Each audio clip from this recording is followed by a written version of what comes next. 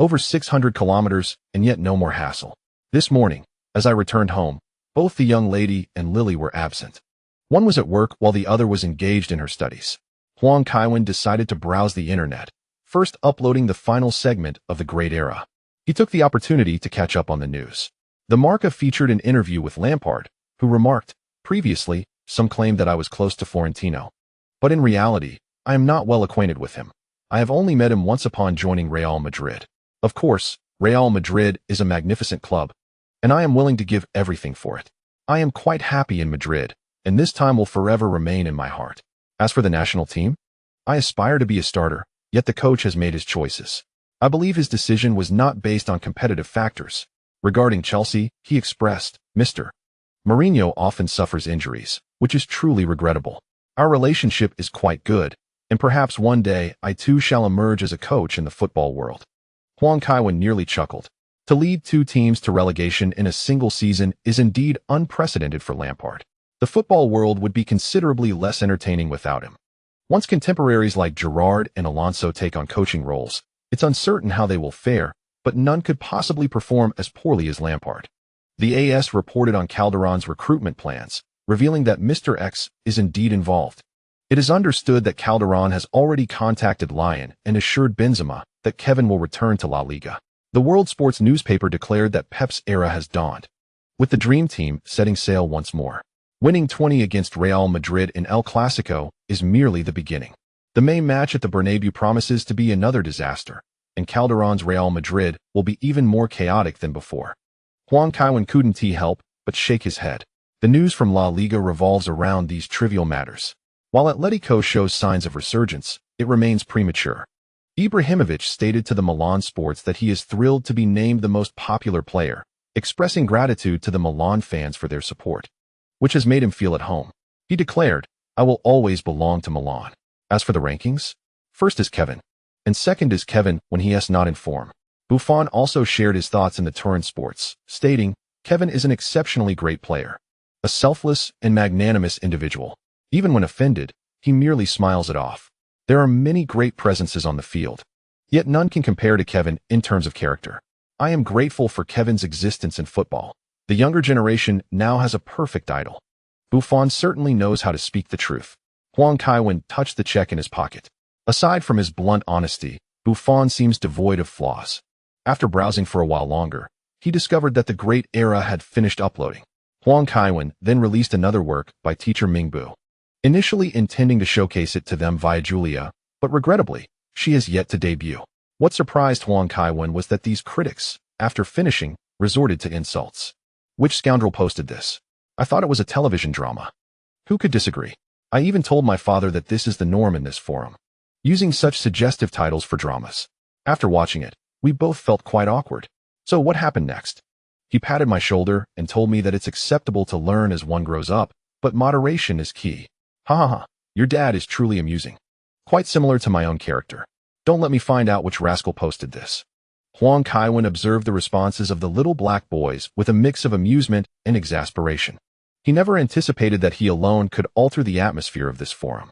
Switching to another account, he feigned being a victim and joined them in denouncing the poster, while also inquiring about a few individual schools and addresses. Satisfied, Huang Kaiwen finally launched the game. Around 3 in the afternoon, while engrossed in CF, Huang Kaiwen heard a delighted exclamation behind him. "Kaiwen, Ricardo?" Huang Kaiwen removed his headphones and turned.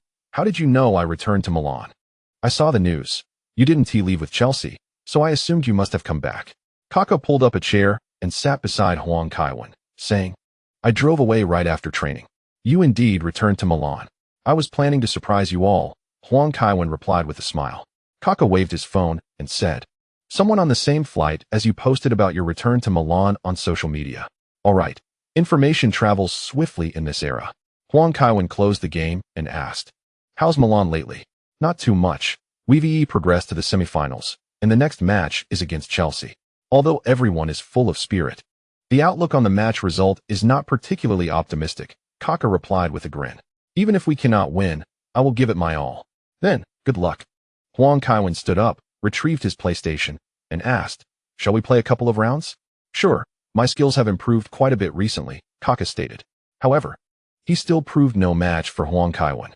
Around 8 in the evening, when the young lady returned home, her heart skipped a beat upon witnessing Huang Kaiwen's instantaneous surprise and Kaka's equally astonished expression. "Kaiwen, how did you sneak back?" the young lady inquired. She had also learned of the news through social media. However, Huang Kaiwen did not mention it, wishing to surprise her, and Barbara naturally refrained from spoiling it. But upon returning home, she encountered a scene she least desired to see. If given a choice, she would have preferred to see Huang Kaiwen mingling with some série a femme fatale rather than sitting alongside Kaka playing games. "I wanted to give you a surprise," Huang Kaiwen said with a smile. The young lady walked over with a smile, resting her head on Huang Kaiwen's shoulder, casting a glance at Kaka. "Kaiwen, let us play again," Kaka urged. "All right, this time I want to be playing as Real Madrid against Milan," Huang Kaiwen replied. "Let us go." "You don't need to ask me twice," Kaka laughed. The young lady rolled her eyes and stood up to ask, "Have you two eaten yet?" "Not yet, we forgot." Huang Kaiwen gazed at the television and said, "Very well, I shall prepare something for you to eat. After you finish, Ricardo can head home. Beatrice should be there." The young lady fixed her eyes on Kaka's retreating figure and replied, "No need." Kaka, wearing a radiant smile, responded, "I informed her beforehand that I would be staying over at your place tonight." The young lady inquired, "Shall I take my leave then?" She hesitated, grinding her teeth, yet made her way to the kitchen. She felt a twinge of regret for having used such excellent soundproofing materials during the renovations. Otherwise, she would have certainly given Kaka a taste of what an Italian soprano truly sounds like. Before long, the young lady had prepared a simple dinner. Once Huang Kaiwen sat at the table, she asked, "The Lille player you mentioned earlier, is it Hazard?" "Indeed, that is correct. The young talents from Belgium are quite impressive. Milan should consider acquiring more players from there. Just remember one thing. The contract must stipulate that they are forbidden from eating hamburgers," Huang Kaiwen replied. The young lady nodded. Such a stipulation seemed peculiar, but knowing Kaiwen, there was surely a rationale behind it. Kaka also nodded in agreement, acknowledging the depth of Huang Kaiwen's knowledge about players in League One in Belgium, while others presumed Kaiwen relied solely on talent. Only those familiar with him understood the extensive research he conducted in private.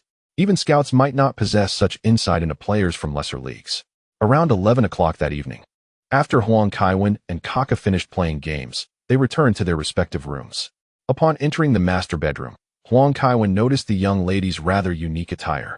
"If someone were to see you like this, we would be in quite a predicament," he remarked, gently grasping her chin. With a swift motion, the young lady snapped open Huang Kaiwen's shirt and admonished, "Silence. Refer to me as Master Coach." "Very well, Master Coach. May my devil enter your hell. I seek your permission." Huang Kaiwen chuckled. "There is nothing more delightful than banishing a devil to hell. Those who refuse to serve the divine are truly foolish," the young lady playfully retorted. "Having read works such as the Decameron." "Indeed, Master Coach. What are we waiting for then?" The following morning, as Kaka knocked on the door, Huang Kaiwen rolled out of bed to freshen up. He had made plans with Kaka to visit Milanello. Emerging from the washroom, he noticed the young lady still lost in slumber and smiled as he quietly left the bedroom. Even the staunchest of beliefs cannot ultimately conquer the devil. "Kaiwen, breakfast is ready," Kaka cheerfully announced. He had already eaten, but saved some for Huang Kaiwen. "All right." Once Huang Kaiwen settled at the dining table, Kaka handed him the newspaper for the day. Italy seemed almost unchanged since his departure. The economy remained in disarray, and public safety was still lacking. The newspaper reported on a monastery in Turin that had lost some items 2 days prior, with the police still at a loss for leads. After breakfast, Kaka drove Huang Kaiwen out. Passing by a sales outlet, Huang Kaiwen requested Kaka to stop the car, and he quickly hopped out to purchase a scratch card. "Testing your luck?" Kaka inquired with a smile. He possesses a profound understanding of Huang Kaiwen's habits. Indeed, Huang Kaiwen produced a coin and swiftly scratched off the surface layer. Upon seeing the design, he smiled. After more than 20 minutes, the two arrived at Milanello. Kaka parked the car and inquired, "How's your luck today?" Huang Kaiwen handed over the card.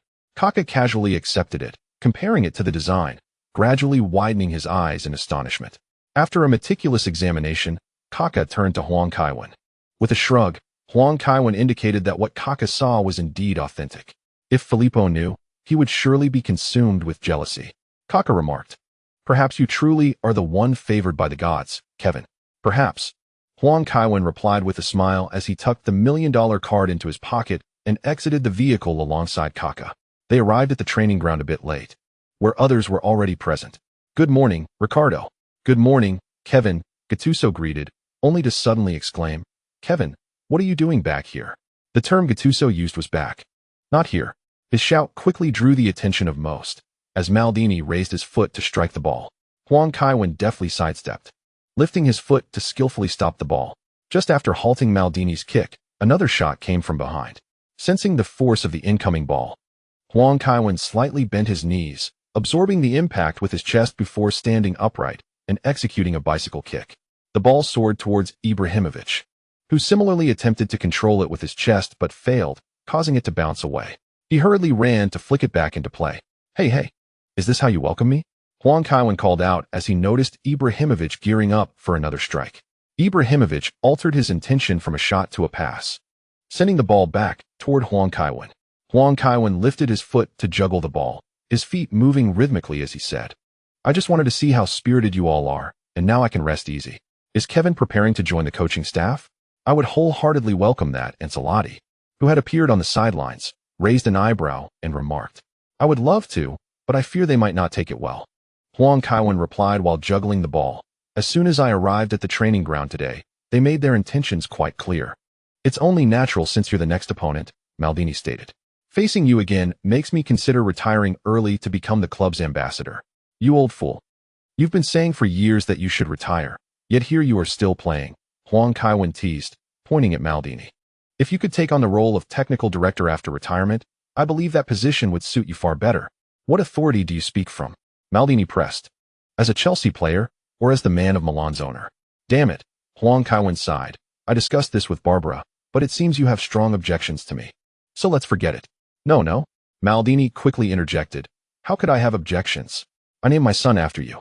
Huang Kaiwen expressed a tinge of regret for having sent that parrot to Cassano. All right. Ancelotti clapped his hands from the sidelines, exclaiming, "It is indeed a good thing that Kevin has returned, but you all must train in preparation for the upcoming match against Chelsea. I trust Kevin will not divulge our tactics." "No, I can still assist the defensive players of Milan in their training," Huang Kaiwen replied through clenched teeth. "That is splendid. Let Paolo and the others see if they can devise a way to contain you." Ancelotti unabashedly assigned Huang Kaiwen his task. Torres and Inzaghi just changed into their gear, were taken aback upon seeing Huang Kaiwen. Hearing Ancelotti's arrangement, Inzaghi quickly sidled up to Huang Kaiwen and said, "Then I must be in the same group as Kevin. Today, we shall expose these rascals." "Filippo, the starters only face the main defensive line during offensive drills," remarked Maldini. Inzaghi, now a substitute, usually trained alongside the first-string defense in such drills. He raised his middle finger and retorted, "If our trio had not been separated, there would be no way anyone could usurp my starting position. You all pushed Kevin away to ensure I would lose mine." Maldini, Ancelotti, and the Milan players pondered. How has the truth shifted so dramatically when Kevin has only been gone for 3 years? Inzaghi, this fellow, truly lied without hesitation, as if he were a star of Matthias's caliber. "Very well, let Filippo and Kevin be in the same group. As for the remaining forward," Ancelotti began. But before he could finish, Ibrahimovic shoved aside the eager Torres, declaring, "That must be me with Kevin." Torres glared fiercely at Ibrahimovic's retreating figure. Had it not been for his inability to match Ibrahimovic's prowess, he certainly would have confronted him. He still remembered the lessons Huang Kaiwen had taught him during their time at Atletico. Finally, they had the chance to train together. And yet this fellow Ibrahimovic was vying for the same opportunity. What a stroke of luck today. Huang Kaiwen had deliberately drawn a card to test his fortune, only to discover it was Banks. Thus, he could only play with Pelé and the others. What a disappointment. By the way, where's Ronnie? Huang Kaiwen inquired about Ronaldinho. Ronaldo has already been loaned back to Brazil to enjoy his retirement. He has not been feeling well lately. He has played quite a number of matches this season. Ancelotti replied, expressing a hint of concern for Ronaldinho. His talent was plainly evident, yet so were the headlines surrounding him. He had even been seen reveling with Maicon and Balotelli from Inter Milan. Nevertheless, Ronaldinho remained one of Milan's more distinguished players. When playing as a lone striker, he and Kaká operated as dual attacking midfielders. As the training commenced, a wave of despair washed over Maldini and Colazza. Zambrotta was particularly relieved to have returned to Italy to join Milan. Had he gone to another club, he would have likely faced the formidable Huang Kaiwen. Within Milan, Huang Kaiwen would, to some degree, show restraint. After 30 minutes, Maldini, panting and exhausted, sank to the ground and said, "Let us call it a day for now. I must find time to check on Chris. That lad keeps saying he wants to go to London to watch a match." Haha. The old fellow's training is far from over, Huang Kaiwen chuckled. He had surpassed Maldini 10 times in 30 minutes. And it brought him a certain satisfaction to witness Maldini's struggle. "Never mind, if I continue to match up against you, I might end up losing my father at a young age." Huang Kaiwen exclaimed, "Damn it. Joy never vanishes without reason. It merely shifts to the faces of others." Initially intending to return to London today, he had decided against it. He planned to put in some extra effort with the young lady in the evening, hoping Juan Paulo might arrive ahead of schedule. Abbiati sighed. "I believe it would be better to let Nelson start." Dido widened his eyes in disbelief at Abbiati's suggestion.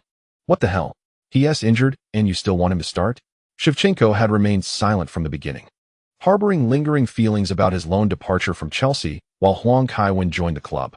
Spending a day mingling with Milan players had certainly put them on the back foot. As training concluded, Ibrahimovic approached Huang Kaiwen with an air of mystery. "What's up, Zlatan?" Huang Kaiwen inquired. Ibrahimovic hesitated, an unusual sight that prompted Huang Kaiwen to take a step back. "Don't steal Shakira from me. And don't take the iconic looks from President Pai and Ibrahimovic either. That picture really is quite beautiful, utterly concealing Pai's darker nature. Just speak your mind." "We're not strangers," Huang Kaiwen encouraged. "Then I shall speak," Ibrahimovic said, his gaze intensely fixed on Huang Kaiwen. "They all claim you can only imitate the stars you admire. Can you mimic my style of play on the field? That should be easy for you." Huang Kaiwen replied. "The King of Yellow plays according to the weather. It's not solely my decision. I'll certainly seize the opportunity. By the way, there's one more thing," Ibrahimovic continued. "I noticed Torres, Kaká, and Messi have all endorsed Kevin's T. Why wasn't I approached? I believe my prowess is sufficient." Huang Kaiwen explained. "We did reach out to you, but your agent deemed the offer too low and declined." Ibrahimovic's agent was Raiola. Their relationship was quite strong. Even if Raiola had not informed Ibrahimovic, he wouldn't be upset. "I will discuss this with him. As the best player, I must also appear on the Milk Tea Cup," Ibrahimovic declared with authority. "All right, as long as you can persuade Raiola," Huang Kaiwen said, feeling a bit hesitant. "While we typically sign sponsorship contracts in the summer, your case could be an exception. If you can convince him, you'll soon be featured on the Milk Tea Cup." "Deal. I'll call him right now," Ibrahimovic exclaimed, pulling out his phone as if afraid Huang Kaiwen might change his mind. Huang Kaiwen felt a surge of delight. The endorsement fee for Kevin's Tea was notoriously low, and Ibrahimovic's proactive interest was a pleasant surprise. "I want to accept it. If I can't be the spokesperson, people will always doubt my abilities. The players mentioned above are undoubtedly the finest in the realm. Even without financial compensation, I ought to be their spokesperson. Kevin's Tea does not conflict with bottled beverages. If they are dissatisfied, they should amend the contract." "What of Pepsi?" Ibrahimovic engaged in a heated exchange over the phone with the portly gentleman. Yet he swiftly managed to persuade him. Upon hearing Ibrahimovic's words, Huang Kaiwen felt a sense of discernment. Although there were occasional hints from the illustrious Huang King that the Gazzetta dello Sport should adopt a more sardonic tone, the primary reason lies in the prestige of Kevin's Tea. Since Ibrahimovic is so astute, it would be remiss to keep him waiting. Huang Kaiwen promptly took the passenger seat in Ibrahimovic's vehicle, requesting that he accompany the Huang King home. He also sent a message to the young lady, instructing her secretary to deliver a contract. The sooner it's signed, the sooner peace of mind can be attained for Ibrahimovic. The Huang King is simply benevolent, unable to bear the sight of others in distress. Signing Ibrahimovic will incur an additional expenditure of over 200,000 in endorsement fees. Let the price at Libin increase, and let the Huang King recoup some losses. The safety standards at Libin are indeed stringent. Under such requirements, it is reasonable for ingredients to be pricier, is it not? If necessary, we can always have the staff from Ginza appear on television, showcasing 20 years of exquisite tea craftsmanship. Quality ingredients are truly invaluable. Although many have followed the trend of opening tea shops at Libin, they cannot possibly compete with the Huang King's establishment.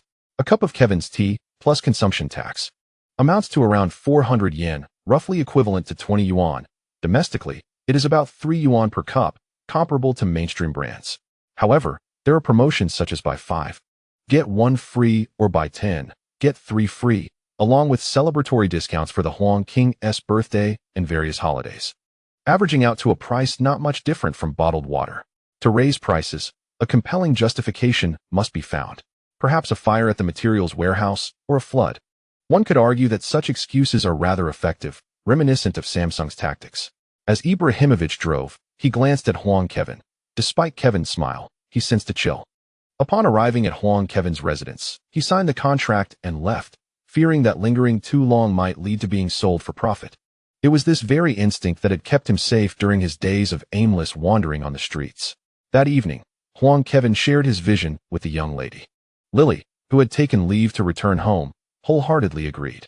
During Real Madrid's tour of Asia, she had witnessed the fervor of Libyen's fans firsthand. The score was already 2-1, and the young lady had no objections. That night, the score remained 2-1, albeit with different teammates. The following day, Huang Kaiwen departed, taking a private jet back to London. As he exited the security area at Heathrow Airport, he was swiftly surrounded by a throng of reporters. Kevin, what are your thoughts on the upcoming London Derby? Wenger claims Mourinho lacks talent, attributing current successes solely to your performance. He asserts that Mourinho's injury has not affected Chelsea. Do you concur? Mourinho's suspension has yet to conclude. Will Boas be directing this match? Is he merely Mourinho's puppet, or a coach of considerable talent? Mourinho stated that you would not be starting in the London Derby. Do you believe this is justified? Sir Ferguson remarked that Arsenal possesses the capability to triumph over Chelsea. What is your perspective on this? Huang Kaiwen pressed his temples, overwhelmed by a throbbing headache. It is not surprising that they can track flights, but the fact that they can even trace private jets is astonishing. At times, Huang Kaiwen genuinely wonders if Fleet Street is, in fact, the headquarters of MI6. The intelligence-gathering prowess of these paparazzi rivals that of spies. I have just disembarked from the plane, completely oblivious to the events that have unfolded, and it is the first time I have encountered the term London Derby. I am only familiar with the North London Derby and the West London Derby, Huang Kaiwen remarked. He somewhat regretted not bringing along his good friend Ramos. Otherwise, he would not find himself in such a predicament. Please share your thoughts on the upcoming Arsenal versus Chelsea match, a reporter pressed. They seemed eager to insert their recording devices into Huang Kaiwen's mouth. Thoughts? Huang Kaiwen replied, I have no particular opinion. It is a match between teams of championship caliber. Plain and simple. As for Mr. Mourinho and Mr. Villas-Boas, they are both highly regarded coaches. Surely you do not think that Sir Bobby Robson, a legendary figure in British football, would surround himself with inept individuals? Thus, your inquiries are rather tedious. If those accompanying Sir Bobby were incapable, would it not reflect poorly on his judgment in selecting personnel?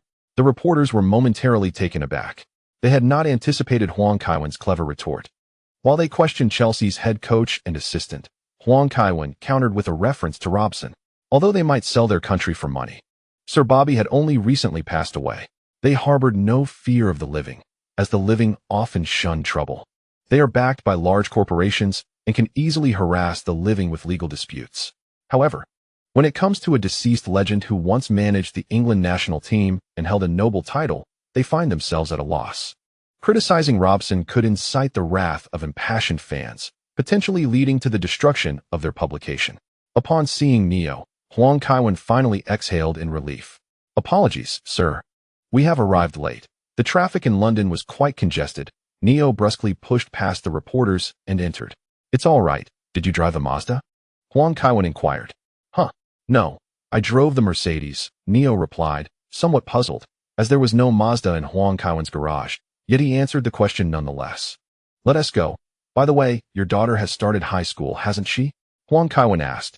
A rare, gentle smile graced Neo's fierce countenance as he responded, Indeed. She excels and is a member of the school's debate team. That's splendid, Huang Kaiwen said as he settled into the back seat. Tomorrow, I will give you a few tickets for the match at Wembley. Let her bring some friends along. There's no need for such generosity, sir, Neo declined. Tickets for Wembley are quite expensive, not much cheaper than those for the Emirates Stadium. Upon arriving in London, he had gained insight into the exorbitant prices of such matches, which often sell out. Not to worry, Chelsea has complimentary tickets available, no cost involved, Huang Kaiwen assured him. At Wembley, each team can obtain approximately 30,000 tickets. These tickets are collectively distributed by season ticket holders, club executives, players, staff, former players, team partners, and enthusiastic fans. First-team players typically receive more than 10 tickets each. In the previous League Cup final, Chelsea bestowed 50 tickets upon Huang Kaiwen, while Terry received only 25. If Huang Kaiwen were to speak up, acquiring 100 or so tickets would pose no challenge. Although the quantity appears substantial, they can be effortlessly allocated to relatives, friends, classmates, and familiar fans. This is particularly true for British players like Terry. Some players opt to sell their tickets. The astute ones sell directly to scalpers, while others foolishly attempt to manage the sales themselves. If the club catches wind of such activities, penalties are inevitable. Upon hearing Huang Kaiwen's words, Neo ceased his refusals. Accompanying Huang Kaiwen, with a high salary and favorable treatment, he also enjoys the privilege of watching matches for free. His home boasts numerous signed jerseys. In the face of danger, he would undoubtedly shield Huang Kaiwen without hesitation. Even if it cost him his life, he trusts that Huang Kaiwen would care for his family. Neo glanced at Huang Kaiwen through the rearview mirror and couldn't help but smile. Although Huang Kaiwen occasionally speaks harshly in private, over time it becomes evident that this employer is quite benevolent. Neo often muses that if he possessed such fame and status, he could never match Huang Kaiwen's geniality. After returning home, Huang Kaiwen had dinner and called Mourinho to inquire about his health before retiring for the night. April 18th, Wembley Stadium. The semi-finals and finals of the FA Cup will be held here. Mourinho's domestic ban in England has yet to conclude, and today's head coach remains Villas-Boas. Huang Kaiwen declined Villas-Boas' invitation to attend the press conference, while Terry accompanied him instead. "Hey, I must tell you, the day I returned from Italy, I met a girl," Ashley Cole exclaimed animatedly. Huang Kaiwen chuckled and shook his head.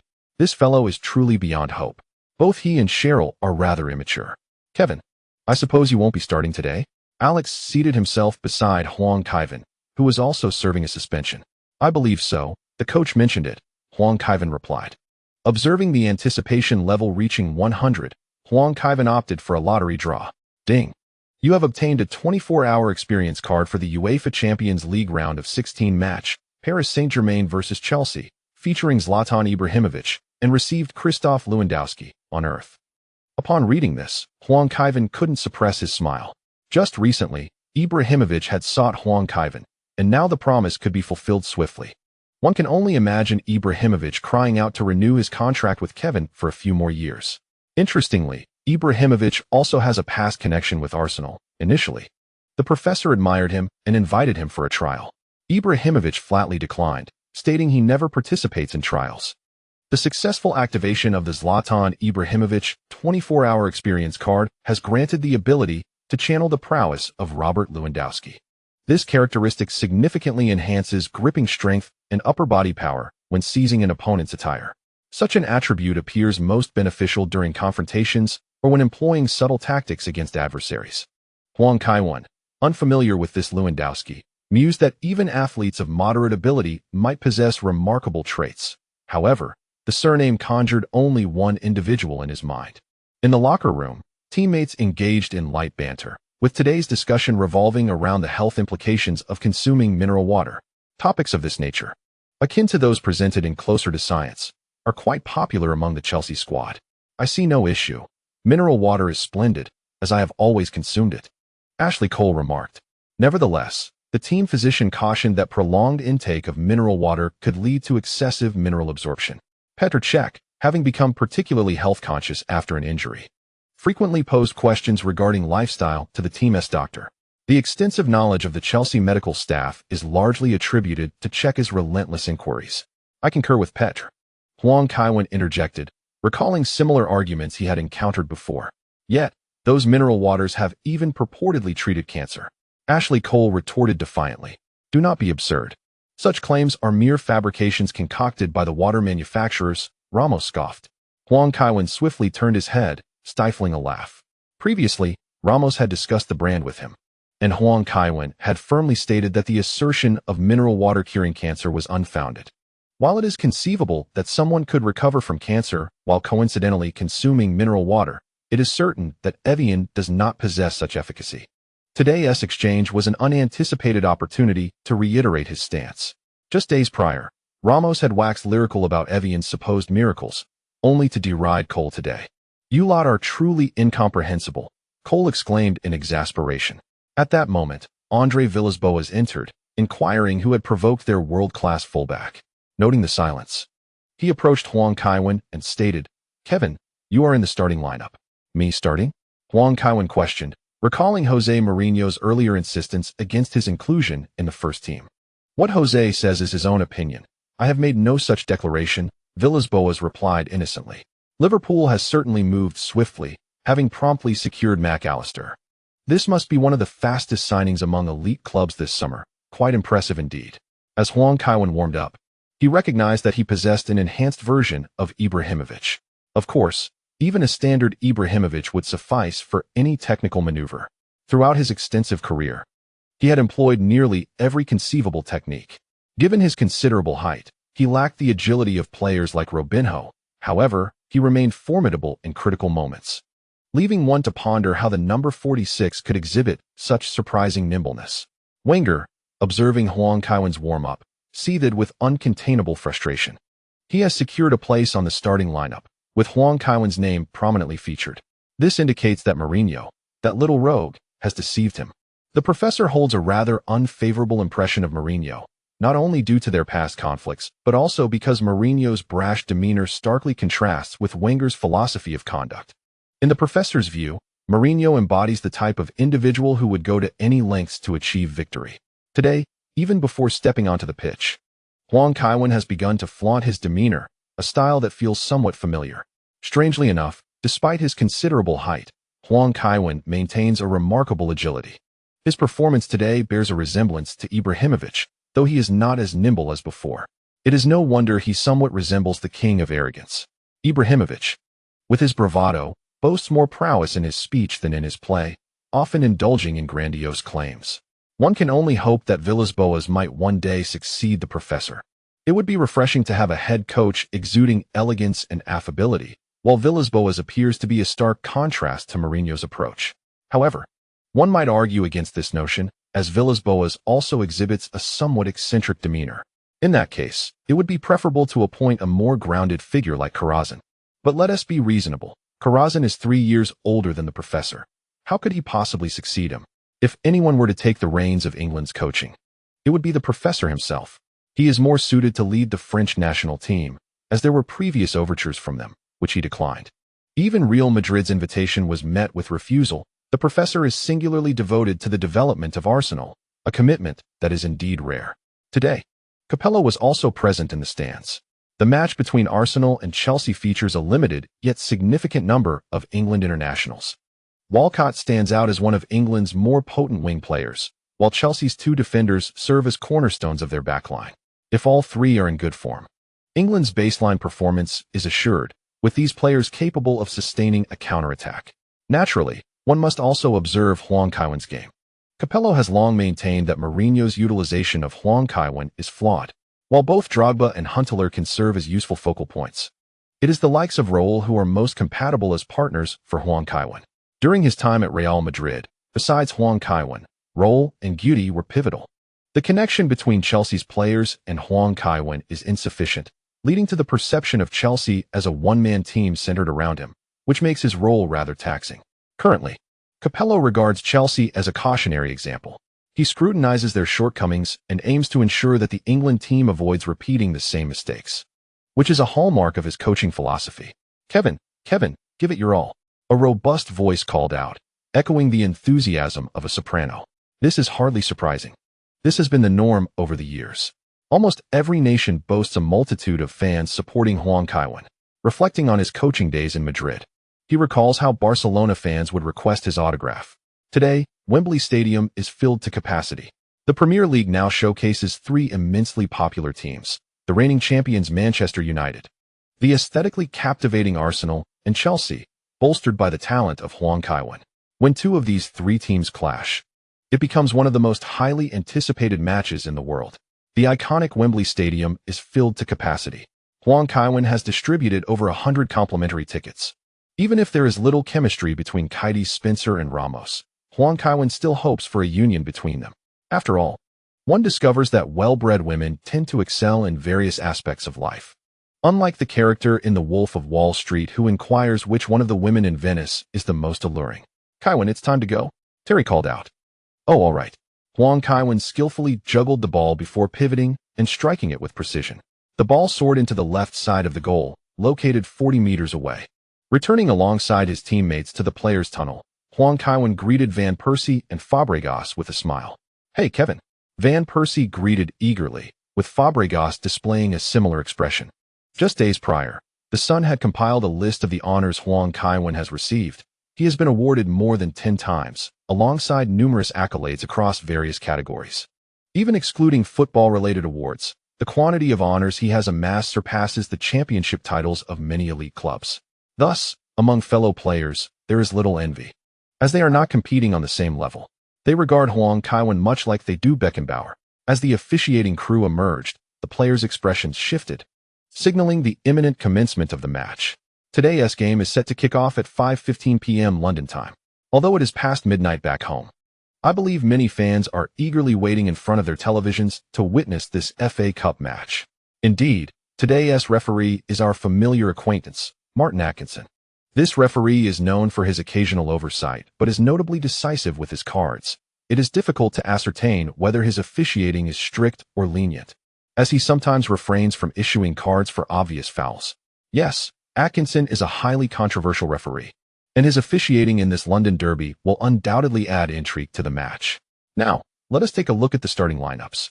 Arsenal, in a 4-3-3 formation with two defensive midfielders, goalkeeper, Fabianski, defenders, Gibbs, Silvestre, Kolo Touré, Ebu, midfielders, Denilson, Fabregas, Diaby, forwards, Van Persie, Adebayor, Aaron Ramsey. Chelsea, in a 4-3-3 formation with a single defensive midfielder, goalkeeper, Cech, defenders, Ashley Cole, Carvalho, Terry, Ramos, midfielders, Deco, Eshin, Ballack, forwards, Huang Kaiwen, Huntelaar, Mata. There are some changes in the starting lineups for this match, as Premier League teams often rotate players due to their demanding schedules. Indeed, both benches are filled with talent. Arsenal boasts several young prodigies, such as Arshavin, Carlos Vela, Nasri, Walcott, and Alexander Song, who is also featured among the substitutes today. Given this arrangement, one cannot definitively ascertain whether Wenger is fully committed today. The referee has begun to check the watch, as Terry and Fabregas engage in a coin toss, with Chelsea taking the first kickoff. Terry's recent form has been inconsistent, even losing the coin toss. The advantage of selecting the field before sunset is significant, yet he succumbed to Fabregas. Huntelaar initiates the game with a back pass. Deco deftly redirects the ball with his right foot, anticipating Arsenal's pressing. Ramsey charges towards the unmarked Huang Kaiwen, a strategy orchestrated by Wenger. Before his injury, Ramsey was vibrant and remarkably agile, which explains Wenger's tactical choice. As Adebayor surged forward, Deco remained unfazed. With a subtle flick of his foot, he effortlessly evaded the opponent's pressure and directed the play towards the left flank. Unfortunately, the pass lacked sufficient power, allowing the prepared Ramsey to anticipate and seize the ball ahead of Huang Kaiwen. Huang Kaiwen responded swiftly, immediately pushing Ramsey towards the sidelines. Despite two attempts to evade Huang Kaiwen's grasp, Ramsey found himself unable to shake him off and was left with no choice but to pass back to the advancing Ebu. Ebu momentarily paused before sending a diagonal ball to Fabregas in the center. Fabregas, with a rapid right-footed strike, directed the ball behind Carvalho, who managed to intercept it beautifully. Indeed, Carvalho feigned a tackle while preemptively guarding against Arsenal's passing, showcasing an impressive performance today. Though Carvalho's long ball was slightly off target, Huang Kaiwen was poised to intercept. Huang Kaiwen darted forward, drawing the player marked as Ibrahimovic, who lacked a significant speed advantage. However, his dynamic vision and game-reading ability surpassed that of Ramsey. As Carvalho lifted his foot, Huang Kaiwen recognized that the ball was intended for him. Upon crossing the halfway line, the ball began its descent. Diaby also rushed in. As Huang Kaiwen neared the sideline, he skillfully controlled the ball with his chest, taking a step back to absorb the momentum and expertly settle it at his feet. Diaby, taken aback by Huang Kaiwen's composure, hesitated momentarily before pursuing him. With Ebu directly ahead, Diaby to the side, and Ramsey trailing behind. This exemplified Arsenal's defensive intensity against Huang Kaiwen. Sensing the tightening of the opposing defense, Huang Kaiwen struggled to find an angle for a shot and quickly pivoted. Executing a delicate chip pass, the ball soared between the heads of Ebu and Ramsey, gliding towards the center circle, where Deco, despite lacking height, was unmarked and easily controlled it. Deco swiftly released a pass, but it overshot, heading directly behind Ebu. Huang Kaiwen was caught off guard by such a delivery and was a step slower to react. Villas-Boas, arms crossed and brow furrowed, observed Deco's performance. The noticeable decline in Deco's form this season is evident, and Chelsea indeed requires a new midfielder. On the field, Huang Kaiwen accelerated to pursue, while Ebu, positioned near the sideline, managed to control the ball, only for Huang Kaiwen's sliding tackle to arrive promptly, pinning the ball beneath his leg. Huang Kaiwen rose swiftly to protect the ball, executing a Marseille turn to evade the encirclement of 4 Arsenal players, deftly delivering a pass with his right foot towards the center. Alas, the ball was lofted too high, causing both Huntelaar and Touré to miss the header as the ball soared over the crossbar. Although Huang's recovery and subsequent actions were commendable, he faltered in controlling the power of his pass. Unfortunately, the Arsenal players were relentless, and had he opted for a different maneuver, Huang likely would not have misdirected the ball. However, the Marseille turn was distinct. As is well known, one temporarily loses a sense of direction after such a spin, and it was evident that Huang's pass was affected by this disorientation. Despite failing to connect with the ball, Huntelaar applauded Huang, leaving Touré looking bewildered at Huntelaar's reaction. While Huang's talent was undeniable, the execution of this particular pass left much to be desired. Typically, one would applaud a teammate for delivering a good ball, not for a poorly executed shot. Touré could not comprehend Huntelaar's behavior. Fabianski received the ball from the ball boy and surveyed the field. Ramsey remained closely tethered to Huang, opting to pass to Gibson on the left flank to initiate an offensive play. Villas-Boas observed Ramsey, his keen intellect recognizing something unusual about the young player. Born on December 26, 1990, the day representatives voted for the dissolution of the Soviet Union, Ramsey's birthdays had been shadowed by calamities. On his 13th birthday, December 26, 2003, a devastating earthquake struck Iran, claiming over 60,000 lives. The following year, on his 14th birthday, the Indonesian tsunami resulted in nearly 230,000 fatalities. Each subsequent birthday seemed to usher in a natural disaster of similar magnitude. As one of the last remaining wizards in the world, Villas-Boas sensed an uncanny aura surrounding this Welsh lad. He was no ordinary individual. Such power was not bestowed upon the mundane. The annual harvest of souls on his birthday led Villas-Boas to speculate. Perhaps Aaron Ramsey was the child of death itself, or even the embodiment of death. His memories sealed for reasons unknown, or perhaps he was a vessel for a resurrection. Amidst the bustling Wembley Stadium, which hosted nearly 90,000 spectators that day, Villas-Boas felt a twinge of concern. He hoped nothing would go awry. "Rouet, I need to use the restroom. Please come to the sidelines," he instructed. If he did not intervene, he would remain uneasy. Faria, bending slightly as he approached the sidelines, hands tucked into the sleeves of his tracksuit, disdainfully remarked, "You might want to see a doctor, otherwise you'll end up like Jose." I got it. Villas-Boas waved dismissively, heading towards the player tunnel. Upon entering the tunnel, he refrained from hastily casting any spells. Such a force capable of claiming countless lives was not something to be dealt with lightly.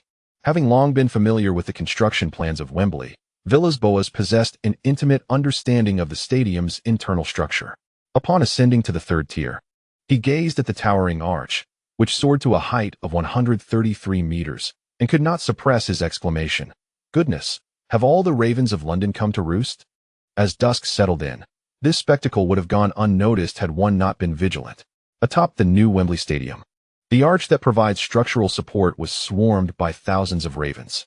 While these birds symbolized the British monarchy, one could only imagine the royal pomp had they witnessed such a sight, perhaps boasting of a divine ruler descending from the heavens. Yet Villas-Boas was acutely aware that what awaited him today was a fierce contest. Both teams were in a state of pressure without yielding substantial rewards. In the 21st minute, Fabregas unexpectedly opted for a through ball to the left from just outside Chelsea's penalty area. Van Persie managed to intercept ahead of Ramos, striking the ball directly without taking a touch, but his shot sailed past the far post. With the goal under constant threat, Cech exhibited signs of irritation, though he refrained from chastising Ramos. Instead, he raised a finger while calling out, Kevin, make it happen." Huang Kaiwen raised his left hand and gave a thumbs up.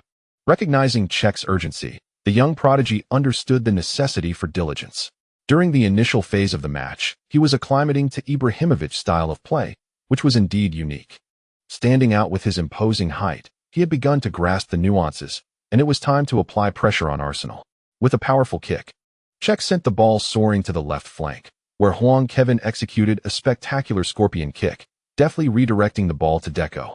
Having previously intercepted Ibrahimovic, he had honed this remarkable skill, and with his innate talent, no one could perform it better than Huang Kaiwen. The ball landed perfectly at Deco's feet, who surged forward with it. Fabregas immediately charged towards Deco. Having played in the Premier League for an extended period, his physicality was commendable. However, in the face of Deco, Fabregas chose caution over aggression, opting for a sliding tackle instead. The pass had been too close for Deco to evade, resulting in the ball being deflected behind him. Fortunately, Ballack was right on his heels. Both Adebayor and Ballack lunged for the ball simultaneously, but Ballack managed to prod it with a deft touch, sending it skyward towards the center of the field. Mata, seizing the opportunity, hastened to receive the ball in the middle. However, upon scoring, he was met with staunch defense. Huang Kaiwen signaled to Huntelaar, who made a rapid advance. Huang Kaiwen also surged into the penalty area from the center. In that fleeting moment, Arsenal's defenders lost their concentration, allowing Mata to swiftly distribute the ball to the right flank. Ramos, carrying the ball towards the byline, turned and delivered a cross in front of Gibbs. The ball soared from the right sideline into the heart of the penalty area, landing perfectly beside Huang Kaiwen. Sylvester, seeing no time to waste, rushed forward, raising his foot in an attempt to clear the ball. However, Huang Kaiwen's speed was unmatched. At the moment the ball descended, he spun around and executed a stunning side kick, striking the ball with immense force. The ball shot forth like a cannonball, and Fabianski, in a split second, dove to his right. Yet, even after the ball bounced, it effortlessly sailed past his outstretched fingers. After scoring, Huang Kaiwen opened his arms wide, while Huntelaar joyfully sprinted forward. Suddenly, he felt a jolt to his arm, followed by an unsteady stumble as Ramos dashed up, embracing Huang Kaiwen's neck and pulling him towards the sidelines, raising his arms in jubilant celebration towards the stands. Damn it, that scoundrel Ramos. Huntelaar harbored a significant grievance against Ramos, who consistently overshadowed his celebrations, leaving him perpetually one step behind. While he didn't obsess over scoring, he was determined to be the first to celebrate with Huang Kaiwen. Kaiwen, goal. In response to a rather mediocre cross, Kaiwen opted for a remarkable side kick, sending the ball into the net. In that fleeting moment, the contours of his muscles erupted in perfect form. During a previous visit to see David, the guide spoke of a figure with a statuesque physique, resolute expression, and vibrant muscles, a masterpiece of art history. Yet, even if Michelangelo were to be reborn, despite his creations of David and the Pietà, he would be unable to sculpt the statue of Kaiwen, for he could not gaze upon a true deity. Kaiwen is an omniscient and omnipotent being who cannot be comprehended, defined, observed, or described. In the presence of such existence, even an artist of Michelangelo's caliber could only choose to kneel in reverence. I once read a quote in the Turin Sports Gazette, where Buffon insightfully remarked that football has its limits. With Kaiwen's benevolence, he typically scores 5 or 6 goals. However, the pursuit of art, moral integrity, and the weight of the soul knows no bounds. Many may aspire to be Kaiwen's teammate, to claim the title of the second greatest in history beneath him, yet their character pales in comparison to his. Some may accuse me of idol worship, but I ask, doesn't a player like Kaiwen, a person of such caliber, deserve our admiration? Buffon brushed aside his girlfriend seated upon him, having been mentioned once again. But this was not a misfortune. He devised a clever plan to publish a story in the newspaper about his inadvertent offense to Huang Kaiwen and the latter's gracious forgiveness. Once this story was printed, should Huang face Juventus again, he would consider the implications of his actions. Kaiwen, you wouldn't want others to perceive you as vengeful, would you? Gigi, you truly are a genius. Buffon exclaimed with excitement, taking up his pen and notebook, ready to commence his creative endeavor. In front of the Arsenal coaching bench, Wenger stood with his hands in his pockets, his face flushed with fury. He glared at Rui Faria, stationed before the Chelsea bench. Indeed, he had always said that that lad, Villas-Boas, was not one to engage in conspiracies. Indeed, it is evident that Mourinho places greater trust in Faria, who is currently orchestrating Chelsea's matches. Wenger could almost anticipate Mourinho's words. Undoubtedly, he would assert that it was the other members of the coaching staff who took it upon themselves to start Huang Kaiwen. What a cunning scoundrel. Poor Villas-Boas. Despite being Chelsea's first assistant coach, finds himself targeted by both Mourinho and Faria, unable to showcase his talents. Wenger holds a very favorable impression of Villas-Boas and decides to inquire post-match if he would be interested in joining Arsenal as an assistant coach. Aaron. Wenger called out to the pitch. Yes, boss, replied Aaron Ramsey, jogging over to the sidelines.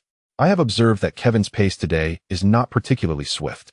He appears to be in less than optimal form, and you should be able to keep up with him, Wenger said, placing a hand on Ramsey's shoulder and gesturing towards the field. Thus, I have a request for you. Do your utmost to disrupt Kevin. I don't even need you to tackle him.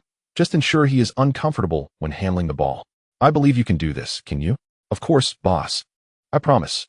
Ramsey replied with a smile before turning and jogging back onto the field. Wenger couldn't help but shake his head, a gentle smile gracing his face. His fondness for young players stems from the fact that a few words of trust can ignite their passion, compelling them to challenge others with fervor. Ferguson once remarked that for the youth, everything is possible. They possess the courage to charge directly towards barbed wire, while older players tend to seek out the goal. Although Wenger's relationship with Ferguson is marked by both rivalry and camaraderie, he wholeheartedly agrees with that Scottish rogue's sentiments. Amid the chants of the fans, Arsenal resumed play. Adebayor passed the ball to Van Persie, who deftly nudged it forward with his left foot and surged ahead. Rather than opting for the left flank, he initiated an attack from the right. Having emerged as a winger, he possessed commendable dribbling skills, yet felt a twinge of anxiety upon encountering Huang Kaiwen. Unconsciously, Van Persie's pace began to wane, and he instinctively took small, measured steps to keep the ball close.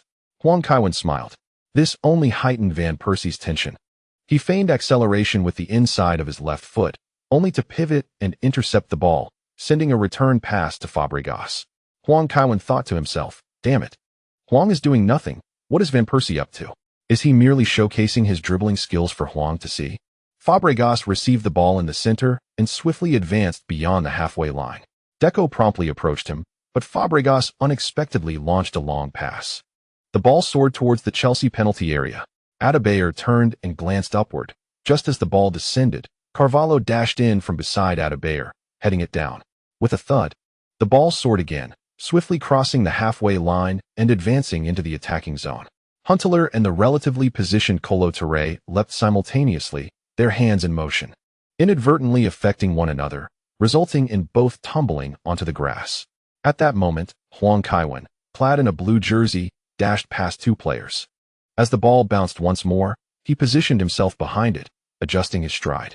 With a swift twist of his body, he swung his right foot, the only distinction from his previous shot being the absence of a jump.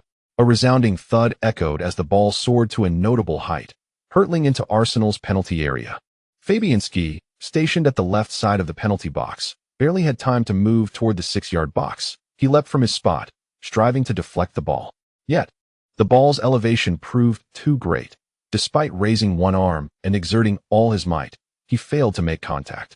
The ball sailed over his outstretched hand, approximately 20 centimeters above, plunging into the net with a resounding thump.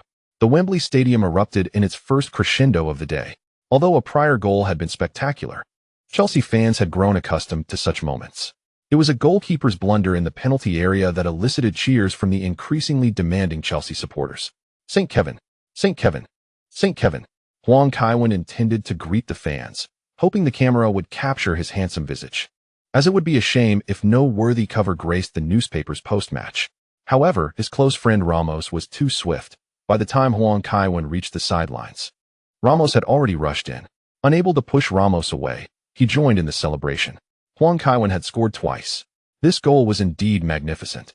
I had previously mentioned that Huang Kaiwen's shooting range encompassed the entire attacking front.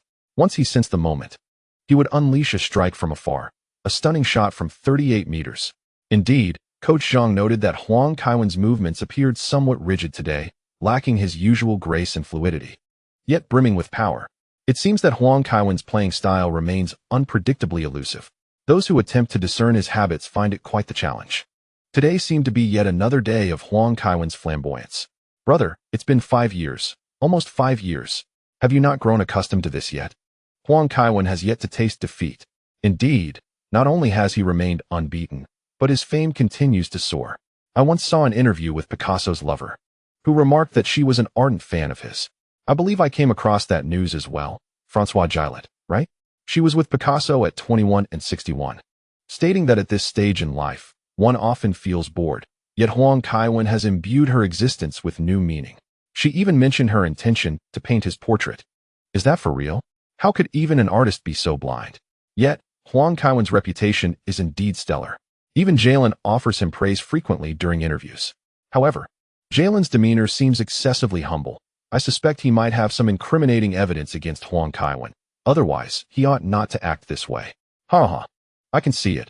Perhaps he has been outmaneuvered by Huang Kaiwen at some point. After scoring, Huang Kaiwen was enveloped by his teammates in celebration. Fortunately, Ramos skillfully maintained the distance, preventing Huang Kaiwen from being squeezed out.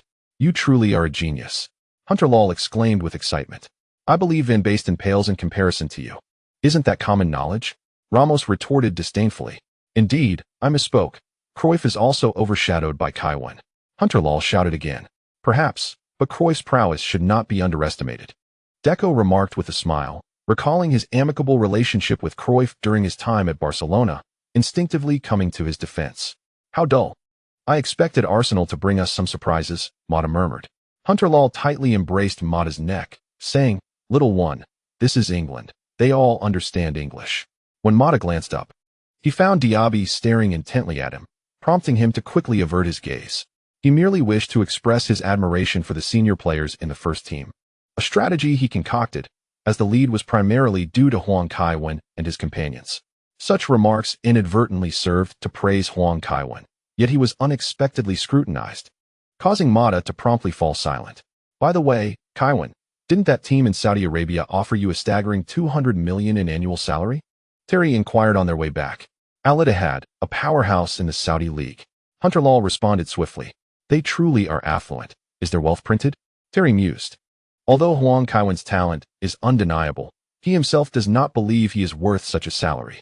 This is not solely a reflection of Huang Kaiwen, but of the inherent value of football. No player, no matter how exceptional, should surpass a team's annual revenue. This world is utterly insane. Huang Kaiwen chuckled and shook his head, saying, Let it go. I have no intention of going there anyway. Even as the King of Yellow approaches the twilight of his career, he remains distinct from other players. With the backing of Asia's two largest markets, Huang Kaiwen is destined to remain in the mainstream league. Otherwise, a decline in exposure would severely impact his commercial value, something that mere salary cannot compensate for. Fabregas, observing his bewildered teammates, contemplated speaking but struggled to find the right words. Chelsea's inability to score had been perplexing. However, once they did, it resulted in 2 goals within 4 minutes, leaving anyone bewildered. At times, Fabregas pondered whether Huang Kaiwen's invitation to play still stood, as he was lost in thought. Adebayor passed the ball back to him. Fabregas's ability to read the game is exceptional. He chose to pull the ball back, stretching Chelsea's formation. As Hunter Lal charged forward, he quickly turned and passed the ball to the left wing. Van Persie received the ball and advanced. The previous attempt to match Huang Kaiwen had placed immense pressure on him, leading him to decisively avoid the right flank. After crossing the halfway line, he was immediately confronted by Ballack, prompting Van Persie to deliberately slow down as Ballack approached. As soon as Ballack approached him, Van Persie deftly nudged the ball forward with his left foot, feigning a pass to evade his opponent, only to swiftly pull it back. This was a remarkably challenging maneuver. Yet Van Persie not only executed it flawlessly but also deceived Ballack, forcing him to turn. Once Ballack had turned, Van Persie surged into the center, delivering a precise pass to the advancing Fabregas. Without pausing to control the ball, Fabregas sent a direct through ball, finding Van Persie once again. Van Persie, upon receiving the ball, delicately lifted it with his left foot, attempting to arc it over Terry's head. Terry leapt up and headed the ball away. Eschen charged in, shouldering Fabregas aside, before turning to pass the ball to Ashley Cole. The fallen Fabregas raised his hands in protest towards the referee, but Martin Atkinson remained unresponsive.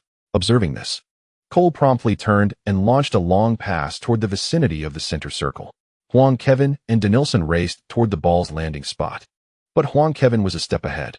He even managed to get ahead of the ball, executing a header back to Ballack on the right flank.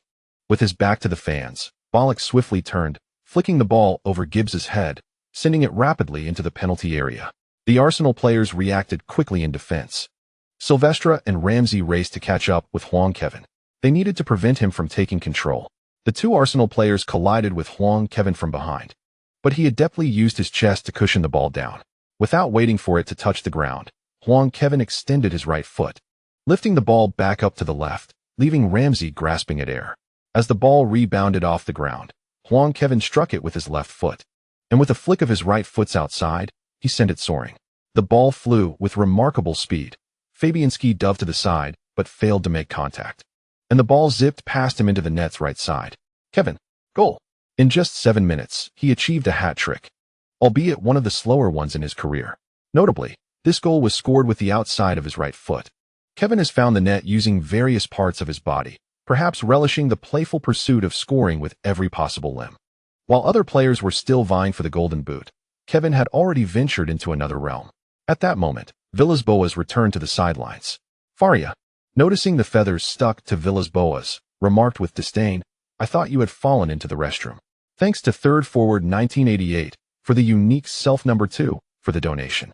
Real Madrid indeed spent $10.3 billion to sign Bellingham. That's quite impressive. Seeking monthly votes and recommendations.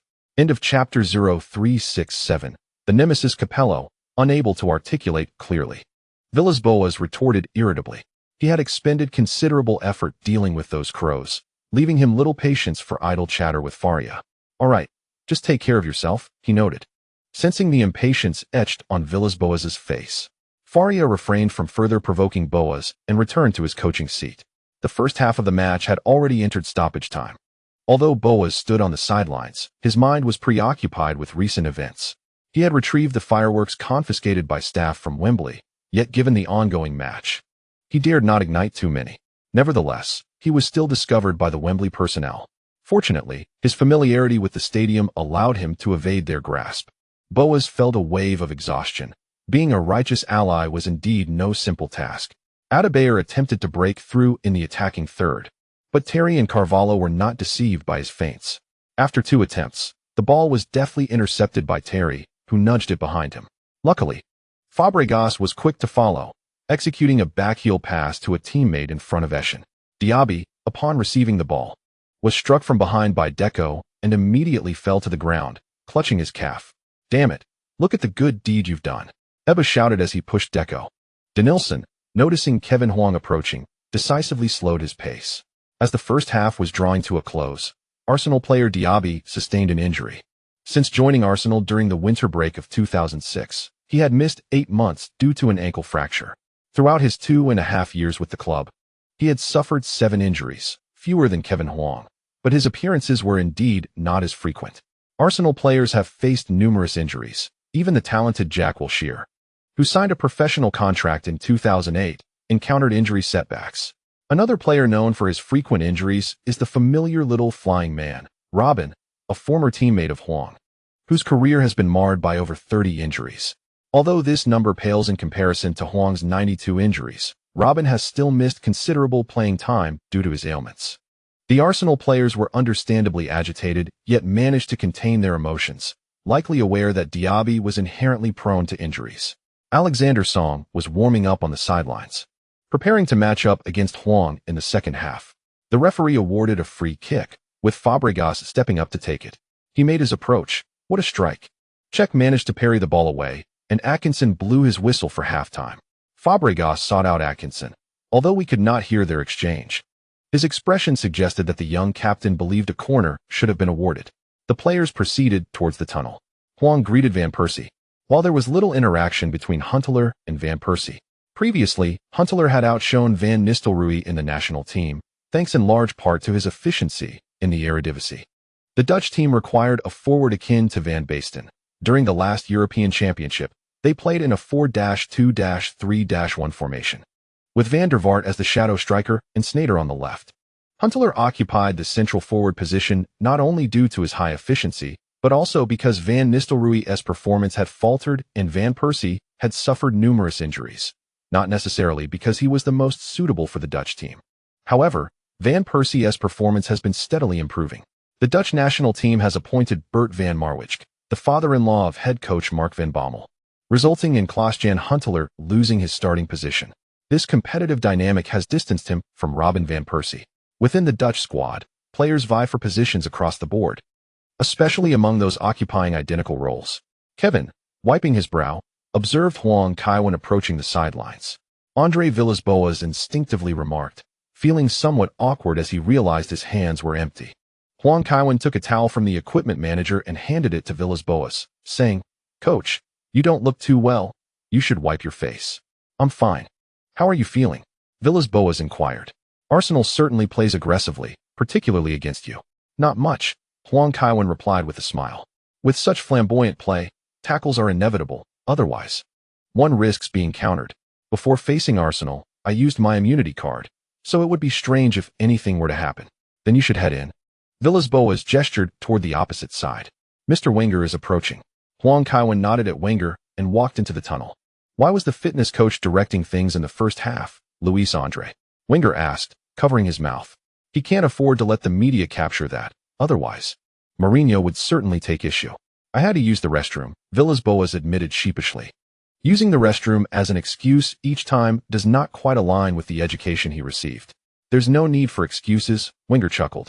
"Who needs half an hour for a restroom visit? I understand your situation. Mourinho only trusts those he believes in. That fitness coach is one of his confidants. If he feels uncomfortable coaching at Chelsea one day, he could always come to Arsenal as my assistant." "But he and Mourinho have no conflicts, do they?" Villas-Boas questioned. While Mourinho shares a closer emotional bond with Rui Faria, the fitness coach is indeed the one Mourinho relies on the most. Is there a misunderstanding here? You are not the same type of person as Mourinho. Just from his decision to start Kevin today, I can tell who he is, while you are different. Wenger patted Villas-Boas on the shoulder and walked into the players' tunnel. Villas-Boas stood there, bemused, for a moment before finally stepping into the tunnel. "Hey, you know players aren't allowed to use their phones during halftime on match days," John Terry said, patting Sergio Ramos on the shoulder. "I can't help it," Ramos replied, holding up his phone. "It keeps buzzing. I thought it was broken." "Is it broken?" Terry asked curiously. "It's quite rare for phones to malfunction these days." "No," Ramos said, opening the text messages with a bemused expression. The sender was Cassano, and the message was simply, "I'm in town." "Kevin, Cassano has come to London," Ramos whispered. "Isn't he preparing for the upcoming match?" Huang Kaiwen asked. "Manchester United is still competing on two fronts. Who knows, perhaps he's feigning illness. It wouldn't be surprising. He's the type to employ such tactics," Ramos scoffed. Huang Kaiwen clenched his right hand against the back of his left, his index finger rhythmically tapping against his knuckles. The Yellow Ball King felt a sense of being unjustly targeted. Fortunately, at that moment, Villas-Boas entered the locker room. Kevin Huang noticed the feathers on Villas-Boas's clothes.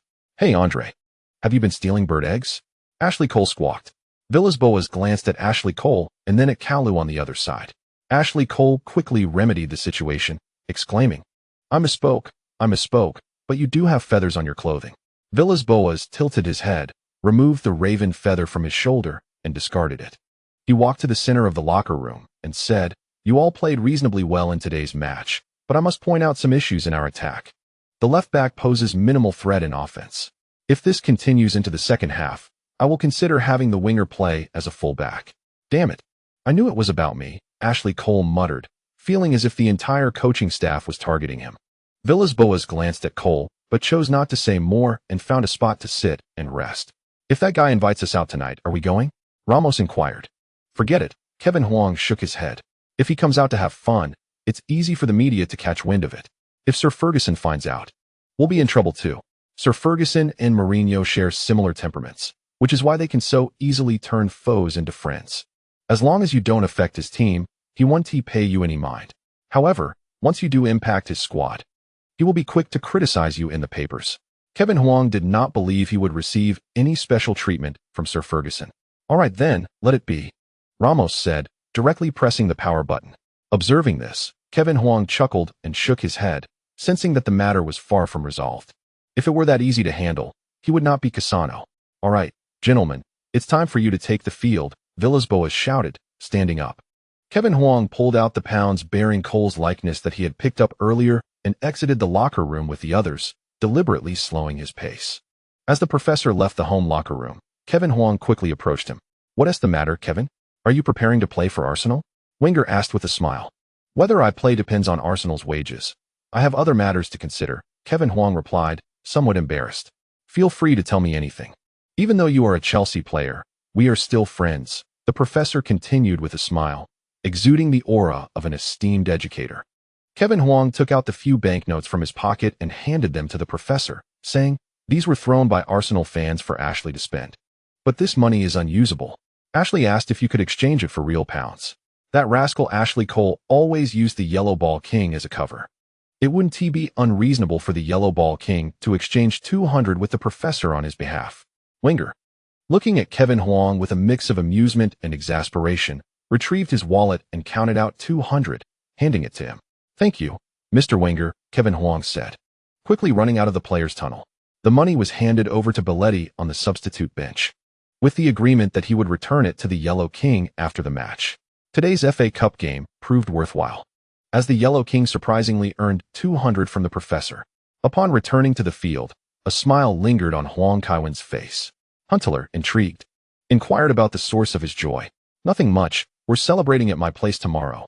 No girlfriend to pay the fine," Huang Kaiwen exclaimed. "Can I pay in advance?" Ramos shouted back. Huang Kaiwen glanced at Ramos with a hint of exasperation.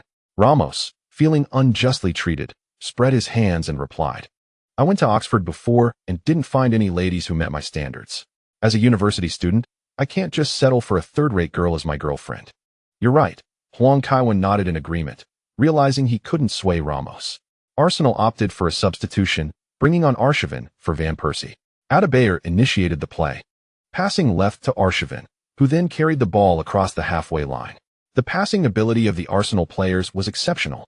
Together with Fabregas, they executed a quick 1-2, leaving Mata with no chance to intercept. As Arshavin advanced into the attacking third, Ramos charged forward. Arshavin feigned a move towards the center, deftly flicking the ball past Ramos, who lunged forward. In a swift motion, Arshavin pulled the ball back, evading Ramos' outstretched foot. Although the ball slipped past him, Ramos positioned himself to block Arshavin's path. Terry hurried over to shield the ball as it rolled out of play. Check, collecting the ball from the ball boy, took a moment to observe the field before sprinting 2 steps and launching the ball forward. It rocketed from the back line straight towards the right flank, where Huang Kaiwen appeared unexpectedly. The ball landed near the sideline, and Huang Kaiwen lifted his right foot, intercepting it before Gibbs could react. Denilson surged towards Huang Kaiwen, who deftly flicked the ball towards the center with the outside of his foot, then raced to reclaim it. Mata seized the opportunity to dart into the penalty area. Huang Kaiwen, with his back to Gibbs, executed a clever heel flick, directing the ball into the box. Mata quickly advanced, pursued closely by Silvestre. The two raced in tandem towards the goal line, with Mata, having found no opportunity to play the ball, decided to take a shot, which deflected off an opponent's leg and out for a corner. "Kevin, are you taking it?" Deco jogged up to ask. "Forget it, you take it," Huang Kaiwen replied, shaking his head. Although Ibrahimovic preferred handling the ball with his feet, his heading ability was also commendable. After a moment's thought, Huang Kaiwen resolved to position himself for a header in the box. Noticing Huang Kaiwen in the center, Silvestre and Kolo Touré flanked him tightly, making him the target of the most stringent defense within the area. After assessing the situation, Deco decided to pass the ball to Huang Kaiwen, taking a run-up before delivering it towards the center. The ball was delivered high, sailing past the near post and descending towards the center. It was directed towards a position further back, rather than where Huang Kaiwen stood. He immediately perceived the opportunity, swiftly pivoting and lifting his right foot to execute a deft flick, striking the ball with the outside of his foot. Touré, stretching out a foot, was a moment too late, as the ball swiftly nestled into the goal just inches away. After scoring, Huang Kaiwen opened his arms wide. "Oh, Huang Kaiwen." Just after the second half commenced, he struck again. The match appeared to be all but concluded, yet Huang Kaiwen's scoring spree was far from over. That scorpion kick was truly magnificent. His movements were evidently quicker than Touré's, and by the time Touré extended his leg, it was already too late. Indeed, Huang Kaiwen's physicality in confrontations has also improved significantly, chuckling at the thought. When he first joined AC Milan, he often relied on his technical skills to evade challenges. But now he increasingly dominates in physical duels. It is apparent that Huang Kaiwen's physique is considerably stronger than it was a few years ago. Yes, His ability to withstand challenges is commendable. His performance in this one-on-two situation was exceptional. The blue of Wembley Stadium has established an undeniable supremacy. The Chelsea supporters present today were already more numerous, and following a 4-goal deficit, some Arsenal fans chose to leave the stands. The camera panned to a young Arsenal supporter in the crowd. Though his eyes brimmed with tears, he stubbornly held up a sign that read, "Kevin, when Chelsea faces Tottenham, could you score a few more goals? Please, please." In the Sky Sports studio, Martin Tyler remarked, "This reflects our fan culture. We may have suffered a dismal loss. Yet if our arch-rivals suffer even more, we find some consolation in that." Indeed, though Kevin may not have noticed, he would surely learn of it through the newspapers post-match. And one wonders what Redknapp's thoughts will be upon reading the news. Wenger chuckled and shook his head. Having just spent 200, this lad shows no signs of leniency. Observing the expressions of his disciples, Wenger sensed the moment was nearing its conclusion. The sentiment remains, since Vieira's departure, Arsenal has lacked a leader. Despite his players showcasing some of the most aesthetically pleasing football in Europe, they consistently fall short in adversity. Wenger turned to the substitutes bench, sighed deeply, and instructed, "Sammy, get ready to warm up. We need to bolster our attack." Today, his decision to deploy Ramsey defensively against Huang Kaiwen was strategic. Indeed, Huang Kaiwen's speed was not quite what it once was. However, the experience of the two players was on entirely different levels. Huang Kaiwen consistently managed to evade Ramsey with his movement.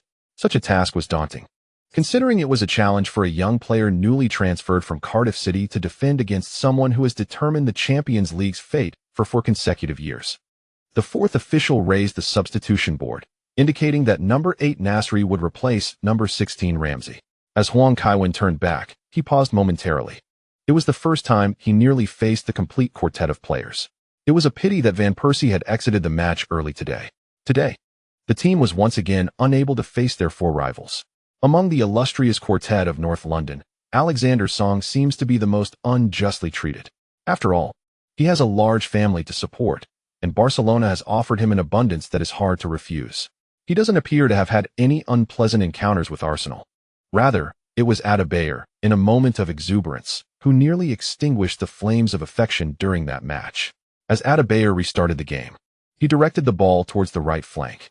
Nasri, upon receiving the ball, immediately sought out Kevin Huang. With a casual flick of his foot, Huang swiftly passed the ball forward. Kevin Huang's eyes widened. Nasri approached him, skillfully toying with the ball. It must be acknowledged that Nasri's technical prowess is outstanding. Despite Huang's rapid reflexes and immediate turn, he was still outmaneuvered. However, just as Nasri squeezed between Huang and the sideline, he was sent out of bounds by Deco, taking both man and ball with him. The atmosphere in Wembley Stadium was filled with a chorus of boos and applause. The jeers naturally came from the Arsenal supporters, while the cheers resonated from the Chelsea side. Deco's strike was indeed fierce.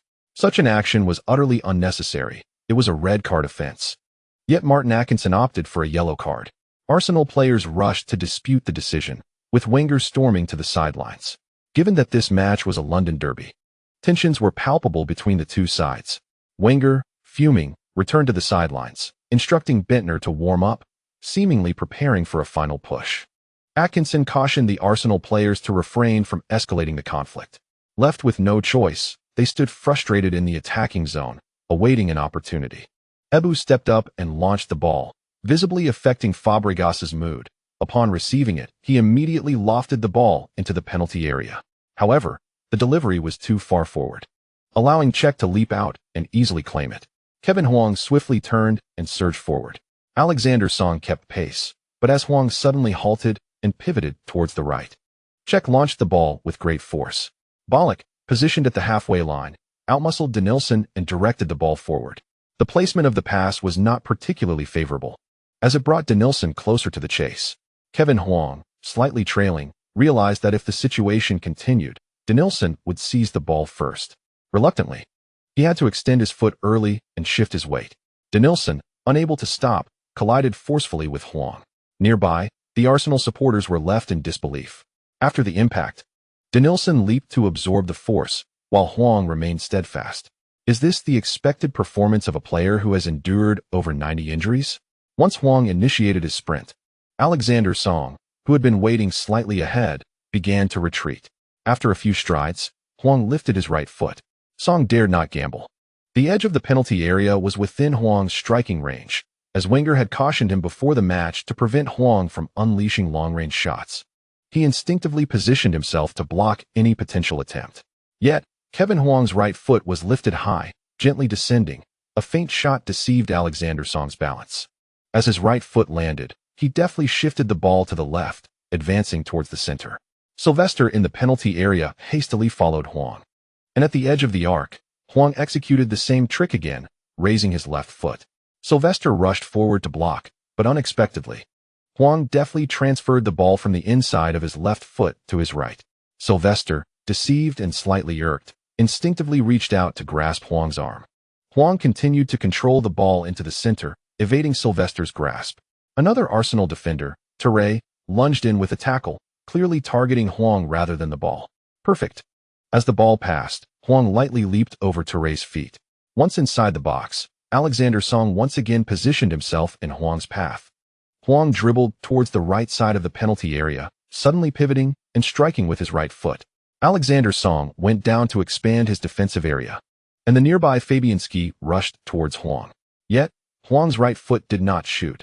Instead, he switched to his left foot, nudging the ball behind him. Bang! The ball swiftly rolled from the right side towards the left side of the goal. Fabianski had no time to react, merely turning to watch the ball roll over the goal line, breaching his defenses once again. Thunderous cheers erupted. St. Kevin! St. Kevin! St. Kevin! The Chelsea fans were in a frenzy, wildly waving their arms, hoarsely shouting his name, embracing one another in celebration, and bouncing with joy. The two managers, Villas-Boas and Wenger, representing entirely different teams, stood agape, watching the scene unfold in disbelief. Wenger, seasoned and composed, attempted to ease his embarrassment by placing his hand in his pocket, yet found none. Kevin! Kevin! Kevin! Goal! Goal! Goal! A signature Kevin goal. With 10 touches and 7 feints, Kevin navigated through Arsenal's entire defensive line as if it were unguarded, even tricking the cameras multiple times. I am profoundly moved. It has been ages since I've witnessed Kevin score such a splendid solo goal. Some may question Kevin's declining prowess, but this goal speaks volumes. It is not that Kevin's ability has waned, but rather that he seldom finds the motivation. Clearly, Arsenal, the most aesthetically pleasing team in European football, caught Kevin's attention, leading to this remarkable goal. Had it been another team, Kevin might have simply turned and struck from a distance after bypassing Ebu. Although the outcome would be the same, the artistic value would differ entirely. As the finest artist on the pitch, Kevin continually crafts goals imbued with artistic merit. I suddenly recalled a possibility. Perhaps the exorbitant ticket prices in London compelled Kevin to opt for these challenging scoring methods today. Kevin consistently prioritizes the interests of the fans.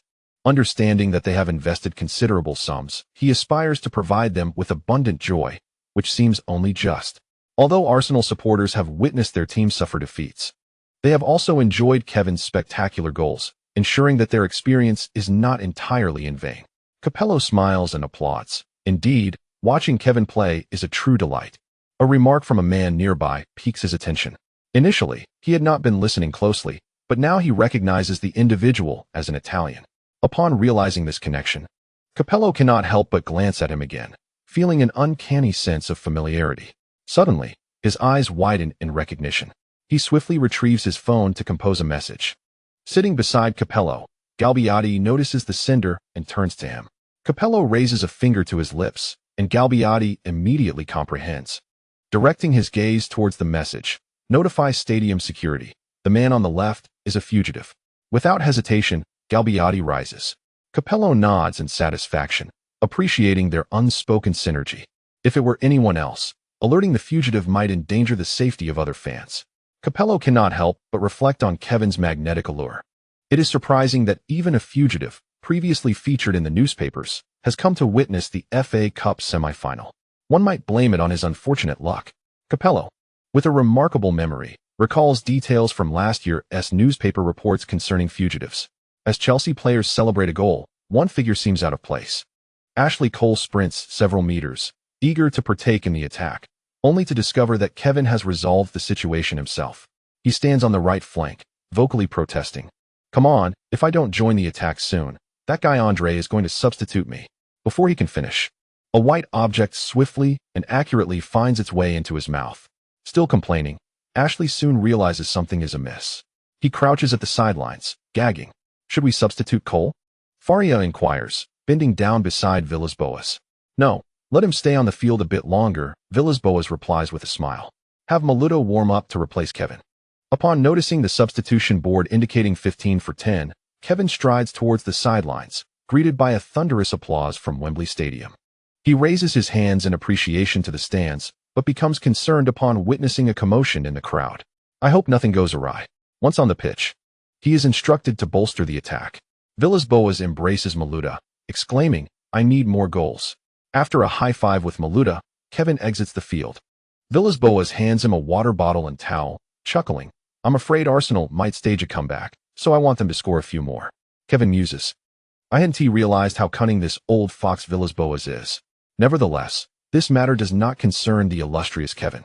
He nods with a smile and takes his seat on the substitutes bench.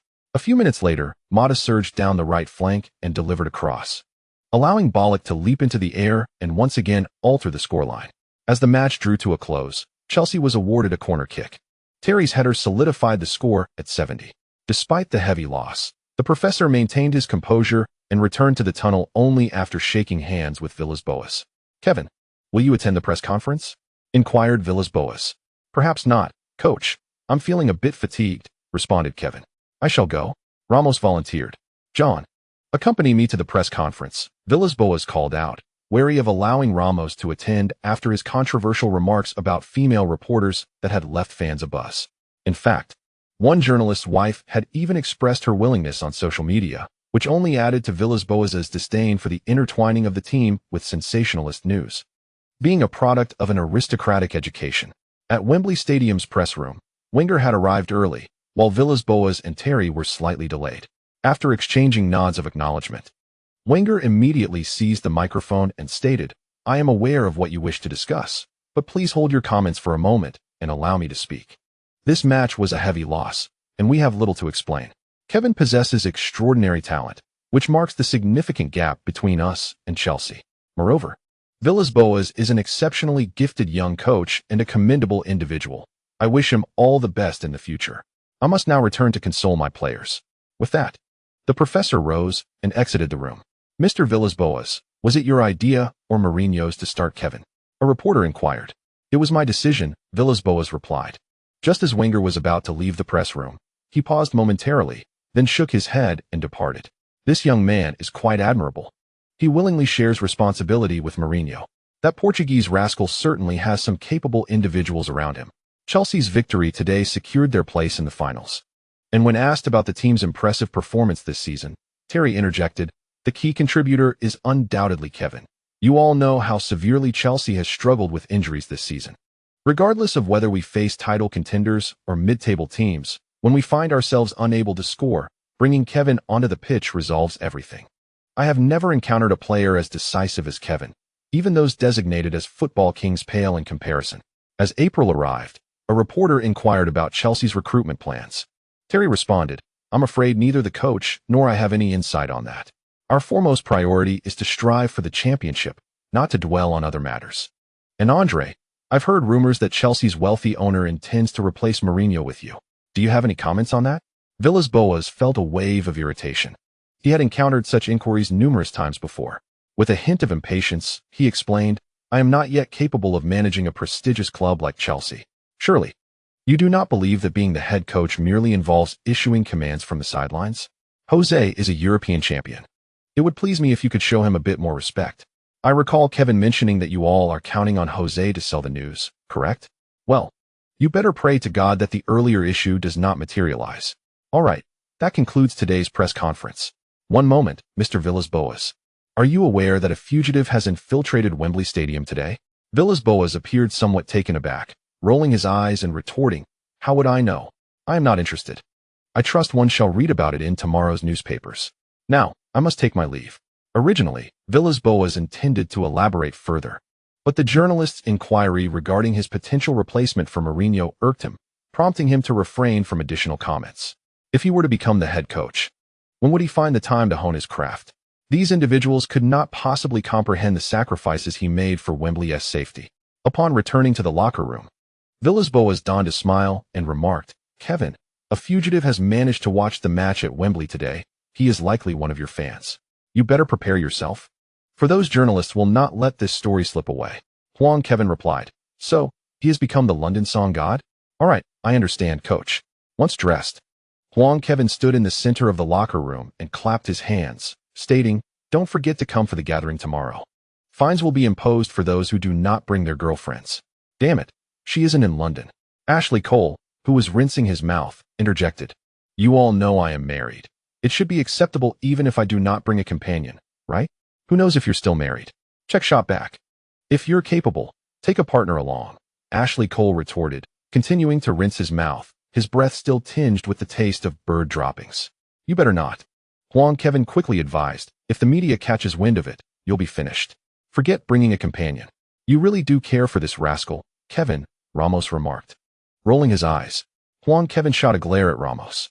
The reason for Huang Kaiwen's insistence was merely to encourage Ramos to find a girlfriend sooner rather than later. One should consider how the British media portrays one's own affairs. "Don't head back today. Come over to my place to play some games," Huang Kaiwen suggested. "All right. That will ease the burden on the bus driver," Ramos replied with a smile. The Chelsea bus swiftly made its way to Huang Kaiwen's residence, and the rest of the team had no objections. Even so, by the time they arrived at the doorstep, it was already past 8 o'clock. Huang Kaiwen entered the code to unlock the door, allowing them to avoid having Albert come out to open it. The only downside of the spacious yard was that it took several minutes to walk from the gate to the indoors. "I am feeling a bit hungry," Ramos remarked, clutching his stomach. "Albert will prepare dinner," they both said as they entered. Almost immediately, they heard a familiar shout. "Hey, guys, did you miss me? You jerk. Weren't you supposed to be heading to the nightclub?" Ramos asked, wide-eyed. Cassano tossed aside the PS controller and stood up, saying, "Since none of you replied to my messages, I couldn't bear to leave you all behind to have fun alone." "Touching, isn't it?" "Indeed, very touching." Huang Kaiwen feigned wiping the corner of his eye and remarked, "What brings you here? Sir Ferguson wouldn't permit you to leave Manchester without reason during the season, would he?" "Of course not. However, I injured my arm during training, and the boss advised me to take a break," Cassano replied. "Then why are you here instead of at a nightclub?" Ramos inquired, somewhat irked. Even between father and son, once adulthood is reached, it is inappropriate for the son to remain under the roof of his father, nor should the son meddle in the father's social affairs. "You bastard, I'll kill you." Huang Kaiwen smiled, recognizing the familiar scene. After more than 10 minutes, both Ramos and Cassano grew weary. Huang Kaiwen was astonished to discover that Cassano had not eaten dinner while waiting for them. This made Huang Kaiwen regard Cassano with newfound respect. It seemed that even the bad boy had his moments of maturity. After their meal, Cassano, clutching a backpack, sat beside Huang Kaiwen. "What is the matter, Antonio?" Huang Kaiwen inquired, looking up. "I've written a few scripts. Could you take a look?" "Among my acquaintances, you are the most talented," Cassano said, unusually bashful. "What good scripts could you possibly write?" Ramos scoffed. "That's better than relying on a father's donations to get into college." "You bastard, I'll kill you." Once again, Ramos and Cassano were embroiled in a playful chase. Huang Kaiwen opened Cassano's backpack and pulled out the scripts to examine them. "Magical phone. Did you just plagiarize from the Children's Channel?" Huang Kaiwen read on, immediately taken aback. The story began with a young boy who finds a phone and, after authenticating his fingerprint, can use it for payments. Wow. Had he not known Cassano well, Huang Kaiwen might have thought he possessed foresight into future events. Indeed, Cassano sometimes had remarkably clever ideas. However, as he continued reading, Huang Kaiwen's expression soured. Despite having the opportunity to alter the world, the narrative devolved into a farce set in a Tokyo summer. This phone payment system did not require binding to a bank card.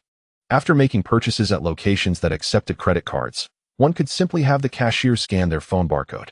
Then the plot unfolded. The more one spent, the more absurd the requirements became. To complete a payment for items worth a few dozen euros, one merely needed to kiss the cashier. For expenditures nearing 10,000 euros, a full-on home run with the cashier was necessary to finalize the transaction. Huang Kaiwen immediately pondered a troubling question. If one were to purchase something more extravagant, like a sports car or real estate, wouldn't Cassano lead himself to ruin? Thank you for the generous tip, dear childhood sweetheart. Please support with monthly votes and recommendations. The chapter concludes. 0368 Happiness is like a virus. It spreads. Huang Kaiwen meticulously finished reading Magical Phone and remarked, even if Dingdu were to direct. This script is far too insubstantial. You have such an incredible phone, yet you need to first establish that the protagonist is someone unable to find a girlfriend. Why? Cassano stood still, questioning. As he halted, Ramos seized his neck under his arm. Bastard, let go. You stink. Cassano shouted, struggling in vain. Ramos tightened his grip further. In order to evoke joy in the audience, it is essential for the protagonist, Antonio, to undergo a transformation, thereby showcasing the remarkable power of the enchanted phone. Otherwise, its existence would appear superfluous, explained Huang Kaiwen. However, the main character is inherently a dandy, a master of seduction, possessing charm, wealth, and skill. Does he truly require such an instrument? Protested Cassano, caught between Ramos. All right, let me peruse the next script, Huang Kaiwen remarked. Upon glancing at the title, The Last Man on Earth, he quickly grasped the premise. Indeed, Cassano would never fathom the implications of a world with only one man remaining. With a cursory glance, Huang Kaiwen set aside this script.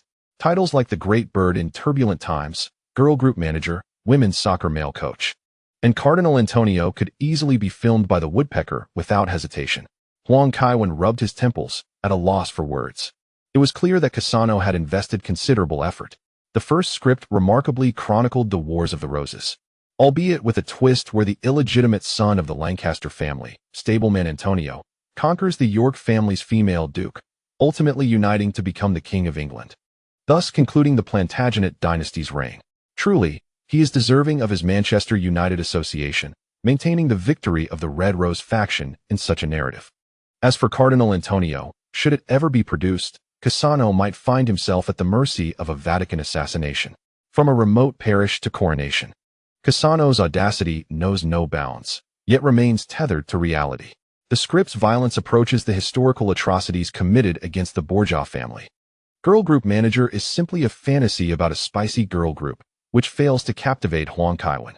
Women's Soccer Male Coach bears resemblance to the later television series Football Coach, wherein a wealthy wife, after divorce, inherits a team and hires an inept coach to ensure her ex-husband's beloved team faces relegation. However, this team's unity is maintained by Antonio, ultimately leading them to triumph in the Women's Champions League. At times, Huang Kaiwen genuinely struggles to comprehend Cassano's thought process. He often presents startling ideas, only to veer into less savory territory, yet these twists do not feel jarring. Huang Kaiwen contemplated suggesting to Cassano that he should retire and collaborate with Dindo. Perhaps one day they could triumph over the French and emerge as the champions of Europe, which would also be a form of victory. As Huang Kaiwen prepared to stow the scripts into his bag, one unexpectedly fell to the ground. Black Blood. He perused it, finding it quite intriguing, excluding certain plot elements. It essentially depicted the life Cassano imagined he would face had he not pursued soccer, engaging with dubious companions, joining a gang, and street brawls. Perhaps due to the strong sense of identification, Cassano even crafted a conclusion where the protagonist withdraws from marriage. Huang Kaiwen rose to retrieve the pen gifted by Shakira, returning to the coffee table to assist Cassano with annotations. This script, with some refinement, could indeed make its way to television, and it possesses a certain intrigue surpassing the gang-related dramas that Huang Kaiwen has previously encountered. It delves deeper into the complexities of human nature and showcases a cleverness reminiscent of Cassano, eliciting a smile from the viewer. Reflecting upon this, one cannot help but feel a sense of melancholy. In the Western world, being born into such an environment makes the pursuit of excellence quite challenging. Even with the desire, the opportunities may be lacking. For individuals like Cassano, achieving the status of a football star is already the most favorable outcome, and although Cassano's personality may be somewhat eccentric, he lacks the violent tendencies exhibited by others like Yuan Gui and Qing Mu. Despite his numerous romantic escapades, there are no reports of him having physically harmed anyone. Among players raised on the streets of Manchester United, Cassano stands out as a refreshing anomaly. Time passes swiftly when one is engaged in meaningful activity. When Huang Kaiwen finally set down his pen, the clock had already struck past 11. Cassano and Ramos sat before the television, engrossed in their gaming. Having muted the sound to avoid disturbing Huang, the king of football, and conversing very little. "Kaiwen, are you finished?" Ramos inquired almost immediately, lifting his gaze. "Yes. This script is quite impressive," Huang Kaiwen replied with a smile. "When I have a moment, I shall present it to Barbara for her consideration. Kaiwen, you cannot lower the standards of the television station. Ramos retorted bluntly. Hey, you, who constantly meddles in your father's affairs and lacks vision, will never have the chance to inherit from Kaiwen, he continued. You bastard, I'll kill you. As he watched the two engage in their playful chase once more. Huang Kaiwen sighed. I'm heading upstairs to sleep. You both should turn in early as well, as our teammates are coming over to hang out tomorrow. Upon reaching his room, Huang Kaiwen plugged his phone into the charger before heading to freshen up. At that time, his Nokia could easily last a week on standby. Therefore, he had no habit of charging it daily, not worrying about when it might run out of power. Yet, it was of little concern. A simple battery swap would suffice. 10 minutes later, Huang Kaiwen emerged from the bathroom, towel drying his hair, and picked up his phone to find a flurry of messages. The young lady had texted him, expressing her desire to visit Miami in the summer. This did not faze Huang Kaiwen. He simply replied with an affirmative. Then there was Lily, who persistently sent multimedia messages late into the night. However, the construction progress at the airport, which was notably commendable, could be partially attributed to Huang, the football king, such as the prowess of Chinese infrastructure. Moreover, there was Chris, who seemed to have developed a fondness for a female classmate. Understandably so, as the young master was now 13 years old. Huang Kaiwen found it difficult to comment on matters of romance, as it often depended on the individuals involved. Fortunately, Chris was quite handsome, and considering his father's status as a renowned figure at Milan, it should not pose a significant issue. After some contemplation, Huang Kaiwen decided to order a small umbrella for the young lad from a local e-commerce platform, acknowledging that a child of that age could easily find himself in curious predicaments. It would be unfortunate for him to inadvertently become a grandfather at such a tender age. He even specified that the delivery be made to the ice cream shop near Old Ma's residence, so that the young master could conveniently pick it up. A thoughtful uncle like Kaiwen is indeed a rare gem in this world. Lastly, there were a few messages concerning some young models. At various gatherings and sponsor events, the presence of models is often inevitable. Huang Xiaowang, feeling reluctant to decline, inevitably leaves behind his contact information. After handling the matters of communication, Huang Kaiwen finally retires to bed. However, for some, the night is just beginning. Back in his apartment, Boaz awaited the cover of darkness before donning a disguise and departing.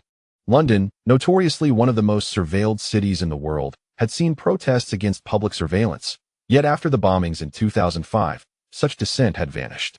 Clearly, the populace held little reverence for the notion of privacy, at least not to the extent of risking their lives. Thus, Boaz exercised caution. His destination tonight was the affluent enclave of Belgrave, specifically Greville Street. Over 4 decades ago, a notorious tragedy had unfolded along this very street. Richard Bingham, the owner of 46 Greville Street and the 7th Earl of Lucken, had been embroiled in a scandal when his nanny was murdered. His ex-wife, suffering from depression, accused him of committing the heinous act. On the night of the incident, Richard had called his mother, imploring her to take the children away from his ex-wife. 2 hours post-incident, he was seen at a friend's residence, after which he vanished without a trace. Boaz uncovered peculiarities surrounding this case. Although a retired detective later published a book titled Fortunate Death, asserting that Richard had not taken his own life, but had fled to the jungles of India, Boaz remained unconvinced. His research at the British Museum revealed that this hereditary family had previously clashed violently with other noble lines, one of which had cursed the 3rd Earl of Lucken. Boaz suspected the involvement of sorcery in these events. Although the house had been renovated, he suspected that the basement, the site of the murder, had remained untouched. Thus, he resolved to inspect it personally. The London night was bustling, with many impoverished girls, unable to afford clothing that fully covered their bodies, staggering along the streets, uttering words like dick. They would pause to lean against lampposts or phone booths to retch. As Boaz critiqued the moral decay of the capitalist world, he observed this vivid tableau. Lacking an anonymous phone card, he was unable to summon a taxi. Fortunately, his lodgings were a mere 20-minute walk from Greville Street. As he distanced himself from the garishness of the wealthy district, he encountered a starkly different scene. Here, tranquility reigned. Not every dwelling bore light. Occasional sounds emerged from the homes, accompanied by the distant barking of dogs. Just as Boaz feigned a casual stroll to survey the area, a shout shattered the stillness of the night. "Stop, don't run." Before Boaz could grasp the situation, he was seized by someone running ahead, who chided him. "What are you looking at? If you don't run, you'll be caught. The London police were hot on their heels. As he sprinted, Boas shouted back, I'm not a bad person. If you're not a bad person, then stop. The officer behind yelled. The person dragging Boas along exclaimed, if you stop, you're doomed. But I haven't done anything. Boas protested while fleeing. No more explanations. Your actions reveal your intentions. 46, Grave Street, right? Currently inhabited by a wealthy Indian. I've scouted the area before, but they have too many dogs, and my dog food hasn't arrived yet, the other explained. Dog food? Boas asked, somewhat perplexed. Yes, the kind that makes them fall asleep. The individual tightened their grip on Boas' arm, disdainfully commenting, you must be a novice. Your stamina is pathetic. You've barely run any distance and are already gasping. You won't shake off those officers like this. Boas retorted, I am a noble magician, not a thief. Speaking while running caused him to become winded. Clutching his stomach, he said, you go ahead. I can't run anymore. Keep running, the other insisted. Take the left at the fork ahead and hide in the shadows. I'll divert those two fools. Before Boas could refuse, the other had already dragged him to the intersection, pushing him away and tossing a bag into his arms. Boas stood there in bewilderment, but quickly concealed himself in a nearby flower bed. Even if his identity was secure, being discovered in disguise would lead to complications. After the incident at the Tower of London, he had been sentenced to community service. Watching the police chase fade, he finally removed the leaves from his head and rose from the flower bed. What a predicament! He had intended to investigate 46, Grave Street, but was inexplicably mistaken for a thief. Well, although he occasionally employed magical artifacts, he was fundamentally different from those thieves motivated by greed. The companion he encountered today was quite gallant, yet Boas had no intention of waiting around. Glancing at a street sign, he opted for a concealed route, winding his way back to his apartment. After he dispelled his disguise and took a shower, he remembered the bag the other had thrown at him. Opening it, Boas was astounded. Apart from some worthless jewelry and cash, there was a bowl identical to one he had previously purchased, but in even better condition.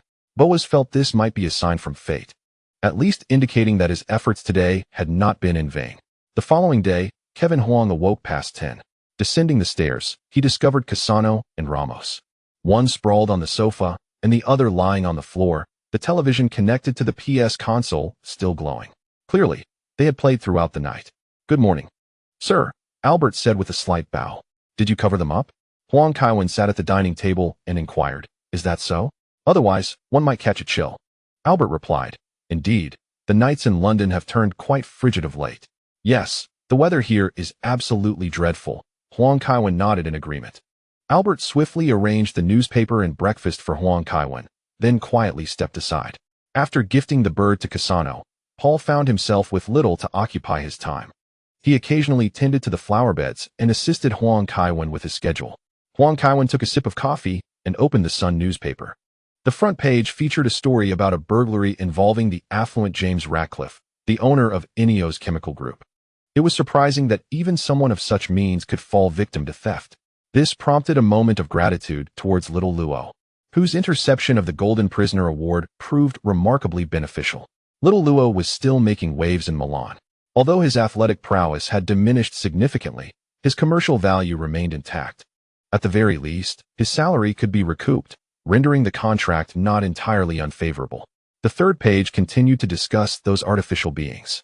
As Huang Kaiwen flipped further, he stumbled upon a rather amusing piece of news. Due to his influence, a considerable number of male newborns in England this year were named Kevin. The thought alone was quite daunting.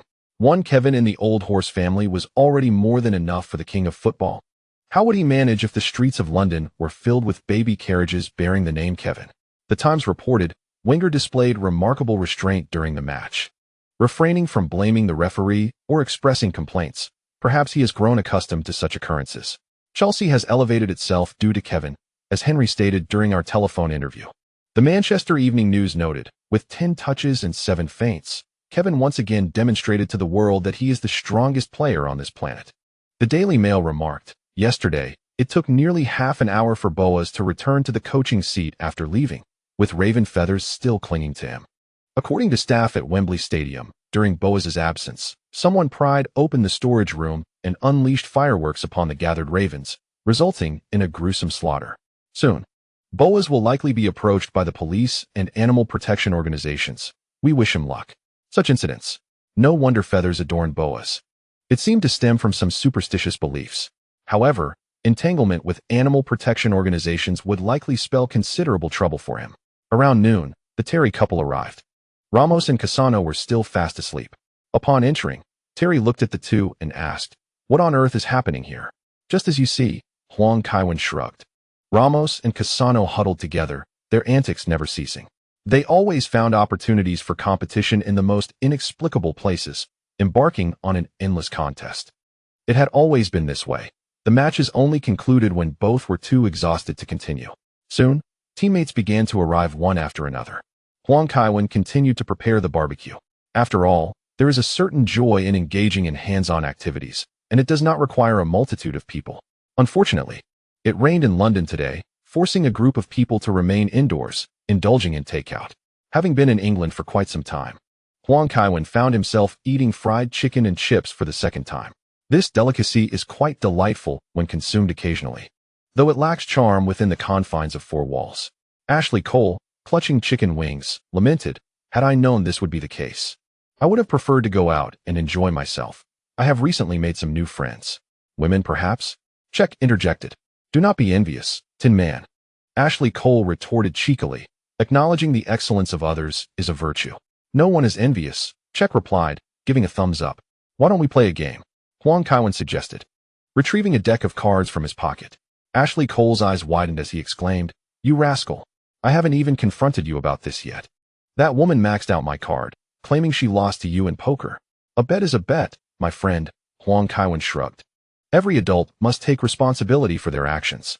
If you had not been gallivanting, you wouldn't have had to hand your credit card to Sherry." Kevin's point was well taken. Terry chimed in, "This is not something forced upon you. It is your own lack of self-control. Indeed, the English are notorious gamblers. Similar activities often occur in the locker room, and various betting competitions take place on the training grounds. I will not partake. I refuse to play poker with this fellow." "As he must have practiced," Ashley Cole declared defiantly. "Then let us switch to another game," Huang Kaiwen suggested, casting a glance at Ramos. Ramos promptly retrieved two automated mahjong tables, swiftly connecting the power. Curious, Ashley Cole leaned in and asked, "What is this?" "Mahjong." Later that night, around 11, Ashley Cole departed from Huang Kaiwen's abode, his thumbs still stained with ink, unable to wash it off in time. He felt compelled to leave. Lingering any longer might result in losing even his current residence. On April 22nd, during a home match against Everton, Huang Kaiwen found himself on the substitutes bench. Milan had eliminated their opponent, setting the stage for the upcoming semi-finals, Chelsea versus Milan and Barcelona versus Manchester United. As a player who embodied Chelsea's unity without reliance on others, he was still kept in reserve for protection. The match saw Chelsea unable to score until the 85th minute. After Huntelaar came on as a substitute, he created an opportunity, assisting Kalou in a last-minute goal to secure victory over Everton. Sir Alex Ferguson felt aggrieved by the loss. Yet he was not the focus of the media's attention. Long ago, the world had eagerly anticipated a face-off between Chelsea and AC Milan. The media's focus was entirely on the Champions League match midweek. Recently dismissed by the Los Angeles Galaxy, Gullit, in an interview with Dutch media outlet People's Paper, remarked, "I once played for both AC Milan and Chelsea. At that time, AC Milan was the best team in Europe, while Chelsea was my choice for retirement. I am immensely grateful to Chelsea and the fans for their unwavering support. The arrival of Abramovich and the championship-winning coach Mourinho transformed everything." While Kevin ushered Chelsea into an era of oligopoly. "Although Milan is formidable, I see no hope for their victory." Buffon, in an interview with Tuttosport, stated unequivocally, "There is no suspense. What I mean is that AC Milan is strong, yet Chelsea is an extraterrestrial team. Any team with Kevin is an extraterrestrial team. His prowess is self-evident, and anyone who has witnessed his performances would find it hard to remain unmoved by him. What I wish to emphasize is Kevin's character.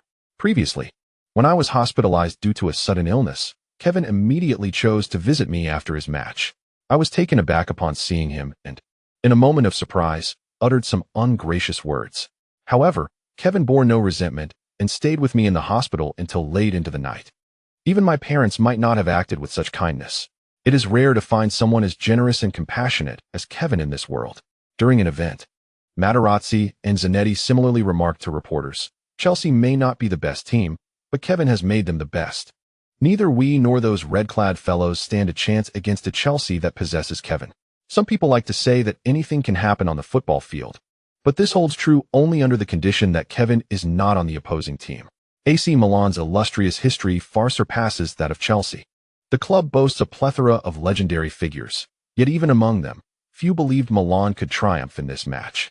As the game approached, every move from both sides was under media scrutiny. Milan's star players, such as Kaká, Torres, and Ibrahimovic, faced relentless harassment from reporters during their outings.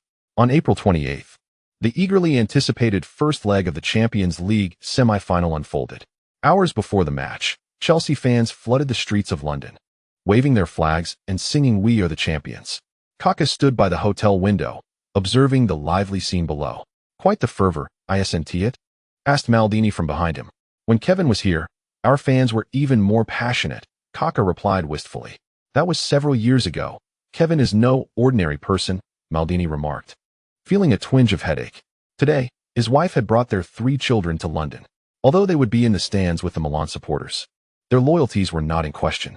Paolo Maldini now harbored a singular fear, that his youngest would be influenced by his 2 older brothers and become a fan of Kevin. The little one was beginning to learn to speak, a critical phase of growth.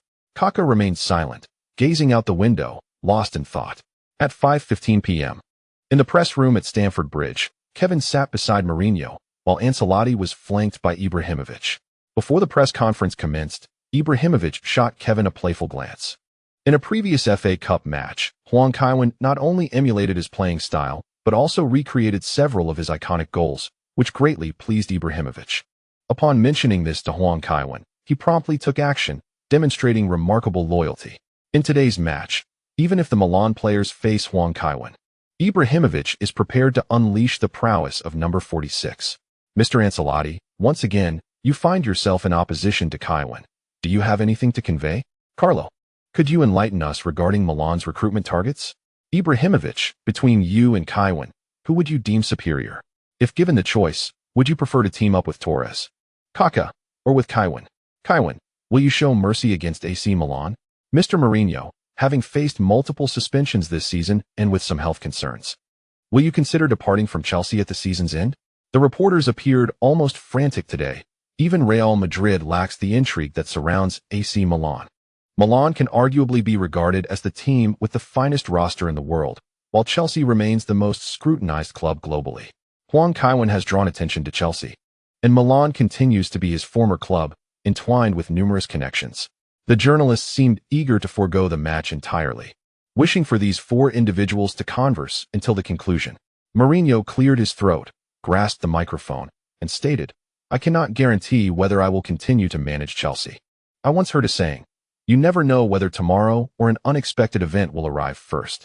This season has brought many challenges for me and Chelsea, and I feel somewhat fatigued. The FA and the referees remain unchanged. Perhaps I will depart at the season's end, or perhaps not. I cannot assure anything. Could you share your health status with us? There are reports suggesting your condition is poor," a journalist inquired. "Nonsense.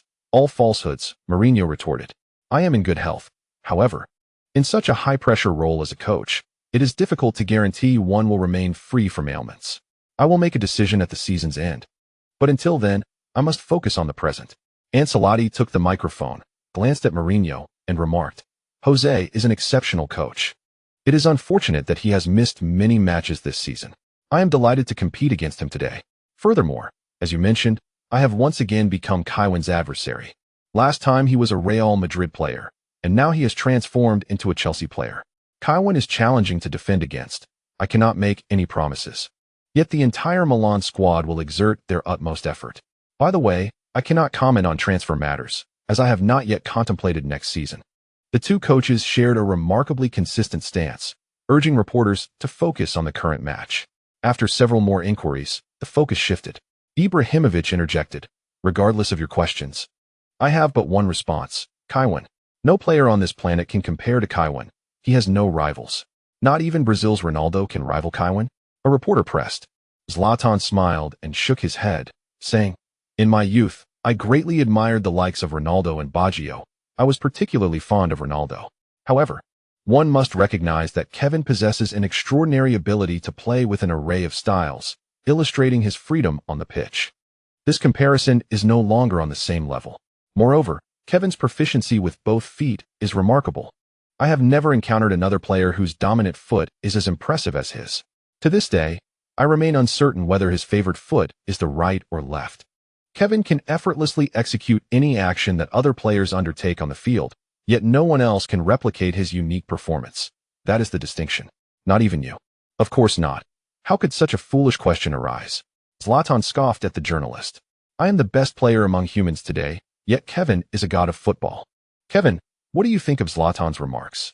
The journalist inquired of Huang Kaiwen. Huang Kaiwen chuckled and shook his head, replying, I am merely an ordinary person who plays football a bit better. I am delighted that others enjoy watching my matches, especially professional players, as it is a great honor for me. As for the notion of exerting full effort, please refrain from asking. I will always give my all on the field. This press conference concludes here. Huang Kaiwen stood up, nodded to Ancelotti and Zlatan, and departed with Mourinho. As they walked toward the locker room, Mourinho remarked, Kevin, Ancelotti understands you well.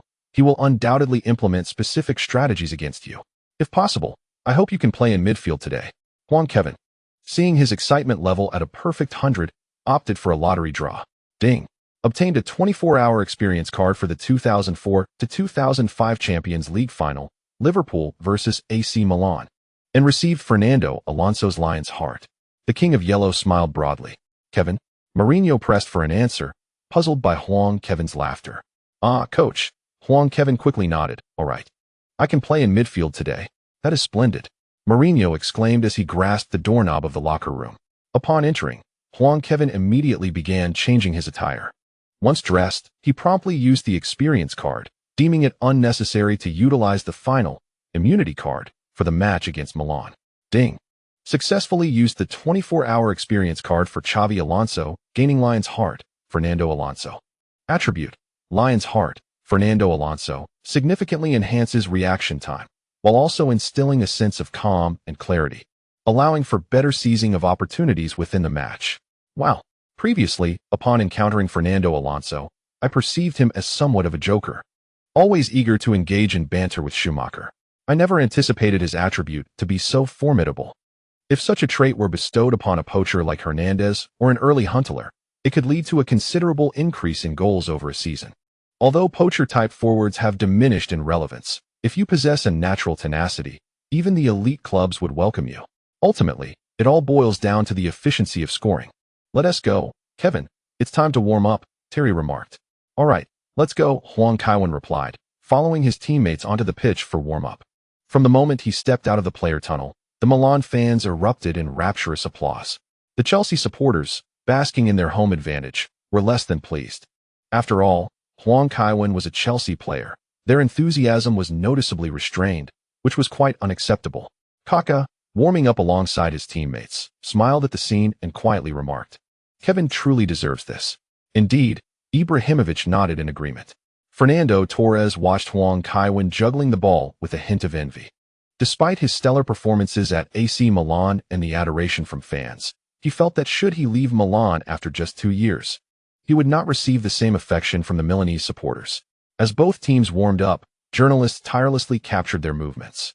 The anticipation for today's match was palpable, with discussions about it dominating the internet even before kickoff. Yes, indeed. Today, we will be giving away 2 authentic jerseys. Fans wishing to participate can send a message to the number displayed at the bottom of the screen, announced a voice. Ugh, sending a text costs $1 each time. I've tried so many times without success. You might as well buy one yourself. The fan version is just over $300. And it's even cheaper when the sizes are limited. Over $300 ISNT cheap. That's my entire monthly allowance. Then why are you still texting? I was hoping to see if I could get one for free. Ah, the gambler never meets a good end. Have you noticed? Kaká seems to have forgotten his gloves today. It's true. He has always worn gloves during matches. Perhaps it's too warm for them. Playing in 20-degree weather with gloves will surely be unbearable. Just as the fans were chatting, both teams returned to the tunnel. Huang Kaiwen greeted his former teammates, including those who had also made the transfer to Milan. He noticed the absence of Zambrotta and curiously inquired, "Where's Gianluca? He should be starting." Kaká replied, "He traveled with the team to London. but he developed acute gastritis due to pre-match pressure. The chapter concludes here. As the players lined up, the Champions League theme echoed through the stadium. At such moments, local London fans often reflect nostalgically on the past. The theme, adapted from Zadok the Priest, first composed in 1727, evokes memories of a time when the Americas still bore the marks of the British Empire's colonial reach. Who would have thought that a son could rise to prominence? Truly, some pasts are best left unexamined. If time could be reversed, they would have preferred to act more decisively against that continent than they did with Scotland and Ireland, rather than relinquish their global dominance. The broadcast camera panned to the stands, revealing a notable presence of Milan legends. Even Marco van Basten, who had recently parted ways with the Netherlands national team, was spotted among the away supporters. On his left sat Fabio Cudicini, father of Chelsea's substitute goalkeeper Carlo Cudicini. To the right of Basten was Buffon's granduncle, the legendary Milan goalkeeper Lorenzo Buffon. Recently retired Albertini shared a seat with the former captain Barisi, currently coaching the Irish national team. Trapattoni was engaged in a dialogue with the legendary coach Sacchai, who now serves as a commentator, exchanging insights on coaching. The luminaries of Milan shone brightly. In terms of quality, only Real Madrid could possibly rival them. At any given moment, one could spot several once-renowned stars. Chelsea had anticipated such a scenario and had therefore invited Pelé in advance. The king of football was eager to witness the match live, especially since Chelsea would arrange all the logistics for him. With Pelé seated in the stands among the home fans, Chelsea's stature would not appear diminished. Moreover, in terms of celebrity supporters, Chelsea had the upper hand, as the majority were fans of Huang Kaiwen. Kaida Spencer was also present at Stamford Bridge today, though this time she was not overly discreet, opting to stay with her cousin's family. As the Champions League theme song concluded, Terry approached Maldini to exchange team flags, and the captains proceeded to flip a coin. Let us now examine the starting lineups for both teams. Chelsea's 4-3-3 formation featured goalkeeper, Cech, defenders, Ashley Cole, Alex, Terry, Ramos. Midfielders, Huang Kaiwen, Ballack, Mikel. Forwards, Joe Cole, Drogba, Quaresma. Milan's 4-3-2-1 Christmas tree formation included goalkeeper, Abbiati, defenders, Jankulovski, Hummels, Maldini, Bonera. Midfielders, Ambrosini, Kaká, Pirlo, Torres, Gattuso. Forward, Ibrahimovic. Although Torres was labeled as an attacking midfielder, he was likely to play on the front line. Indeed, he might be required to retreat more today, utilizing his speed to assist his midfield teammates, thereby increasing their numbers to effectively restrict the opponent. Gattuso's positioning seemed clearly aimed at Huang Kaiwen. Yet today Huang Kaiwen was playing in midfield. Mourinho's strategy was notably targeted. Ancelotti was perhaps the coach who understood Huang Kaiwen best. However, if Huang Kaiwen were to play as a defensive midfielder, Gattuso would find it challenging to mark him. Today's defensive lineup for AC Milan and Chelsea's attacking front were rather surprising. Prior to the match, Zambrano was stricken with acute gastritis and was hospitalized in London, leading to Bonera being called up as a last-minute replacement. On Chelsea's front line, Drogba and Joe Cole had just recovered from injuries, while the suspended Quaresma was making a start. The condition of these three players was uncertain. The coaches of both teams were equally prominent. Chelsea's foremost authoritative coaches stood at the sidelines, with Mourinho hands in pockets and a defiant expression on his face. Today, Huang Kaiwen's role in midfield was a result of his own divination. With a blend of tactical acumen and foresight, he doubted Ancelotti could pose any significant threat. Meanwhile, Villas-Boas kept glancing towards the players' tunnel, contemplating when it might be most appropriate to take a restroom break. Rui Faria tucked his hands into his sleeves, slightly bending forward, casting a disdainful glance at Boas. Steve Clark continued to remind the players on the field to adhere to the tactics, passing the ball to Huang Kaiwen for management. Despite the multitude of decision-makers, there was no sense of congestion. Each individual stood resolutely at the sidelines, fulfilling their respective roles. Meanwhile, on the AC Milan side, Ancelotti and Tassadi crouched in front of the coaching bench, methodically extracting items from their bag. Ancelotti's willpower collector had now reached its 17th iteration. The previous rapid iterations were primarily due to new breakthroughs. The willpower collector now required a tripod to minimize interference from the ground's magnetic field. Additionally, a retractable antenna had been installed above, supplemented by a small radar, ensuring optimal reception of willpower. The Bluetooth and infrared receivers within the footwear also guaranteed transmission of willpower onto the field, despite potential interference. The jerseys, shorts, shin guards, and shoes contained receiving devices that allowed for a seamless circulation of willpower within the players' bodies. At 7:35 p.m., the German referee Wolfgang Stark blew the whistle, signaling the commencement of the match. Ibrahimovic initiated the play, passing laterally to Torres, who deflected the ball with his right foot to Kaká. Kaká, upon observing Chelsea's tightly knit formation, opted for a direct return pass. Pirlo received the ball, deftly controlling it with his right foot. At this moment, Gattuso found himself somewhat befuddled. Ancelotti's directive was for him to tightly mark Huang Kaiwen. As long as he refrained from injuring Huang, he could defend as he pleased. However, as a defensive midfielder, it was inappropriate for him to encroach upon Chelsea's defensive line to pressure Huang, who also occupied a similar position. Pirlo and Ambrosini exchanged passes in the backfield, as Milan's attacking line began to push forward. Although Kaká preferred to operate on the left when distancing himself from the center, he temporarily relinquished that side for the right, as Torres also favored the left. Ibrahimovic assumed the role of a pivot in the center, though his height seemed underutilized. This transition to a 4-3-3 formation complicated the connection between the front and back lines. However, Milan remained unfazed due to the distribution capabilities of several players in the defense. Whenever an opportunity arose for the opponent, AC Milan was adept at swiftly delivering the ball to that position, allowing their trident to launch an assault on the opposing penalty area. Drogba and Quaresma surged towards Pirlo, who prepared for a lateral pass, noticing Joe Cole maneuvering alongside Ambrosini. With a swift touch, he sent the ball to the advancing Bonera. Bonera surged forward, but Ballack had already charged up. In a moment of panic, Bonera attempted a back pass, nearly gifting the ball to Ashley Cole. Gattuso, in a desperate bid, slid in to intercept, reclaiming possession. Rising to his feet, he entangled himself with Ashley Cole.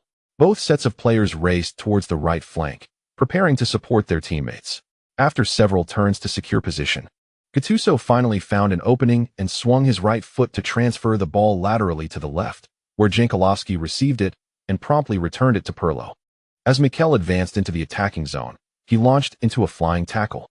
Pirlo, with a deft sidestep using his left foot, nudged the ball back to the right before executing a long pass. The ball zipped past the halfway line, heading straight for Chelsea's penalty area. "You go right," Terry barked, rushing toward the ball's landing spot. Huang Kaiwen sprinted toward Torres, while his good friend Ramos pressed forward. It was only natural for the King Huang to provide support for his comrade Torres, as Kaká dropped back to receive the ball, leaving just two attacking players in front, one for each. Ibrahimovic received the ball in front of Terry, but his pace was insufficient to outpace Terry completely. As Ibrahimovic attempted to gauge Kaká's position, Terry decisively slid in, tackling the ball into the penalty area. Check, rushing out, swung his right foot, sending the ball soaring toward Milan's half. Ballack and Ramos surged toward the ball's landing spot simultaneously, while Pirlo, who had been sprinting forward, halted his run to allow Ambrosini to contest the header, opting instead to pursue the second ball. The ball found Drogba at the edge of the penalty area. Drogba's turn was too conspicuous, allowing Maldini to poke the ball away from behind him. Gattuso and Ashley Cole became entangled once more along the sideline, with Gattuso striking the ball toward Cole. Ashley instinctively retreated, the ball striking his inner thigh before rebounding off Gattuso and out of play. The pace of the match today was remarkably swift. Indeed, both teams were playing with directness, primarily due to their long passing capabilities, which rendered excessive organization in the back unnecessary, as one pass could locate a teammate up front.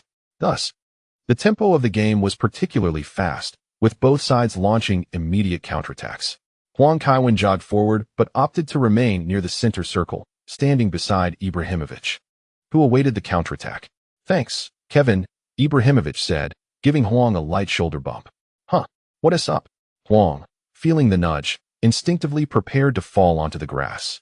But remembering they were up against Milan, he refrained. "You were phenomenal against Arsenal," Ibrahimovic said with a smile, his facial muscles twitching slightly. "It was nothing," Huang replied with a grin, "mainly because of your exceptional skill." Hearing this, Ibrahimovic's delight was palpable, and he glanced toward Torres on the left, leaving Torres feeling somewhat bewildered. "My son Maximilian loves watching you play. I'm about to have my second child, and if it's another boy, I plan to name him Kevin," Ibrahimovic remarked. "You scoundrel! Is this how you repay kindness?" Huang exclaimed, tossing Ibrahimovic a playful look before dashing toward the front. Spotting Huang's approach, Ballack quickly twisted his ankle and sent the ball back.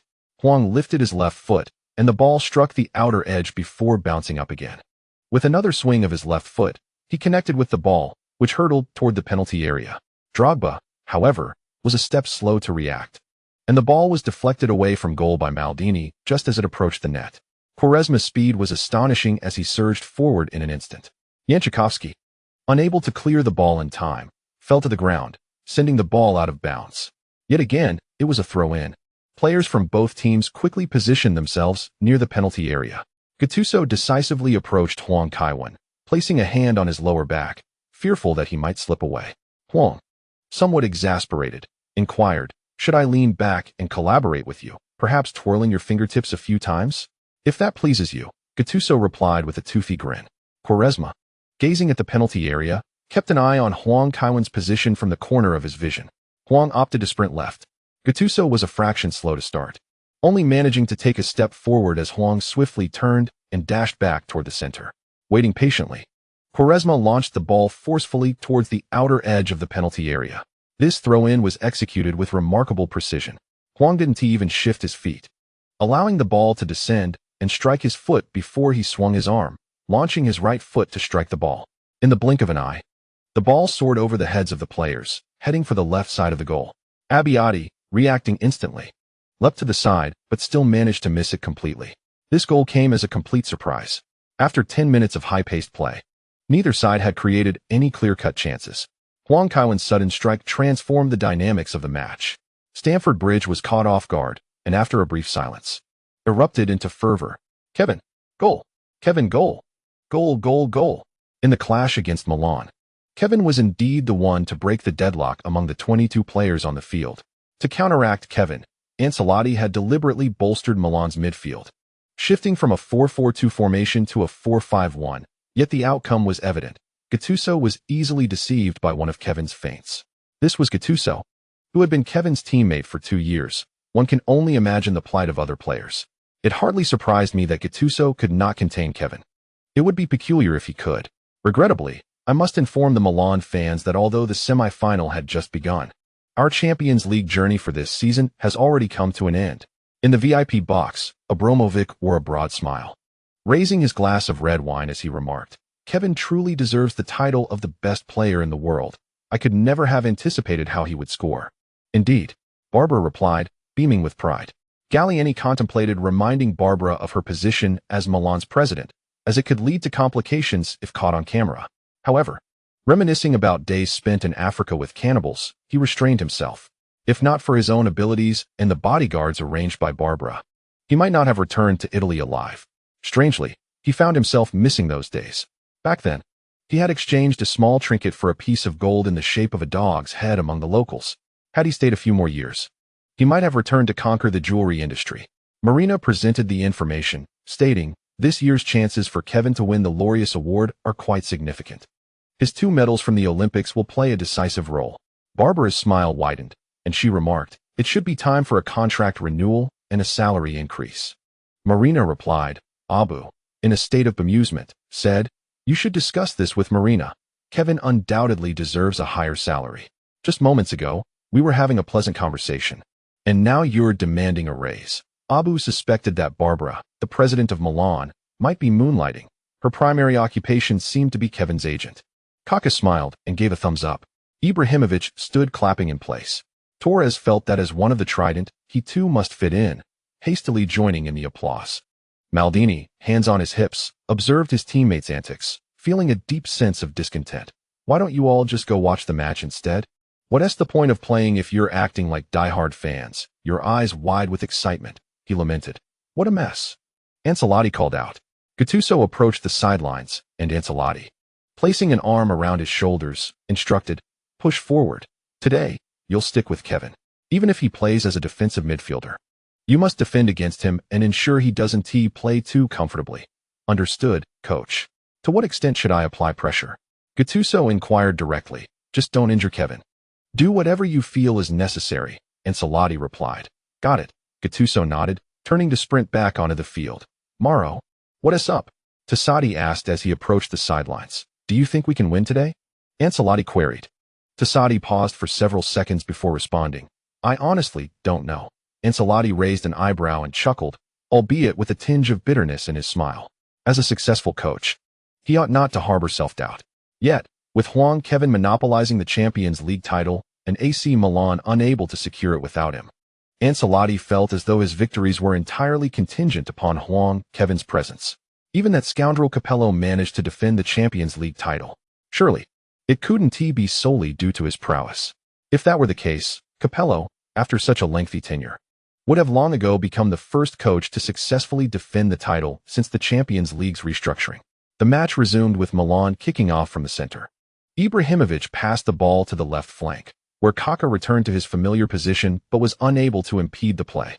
Ballack was swiftly bypassed, forced to chase after Kaká. Soon, Kaká left him behind, and Mikel attempted to take over but could do no more than pursue.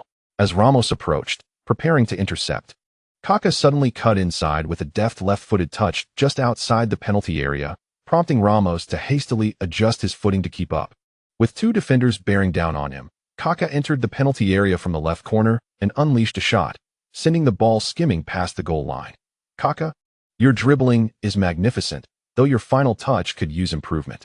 Primarily, with two defenders surrounding you, there was little time for adjustment. But the intensity Kaká brings is truly formidable, rivaling even Huang Kaiwen. Indeed, back in the day, Milan's left flank was powered by the likes of Huang Kaiwen, with Kaká orchestrating the midfield and Shevchenko leading the front line.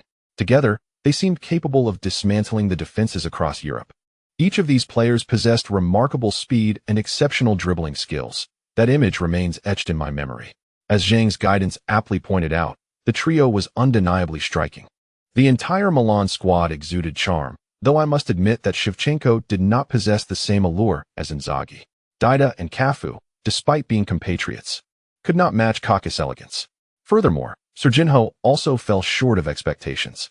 One might as well tally the Brazilian contingent from AC Milan during that era, aside from Kaká. The rest seemed to lag behind. This is indeed true. While the famed three had their renown, they hardly embodied the essence of charm. I have observed that Brazilian players, barring Cafu's distinct facial structure, often share a rounder visage akin to that of Ronaldo or Carlos. Watching football is not akin to a beauty pageant. If one seeks beauty, they might as well continue indulging in new xiao. It is quite perplexing that some inconsiderate soul would air a television series only halfway through. I truly believe that Zheng Huaxian surpasses Liu Jialing in beauty. Yet, among them, Qiu Shuzhen remains the most captivating. Ancelotti waved his hand, while Tassadi hurried to the sidelines. "Increase the intensity, Mauro," Ancelotti instructed without looking back, his uneven eyebrows lending him a somewhat gangster-like aura. "So early?" Tassadi hesitated, inquiring whether they could endure such a surge so soon in the match. "To triumph over Kaiwen, this is the only way." Ancelotti raised an eyebrow. "Very well," Tassadi sighed, making his way to the sideline. Gazing at the tripod-mounted willpower collection device, he inhaled deeply, his right hand reaching for the joystick. After a few moments of contemplation, he solemnly declared, "Willpower collection device, activate to level 5. During today's match, Czech clearly sensed a difference. The intensity of AC Milan's assault was formidable. He called out, "You two fullbacks, refrain from pushing forward too often, or we won't withstand the pressure." Afterward, he requested the ball from the ball boy and initiated play by passing it to Alex. Alex intended to control the ball himself, but Kaká's speed was overwhelming, prompting him to hurriedly pass it back. Czech received the ball and immediately cleared it with a powerful kick, prioritizing the need to extricate the ball from the danger zone. Ambrosini surged forward with remarkable speed, positioning himself at the center line to head the ball back into the attacking zone. Ramos, stationed near the penalty area, deftly controlled the ball and executed a quick-through pass to Huang Kaiwen. With a deft touch of his right foot, Huang Kaiwen flicked the ball forward, and before Ibrahimovic could close in, he unleashed a powerful strike. The ball soared diagonally from the backfield to the right flank, landing precisely at Quaresma's feet. With remarkable technical prowess, Quaresma expertly halted the over 60-meter-long pass. Before the opposition could react, he initiated a sprint with a flick of his left foot, with Jankulovski trailing closely behind. After a couple of strides, Quaresma executed a sudden stop, quickly followed by Jankulovski. He then deftly redirected the ball with his left foot, finding a suitable angle to deliver a cross with a perfectly timed flick of his foot. The ball soared from Jankulovski's head towards the penalty area, but Hummels found himself too close to the byline to clear it in time. Fortunately, Maldini surged forward, leaping to head the ball away just before Drogba could intervene. Pirlo seized the opportunity and launched a long pass into the forward field, where Kaká re-emerged on the right flank. Huang Kaiwen, positioned further away, was unable to make the decisive run. Just as he cautiously prepared for defense, Kaká unexpectedly delivered a precise pass with his right foot. Despite Huang Kaiwen's quick reflexes, it was challenging to intercept the swiftly rolling ball, which darted past him to the penalty area. Torres, having swapped positions with Ibrahimovic, suddenly initiated his run between Terry and Alex, causing Alex to lose his footing. Terry rushed to the right side of the penalty area, colliding shoulder first with Torres. Torres stumbled momentarily but quickly regained his balance, and both players charged towards the byline. Torres, seizing the moment, unleashed a powerful shot that zipped through the narrow space between Cech and the post, finding the back of the net. In a burst of celebration, Torres sprinted towards the corner flag, where the away fans were gathered.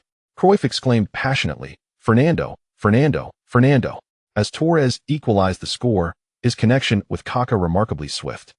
Although the goal itself lacked exceptional brilliance, the assist from Kaká held significant meaning, especially in light of Kevin's presence. It is essential to remind the Rossoneri that, even though the score was now 1-1 and they had an away goal, Kevin had never missed a Champions League final. Fantasizing about eliminating Chelsea could lead to disappointment after the second leg.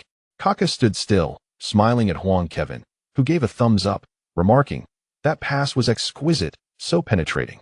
Kaká's smile widened as he reciprocated the gesture, momentarily captivating the female fans watching from home. The duo, wearing numbers 10 and 22, mirrored the same gesture after 3 years. Boas furrowed his brow, glancing up at the sky. The weather in London changed abruptly. Just moments before, it was clear and sunny, but now the low pressure felt stifling.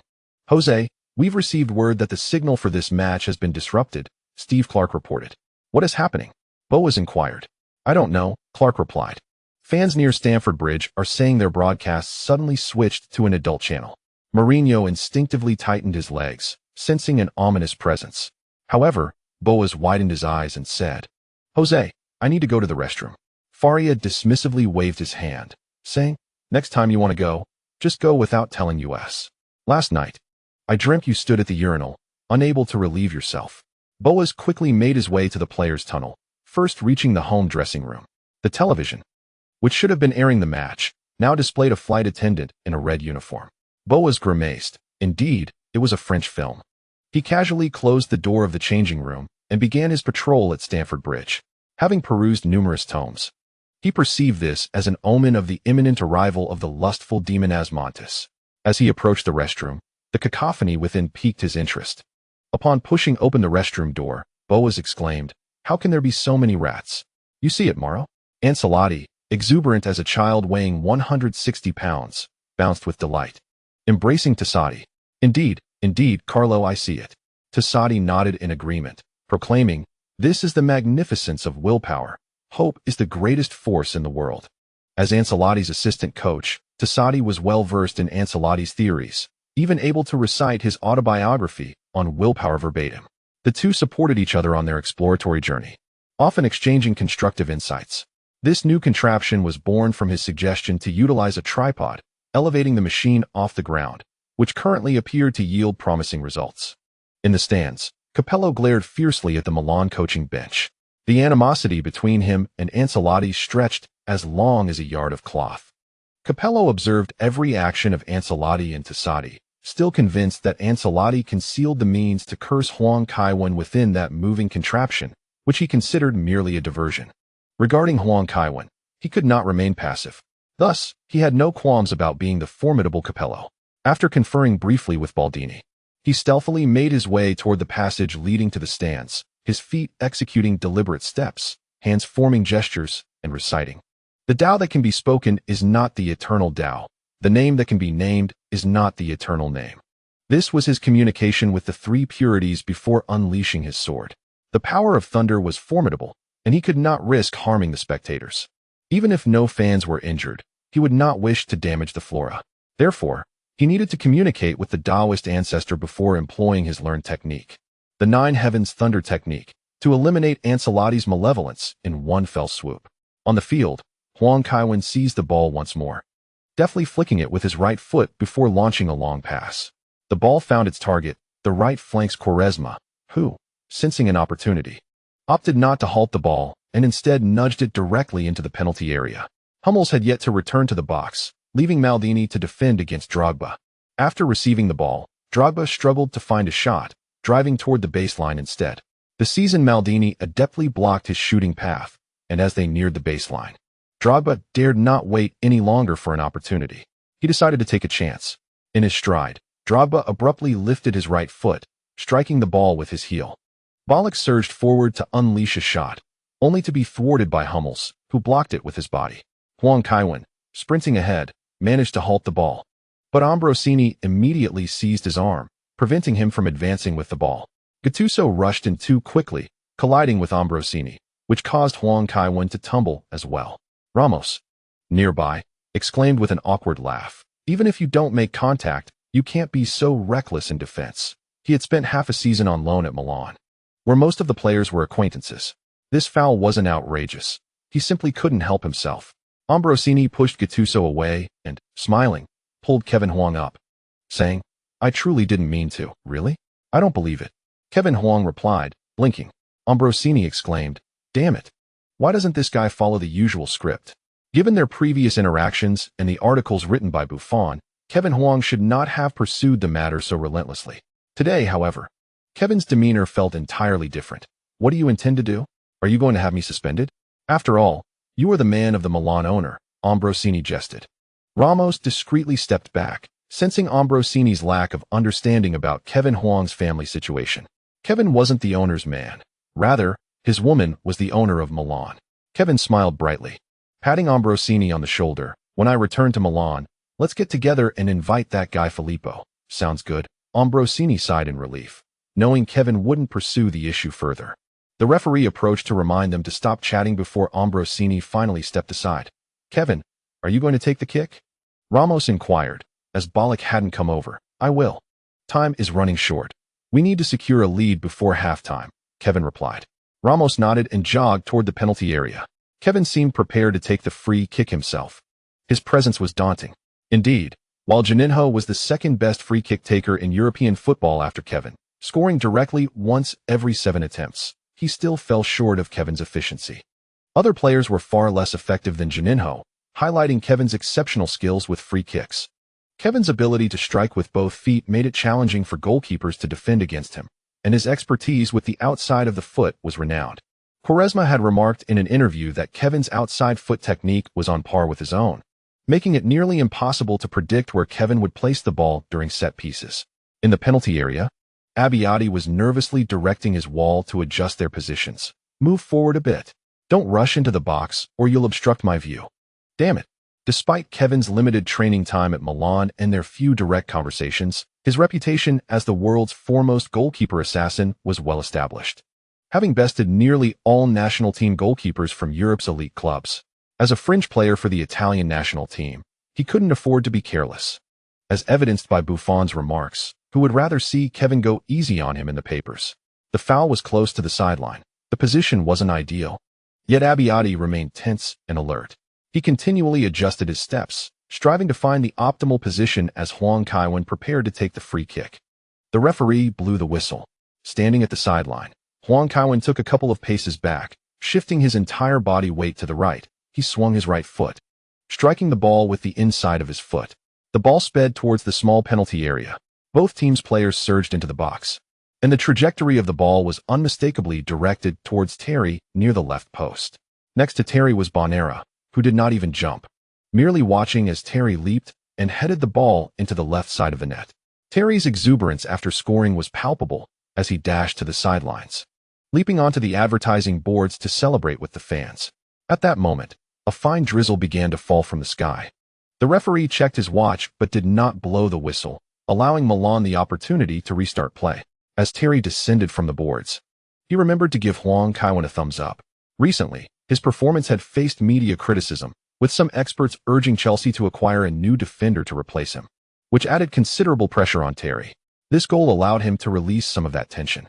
Huang Kaiwen smiled and waved. Initially, he intended to shoot directly, but the angle was unfavorable. A shot would have been easily anticipated by the goalkeeper, so he opted to pass instead. The outcome appeared promising, as everyone expected him to shoot, and the sudden pass had a significant impact. Having finished reciting Nine Heavens' thunder-true decision, Capello returned to his seat from the entrance tunnel. The Milan players resumed play. Kaká received the ball under pressure and quickly passed it back. Gattuso took possession and surged forward. After advancing into the attacking half, he passed to a teammate and positioned himself to pressure Huang Kaiwen. Chelsea's defensive focus was not on him, allowing Gattuso to easily carry the ball past the halfway line. Just before he could make the pass, a flash of lightning struck. Players near the penalty area dropped to the ground. "Is everyone all right?" Referee Stark rushed over to inquire. Huang Kaiwen stood up and helped Torres to his feet, who replied, "I'm fine. Then let's take a halftime break." Stark decisively blew his whistle, glancing toward the sidelines. A machine next to the Milan bench was emitting black smoke. Tonight was the Champions League final, and Oldie thought to take a short nap, wondering if he could wake up in time. It was quite late. Even for an annual event, he doubted he could rise, chuckling to himself. Please support with monthly votes. The chapter concluded. 0370. There is a mole. Terminate the transaction. Carlo. I think we should consider installing lightning protection on the Wish collection device next time, Tassadi said, still shaken. The recent lightning strike had been merely a meter away from his seat, and fortunately, the coaching bench had a plastic canopy. Ancelotti slapped his forehead. We completely overlooked this matter. Due to the high power, the Wish energy collected is substantial, and in rainy weather, it attracts lightning. Thankfully, no one was injured today. Indeed, Tassadi remarked, gazing at the smoking machine with a hint of regret. This marks the inaugural transformation of his creative vision into tangible form. Ancelotti gently patted Tassadi on the shoulder, and together they ventured into the corridor to evade the rain. Capello, remaining in the stands, shook his head in regret. Ultimately, it was still a matter of precision. He had failed to eradicate the scourge that was Ancelotti. Within the away team's locker room, a sense of wonder enveloped Inzaghi as he exclaimed, "This is truly remarkable. There's even a refrigerator." Having spent the first half on the bench, he seized the opportunity to hydrate, lest he find himself parched while boasting to his teammates during the second half. He downed nearly half a bottle of mineral water in one go, only to clutch his stomach in distress moments later. Ibrahimovic, having just twisted open his own bottle, stared blankly ahead. Martini rushed over to support Inzaghi, inquiring, "What's wrong, Filippo? Is there something in the water?" "Indeed," Inzaghi replied, his lips trembling. "This is outrageous." Gattuso kicked the bench and shouted, "How can Chelsea be so brazen, both powerful and shameless? What's going on? What's in the water?" Martini pressed further. Inzaghi suddenly straightened his posture, declaring, "Of course, mineral water contains minerals. Just kidding, you fool." Martini, exasperated, shoved Inzaghi aside and raised his middle finger. "Damn it. It's impossible to stay mad at these teammates. The attacking line is devoid of any normal individuals. The starters are all Kevin fans, and the substitutes are nothing short of lunatics. It's exhausting." Ancelotti entered the locker room, holding the remnants of the machine, and addressed the group in the center. "In the second half, we shall confront unprecedented challenges. The willpower collection device has malfunctioned. This is uncharted territory for us, and it necessitates that you all elevate your performances. We must strive to score more away goals, for only then do we stand a chance of advancing upon our return home." Martini expressed his doubts. "Is it the other players who are normal, and only I am the one with issues?" Back in the home locker room, Villas-Boas exhaled a sigh of relief upon seeing that the television feed had returned. Those rodents must have been someone's sacrificial offering to summon Asmontis. Fortunately, having encountered a flock of crows at Wembley previously, Villas-Boas had prepared for such an eventuality. Today, armed with a recording of an eagle's call in one hand and a small flamethrower in the other, he successfully averted a catastrophe. The arrival of Asmontis would undoubtedly spell terror. Through this experience, Villas-Boas recognized his shortcomings. If he could communicate with the fire elements in the air, there would be no need to worry about the flamethrower running out of fuel. Furthermore, the mastermind behind this incident had yet to be apprehended. Vigilance was paramount. "Andre." "Huh. Jose, what's the matter?" Villas-Boas inquired. "Nothing. Just observing your dazed expression, Mourinho replied. Just lost in thought, Villas-Boas explained. Mourinho's demeanor shifted, and he ultimately retrieved a business card holder from his pocket, extracting a card and handing it to Villas-Boas while patting his shoulder. You should consider visiting a doctor. If I can recover from such a dire situation, so can you. Villas-Boas responded, it seems the time is about right. Mourinho made his way to the center of the locker room, clapping his hands to capture the players' attention. We are currently in the lead, which is commendable. However, the difference between being ahead and behind is but a fine line. Surely, you all remember that night in Istanbul? Yes, boss, Liverpool nearly turned the tables. But thankfully Kevin dealt with them, shouted Ashley Cole. Mourinho responded, that is not the point he was making. Damn it, we must acquire a left-back this summer. He paused, pacing with his hands clasped behind his back, and continued, as you yourselves mentioned, AC Milan was almost overturned.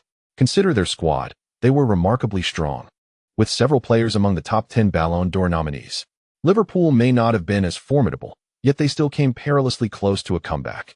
As he spoke, Mourinho raised his arm in preparation to exclaim, only to inadvertently step on a discarded food wrapper, resulting in an ungraceful split. However, this time he halted midway. His legs tensed, preventing his feet from splaying outward. Successfully regaining his composure, a triumphant smile broke across his face. See, one must learn to overcome difficulties and avoid stumbling over the same issue twice. Now, off you go, time is of the essence. The players exited the locker room in succession.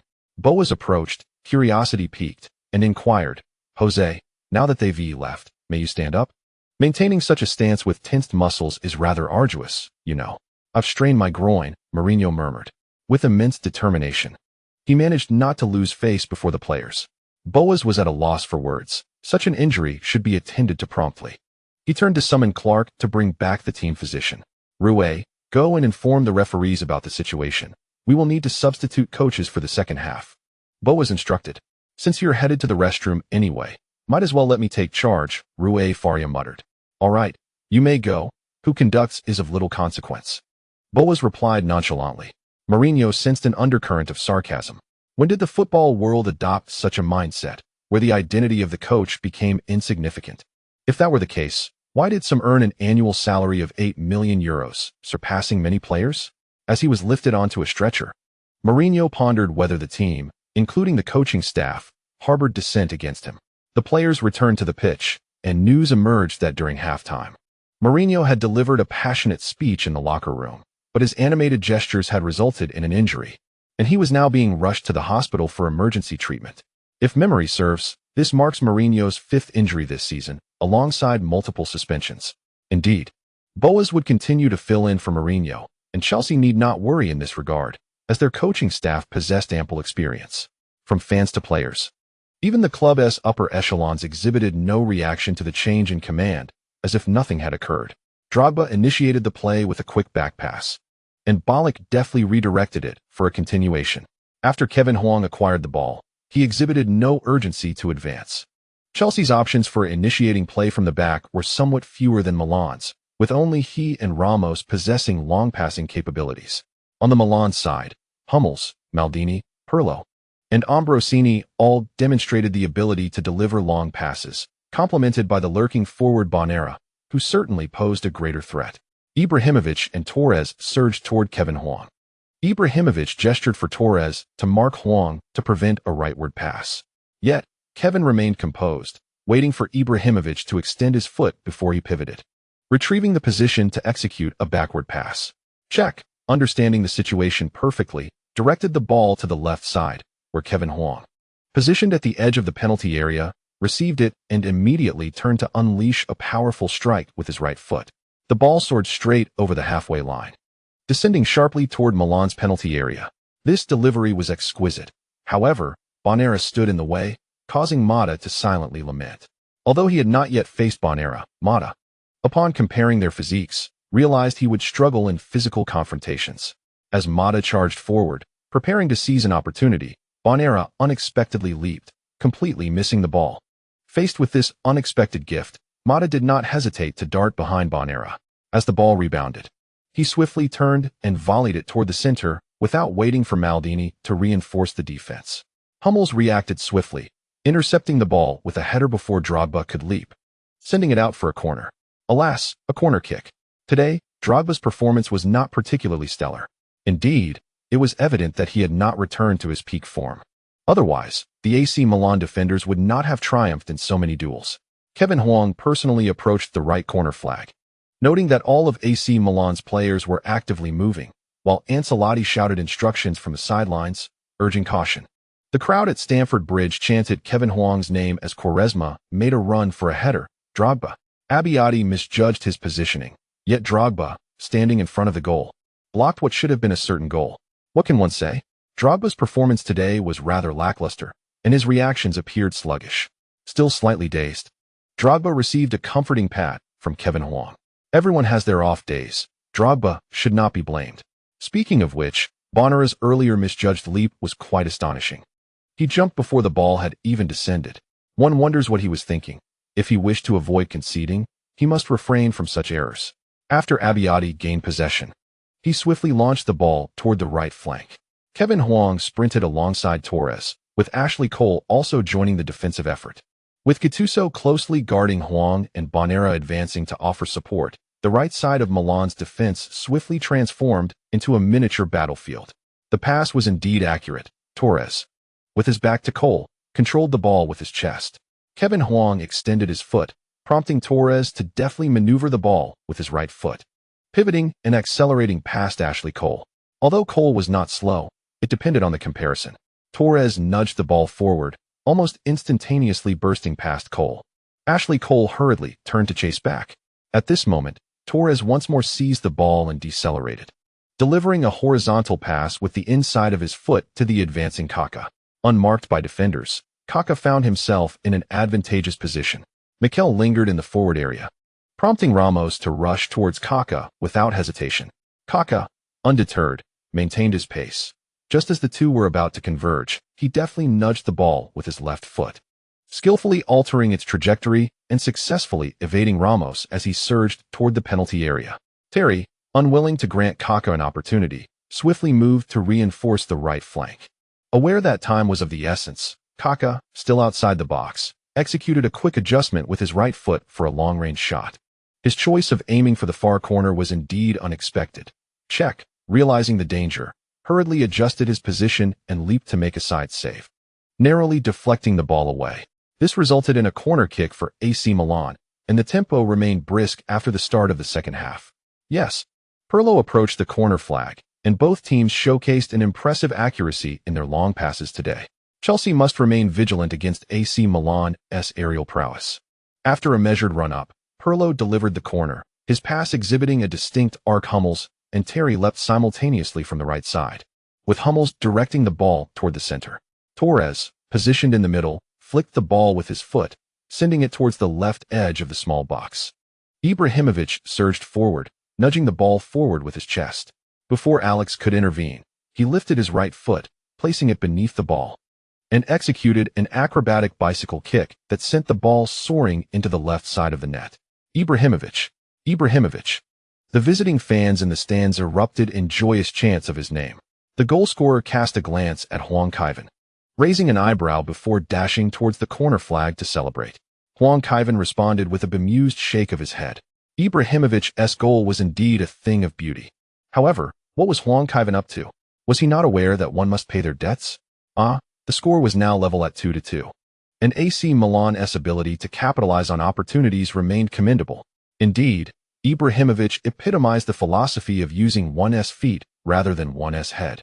Had it been anyone else, they might have opted for a straightforward header, but the towering Ibrahimovic chose the bicycle kick instead.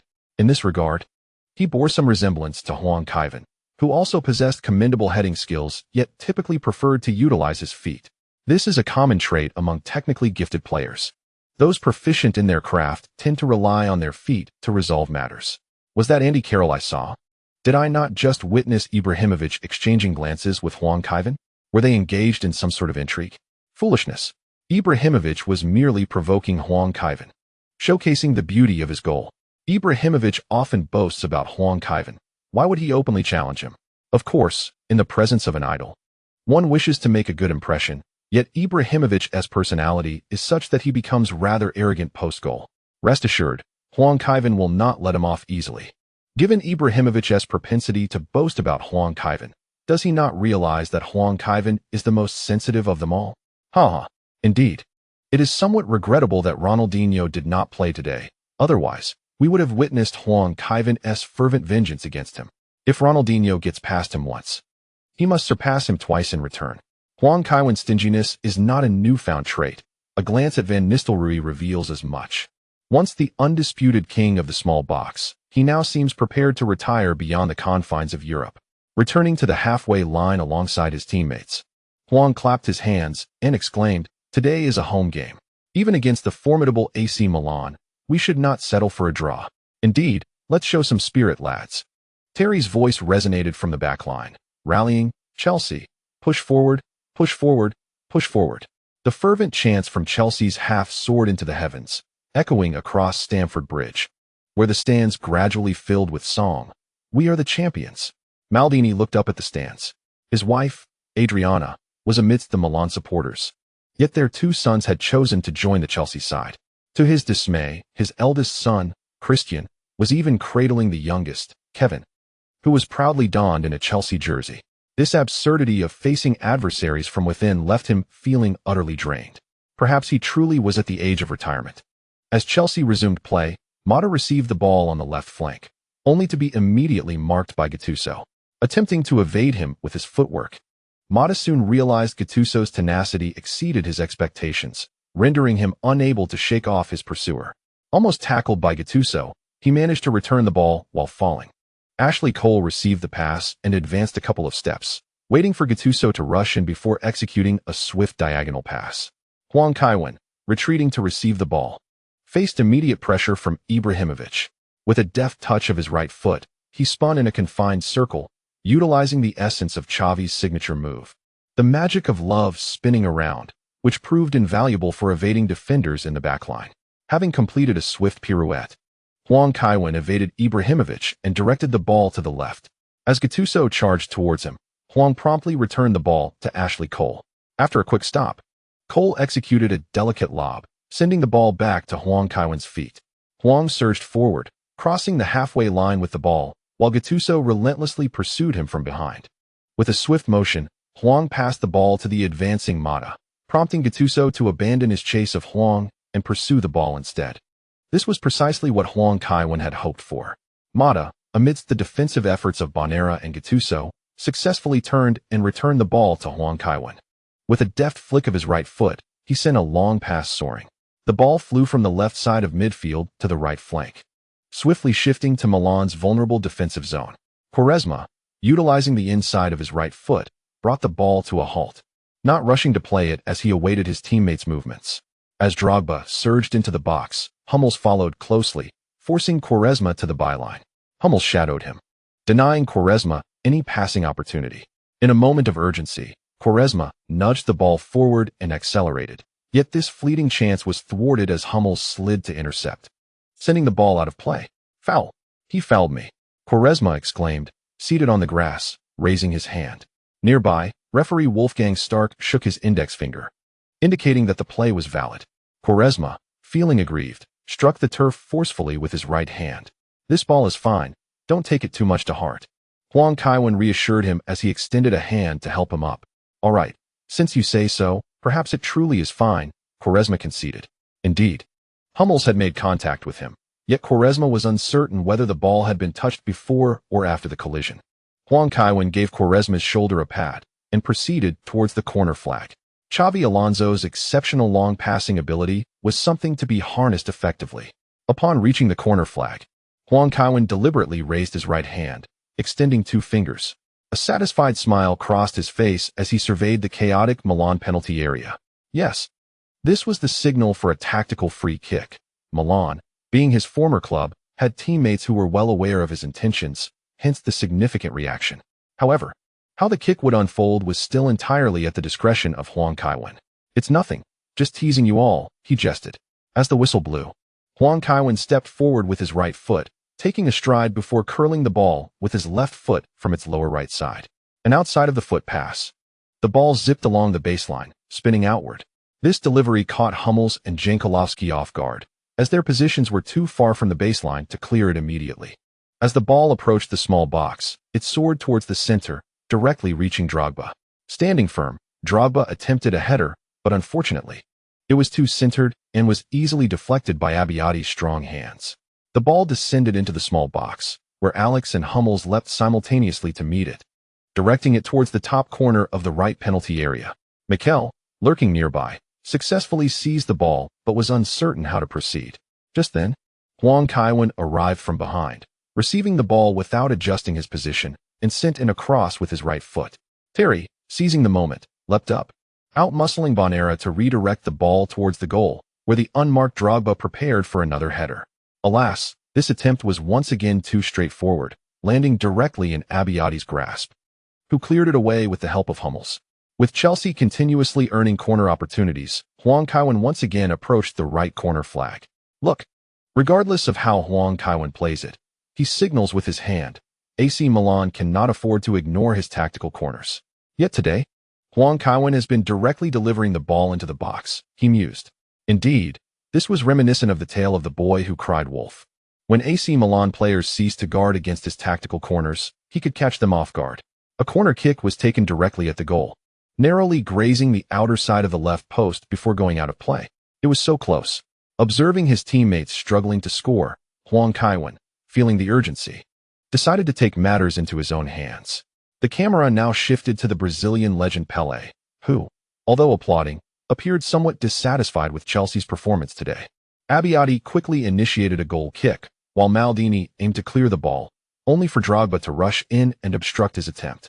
With no opportunity to clear the ball, Maldini could only use his right foot to deftly evade Drogba, executing a precise pass forward. Pirlo received the ball, only for Huang Kaiwen to rush in. His repertoire of evasion techniques proved ineffective against Huang, who was all too familiar with Pirlo's style. After Pirlo controlled the ball, Huang extended his foot without shifting his weight. Just as Pirlo sought to adjust for a pass, he noticed Huang encroaching once more. Unable to extricate himself, Pirlo attempted to turn for a pass, but Gattuso, closely shadowing Huang, obstructed his path. Fortunately, Pirlo reacted swiftly, using the inside of his foot to return the ball to a teammate. Huang charged towards Hummels, who could only respond with a diagonal pass, allowing Jankulovski to receive the ball and survey the field. Noticing Ballack near Pirlo, he opted to advance with the ball himself. As he crossed the halfway line, Ramos, positioned ahead, pressed forward. Jankulovski refrained from attempting to dribble and instead executed a backward pass. Hummels, upon receiving, deftly sent a long pass with his right foot. The ball found Kaká on the flank, who delivered a cross into the penalty area, only for Alex to head it out for a corner. Faria approached the sidelines, inquiring whether to substitute Kevin. Not yet. The situation is too tense to rest him, replied Villas-Boas, hands in pockets. Just keep an eye on him. Don't let him play the entire match, Faria remarked disdainfully. It might be better to let him direct from the sidelines, he added, criticizing Villas-Boas's reliance on Kevin. Pirlo took another corner, which Terry cleared from the penalty area. The match remained intensely competitive. Despite Huang's impressive long passes and orchestration, Milan held their ground remarkably well. Chelsea's attacking trident squandered several opportunities, resulting in possession without reward. Villas-Boas glanced at the bench, beckoning Belletti and Huntelaar. In prior matches, he had even positioned Eschen as a winger. The Chelsea coaching staff, filled with intellect, contemplated substituting Ramos for a wing role should he not start, as defenders at Chelsea must be versatile. On the pitch, Huang's continuous passing successfully pushed Chelsea's formation forward. The attributes of Xavi were indeed invaluable, showcasing exceptional ball protection and skillful play. Despite the strained relationship between the teams, Xavi's prowess was undeniable. Milan's defense retreated to the edge of the penalty area, where Huang delivered a diagonal pass to the advancing Ashley Cole. Observing Cole's forward run, Mata chose to drop back for support. Cole, however, failed to create an opportunity and opted for a backward pass. Mata received the ball and, without pausing, executed a horizontal pass. Huang, with his back to the play, skillfully flicked the ball with the outside of his right foot. The ball soared over the heads of Maldini and Bonera, landing in the left side of the penalty area. This time, Drogba did not squander the chance, leaping to volley the ball into the far corner of the net. Goal. Drogba is mistaken. The referee's intention was clear, offside. The referee called for offside. The play unfolded so swiftly that it was hard to discern. It seemed as though there was no offside. Upon reviewing the replay, it indeed appeared that there was no offside, making the decision rather difficult to judge. Chelsea players approached the referee to voice their concerns, while Quaresma received a booking. Perhaps it was Andy Carroll. Damn, the referee seems to be acting with intent. I share that sentiment. UEFA likely does not wish for Kevin Huang to reach the finals again. I can understand the focus on the team, but targeting Kevin Huang seems futile. Although he has consistently clinched championships, he has also frequently switched clubs.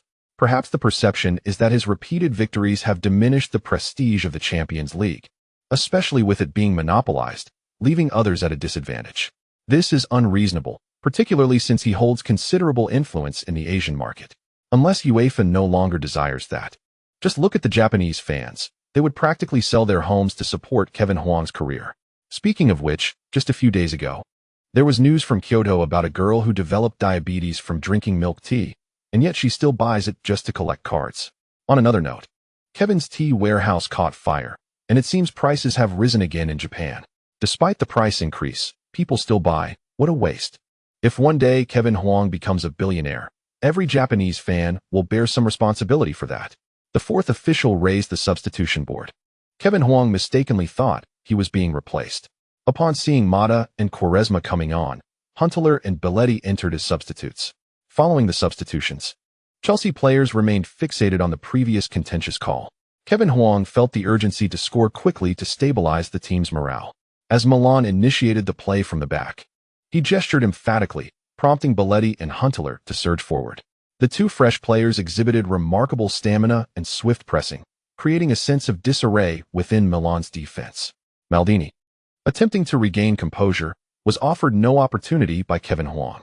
Drogba charged towards Hummels, while Kevin Huang closed in on Maldini. As Maldini turned to force a pass, Kevin Huang raised his foot to intercept. The ball came to his feet, and he quickly stepped back to readjust. By that time, Milan players were prepared to block him. Realizing this, Kevin Huang deftly maneuvered to the right. Gattuso approached to apply pressure. With a swift pass, Kevin Huang set up Ramos, who launched a long ball into the penalty area. Huntelaar leaped into the box, directing a header that soared just above the goal. The impressive Abbiati leapt back, tumbling into the net. The ball struck the crossbar and ricocheted into the small box. Huntelaar, reacting swiftly, headed the ball again, but it deflected off Drogba's heel and veered to the left. Bonera rushed forward to clear the ball away. Kevin Huang stood in astonishment. Today, Drogba certainly had his share of misfortune. Not only did he squander several opportunities, but he also inadvertently assisted Milan in thwarting a few certain goals. Such a performance could be likened to a forward resembling Carragher. However, in moments like these, one must not show it. Drogba was feeling quite despondent when Huang Kaiwen approached him, wrapping his arm around Drogba's head and saying, "Everyone experiences a streak of bad luck. Do not dwell on such matters." "And what about you?" Drogba inquired. "When fortune eludes me, my goals tend to dwindle, much like today," Huang Kaiwen replied. The primary issue was that today, he was focused on orchestrating the offense, while the Trident failed to capitalize on numerous opportunities. Listening to Huang Kaiwen only deepened Drogba's gloom. For someone perpetually plagued by injuries, a player who could fill any position, having a mere shortage of goals during a rough patch was infuriating to hear. "Try to lighten up," Huang Kaiwen encouraged, giving Drogba's shoulder a pat before sprinting back. Milan's counterattack had earned them yet another corner kick, and Huang Kaiwen prepared to return and assist in defense. "It's about time," Faria remarked from the sidelines. "It's been over 70 minutes. Kevin should be substituted." "Wait a bit longer," Boas responded, his gaze fixed on the match. "Wait, what are you waiting for? If Kevin gets injured, you'll regret it," Faria retorted, exasperated. Boas glanced at Faria and replied, "I am the acting coach here." AC Milan clearly valued this corner opportunity, as several players advanced to join the attack. They too aimed to take the lead on the road. If they could secure a win in the first leg, returning to San Siro would be a much easier task, especially with so many away goals at stake. Pirlo watched Terry. Terry has done it. He has outjumped Ibrahimovic and Maldini to head the ball away. Eschen and Ambrosini surged towards the ball, tackle. The referee hasn't blown the whistle. Positioned at the edge of the arc, Huang Kaiwen began his pursuit as the ball was cleared. Gattuso, not marking closely, lingered near the halfway line. Upon witnessing Huang Kaiwen charge towards the ball like a wild dog, he dared not seize it, opting instead to go to ground and redirect it with his foot. Both teams were racing against time. Belletti pressed forward to deny Yanchikowski the chance for a clearance. Yanchikowski deftly sidestepped Belletti's foot with his right foot. However, Ramos also charged in, leaving Yanchikowski with no choice but to pivot and pass back. The pace of Yanchikowski's pass was insufficient, and Huang Kaiwen seized the opportunity, quickening his pace once more. Bonera, witnessing the determined Huang Kaiwen, felt his legs tremble. He was left alone to defend just outside the penalty area in such a crucial Champions League semi-final match. Suppressing his fear, he sprinted back to the edge of the penalty box, and Bonera finally managed to receive the ball just as Huang Kaiwen reached his side. This is bad. Abbiati rushed out of goal at once.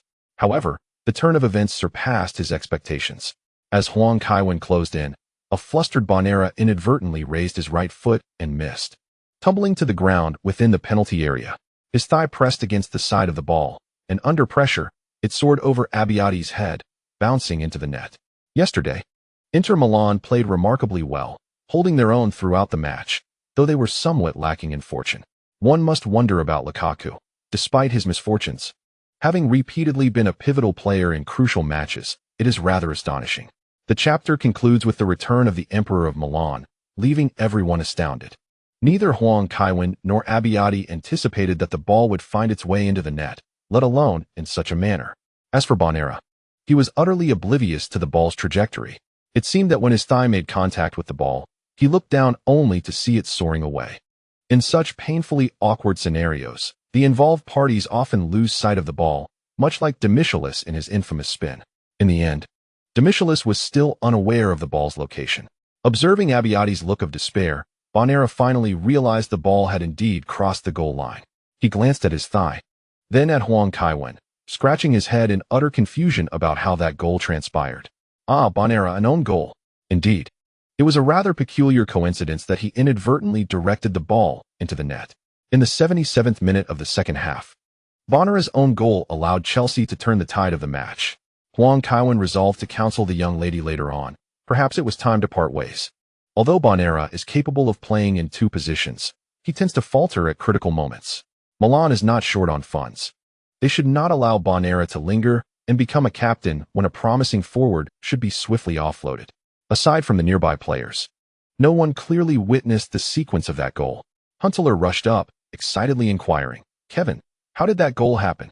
The defender practically assisted it, Drogba replied, bemused, as he had already been preparing to receive a pass. Milan's defense was lacking, and had the ball been passed to him, he surely would have scored. For heaven's sake.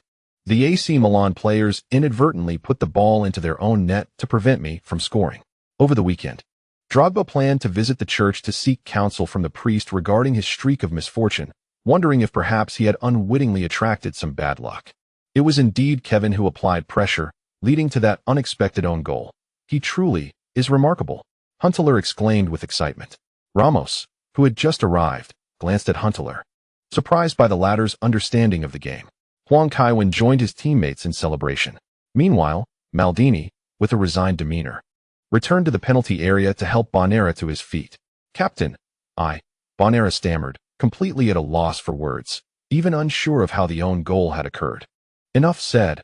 I understand," Maldini reassured him, placing a hand on his shoulder. "This was undoubtedly unintentional. Even if given the chance, you could not replicate such a goal." Bonera nodded, scratching the back of his head, feeling that the sentiment was somewhat off.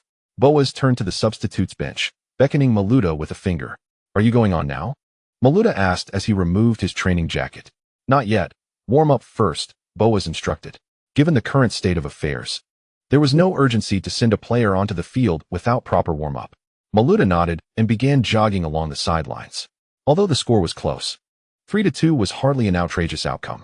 However, Bonera's goal inflicted a significant blow to Milan's morale. Ancelotti glanced at the time. The match was nearing its conclusion, and with no additional incentive today, he decided to adopt a conservative approach. The scoreline offered considerable room for maneuver upon returning home, as two away goals presented a substantial advantage. It was the perfect moment to substitute some key players for a brief respite. Seedorf, Colazza, and Inzaghi began to warm up. Ancelotti raised an eyebrow and remarked. Inzaghi, shedding his jacket, dashed to the sidelines, exclaiming, What are we warming up for? I can score immediately. Let young Kevin witness true efficiency. Ancelotti quickly turned his attention to the field, fearing that any words might disrupt the team's unity. Yet Seedorf showed no leniency towards Inzaghi. Directly addressing the issue, since Kevin's departure, your scoring efficiency has been akin to that of Liverpool's defender. This season, you have yet to surpass Carragher. He mentioned that you wish to transfer to Liverpool. Inzaghi turned to Kaladza and said, the names Kaladza and Carragher indeed bore a striking resemblance. Kaladza rolled his eyes in annoyance, ignoring Inzaghi. This fellow thrived on attention. It was best to disregard him. Milan's restart was markedly more cautious, with Pirlo and Ambrosini expertly controlling the tempo from the back. This underscored the importance of a defender's ability to distribute the ball. Whether it was the former duo of Maldini and Nesta or today's pairing of Maldini and Hummels, they possessed ample capability to initiate play, even under intense midfield pressure. A simple back pass could alleviate danger. Otherwise, one would be forced to concede possession endlessly, akin to De Gea's plight. Huntelaar and Belletti pressed fiercely. Substitutes need not worry about fatigue. Although Drogba typically spared no effort, today he hesitated to sprint, fearing he might inadvertently block a teammate's certain goal in the penalty area. Belletti and Drogba surged towards Pirlo, prompting him to quickly return the ball. Upon receiving it, Hummels promptly sent it forward. Huang Kaiwen swiftly assessed the trajectory and charged forward. Ibrahimovic, seizing the opportunity, also lunged toward the ball's landing spot. The two leaped almost in unison. While Ibrahimovic had a slight height advantage, Huang Kaiwen's leap was more powerful, propelling him higher than Ibrahimovic. With a resounding thump, Huang Kaiwen headed the ball toward midfield, but as he landed, he felt a sharp pain in his muscles and collapsed to the ground. Ibrahimovic stood momentarily stunned before stepping back and rushing forward, bending down to inquire, Kevin, how are you? Team doctor, team doctor. Almost simultaneously, anguished shouts erupted from both benches. Milan's medical team was quicker, while Chelsea's was closer. Ramos attempted to push Ibrahimovic aside, but Huang Kaiwen intercepted him. Huang Kaiwen stated, it's not his fault, it's just cramping. Ramos's hand hovered in midair for a moment before he chuckled awkwardly, patting Ibrahimovic on the shoulder. Look at all the dirt on you. Get back in there. Villas-Boas ushered Maluda to the sidelines. Huang Kaiwen declined a stretcher, wrapping his arm around English's shoulder as they walked towards the sidelines. What's going on? Boas inquired, handing over a towel and a water bottle. Kevin is cramping again, English. The chief physician replied. Why? Boas pressed on. Kevin used to sustain injuries, but these frequent cramps are unusual. I'm not certain, English shrugged. Cramps can result from various factors, including illness, excessive exertion, fatigue, or even weather conditions. I believe it would be prudent for Kevin to use a wheelchair for the next few days. Boas rubbed his forehead and waved his hand dismissively. The team doctor seemed to have said a lot, yet conveyed nothing of substance. If the cause is unknown, why not investigate? What purpose does the position of team doctor serve otherwise? Modest shifted slightly, creating more space for Huang Kaiwen, who took a seat on the bench. Chelsea, leading the match, contemplated their offensive strategy, while Milan, trailing, fortified their defense around the penalty area. When an Italian powerhouse opts for a defensive stance, breaching their goal becomes exceedingly challenging, especially with Bonera substituted early. The final score settled at 3-2. Huang Kaiwen outright declined Boas's invitation to the press conference, opting instead to greet old friends. Little Kevin, did you feign injury to avoid playing after seeing me enter the field? Inzaghi jested as he approached. Kaka playfully pushed Inzaghi's head aside, saying, in the end, we still couldn't secure a victory. It's not your fault. Huang Kaiwen glanced at Bonera and asked, are you all heading back today? If you're not in a hurry, why not stay a couple of days? We could take Barbara's flight home together. Sounds great. The three musketeers are finally reunited. Inzaghi exclaimed, London's ladies, here I come. At the post-match press conference, journalists had numerous questions regarding the match. The appearance of both head coaches instantly electrified the room. Was today's thunder summoned by your machine, Carlo? The referee disallowed a goal for you. What do you have to say about that, Mr. Boas? John, can you discuss the strength of AC Milan? Paolo, can you secure a victory when you return to San Siro? Ancelotti spoke first, stating, the players performed admirably today. It's important to remember that our opponent is Chelsea, bolstered by Kevin, an undeniably formidable adversary. Upon returning to San Siro, we will exert even greater effort to secure our place in the finals. As for the lightning on the sidelines, it was merely coincidental. You shouldn't spread unfounded claims without evidence.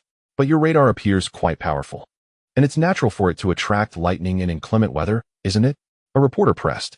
I refuse to answer your question because you fail to grasp the underlying principles, Ancelotti replied, slightly impatient. Yet, he was aware of the reality. What if they were subsequently prohibited from using the amplification device? Did he want to turn the pitch into a scene reminiscent of a martial arts film like that scoundrel Capello? In the perilous and enigmatic realm of football, one must possess certain tactics to navigate effectively. Maldini spoke up to offer his perspective, stating, "Today's match was a remarkable contest. Although the manner in which we fell behind was somewhat unexpected, the overall performance of the team is commendable." A journalist inquired, "Does this include Bonera?" To which Maldini replied, "Certainly, he is a member of the team, and we cannot dismiss his efforts due to a single mistake." He emphasized, "Defenders occasionally err. Kevin has mentioned this issue before. An own goal does not define a player. Some individuals may find themselves unfortunate enough to score several in one match." Mr. Villas-Boas, could you comment on the referee's performance? A reporter asked, though the expectation of a candid response was low, as Villas-Boas is not known for his flamboyant demeanor like Mourinho. Referee? Villas-Boas responded with a hint of irritation, "I am only aware that his decisions were somewhat controversial, particularly when he disallowed a goal that was a work of art. There was absolutely no offside infringement. Are you suggesting that the referee made mistakes today?" The question was met with a scoff from Villas-Boas, who retorted, "If you wish to attribute this to error, that is your prerogative, but I feel that some individuals do not want to see us advance to the finals." Huang Kaiwen, frequently cramping, felt a twinge of frustration. Without Huang Kaiwen, the position of Chelsea's interim manager would not be as manageable, a fact Villas-Boas was acutely aware of. The journalists present displayed expressions of disbelief at Villas-Boas's remarks. It seemed he was ready to incite a controversy. Eagerly, they raised their hands, desperate to pose their questions. "Mr. Villas-Boas, are you implying that UEFA is targeting Chelsea?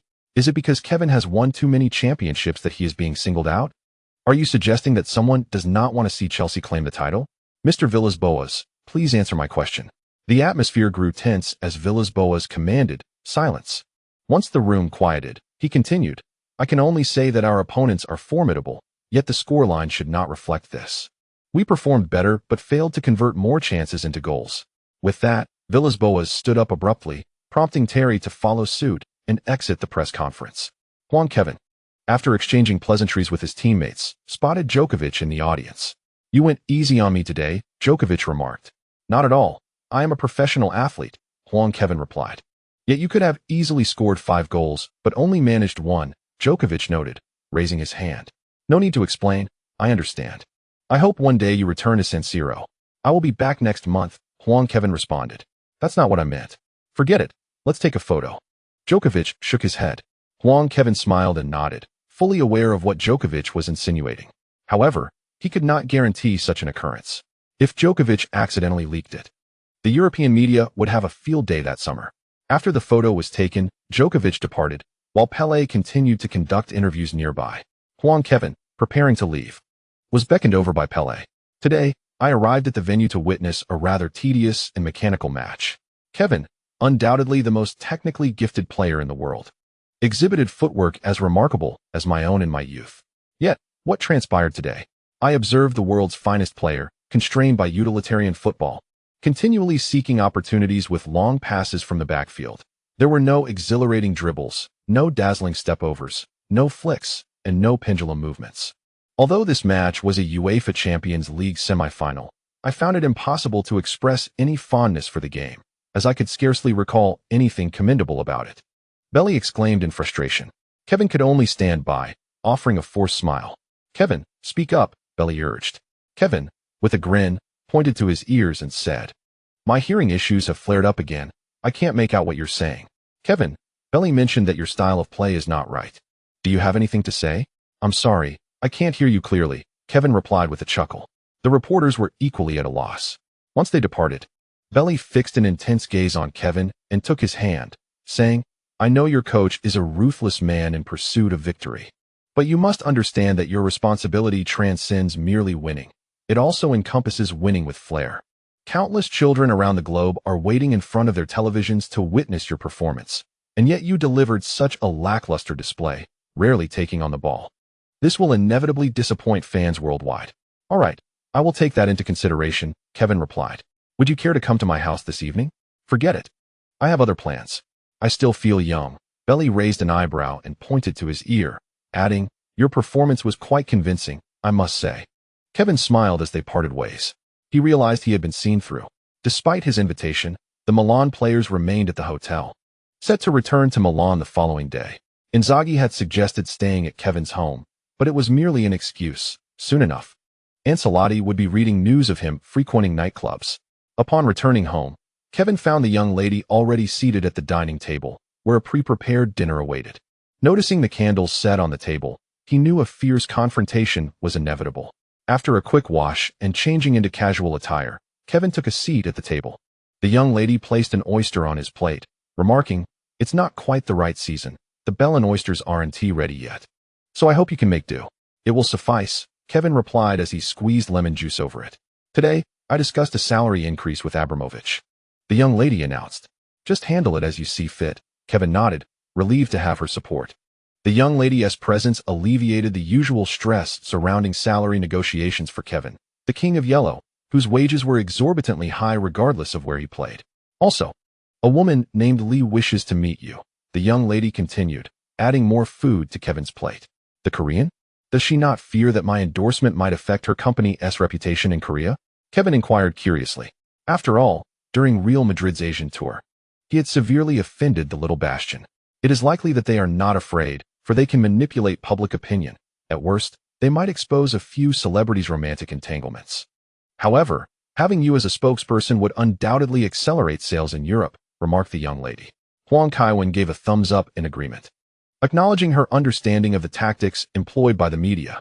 Whenever a scandal arises, they swiftly shift the narrative to celebrity romances, demonstrating their expertise in diverting attention. If the price is exorbitant, simply acquiesce. Otherwise, it is better to decline, Huang Kaiwen suggested. I concur, the young lady replied with a smile. By the way, there is an event sponsored by Chelsea tomorrow that you must attend. Damn it, having to work during the holiday. Tell Kin Yang to increase the pay. Huang Kaiwen inquired. What time is the event? In the afternoon. Well, that gives us ample time, he responded. Wiping his mouth, Huang Kaiwen rose and embraced the young lady. And amidst her surprised exclamations, they ascended to the second floor together. The following afternoon, when Huang Kaiwen awoke, the young lady was still in deep slumber. As he descended, the old butler had already prepared lunch. Sir, Mr. Villas-Boas has been suspended, Albert informed him, bowing slightly. Huang Kaiwen opened the newspaper, where the Times reported UEFA's announcement, due to inappropriate conduct by Chelsea's acting head coach, Luis Andre Villas-Boas, which has caused a detrimental impact. We have decided to impose a fine of 7,000 and a 2-match suspension. Moreover, Villas-Boas's troubles were far from over, as animal protection organizations continued to pursue him regarding the raven feather incident. The Sun reported, Inzaghi encountered Ashley Cole at a nightclub, where both were vying for the attention of a lady while indulging in extravagance. Huang Kaiwen cursed under his breath, feeling a pang of regret at the sight of the numerous bottles on the table. Nightclubs are exorbitantly expensive. How much must this have cost? Had he known, he would have preferred to invite them over for drinks and a game of cards instead. Losing to Huang, the king of balls, might have ensured they remembered his generosity. The Daily Mail stated, during the match, a thunderstorm unexpectedly struck. We have reason to believe that Ancelotti's machinery was responsible, as we all know that using a mobile phone in open areas during a storm is ill-advised. Evidently, his machinery attracts lightning far more readily. For the safety of the stadium, Ancelotti should be prohibited from assembling his large Lego set on the sidelines. La Gazzetta dello Sport noted, in the match against Kevin, a score of 23 is quite commendable. Should they return home and fortify their defense while counterattacking, Milan still has a chance to advance to the next round. Huang Kaiwen curiously inquired, where did this Italian newspaper come from? These are local publications, Albert replied with a smile. Mr. Ramos delivered them this morning, stating that you were likely still asleep, so he took them to Oxford afterward. Huang Kaiwen felt a fleeting moment of appreciation for the king of balls, only to be overtaken by a sense of helplessness. Well, let him be. In such a short span, he ventured to the university to try his luck, with Ramos's determination. How could Huang Kaiwen not support him? He continued to peruse the papers. Buffon vehemently criticized Mourinho in his column for the Tuttosport, stating, "In this world, there are numerous players capable of orchestrating an attack, including, but not limited to, Kevin. Just look at Pirlo. Ambrosini could do it too, and even the retired Albertini. Yet, there are those who insist on assigning the world's finest attackers the task of organizing the team's offense. The other attacking players at Chelsea clearly lack the efficiency of Kevin. Throughout this match, I observed them incessantly squandering opportunities while applauding Kevin. I pondered that had I chosen to play as a forward in my youth, I could achieve what they do. Especially since playing alongside Kevin would alleviate any concerns of defeat, I might even surpass their efforts. This is an abomination. It is utterly absurd to keep Kevin away from the goal. I understand that Kevin will not be swayed by positional demands or the coach's directives, but as Kevin's coach, one cannot treat him as an ordinary player merely because of his amiable nature, relegating him to fill gaps where the team lacks personnel. Should Mourinho again position Kevin in the backline, I shall protest in London." On another page, a young star expressed admiration for King Huang, stating intentions to attend a match at San Siro. Huang Kaiwen, however, holds little recollection of this Miriam Leone. He finds a stronger impression in the previous model, Calbanera, whose surname is reminiscent of Milan's Bonera. The Pope, indeed, did not squander this opportunity. He delivered a speech in the Vatican's newspaper, Illinois Futuro, proclaiming, "The thunder from above serves as the Lord's reminder for those straying down the wrong path to return to righteousness and avoid repeating their errors." Football, as the world's most beloved sport, is entangled in myriad interests, with numerous individuals and forces endeavoring to infiltrate it. Yet, only those as resolute as Kevin can experience the miracles of the Lord. We shall discover in many great matters that Jesus has freely bestowed upon us. For he loves us, each and every one of us. Upon witnessing what Jesus has done for me, I must pose a second question. What should I do for Jesus? Through these two inquiries, we may purify ourselves, ensuring our faith remains untainted by any form of self-interest. When I behold all that Jesus has granted me, I am filled with generosity, saying, "Yes, Lord, I am willing to give everything." I shall no longer commit these errors or sins. I intend to transform completely in this regard. I will walk the path of conversion out of love, for you have bestowed upon me so much love, and I wish to reciprocate that love. This is the best way to examine how we follow Jesus. Is it motivated by self-interest? We must renew our memories through these two questions. What has Jesus done for me out of love? In recognizing his love, what should I do for Jesus? How shall I respond to this love? Thus, we will be able to purify our faith, free from all self-serving motives. May the Lord assist us in traversing this path. Huang Kaiwen set aside the newspaper. Oh, these individuals truly know how to seize an opportunity. After lunch, Huang Kaiwen instructed Niao to prepare the car to take him to his event. The team doctor advised that it would be best for him to use a wheelchair for a few days to allow his muscles to relax, and naturally, King Huang would not forget this. When Huang Kaiwen arrived, the entire team had already gathered. Ramos and Huntelaar quickly approached to assist Neo in unloading the wheelchair from the vehicle and helped Huang Kaiwen settle into it. "Weren't you perfectly fine yesterday? Has your girlfriend been too demanding?" Ashley Cole inquired, inspecting him closely. "I'm all right, but the team doctor recommended I use a wheelchair for a few days." Huang Kaiwen explained. "Let us go. If Kaiwen isn't here, our efforts are in vain." Terry waved, urging the team forward. Despite their status as prominent football stars, their commercial value was rather limited. Among English players, only a select few from Manchester United held significant commercial appeal, alongside the likes of Scholes and Giggs. Sponsorship contracts typically included clauses ensuring player retention. If a highly valued player were to leave, it would diminish the sponsorship amount. Although Terry held the dual captaincy of England and Chelsea, his frequent scandals kept his commercial value modest. Huang Kaiwen spent over an hour gleefully posing with his football boots for photographs before concluding the day's activities. "We should go out and have some fun," Ashley Cole suggested. Ramos glanced up at the afternoon sun and remarked, "It's not yet time for your outdoor antics, fool.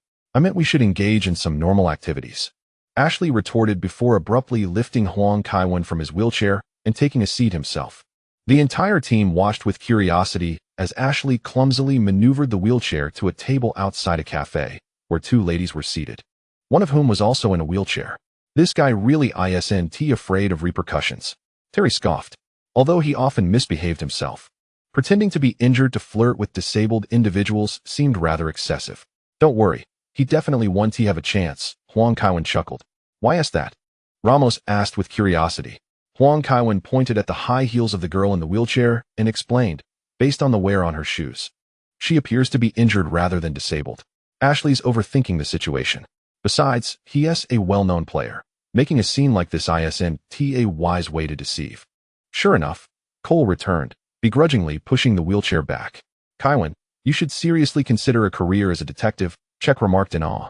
Huang Kaiwen laughed and waved his hand dismissively before turning to Ramos and suggesting, how about we go to my place to play some games, Sergio? What about Barbara? Ramos inquired. Huang Kaiwen preferred not to stay over when his girlfriend was home, as he didn't want to disrupt her routine. She has other commitments. If she wakes up, she'll likely head straight back to Milan. All right then, let us go. Wait a moment, Kaiwen. Huang Kaiwen remained in place as the lady from the table approached and asked, could I have your autograph? He glanced at Ashley Cole and readily produced a pen.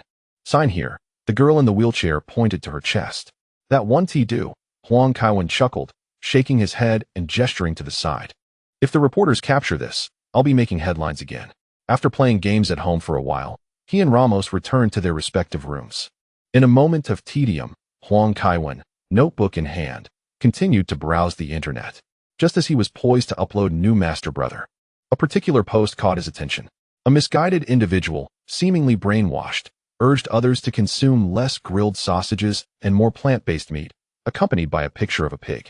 Huang Kaiwen retorted with irritation, fool, the grilled sausages in China are the true plant-based meat, packed with nothing but starch. Those gullible enough to believe in such magazines are truly something. If the so-called beacon of democracy could conserve a little, the world would undoubtedly be a better place. Yet, they waste resources extravagantly, while others are left without meat. Every celebrity, without exception, seems to be a fool. Birdsey even claims to be a vegetarian, yet in her videos, she boasts about drinking chicken soup daily. Such hypocrisy, she cannot even practice what she preaches. Progress in this era is not always a boon. She is best suited for mere photographs. Reflecting on this, Huang Kaiwen revisited his photo album, finding that the silent Birdsey had indeed improved. Manchester United and Barcelona had played to a stalemate of 1-1. It remained to be seen who would ultimately triumph in the second leg at Old Trafford. With no matches on the horizon, Huang Kaiwen decided to remain at home to rest. May had ushered in yet another refresh of the store. Special template, Didera, 1-0-0-0. 0-0-0 Destiny points. Template, Lorenzo Buffon, 10-0-0-0 points. Riviera, 10-0-0-0 points. Savicevic, 10-0-0-0 points. Skills, Own Goal Mastery, 100 points. Nunchaku Mastery, 100 points. Items, 24-hour Injury Immunity Card, 20 points. Recalling his time watching Naruto, Huang Kaiwen visited a forum where someone questioned whether Didera could perform peculiar acts with his mouth, rendering Huang Kaiwen unable to regard the character with a straight face. Even with ample destiny points, he could never switch to Didera. The next three templates were all too familiar to Huang Kaiwen. Each represented legendary figures from Milan. Buffon's great-uncle and Carlo Cudicini, his father, were among Milan's most esteemed goalkeepers. Riviera and Savicevic were two of the club's historically renowned forwards. Savicevic's playing style bore resemblance to Kaká, particularly known for his long-range sprints, and he was indeed a representative player of the Balkan Peninsula. Next, the own goal mastery skill raised Huang Kaiwen's suspicions that it might belong to Carragher. Noticing the absence of special items this time, Huang Kaiwen spent 120 points to acquire the immunity card and Nunchaku Mastery. The Nunchaku Mastery skill greatly enhances dexterity in both hands and hand-eye coordination. Singing a few lines of Nunchaku before use allows for better control of the Nunchaku. Huang Kaiwen mused, damn, it has been a while since I last saw Jalen. The next time I encounter him, I shall have him re-sign the endorsement contract, and perhaps we can indulge in some simple yet enjoyable games. On May 2nd, Chelsea faced Fulham at home, winning 3-1. Huang Kaiwen remained on the bench for the full 90 minutes. Following the conclusion of the match, the entire Chelsea squad embarked on a flight to the city of Milan. Huang Kaiwen and his teammates lingered at the airport for nearly 4 hours before finally departing with the assistance of the Milan police. Each time Huang returns to Milan, the atmosphere resembles a festive celebration, with enthusiastic fans crowding outside the hotel and journalists attempting to sneak close for clandestine photographs. Regrettably, Their skills pale in comparison to their counterparts on Fleet Street. The entirety of the Apennine Peninsula is captivated by this match. Chelsea has borrowed Inter Milan's training ground to prepare. On the day of the open training session, the young heir even played truant to cheer on Huang Kaiwen. Thus, the date of May 6th arrived, the day of the second leg of the UEFA Champions League semi-final. Upon waking, Huang Kaiwen gazed at the full anticipation meter and opted for a lottery draw. Ding! He won a 24-hour experience card for the 1991 to 1992 Toyota Cup final between Red Star Belgrade and Colo-Colo, along with a prize from Novak Djokovic, the King of Hearts. Apologies for the delay today, and thanks to Luck for the generous tip. I humbly request monthly votes and recommendations. The chapter concludes here. The head coach is warming up as Chelsea's bus progresses slowly. The scenery outside resembles a scene from Resident Evil, with countless fans lining the streets. Not just from the Rossoneri, but also the Nerazzurri. They brandish posters and jerseys of Huang Kaiwen, frantically waving and chasing after the bus. Police officers fill the streets. In anticipation of the day's events, the Milan police have deployed additional forces from the surrounding areas. Over 2,000 officers will ensure the swift passage of the Chelsea bus. With police cars leading the way, one might feel like a person of great importance. This is exhilarating, Joe Cole remarked, noting that he had only witnessed such scenes on television. It feels like Kevin could easily win the election for mayor of Milan, Terry quipped. Kevin is no filthy politician. Hunter Lahr retorted, having gained profound insight into the faces of Dutch politicians through his reading. They speak of serving the public while greedily attempting to siphon away the wealth of the common folk. Each of these capitalists deserves to be strung up on a lamp post. Drogba, clutching a small trinket, closed his eyes and murmured, "The elephant from the savannah will not be intimidated by hyenas. Grant me strength, for I am Didier Drogba." Côte d'Ivoire has a long-standing tradition of employing sorcerers. Previously, the Ivorian Football Federation owed wages to a sorcerer and could not achieve results until the debts were settled in 2004, allowing them to return to the World Cup arena. Villas-Boas, Tassadi, and Baldi can only be regarded as junior coaches. Back in the 2002 Africa Cup of Nations, Cameroon's assistant coach was a mystic who moonlighted as a coach. Initially mistaken for a terrorist by security, he clarified that he was practicing sorcery, not planting explosives. But this explanation only incited further anger, nearly resulting in a violent altercation. After recounting his experience to his wife, Drogba was advised against visiting the church and instead sought the assistance of a local sorcerer to resolve the matter. The specific effects will only be validated after today's match. Outside the window, Milan fans, organized by their supporters, began to sing. The melody felt remarkably familiar to Huang Kaiwen, reminiscent of his childhood when he often listened to it on a tape recorder. Even with the lyrics translated into Italian, it was easy to recognize. Ramos directly remarked, "New Far Ocean Butterfly Dream. Mandarin Duck, Pato Mandarin. But it's impressive that you can read it." Huang Kaiwen responded. Ramos waved his MP3 in front of Huang Kaiwen and said, "If you can understand Chinese songs, there's great depth. It's hard to imagine how a few words can convey extensive stories, from ancient times to the modern era." Huang Kaiwen gave a thumbs up. "Why don't we switch to the Chinese department? It would be a waste of such talent not to pursue the humanities. Changing majors wouldn't make graduation difficult either. Writing a thesis in social sciences and humanities is quite manageable. Just a few days ago, I searched for thesis formats, and I could finish 50,000 words in a week. If all else fails, just add a line dedicating this work to all XX. Let us see who dares to deny your graduation." However, Huang Kaiwen felt it was important to remind Ramos of one crucial point. "Sergio, I think it would be better to switch to CDs. Supporting original works is essential." Huang Kaiwen said. As someone who has penned 1,000,000 words, he was particularly sensitive to this matter. Ramos laughed as he took off his headphones, retrieved a CD from his bag, placed it into the case labeled 89757, and pointed to the inner thigh, saying, "His voice is quite unique. But his name is rather strange. Doesn't JJ have a different connotation in Chinese? No one in China would willingly bear such a name." Huang Kaiwen couldn't help but chuckle. Ramos's command of Chinese had indeed progressed remarkably. It is true that the first things learned in a new language tend to be these. Huang Kaiwen was curious about how much Chinese swearing Kaka had picked up. "Kevin, look at me. When are you and Kaka coming to visit me?" "Kevin, Kevin." Ashley Cole scoffed. "If I didn't know better, I'd think Michael Jackson was coming to perform." "Huh, Michael Jackson wouldn't be more popular than Kevin in Milan." Ramos pointed out the window. He can't possibly unite the Milan and Inter fans. Huang Kaiwen shook his head with a smile. Anything that intertwines with religion tends to incite fervor. When the King of Yellow was unwell and frequently injured, he could only use such excuses. This led to the current situation. However, it was a double-edged sword. Huang had always been very cautious. If not controlled well, it could easily lead to a situation reminiscent of Glasgow. Fortunately, in Milan, Catholicism remains the prevailing belief. As the bus approached San Siro, Huang Kaiwen could already discern the figures of Kaká and the others from the facade of the stadium. Though Ibrahimovic was also known for his braggadocio in his youth, if Kaká remained uninjured, neither Ibrahimovic nor Torres could ever be compared to him. This kid was indeed someone with a religious edge.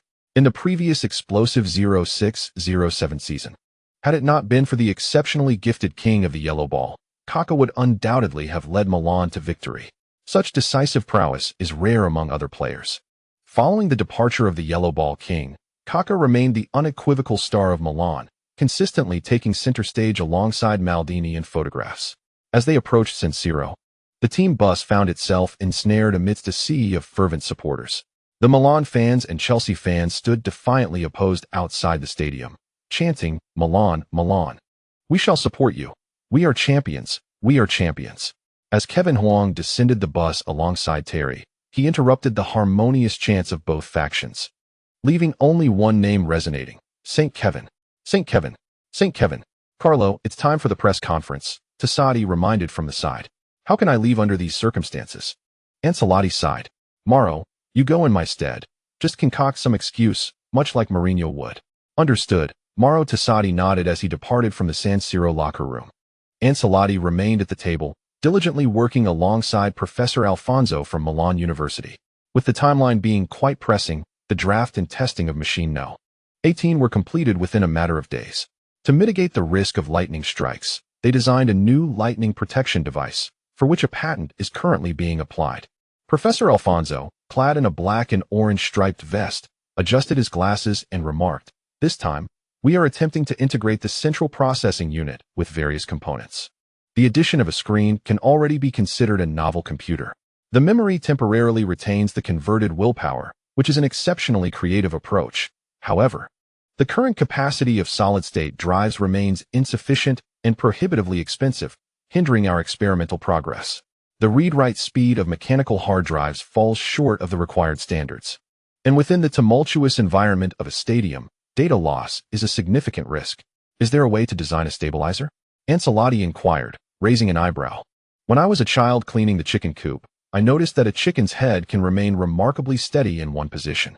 Could we possibly incorporate that into our design?" "That is an excellent idea. There are already similar stabilizers available, though I hadn't considered this angle before," Professor Alfonso acknowledged. "The match is about to commence. Let us proceed with the final test." "Certainly, Professor Alfonso," Ancelotti replied, as a student hurried to initiate the machine's operations. Faria and Boas continued to deliberate who would attend the press conference. Mourinho remained in the hospital for rehabilitation. Faria felt it was his moment to shine, stating, "I believe I should go." "Suit yourself. I have no preference," Boas replied. At the press conference, Faria and Tassadi sat on stage. The journalists showed little interest in the duo, yet they proceeded to pose their inquiries. "Mr. Tassadi, can you tell us if the Milan players are confident today? I've heard that the entire Maldini family supports Chelsea. Is this not a form of betrayal? Experts have pointed out that the allure of lightning is attributed to Mr. Ancelotti's machine. Will he cease his endeavors today?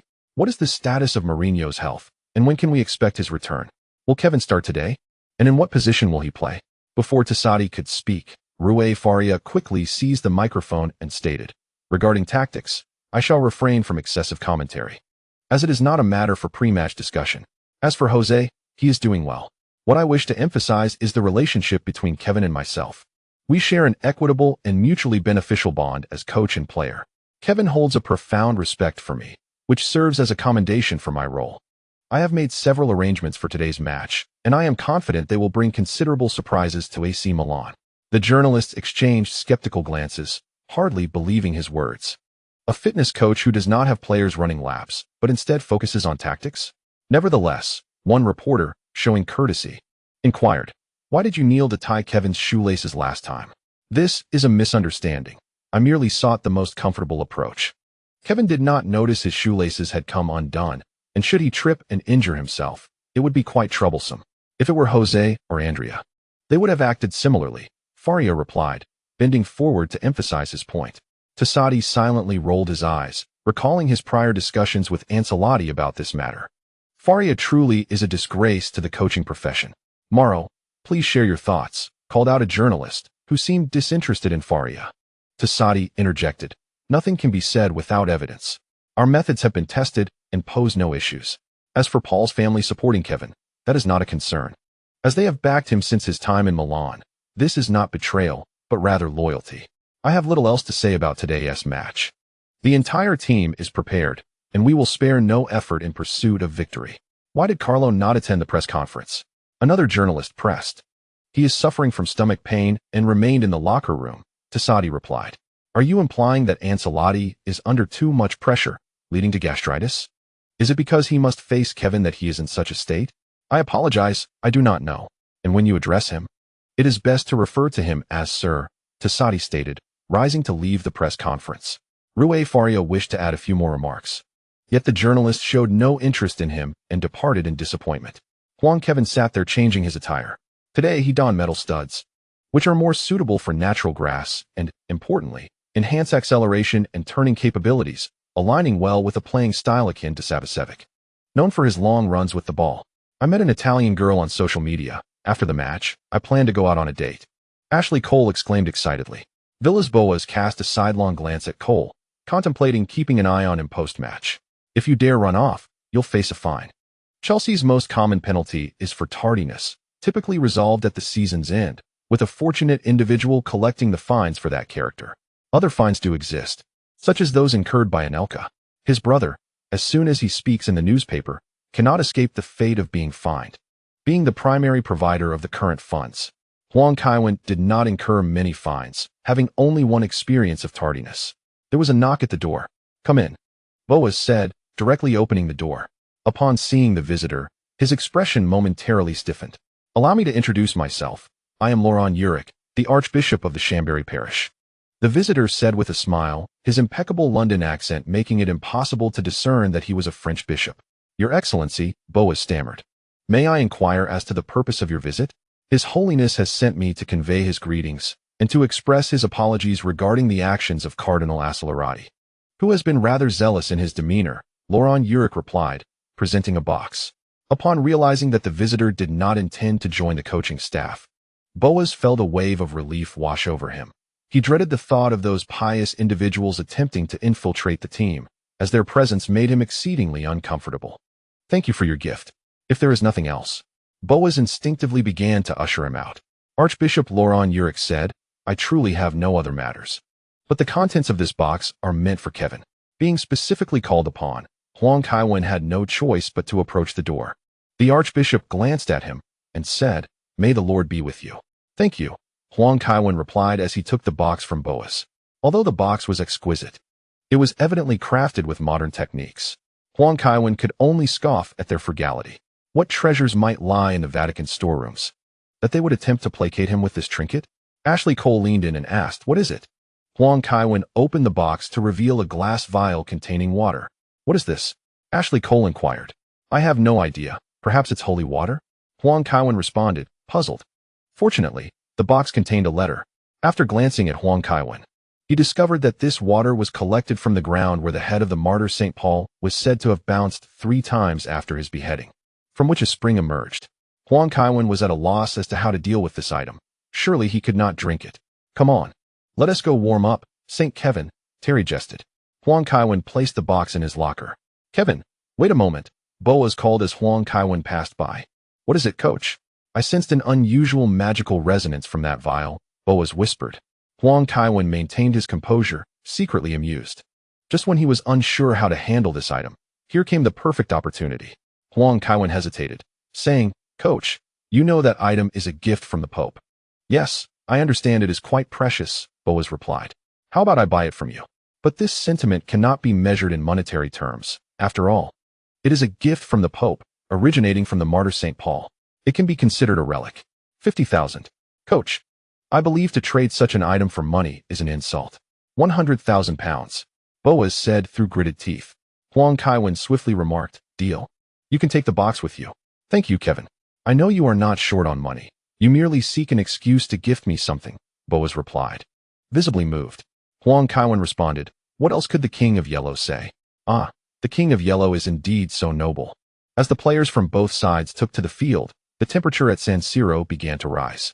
However, due to the prolonged absence of their most anticipated player, the Rossoneri supporters in the stands began to stir restlessly. At last, Huang Kaiwen emerged from the players' tunnel, accompanied by the DJ's enthusiastic calls. The entire San Siro erupted in chants of Saint Kevin. "Saint Kevin! Saint Kevin!" Huang Kaiwen waved to the stands. Today, San Siro had certainly made extensive preparations. Every section of the stadium was abuzz with activity.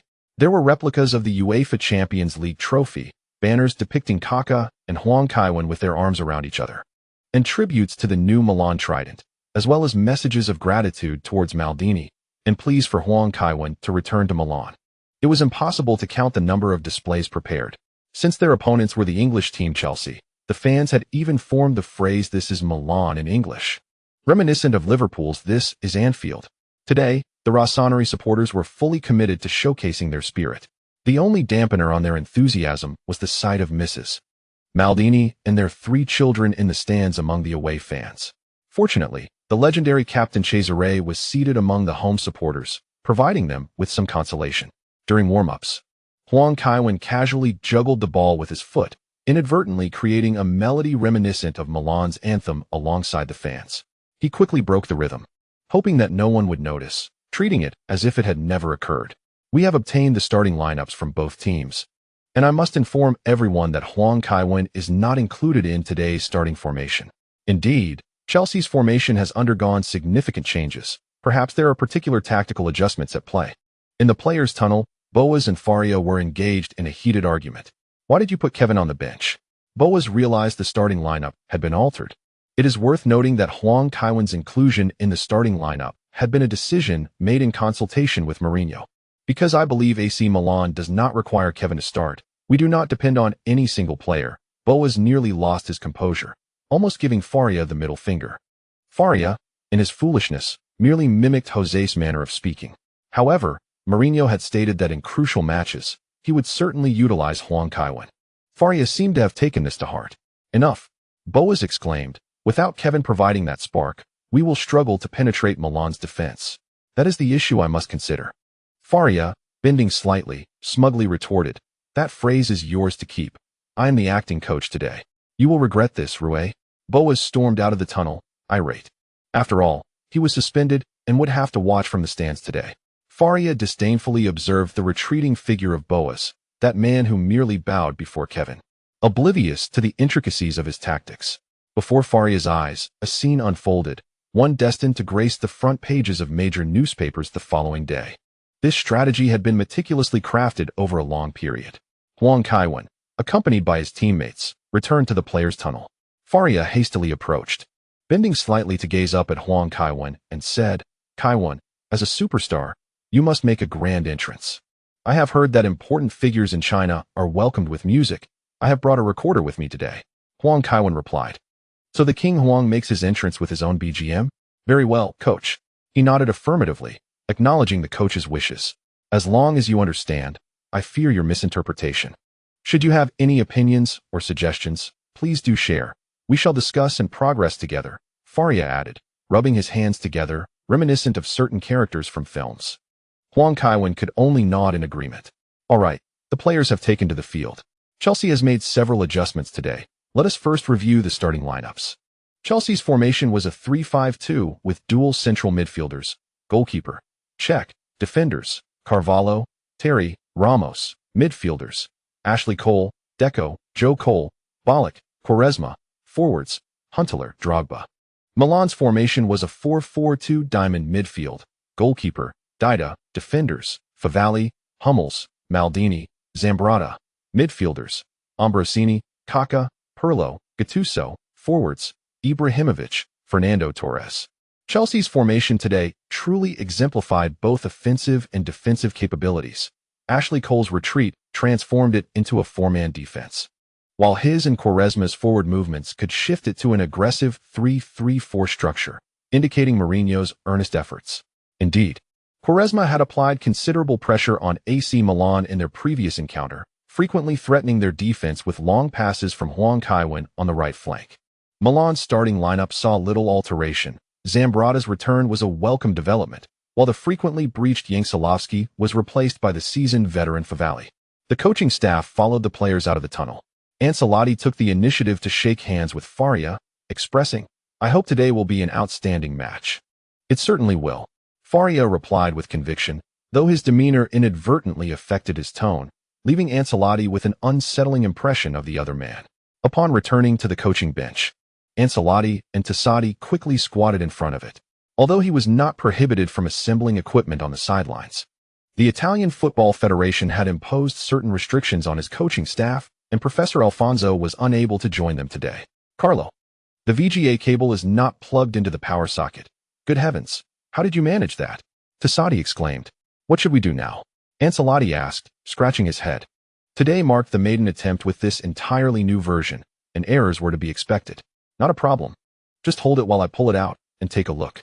If there's nothing major, we can proceed with the pliers," Tassadi remarked. "All right, I'll support you."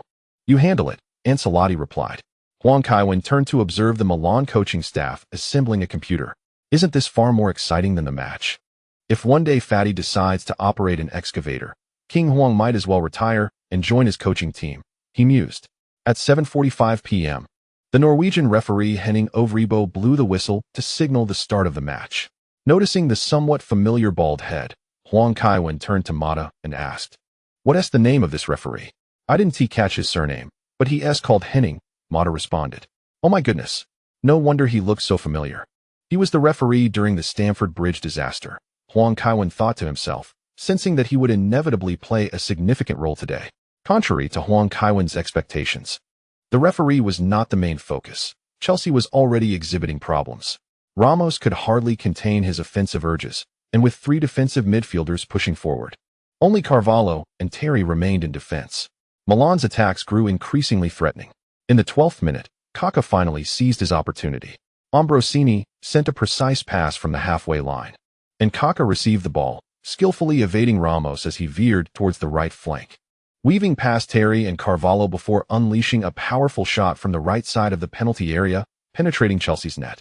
The San Siro erupted into a joyful sea of celebration. "Kaká! Kaká! Kaká!" Huang Kaiwen applauded from the substitutes bench. "Kevin, is there a tactical issue?" Mata quietly inquired. "Indeed." Huang Kaiwen nodded, responding, "To effectively mark Kaká, one must hold their position and provide support. Relying on a single player makes it all too easy to be outmaneuvered at high speed. Today, there are far too few players assigned to the backline. Ashley Cole, Ramos, and Belletti all rushed forward, while Ballack and Deco are positioned as attacking midfielders rather than defensive ones. It's no wonder we're being countered so ruthlessly. The team's tactics today feels somewhat retro, reminiscent of early football strategies. I wonder if it was Faria or Villas-Boas who devised this.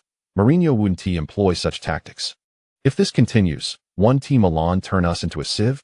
Huang Kaiwen dashed to the sidelines, waving his arms as he shouted, "Sergio, Ashley, fall back into a four-man defense. Don't push too far forward.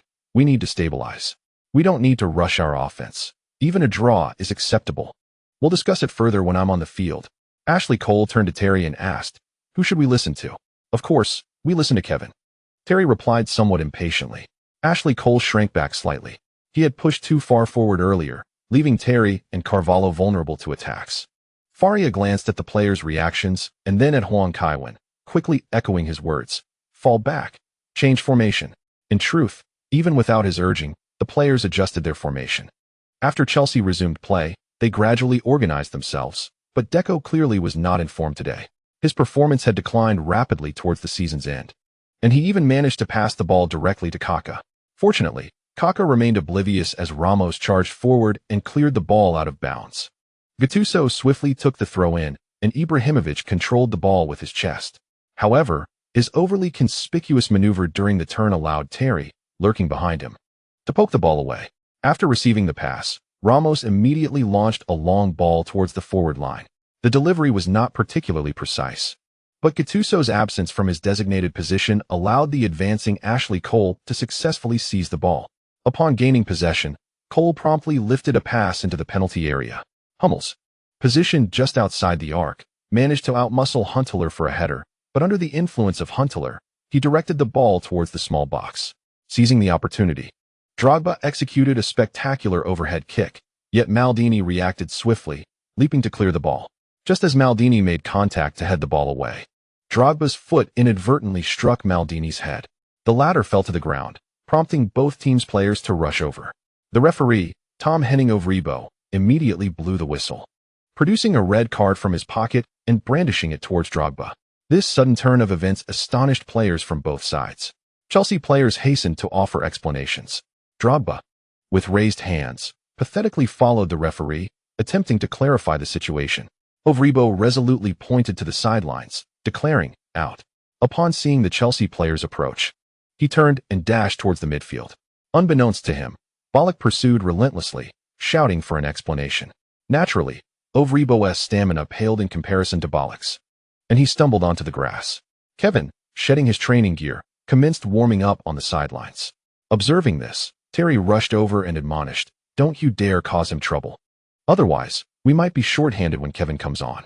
For heaven's sake, control yourself." Ballack glanced towards the sidelines, noticing Kevin warming up, but said nothing.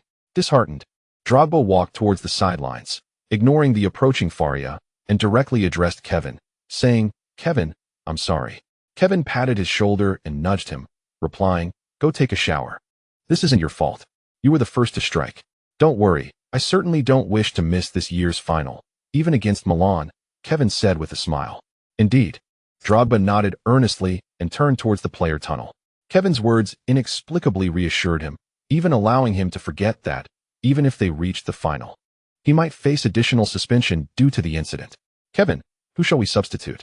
Faria inquired, rubbing his hands together after Drogba departed. "Bring on Deco," Kevin replied. Yes. I also feel Deco has not performed well. His display today has been dismal. I was just contemplating whether to substitute him. I'll speak to the fourth official." Faria dashed over. The fourth official raised the substitution board. Number 10 off, number 20 on. Being replaced so early displeased Deco. Yet he managed to smile and exchanged a high five with Kevin before making his way to the bench. Faria approached, but Deco ignored him. Faria muttered, "It was Kevin who wanted to substitute you, not me." Huang Kaiwen feigned ignorance, bent down to feel the grass, and then charged onto the pitch. "How should we play, Kevin?" Huntelaar asked immediately. The Chelsea players gathered around. Huang Kaiwen glanced at the players on the field, placed one hand on his hip, and gestured, "Balletti, you take the right back. Ashley, you go to the left. Joe, you head to the right flank. Ricardo, you take the left. And I will partner with Misha as central midfielders. That is settled." "All right, then it's settled." Terry clapped his hands, saying, "Everyone, get your act together. An away goal could mean we're on the brink of elimination. Focus, for heaven's sake." He called them over, extending his hand. "On the count of 3, shout victory."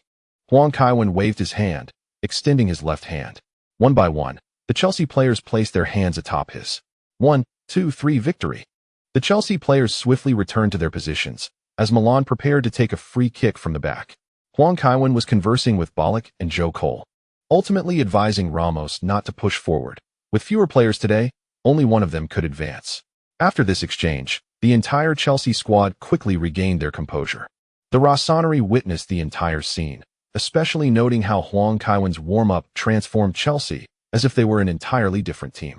They could only marvel internally, acknowledging Kevin's prowess.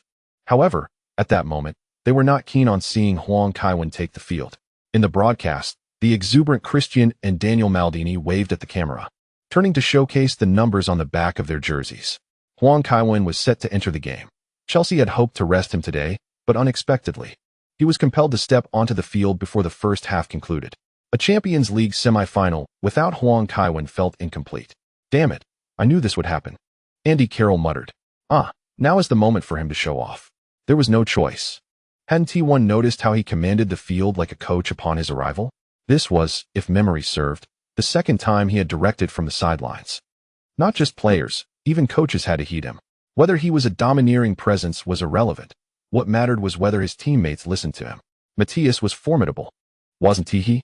His injury led to celebrations among the Inter squad. That seemed a bit excessive for opponents. Damn, he was a teammate at Inter. Did Matthias have such a poor rapport? What did one expect? Otherwise, why would there be celebrations when Van Nistelrooy was injured? This was a tradition. Dida initiated a short pass from the back. Zambrotta took a step forward and quickly passed the ball to Pirlo. Huang Kaiwen's sudden entry was quite distressing for him. Zambrotta regretted returning to the team so soon. Upon receiving the ball, Pirlo immediately swung his arm and launched a long pass towards the front. Milan had the numerical advantage, making it easier to dominate the confrontation. Though Ancelotti had not arranged it, Gattuso instinctively approached Huang Kaiwen. Huang Kaiwen stood still, demonstrating an astute judgment of the ball's landing point. As the ball crossed the halfway line, Huang Kaiwen deliberately took a step back, prompting Gattuso to spring into action, only for Huang to then dash forward. Despite Gattuso's quick reflexes, he faltered, allowing Huang to surge ahead by more than 3 meters. The ball was unrelenting. Here I come. Huang leaped, propelled by his momentum, executing a deft header that outmatched Ibrahimovic, directing the ball toward the right flank. Upon receiving the ball, Ramos charged forward. Huang, having landed, turned and sprinted ahead, leaving Gattuso trailing behind in his wake. Spectators nearby shook their heads in disbelief. Gattuso appeared utterly outmatched before Huang Kaiwen. With a resounding clap, Huang crossed the midfield, and Ramos immediately delivered a lofted pass. Ah, splendid delivery. One could not fault the papers for stating that Ramos only passes to Huang Kaiwen. Indeed, his passing had markedly improved since Huang's entry onto the field. As the ball descended, Huang expertly used his chest to redirect it behind Ambrosini. Ambrosini swiftly turned. Yet Huang outpaced him, surging past with remarkable speed. Favalli, attempting to keep pace with Huang, found himself chasing back. Once renowned for his speed in his youth, the nearly 40-year-old still managed to compete at this level, a testament to his resilience. Yet against Huang, he dared not underestimate him, constantly glancing back to gauge Huang's movements. In a pivotal moment as they entered the penalty area, Huang executed a sudden lateral pull with the inside of his right foot, catching Favalli off guard, who charged into the box. Hummels, trailing behind, extended his leg but failed to make contact with the ball. Huang advanced into the box from the right. While on the opposite side, Maldini sprinted toward the center, opting for a slide tackle without a second thought. Yet it was too late. Huang struck the ball with his left foot, and Dida, stationed in the center of the goal, lunged but could not thwart the shot. The ball found the net. Kevin goal. A quintessential Kevin-style goal. As I watched Kevin warm up, I knew our moment of elation was fleeting. I extend my gratitude to the supporter for their generosity. The chapter concludes here. After the goal, Huang Kaiwen refrained from celebrating, sidestepping his teammates to jog toward the midfield. This scene evoked a sense of nostalgia among the Rossoneri, but they yearned for Huang to return to San Siro and don the number 10 jersey. While running, Huang glanced at Tom Henning. Surely, even if he had a mission, such a goal could not be whistled away. The king of the yellow ball was not an economic scholar, unaware if his reaching the finals would benefit UEFA. If UEFA did not wish for him to reach the finals, then Galliani's previous financial gestures would hold little significance, unlikely to sway their decisions.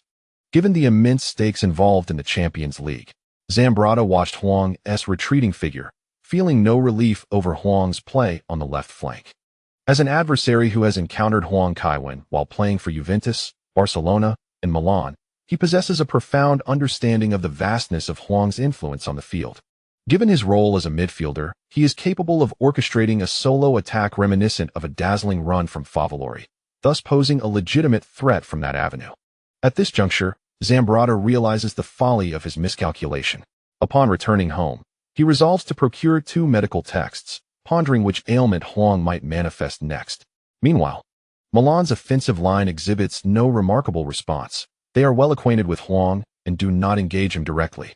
Torres even engages in a discussion with Ibrahimovic regarding the quality of the goal, and both concur that it was rather unremarkable. Accustomed to witnessing Huang's spectacular strikes, this particular incision into the net stirs no emotional response within them. As play resumes, Torres taps the ball to Ibrahimovic, who advances with it. Following Drogba's departure, Chelsea's pressing intensity diminishes significantly. Recognizing this, Ibrahimovic decides to take the initiative and confront Huang in a face-to-face duel. With a deft touch, he sidesteps Huntelaar's foot effortlessly. Huang, wide-eyed, instinctively discerns the intentions of the beaked-nosed rogue. Today, the King of Yellow is ill-suited for defensive duties, merely occupying space in the center. In light of this, Huang turns and remarks, "Go ahead, mate." Ballack exclaims in frustration, "Damn. I knew it would come to this." Alas, playing as an attacking midfielder means he must constantly cover for Huang, who occupies the midfield role. Ballack charges towards Ibrahimovic, who intends to toy with him. However, Ballack, the esteemed captain of the German national team, remains steadfast. No matter how Ibrahimovic maneuvers, Ballack refuses to relinquish his balance or press forward too aggressively, maintaining a judicious distance. Should he draw too close to the ball carrier, he risks being easily outmaneuvered. He delays his pass, causing Torres and Kakis runs to miss their optimal receiving opportunity. Huang continually drifts along Ibrahimovic's passing lane, prompting Ibrahimovic, in search of a chance, to carry the ball towards the right flank. Just as he nears the sideline, Ibrahimovic suddenly pivots, evading both Ballack and Ashley Cole with finesse. Ballack reacts swiftly, lunging with a tackle, yet Ibrahimovic skillfully dodges the attempt. Huang, relentless, pursues from behind. Terry clings tightly to Torres, leaving Ibrahimovic without a passing option and unable to shake off Huang. Suddenly, he attempts to pull back to seek opportunities for his teammates. However, a lapse in control causes the ball to slip from his grasp, allowing Huang to swiftly step left, intercepting Ibrahimovic's position and charging towards Milan's half. Gattuso attempts a sliding tackle, but Huang deftly sidesteps him. Continuing his advance, Pirlo also opts for a slide. But a prepared Huang nudges the ball with his left foot and propels it forward with his right, threading it between Pirlo and Ambrosini. This series of rhythmic variations directly dismantles Milan's midfield. Maldini remained vigilant, gesturing for Hummels to mark Huntelaar while he charged towards Huang Kaiwen. Unfazed, Huang Kaiwen maintained his speed, his gaze fixed on Maldini. Just as he approached within a meter of Maldini, he suddenly lifted his left foot, using the outer instep to strike the ball on its right side. The ball whizzed past Maldini's body, curving gracefully around Zambrotta.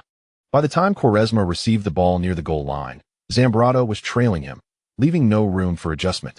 He executed a cross with a delicate touch from the baseline. Alas, it was unfortunate, as the ball sailed out of play. Indeed, such a flick is challenging to control, especially since Quaresma had not yet steadied himself at the goal line. His own balance was precarious. However, the synergy between him and Huang Kaiwen was commendable, as Huang Kaiwen's unexpected pass with the outer foot was quite remarkable. Playing alongside Huang Kaiwen is always an adventure. If one merely observes his eyes, it might as well be futile to defend. Huang Kaiwen adores the no-look pass, showcasing his cleverness. Moments prior, he had assessed the situation on the left flank, swiftly predicting Zambrotta and Quaresma's potential reactions, calculating their speed, and thus delivering an impeccable pass to Quaresma's anticipated position. Quaresma applauded Huang Kaiwen, who smiled and waved his hand dismissively. The primary issue lay in their lack of chemistry. Quaresma only initiated his run after the ball had gone. But had he understood Huang Kaiwen better, he could have anticipated the play and positioned himself beforehand, making it far easier to handle. Among all in the football realm, the players most in sync with Huang Kaiwen are Kaká, Raul, Ramos, and Cassano. This season, his partnership is tethered to Joe Cole, yet the latter is far too fragile. Even when he is on the pitch, Huang Kaiwen occasionally forgets him. Casting a glance at the time, he realized half-time was imminent. He quickly raised a hand to capture his teammates' attention, calling out, "Get back to defend. Let us hold on until half-time to regroup. There's no need to rush. Defend." Terry and Cech echoed, raising their voices in the backline. In the current scenario, preserving the score was the optimal outcome. Chelsea began to withdraw their formation. After Milan's goal kick, Huntelaar had already retreated to the center circle, showing no intent to press. Pirlo took small steps forward with the ball, but upon reaching the midfield, he sensed pressure mounting. Chelsea had retreated so thoroughly that he struggled to find an opportunity to pass. Nevertheless, Pirlo remained composed, opting to wait for his teammates to join him rather than charging ahead alone. Only when Ambrosini and Gattuso surged forward did he nudge the ball forward with his right foot. "Mark your man, don't chase the ball," Huang Kaiwen called out as he noticed Quaresma advancing. Pursuing the ball would lead to a tight passing game that could easily dismantle the opposing formation, a tactic Barcelona often employs to exploit opportunities. It was wiser to maintain their positions.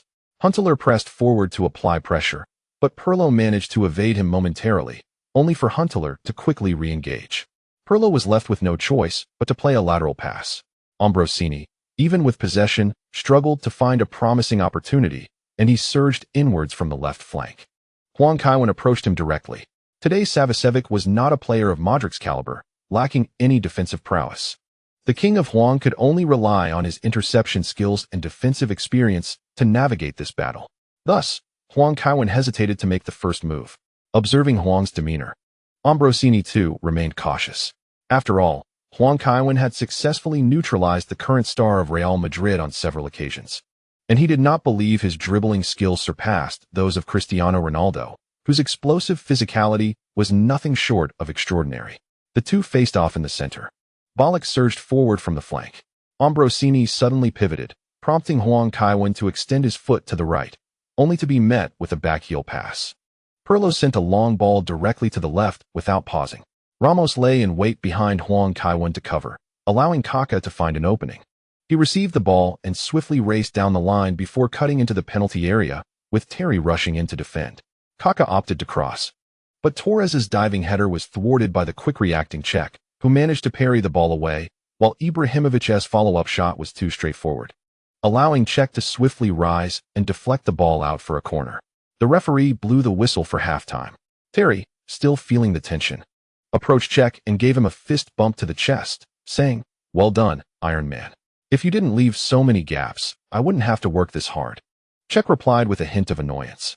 In truth, Chelsea's defense had not performed poorly. However, the inconsistency was becoming unbearable for Czech. At the start of the season, they were impenetrable, yet as the season progressed, issues arose. It wasn't just the occasional lapse. It was a series of errors during matches that tested his focus and reflexes. Terry awkwardly smiled, touching the top of his head. There was little he could do about it. "Kevin, let's gather at my place after the match," Kaká suggested with a smile as he jogged over. "Sounds good." Huang Kaiwen nodded, following Kaká back. Suddenly, Rui Faria sprang up, startling Kaká. After handing Huang Kaiwen a towel and a water bottle, Faria rubbed his hands together and inquired, "Kevin, how do you think we should adjust during halftime?" "It's better to discuss in the locker room to avoid offending teammates," Huang Kaiwen replied. "You should ask the king of Huang about that." Kaká's eyes widened in surprise. He had always known Huang Kaiwen was unique, but he didn't expect him to have a say in tactical arrangements in London. "Truly impressive, Kevin." To avoid suspicion, Kaká deliberately quickened his pace to distance himself. Huang Kaiwen felt somewhat speechless, but knew he had to speak up. Faria's on-field command was considerably inferior to that of Villas-Boas. "Let's bring on Eschen. His coverage area is vast and can better compensate for our shortage of players. Also, let Belletti replace Joe. It's wiser to strengthen our defense with fewer players," Huang Kaiwen quickly suggested while covering his mouth. He couldn't let the media capture this moment. Otherwise, it would create quite a stir. "All right, I was thinking the same." Faria nodded and handed Huang Kaiwen an eco-friendly bag, saying, "I had someone fetch Chinese cuisine for you. Please take it back and enjoy." Huang Kaiwen accepted the bag and walked down the corridor. Suddenly, someone called out to him, "Uncle Kaiwen! Uncle Kaiwen!" He looked up to see Gattuso's daughter, Gabriella. The little girl, now 5 years old, was no longer the toddler who struggled to articulate her thoughts. With a smile, Huang Kaiwen waved and inquired, "What is it, young lady?" Gabriella, with an earnest expression, replied, "Could you please not run with Daddy? It's quite embarrassing for him not to keep up." With a hint of exasperation, Huang Kaiwen responded, "That is hardly my concern. Perhaps you should ask Mr. Carlo Ancelotti if he could prevent your father from chasing after me." "All right, Uncle Kaiwen," she acquiesced. Huang Kaiwen waved farewell and entered the locker room. The away locker room at San Siro was quite commendable, as it served as the home locker room for Miazza. When two teams share a stadium, such situations inevitably arise. Speaking of which, the young lady had been tirelessly advocating for a new stadium, yet the vampires at the Milan City Hall seemed reluctant to relinquish their lucrative assets. Faria strode back into the locker room, confidently approaching the tactics board to jot down notes. The Chelsea players observed Faria's unusual demeanor with curiosity. After completing his sketches, Faria nonchalantly tossed the marker aside and tapped the whiteboard, stating, "Soon, Belletti will replace Joe Cole, and Eschen will come on for Ballack. We must utilize all substitution slots to fortify our defense and maintain our advantage." In the stands, Villas-Boas remained in his seat, though his eyes were nervously scanning the surroundings. The presence of crows, swarms of mice, and whispers of a potential resurrection of the lust demon all tied back to Chelsea, prompting his vigilance. He could not afford to be careless, particularly with the curse that seemed to linger around Huang Kaiwen. This city was far more perilous than it appeared, with dangers extending beyond a mere handful of thieves in the square. As he continued his watchful patrol, he suddenly felt something land atop his head. Turning, Villas-Boas saw a woman sprinting away, glancing back to shout, "Don't think this matter is over, you animal-abusing scoundrel." "Damn it," Villas-Boas muttered, recognizing yet another member of the animal rights activists. Sighing, he retrieved a handkerchief from his pocket to wipe the ice cream off his head. The individuals from these organizations were more challenging to contend with than any sorcerers or wizards. He had merely used fireworks to startle the crows, thereby safeguarding everyone at Wembley Stadium. Surely that was a worthy act? Did the lives of so many truly weigh less than a few feathers? Villas-Boas found it incomprehensible to fathom the mindset of these individuals. Upon returning, he intended to order some specialized equipment. Next time someone attempted to summon a demon, he would employ chemical means to eradicate the mice, leaving no trace to incite the rodent enthusiasts. As the 15-minute intermission concluded, both teams returned to the field. The Chelsea players had already begun their warm-up on the sidelines. Villas-Boas noticed it was Belletti and Eschen, momentarily taken aback. Unexpectedly, Faria, that foolish fellow, occasionally displays a glimmer of lucidity. Huntelaar initiates play with a back pass, which Ballack receives and swiftly redirects. Huang Kaiwen, controlling the ball in the defensive half, begins to dictate the tempo. Ideally, he would excel in a more advanced role as an attacking midfielder or winger today, but with a player down, Chelsea finds itself lacking sufficient midfield presence, leaving him with no other recourse. Later, we shall observe Belletti's performance, if necessary. A positional swap between Belletti and Ramos would allow Huang Kaiwen to advance his position. Gattuso, as ever, charges forward from the kickoff, directly targeting Huang Kaiwen. Quickly, Huang Kaiwen distributes the ball to Ramos and sprints ahead. Gattuso closely trails Huang Kaiwen, his hands never straying far from the latter's body, whether gripping Huang Kaiwen's arm or supporting his waist.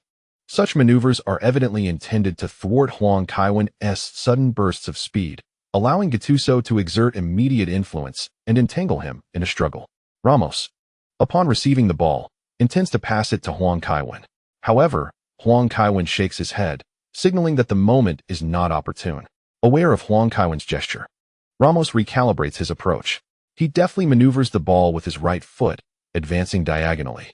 Ramos's technical proficiency and ability to drive the ball forward place him just shy of elite midfielders, often showcasing brilliance in offensive scenarios. Feigning a sprint, Huang Kaiwen prompts Gattuso to react, yet unexpectedly, Huang Kaiwen halts after a single step. Gattuso, having just steadied himself, is caught off guard as Huang Kaiwen surges forward once more, forcing Gattuso to keep pace. After 3 strides, Huang Kaiwen halts again. Gattuso quickly stretches his left foot forward, adopting a lunge to counteract his momentum, yet Huang Kaiwen, with no intention of stopping, immediately accelerates again. Gattuso, struggling to maintain control, finds himself unable to keep up, and despite his determination, he tumbles heavily onto the grass, a comical sight indeed. As he lies there, Gattuso shuts his eyes, wearied and resigned. The newspapers tomorrow will surely offer no praise. Damn it, he must seize an opportunity to exact a hefty toll from Huang Kaiwen. Ah, Huang Kaiwen. The ability to outmaneuver Gattuso even without the ball is truly remarkable. I had thought Ramos was merely reluctant to pass the ball, but it turns out he was waiting for Huang Kaiwen to shake off Gattuso before he promptly delivered the ball to the right flank. A through ball. Huntelaar, alas, hesitated too long, allowing Hummels the chance to clear the ball out of bounds, an opportunity squandered. Indeed, Huntelaar has recently appeared physically robust, yet his instincts in front of goal seem to have waned, his shots lacking the decisiveness of yore. Perhaps it is a request from Mourinho, who has a penchant for forwards capable of providing support to their teammates in central positions. Aside from the 2006 to 2007 season, in which Drogba netted an impressive 33 goals, his tallies hovered around 16 goals each subsequent season, which is rather modest for a striker of his caliber at a prestigious club. Indeed, Drogba often served as a pivotal point, facilitating passes to the wings and to Lampard lurking behind him. This season, he has been increasingly supportive of Huang Kaiwen, and Huntelaar may also be evolving in a similar direction. Quaresma approached Huang Kaiwen and inquired, Shall I take it? He was not particularly fond of contesting headers during set pieces, preferring instead to take corner kicks. Huang Kaiwen nodded, conceding the responsibility to Quaresma. As Huang Kaiwen ventured into the penalty area, Maldini, from behind, used both arms to brace against his back. Is this really necessary? Huang Kaiwen asked. Maldini chuckled. If I don't defend you, Milan will surely concede. He added, I cherish the opportunity to confront you directly. Let those kids witness their father's prowess. Huang Kaiwen could only shake his head in resignation. The old man spoke with such poignant fervor that it made Huang Kaiwen hesitant to score in his presence. Perhaps just 2 more goals today, and then I shall desist. With a swift run-up, Quaresma delivered the corner kick. The right-footed corner was executed with an outside-of-the-foot spin, reminiscent of a left-footed arc. However, it lacked sufficient height and was promptly cleared by Hummels. Huang Kaiwen darted out of the penalty area, with Maldini unable to keep pace. While Gattuso took charge of Huang Kaiwen, the ball returned to the right flank, where Quaresma, having emerged from the corner flag, dribbled towards the penalty area. The congestion within the box thwarted his attempts to find an opportunity, so he lingered just outside the penalty area. Observing Huang Kaiwen's movement, Quaresma decisively delivered a lofted pass. Huang Kaiwen, having initiated his run from outside the box, deftly eluded Gattuso and surged into the penalty area, leaping to head the ball. Maldini scarcely had time to ascend to his peak before Huang Kaiwen powerfully directed the ball into the net. Following the goal, Huang Kaiwen collided with Maldini, both tumbling to the grass. How are you, Kevin? Do you need the team doctor? Can you continue? The players from both sides scarcely acknowledged the goal, hastily checking on Huang Kaiwen's condition. Particularly, Kaká, despite his slender frame, squeezed beside Ramos and accidentally kicked Maldini's leg. Lying on the grass, Maldini felt fatigue wash over him like a tide. Nonetheless, he summoned remarkable willpower, propping himself up on his hands. The goal may have been conceded, but he refused to lose his composure. I'm fine, Huang Kaiwen began to say, but before he could finish, the referee Henning's whistle pierced the air. Goal disallowed. The referee had ruled the goal invalid, presumably for Huang Kaiwen's collision with Maldini, deeming it an offensive foul. Reasonably, Huang Kaiwen had jumped first to head the ball before colliding with Maldini, which should not have warranted a foul. The Chelsea players could no longer contain their frustration and surrounded the referee, demanding an explanation. Even Paolo Maldini seemed taken aback, likely not anticipating that the goal would be disallowed. Such a level of confrontation is not particularly excessive. Ferreira rushed to the sidelines to seek clarification from the fourth official. Chaos ensued. The substituted Ballack shouted angrily from the sidelines. Had he not been replaced, he might have resorted to physical confrontation with the referee. It is understandable, for Ballack has endured too many near misses in his career and longs desperately for a Champions League title. Andy Carroll, perhaps? One might exclaim. What an absurd referee. Truly repugnant. I once thought no referee could be more incompetent than Mike Dean until I witnessed today's match. It seems that Henning has a vendetta against Chelsea, attempting to thwart their advance to the Champions League final. This is hardly surprising. Abramovich has never been particularly well received, and the Russians are not embraced by the Europeans. Moreover, Mourinho has a penchant for publicly criticizing referees, so it is only natural that they would not wish for Chelsea to progress to the final. Let us not forget Kevin Huang, another interjected. He has clinched the Champions League title for 4 consecutive years. Wasn't there a Spanish journalist who claimed that Huang's continued dominance would diminish the tournament's value? Nonsense. Huang has transferred between clubs. He is not monopolizing the Champions League with a single team. Perhaps you should take that grievance to UEFA, but if it wasn't for the biased officiating today, I swear I shall never play Dance Dance Revolution again. Curse it all. These scoundrels, like dogs in an internet cafe. I attempted to execute a simple move, and it failed miserably, only to have it fail again after a change. Playing Dance Dance Revolution can indeed be exasperating. While I was watching videos, their incessant clapping nearly frightened me to death. As a result of the protests, Huang, Huntelaar, and Ramos all received yellow cards. Had it not been for the potential uproar caused by excessive dismissals, Henning would have been inclined to issue red cards to the Chelsea players. In their moment of irrationality, they were hurling insults, which could have warranted a direct red card, but considering the significance of the Champions League semi-final, he had to weigh the repercussions. Let us return, Huang said, wrapping his arm around Ramos's neck. Ramos appeared somewhat reluctant. Do not earn a red card, otherwise, even if we reach the final, you would be unable to participate, Huang urged. Ramos ceased his struggles, and allowed Huang to guide him back. Just as Henning extricated himself from the Chelsea players, he was summoned to the sidelines by the fourth official. Without hesitation, he approached Ferreira and Ballack and showed them red cards. This is unacceptable. Ferreira erupted in fury. His tactical missteps had already cast a shadow over his prospects, and now, receiving a red card meant losing his chance to prove himself and to command the Champions League final.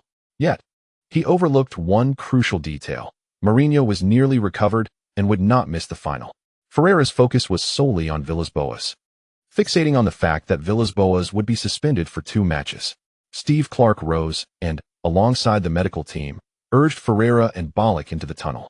The recent decision granted Milan a significant advantage. However, the San Siro stadium erupted with resounding boos.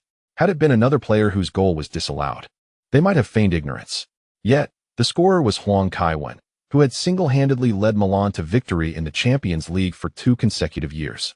The memories of that triumph lingered vividly, and even if there were a desire for Milan to prevail, the Rossoneri could not in good conscience endorse Henning's officiating.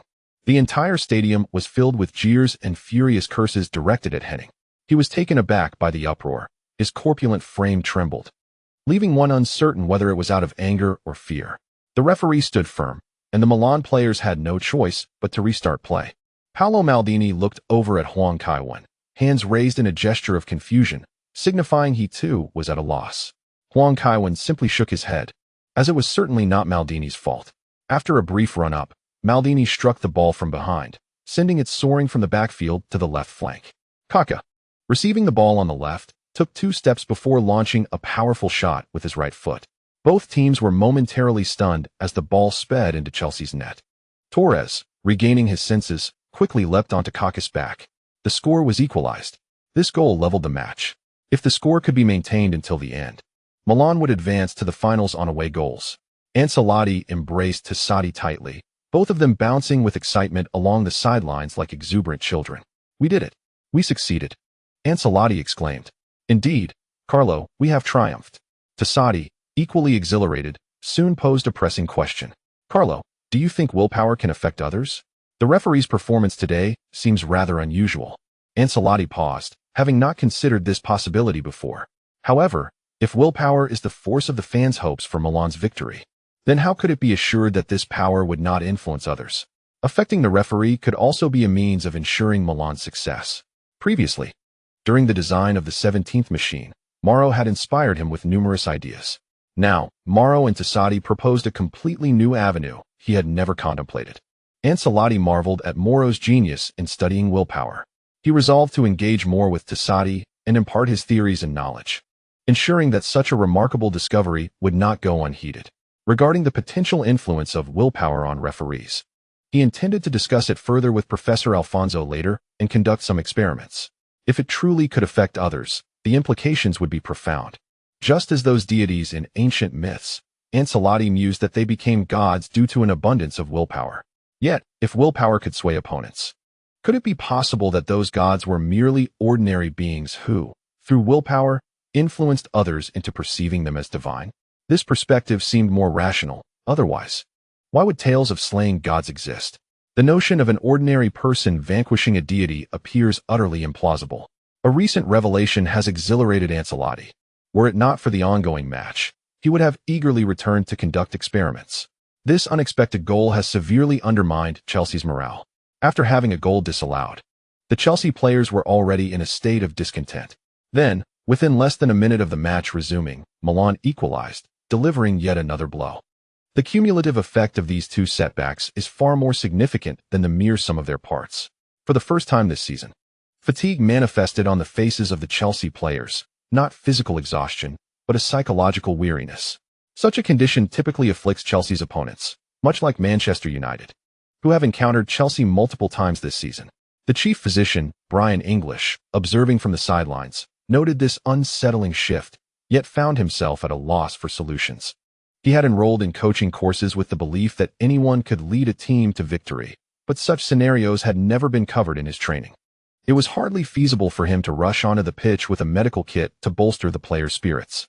Cech and Terry, the stalwarts of the defense, sat and lay within the penalty area, unwilling to rise. Huang Kaiwen glanced at the clock and then noticed the Milan players warming up on the sidelines. There was truly no time for his teammates to wallow in despair. A delay of even 10 minutes could spell elimination for Chelsea. "Get up, everyone, get up," Huang Kaiwen shouted, but his exhortations bore little fruit. Even when the Chelsea players turned to him, their eyes reflected confusion. Come over," he waved, beckoning his teammates to return to the defensive line. Milan was celebrating their goal, and time was slipping away for Chelsea. Once they had regrouped, Huang Kaiwen declared, "Even with one goal disallowed and another conceded, we remain at a stalemate, as the away goals rule is not in our favor. At this juncture, we simply need to score one goal, just one, to ensure our survival. This will also balance the goal differential. Even if AC Milan equalizes again, they cannot eliminate us directly. Do you understand?" "Understood," Ramos and Huntelaar shouted in unison. Huang Kaiwen grasped Czech by the neck, demanding loudly, "What did I say? We need to score a goal?" Czech responded uncertainly, "A goal?" "Yes, a goal," Huang Kaiwen reiterated passionately. "Just one goal, and we are virtually through. It's a straightforward task. Do not concede any more goals, and leave the rest to me." Ramos observed Huang Kaiwen's earnest demeanor, feeling a surge of admiration. He recalled how Huang Kaiwen had once given him a thumbs up at the Bernabeu, guiding him toward his life's purpose.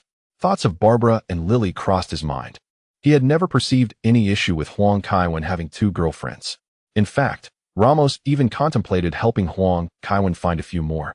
For such exceptional genes as his should not go to waste in the grand tapestry of humanity. Huang Kaiwen then turned his gaze towards Terry.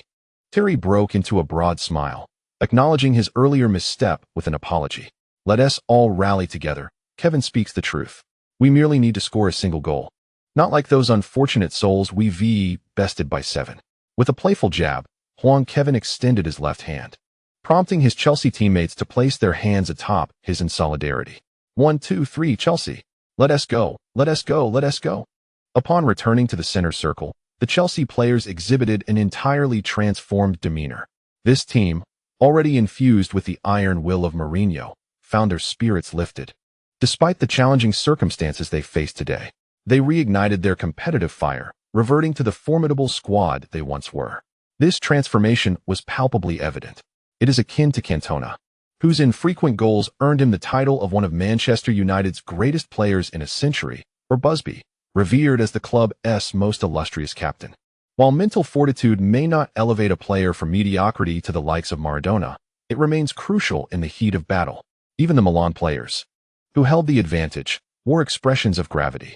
Huntelaar initiated the play with a lateral pass, which Belletti promptly returned. Time was fleeting, yet Huang Kaiwen remained calm, refraining from hastily orchestrating an attack. Against Italian opponents, urgency often leads to missed opportunities. Ancelotti's substitution of Ibrahimovic for Seedorf clearly aimed at bolstering their defense. At this juncture, patience was paramount in seeking an opening.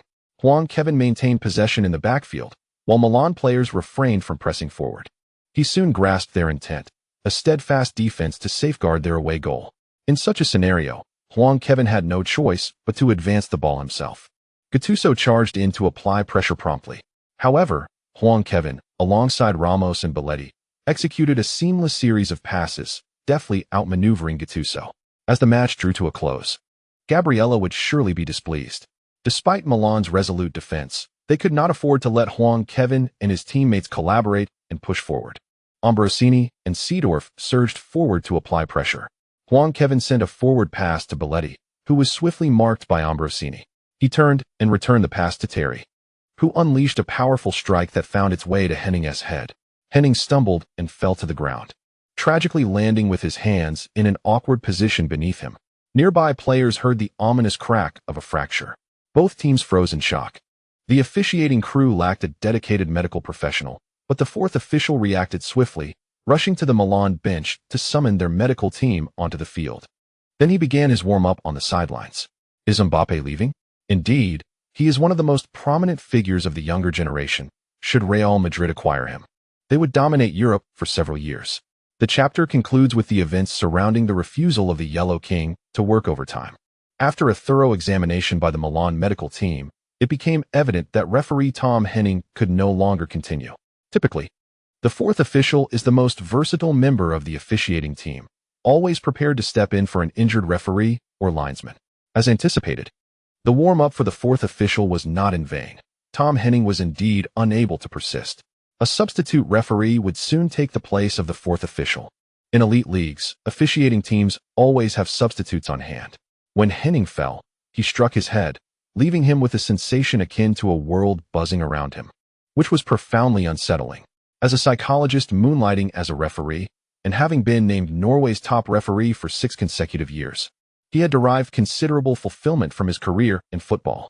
However, the current issue with his hearing posed a significant threat to his professional future. Both the fields of psychology and officiating necessitate acute auditory capabilities. No leniency would be shown simply due to hearing difficulties. The anxiety regarding a potentially ruined future far outweighed any physical discomfort he experienced. Fixed to a stretcher, with his head supported, Henning could only emit muffled sounds. Concerned for his condition, the Milan medical team hastened the pace of the stretcher-bearers, inevitably encountering minor collisions along the way. The players' tunnel exit at San Siro was stained with crimson. "Be precise with your passing," Kevin Huang shouted. The Milan players continued their warm-up. While utilizing substitutions to waste time in the final moments can be exasperating, it is quite common for the weaker side to employ such tactics when facing a stronger opponent.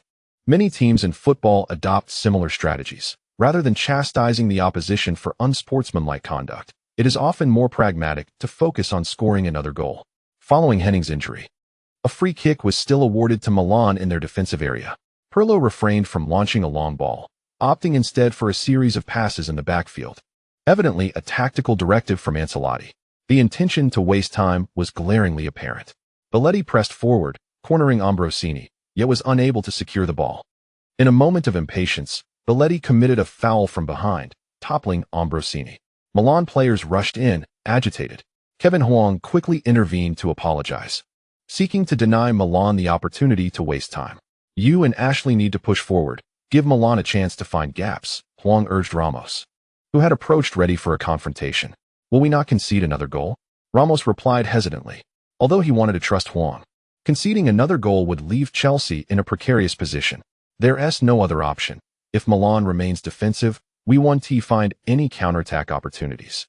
Inform Ricardo and John to be cautious. Only by placing our defense in jeopardy can we entice Milan to attack, Huang instructed swiftly, covering his mouth. Due to the considerable similarities between Spanish and Italian, he deliberately avoided Milan players. This desperate measure, if discerned by the opponents, would surely prove futile. Ramos comprehended Huang Kaiwen's intent and nodded emphatically, stating, "I understand. I will speak with them upon my return." Huang Kaiwen chuckled, anticipating Peter's impending tirade. He could vividly imagine Czech's exasperated demeanor. English stood on the sidelines for a moment before recalling that he had usurped Clark's position. Apologetically, he retraced his steps, saying, "I forgot, you take charge from the sidelines. I genuinely do not know what to do." "No worries, continue directing. Such opportunities are rare," Steve Clark replied. "In truth, there is little to be done. When the team is in peril, Kevin and John can adjust themselves effectively. A coach is not as necessary." Brian English mused. Is coaching at Chelsea too easy? He began to feel that he might have erred in enrolling in the coaching course. If the players could manage these tasks, then simply appeasing core members like Huang Kaiwen and Captain Terry would suffice. Why bother with certification? Ramos jogged back to the defense, stating, "I will press out with Cole to draw Milan forward, thereby creating our opportunity." "Are you joking?" Czech retorted immediately. At the season's outset, with Terry and Carvalho in form, he would have felt more assured. Now, however, both Terry and Carvalho seemed to be struggling. Kevin insisted that this was the way to find chances. Ramos shrugged in response. "Damn it." Czech spat vehemently at the sideline before pointing at Terry, warning, "You'd better be cautious. Otherwise, I'll have your head." Terry merely waved him off with a laugh. Carvalho remained silent. In the realm of the pitch, poor performance often rendered one invisible. Milan resumed play from the back. This time, Chelsea players pressed forward aggressively, determined to apply relentless pressure.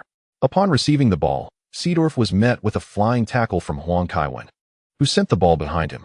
Pirlo, seeking to regain composure, spotted space ahead and swung his right foot. The ball soared directly, sailing over the heads of both teams' players and finding Torres on the left flank. Torres's first touch was somewhat heavy, but Chelsea's back line was notably sparse. He dashed to the byline to receive the ball before Terry could intervene. With a deft touch, Torres maneuvered into the box, only for Terry to close in on him. Kaká, positioned centrally, sought to receive the pass, yet Carvalho persistently adjusted his position, denying Kaká the opportunity. Torres made several attempts to pass, but found no openings. And in a desperate bid to break through, he nearly lost possession to Terry, ultimately retreating to the edge of the box. Torres' stamina had significantly waned. Indeed, he had made numerous attempts to penetrate Chelsea's defense today. Fatigue was to be expected, and it seemed Inzaghi was poised to substitute Torres. AC Milan still had 2 substitutions available, a considerable advantage, especially as both teams were undeniably weary at this juncture. Torres' pass was intercepted by Ramos, who immediately launched a long ball. The sphere swiftly traversed from the right flank into the central area, targeting Huang Kaiwen once more. Ambrosini and Seedorf anticipated this move and rushed towards Huang Kaiwen without hesitation. Aware that facing 3 opponents offered him little chance of success, Huang intentionally drew them forward. His superior dynamic vision allowed him to anticipate the ball's descent ahead of his adversaries. As they sprinted, there was no time for contemplation. When the trio reached mere meters from the penalty area, Huang Kaiwen pivoted and dashed back. Gattuso, having fallen for this trick multiple times before, was indeed prepared this time. Yet, he still turned a fraction too slowly, allowing Huang to gain a step on him. He tugged at Huang's jersey from behind, willing to receive a yellow card rather than let him receive the ball. A predicament. Huang cast an impatient glance at Gattuso beside him. The ball had descended, and he failed to claim the first touch. Signaling with his hand, he surged forward, raising his right foot to strike the bouncing ball forcefully, sending it racing towards the left flank. Gattuso pursued relentlessly. Quaresma deftly halted the ball, then immediately surged past Gattuso. Facing him, Maldini extended his foot, but Quaresma skillfully evaded him, penetrating into the penalty area. Hummels opted for a sliding tackle. However, this time his action was noticeably delayed. The ball had already reached ahead of him when his foot finally extended toward Quaresma's legs. At such close range, Quaresma couldn't evade and collided with Hummels, tumbling to the ground within the penalty area. Beep. The referee pointed to the penalty spot. The individual who merely 5 minutes ago was the 4th official made a bold decision, awarding Chelsea a penalty in the 88th minute, one that could potentially seal the match. Indeed, the score now stood at 21, with an aggregate of 44, and AC Milan had secured 2 away goals. If the score remained unchanged until the end, AC Milan would advance on the strength of their away goals. However, this penalty would alter the current dynamics. Ancelotti was visibly agitated, and rightly so. The demeanor of the coaching staffs contrasted starkly, with Chelsea's technical area currently directed by the club's chief physician. Ambrosini received a yellow card for his protests, and the substitute referee's stance was resolute. It was no small feat to make such a call in such a crucial match, stepping in for the main referee. This decision sparked little controversy, but he would undoubtedly feature in the headlines for this penalty after the match. We now turn to see who from Chelsea will take the kick. After the Milan players concluded their debate with the referee, Huang Kaiwen approached the penalty spot. The other Chelsea players raised no objections. Even Quaresma, who had drawn the penalty, remained motionless, as if awaiting Huang's advance. With Huang Kaiwen as the designated penalty taker, the jeers from San Siro faded away. Yet many Rossoneri opted to shut their eyes. After all, it was Kaiwen, the esteemed owner of Milan's number 10 jersey. Past encounters had convinced them that this ball was destined to find the net. Milan would be eliminated by this penalty. At this very moment, standing before the goal, Dida was drenched in sweat. His forehead glistened as if doused with a bottle of mineral water, the perspiration refusing to cease. Cradling the ball, he approached the penalty spot, facing the man who was the finest teammate he had ever known. He was formidable yet humble. He was understated yet revered by many, with divine feat bestowed upon him. He could execute a beautiful game that would leave even Pelé and Maradona feeling ashamed. Most importantly, this man had salvaged Dida's career, shielding him from a fatal blow during the fireworks derby. If he could, Dida would prefer never to see Huang Kaiwen at the penalty spot again. He was currently speculating whether Huang Kaiwen might attempt a backflip penalty. Surely, that would not be the case, would it? Dida struggled to suppress his emotions, but the turmoil within him was insurmountable. Even if this were not the Champions League semifinals, even during their training sessions, Huang Kaiwen had always exerted immense pressure on him. The newspapers had aptly dubbed him a goalkeeper's nemesis.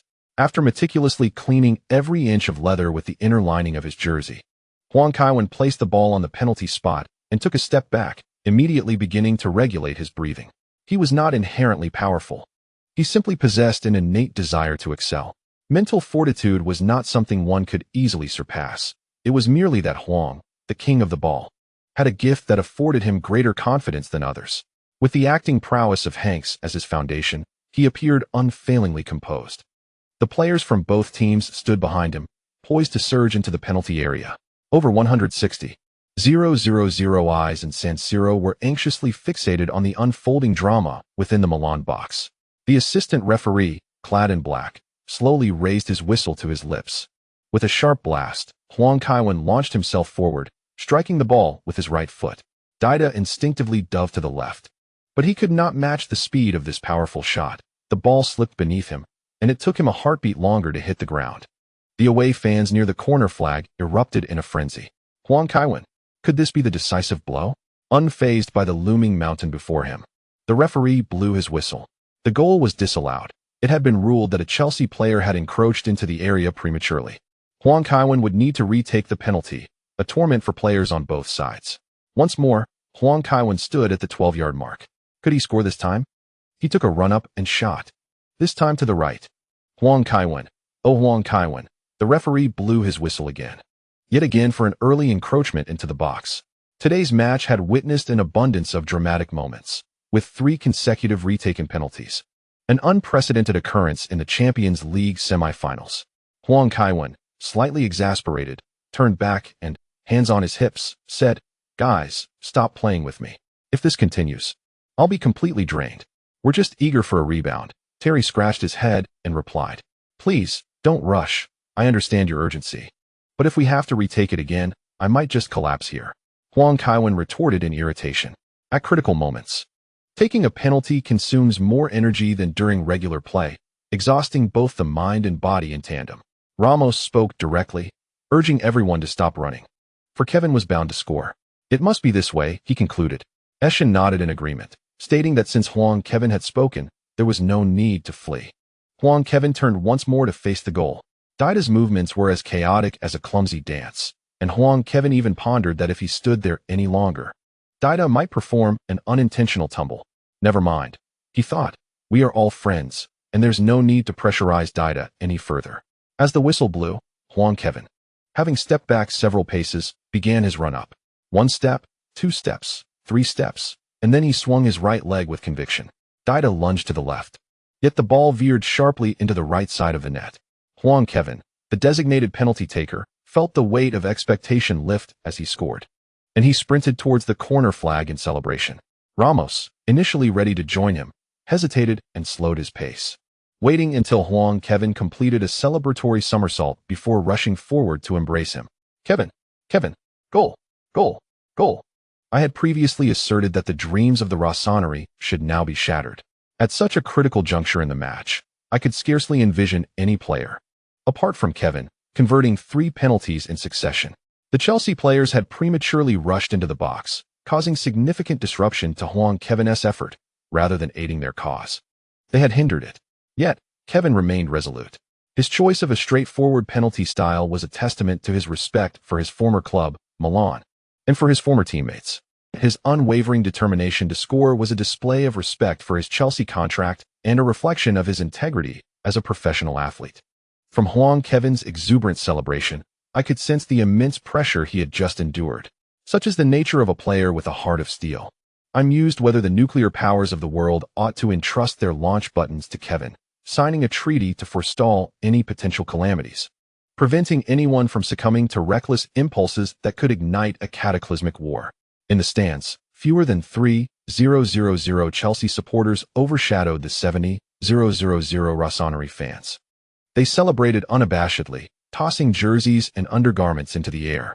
Commentators from over 230 countries across Europe and the globe shouted in fervor. The Chelsea players, filled with elation, embraced one another, reluctant to part ways. Ancelotti, who had previously urged his players to delay the match, grew anxious, hastily ushering Inzaghi and Shevchenko to the sidelines, urging the referee to hasten the conclusion of Chelsea's celebrations. Such is the nature of the game. In an instant, one can plummet from the heights of ecstasy to the depths of despair. If Milan failed to score again, their fate would be sealed. Attack, everyone attack. Ancelotti commanded from the sidelines. Following the referee's insistence, the Chelsea players began to retreat. Suddenly, a fan dashed from the player tunnel, clad in the red and black stripes, and rushed to embrace Huang Kaiwen before swiftly retreating. Behind him, the relentless security at San Siro pursued closely. A fan dashed into Chelsea's penalty area, exchanged a high-five with Cech, then pivoted on his ankle and continued to sprint around the pitch. The agility of this fan was quite impressive, clearly indicating he had practiced. This amusing scene lightened the atmosphere of the match, with Milan supporters cheering him on. Ultimately, he was apprehended, while entertaining. We do not endorse such behavior. In the VIP box, Barbara turned to Galliani, who was nervously wiping his bald head with a handkerchief. Stammering in explanation, "It often happens with fans. It shouldn't be a big deal." What if he hadn't embraced Kaiwen but had chosen to wield a weapon against him? Barbara asked coldly.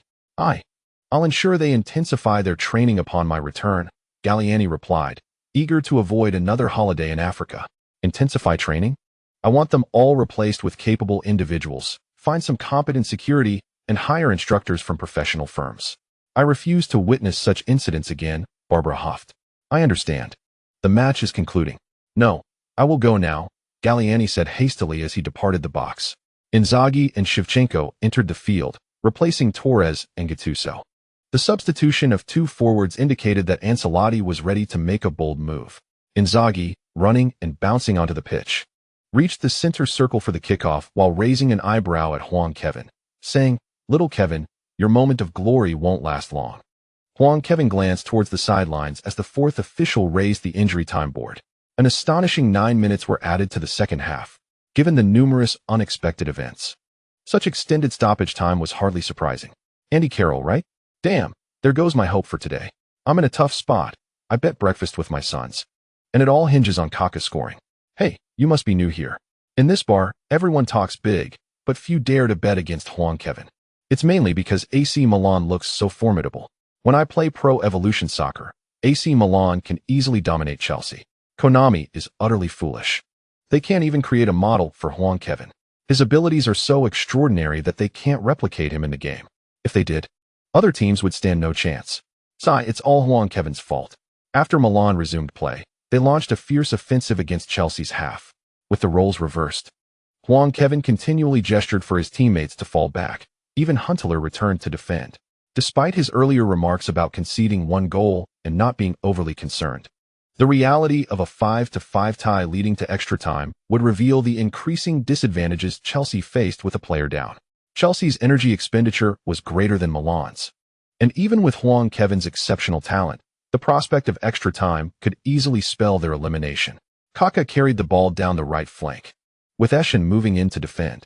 Substituted into the game, Eschen displayed remarkable vigor, effectively restraining the fatigued Kaká along the sidelines. Huang Kaiwen firmly established his position in the center, gesturing for Ramos to keep a close watch on Shevchenko on the left flank. The task of dealing with Inzaghi was entrusted to Terry and his compatriots. The king of the yellow team stood in the middle, poised to provide defensive support at the opportune moment. Chelsea's defensive resolve was resolute, fully aware that they could not afford to engage in extra time against Milan. Kaká found himself with no alternatives, resorting to a back pass, but Pirlo's strike was disappointingly high. Cech, taking his time to distribute the ball, received a yellow card. As Chelsea collectively endeavored to maintain their advantage, Cech launched a long clearance, but misdirected it straight to Ambrosini. Ambrosini surged forward with the ball, prompting Huntelaar to make an immediate advance, grasping Ambrosini's arm. Despite the referee's whistle poised to blow, Ambrosini managed to deliver a pass with his calf while tumbling to the ground. Shevchenko, retreating, attempted a breakthrough, but it was evident that his speed had diminished compared to previous years, lacking the formidable impact he once had at San Siro. After just a few strides, he was forced to the sidelines by Huang Kaiwen, who did not even attempt to dribble past, instead opting for a backheel pass to a teammate. Veteran Favali swiftly pivoted, sending a long ball to the right flank where Seedorf, Eschen, and Inzaghi surged forward to receive it. Inzaghi, anticipating the ball's speed, positioned himself to let it strike his leg. Eschen, slightly delayed, went to ground for a tackle, but Seedorf had already nudged the ball away, controlling it and sending it far forward. However, A mistake led to the ball landing at Kaká's feet. Go! Huang Kaiwen shouted. Unable to return to the center in time, Terry opted to press forward, while Kaká took a step and unleashed his right foot.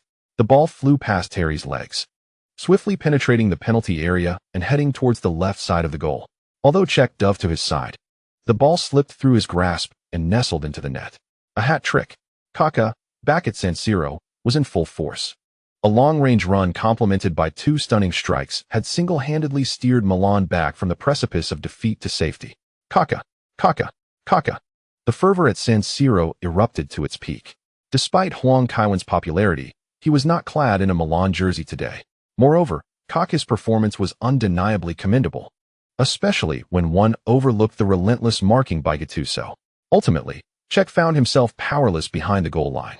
It had been a day of considerable exertion for him. Yet despite his efforts, a grueling extra time awaited. Huang Kaiwen dashed back to his goal, bending down to retrieve the ball, lightly nudging Cech with his foot as he chuckled. Get up, the regular time isn't over yet. Cech, taken aback by Huang Kaiwen's beaming smile, found himself intrigued, curious about the thoughts behind such a grin even in such dire circumstances. To enter extra time is akin to signing a death warrant. Guys, another goal. Kevin Huang shouted as he charged forward with the ball. He approached the referee, handed the ball over, and swiftly executed a nimble turn to avoid colliding with the official. The fourth official, Henning, couldn't help but smile. No wonder Pelé was so fond of him. Watching him play brings great joy. Terry clapped his hands and cheered. 1, 2, 3, Chelsea. Go, go, go. The Milan players, returning from their celebration, cast sidelong glances. Kaká directed his gaze toward Kevin Huang, who was waiting at the center circle for the kickoff.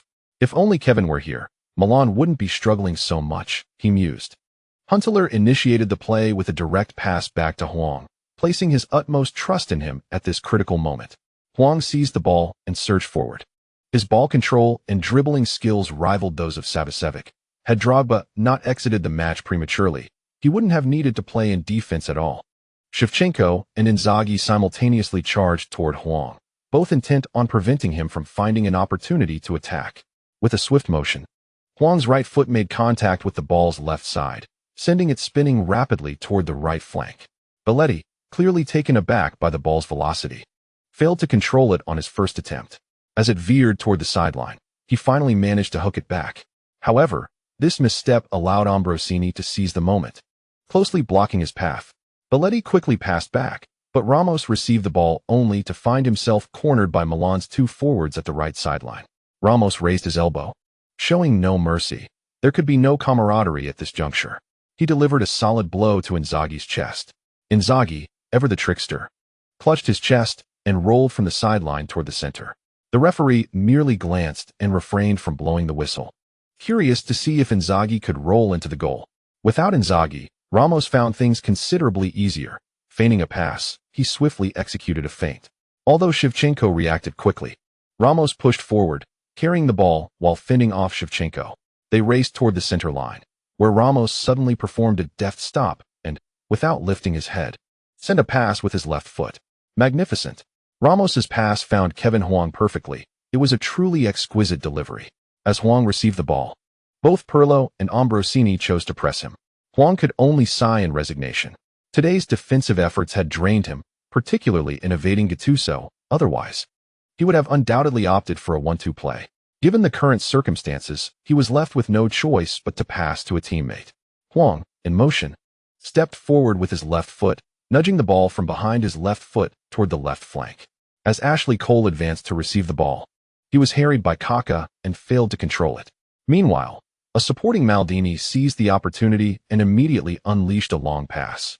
A rising Inzaghi, having taken a couple of steps back toward the center, effortlessly received the ball. Terry surged forward to position himself behind Inzaghi, who, displaying remarkable intelligence, refrained from controlling the ball and instead opted for a lateral pass to Shevchenko. Without pausing, Shevchenko sent the ball directly toward the center. As Inzaghi completed his turn, he dashed past Terry, eager to receive the pass. Despite having covered considerable ground today, Terry exhibited clear signs of fatigue. Nonetheless, he remained resolute in preventing Inzaghi from advancing. Inzaghi, feeling the pressure of the confrontation and sensing a loss of opportunity, adjusted his stride to his right foot and, in a moment of urgency, struck the ball towards the goal. Initially intending to send it out of play to waste time, he found that under Terry's pressure, the shot was instead directed straight into Cech's arms. After receiving the ball, Cech aimed to stabilize the situation, biding his time for the extra time, only to notice a signal from Huang Kaiwen. Reluctantly, Cech tossed the ball to Terry, who pivoted and executed a diagonal pass directly to Huang. With the ball at his feet, Huang charged into Milan's half. To his left, Kaká and Ambrosini, both former teammates, drew closer, well aware of Huang's decisive nature. Ambrosini braced himself, prepared to commit a foul. However, just as he was about to make his move, Huang altered his pace, reducing his speed, and deftly maneuvered past Ambrosini on his right, simultaneously evading the pursuing Shevchenko.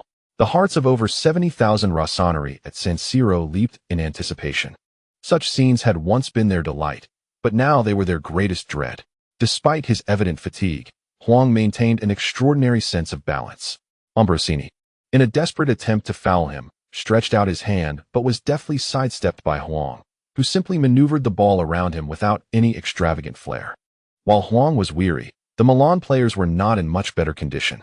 As Huang approached the penalty area, both Favalli and Hummels retreated, maintaining their positions without pressing forward.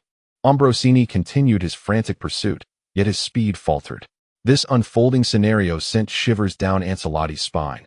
He sensed impending doom and shouted, "Get in there, make the tackle."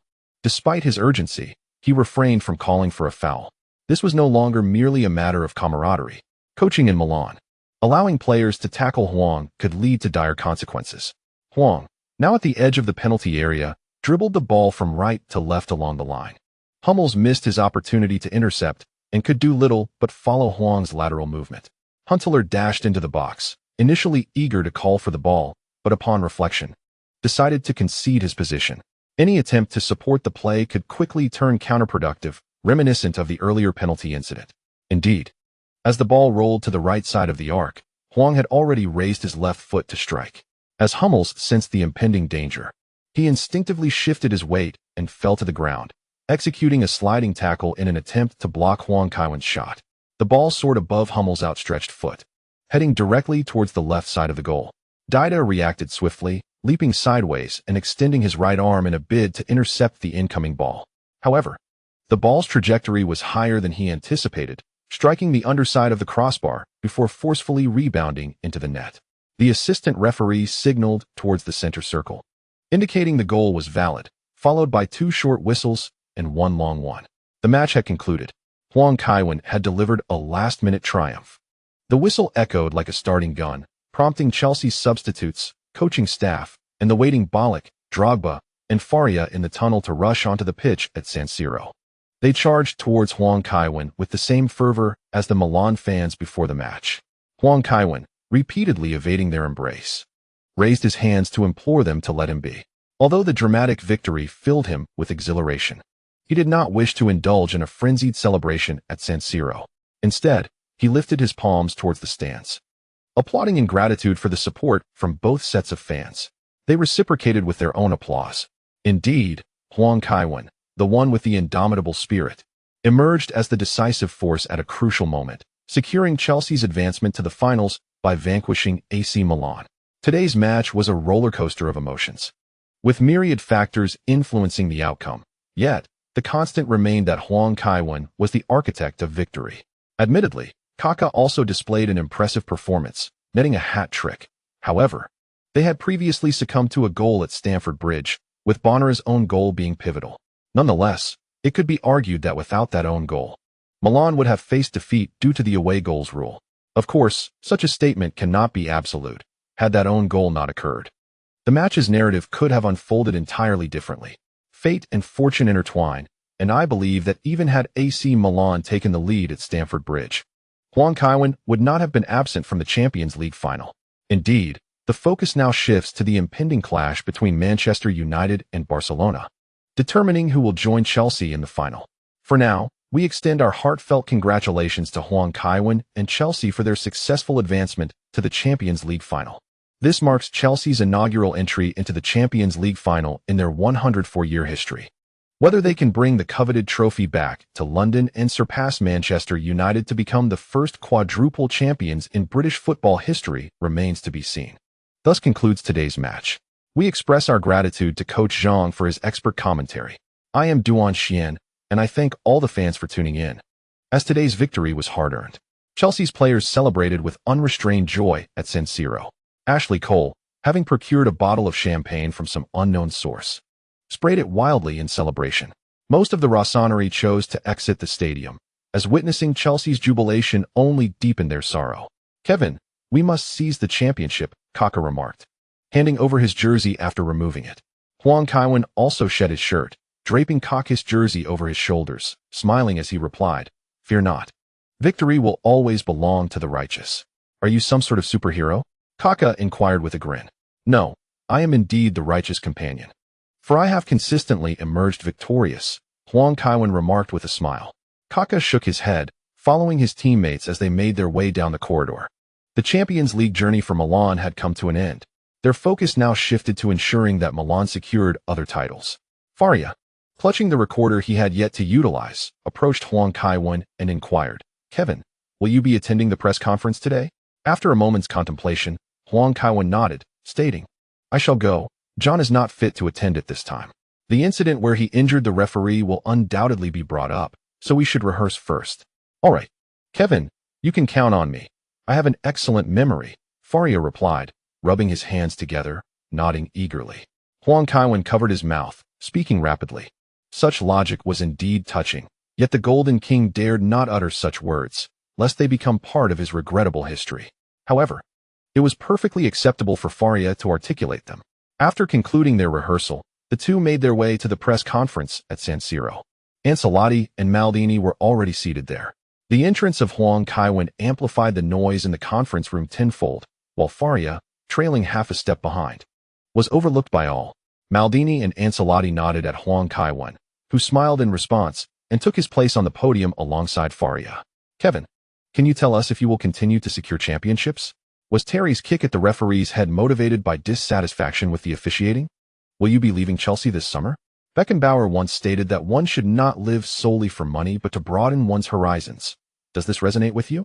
Kevin, how did you feel when fans stormed the pitch today? After the match, you will meet Miriam Leone, who has expressed a desire to treat you to dinner. Kevin, following the first leg, Pele left in anger. Do you believe your performance today will satisfy him? Maldini and Ancelotti exchanged wry smiles. Although football is a sport where only winners thrive, it felt somewhat excessive that no one directed their inquiries towards them. Faria was treated as though he were invisible, yet he displayed no sign of discontent upon his face. Huang Kaiwen glanced at Ancelotti, who nodded, indicating for Huang Kaiwen to speak first. "Coach, should I go ahead?" Huang Kaiwen specifically asked Faria. With a smile, Faria nodded, saying, "Kevin, feel free to say whatever you wish. There is no need to ask my permission for such matters." Huang Kaiwen shook his head, thinking, "Your back teeth are grinning, yet you still ask the Golden King not to question you. If no one inquires, it might be even more distressing for you." Huang Kaiwen grasped the microphone, leaning forward to address the audience. "I have felt your enthusiasm, and I shall do my utmost to address your questions. Championships and transfers are two separate matters. However, I prioritize everything. I have never spoken of events that have yet to occur, thus rendering these questions somewhat meaningless. As for playing at Bayern, it may or may not happen in the future. I cannot guarantee anything. Today, the fans rushing in did indeed startle me, but I could sense their goodwill, so it is not too significant a concern. As for Miss Leone, I am not yet acquainted with her. Perhaps fate will bring us together in the future. Though who can say for certain? Kevin, you have yet to address certain inquiries regarding Bailey and Terry," a reporter interjected. "Edson is indeed an exceptional player, and our relationship is quite amicable. I am aware that he harbors considerable expectations of me. Today's match may have disappointed him, yet as a former professional player, he should comprehend that when the team is in need, every individual must make sacrifices, myself included." What are your thoughts on the officiating of today's match? Do you believe there were any questionable decisions? I prefer not to dwell excessively on the referee, for the match has concluded, and the upcoming Champions League final is of paramount importance. Additionally, whether Chelsea can secure the championship undefeated is also significant. Huang Kaiwen smiled, stating, "John did not act with malice. Although he occasionally finds himself in unfavorable headlines, those who truly know him understand he is not a bad person. He is a loyal friend.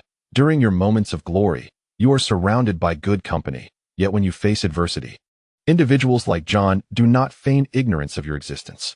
I am delighted to call him my teammate, and even if we part ways in the future, our friendship shall endure. The reporters noted Huang Kaiwen's resolute demeanor and were reminded of Mr. Rui Faria. Mr. Faria, please share your thoughts on the officiating and Terry, they urged.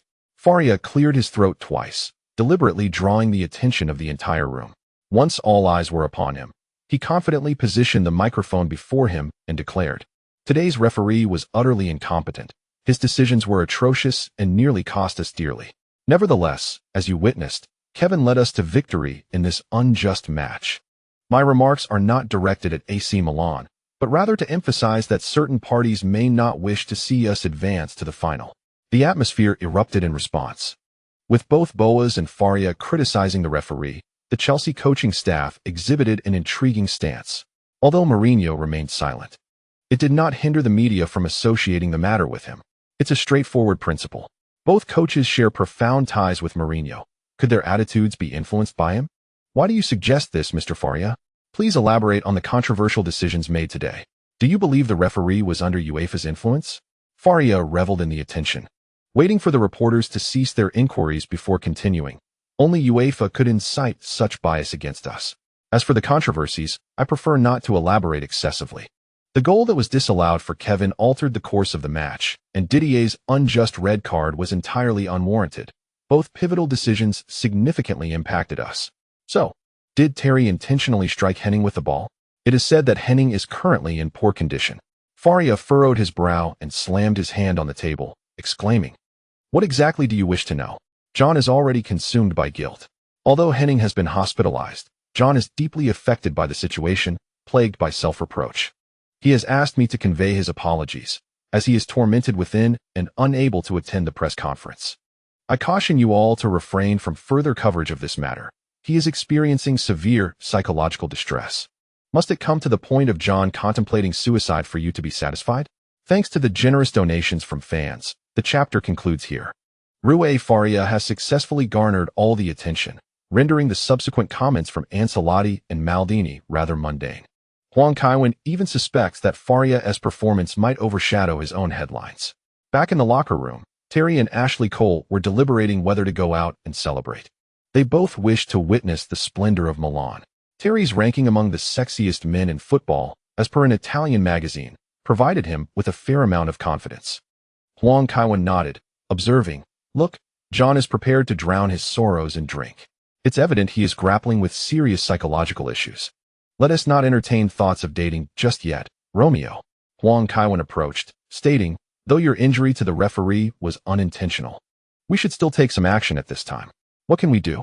The match will be easier without him. Otherwise, we might face elimination today." Ashley Cole retorted with dissatisfaction. Disinterested in blaming Cole, Huang Kaiwen turned to Terry and said, "Although it may not be absolutely necessary, we should engage in some crisis management. Let us pay a visit to him. I've never done anything like this. How do you handle such matters on your end?" Terry inquired. "Our situation is different. After maliciously tackling someone, bringing a wheelchair and flowers might be appropriate. Given today's circumstances, perhaps you could also present a hearing aid."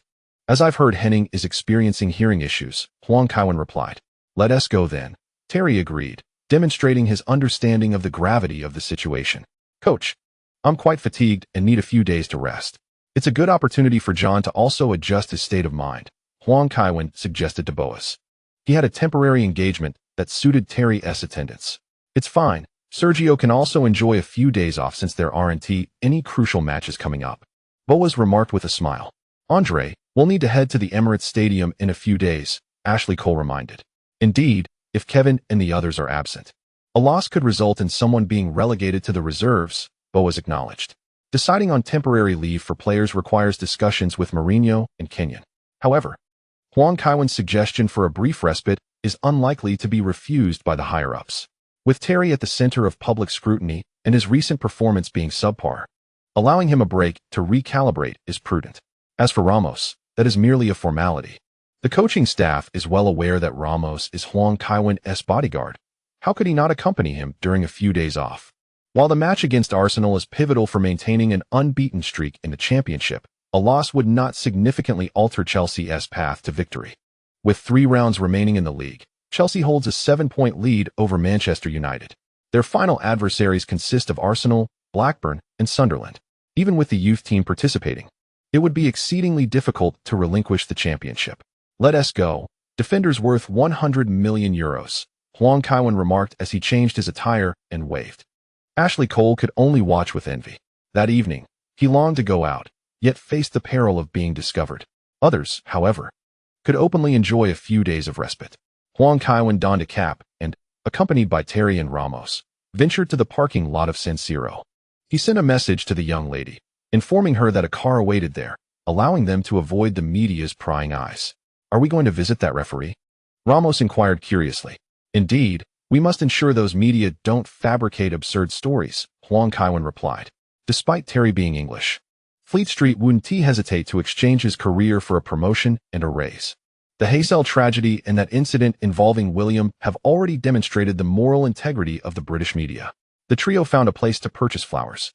Items such as wheelchairs and hearing aids are not easily procured on short notice. Fortunately, Huang Kaiwen was an old hand at this, having a dedicated supplier.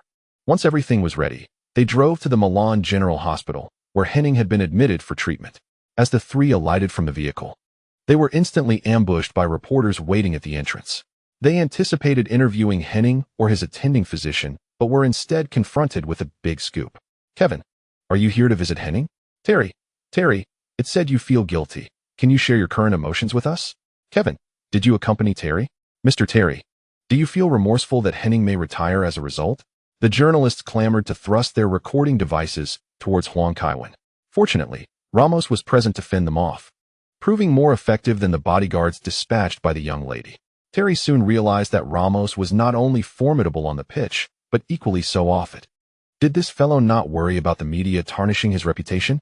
A few inquiries revealed Henning's hospital room. The bodyguards, carrying the wheelchair and other items, ascended to the 4th floor behind them. "Who allowed you in?" "The patient is." Upon seeing Huang Kaiwen, the doctor immediately donned a smile and asked, "Kevin, may I have your autograph?"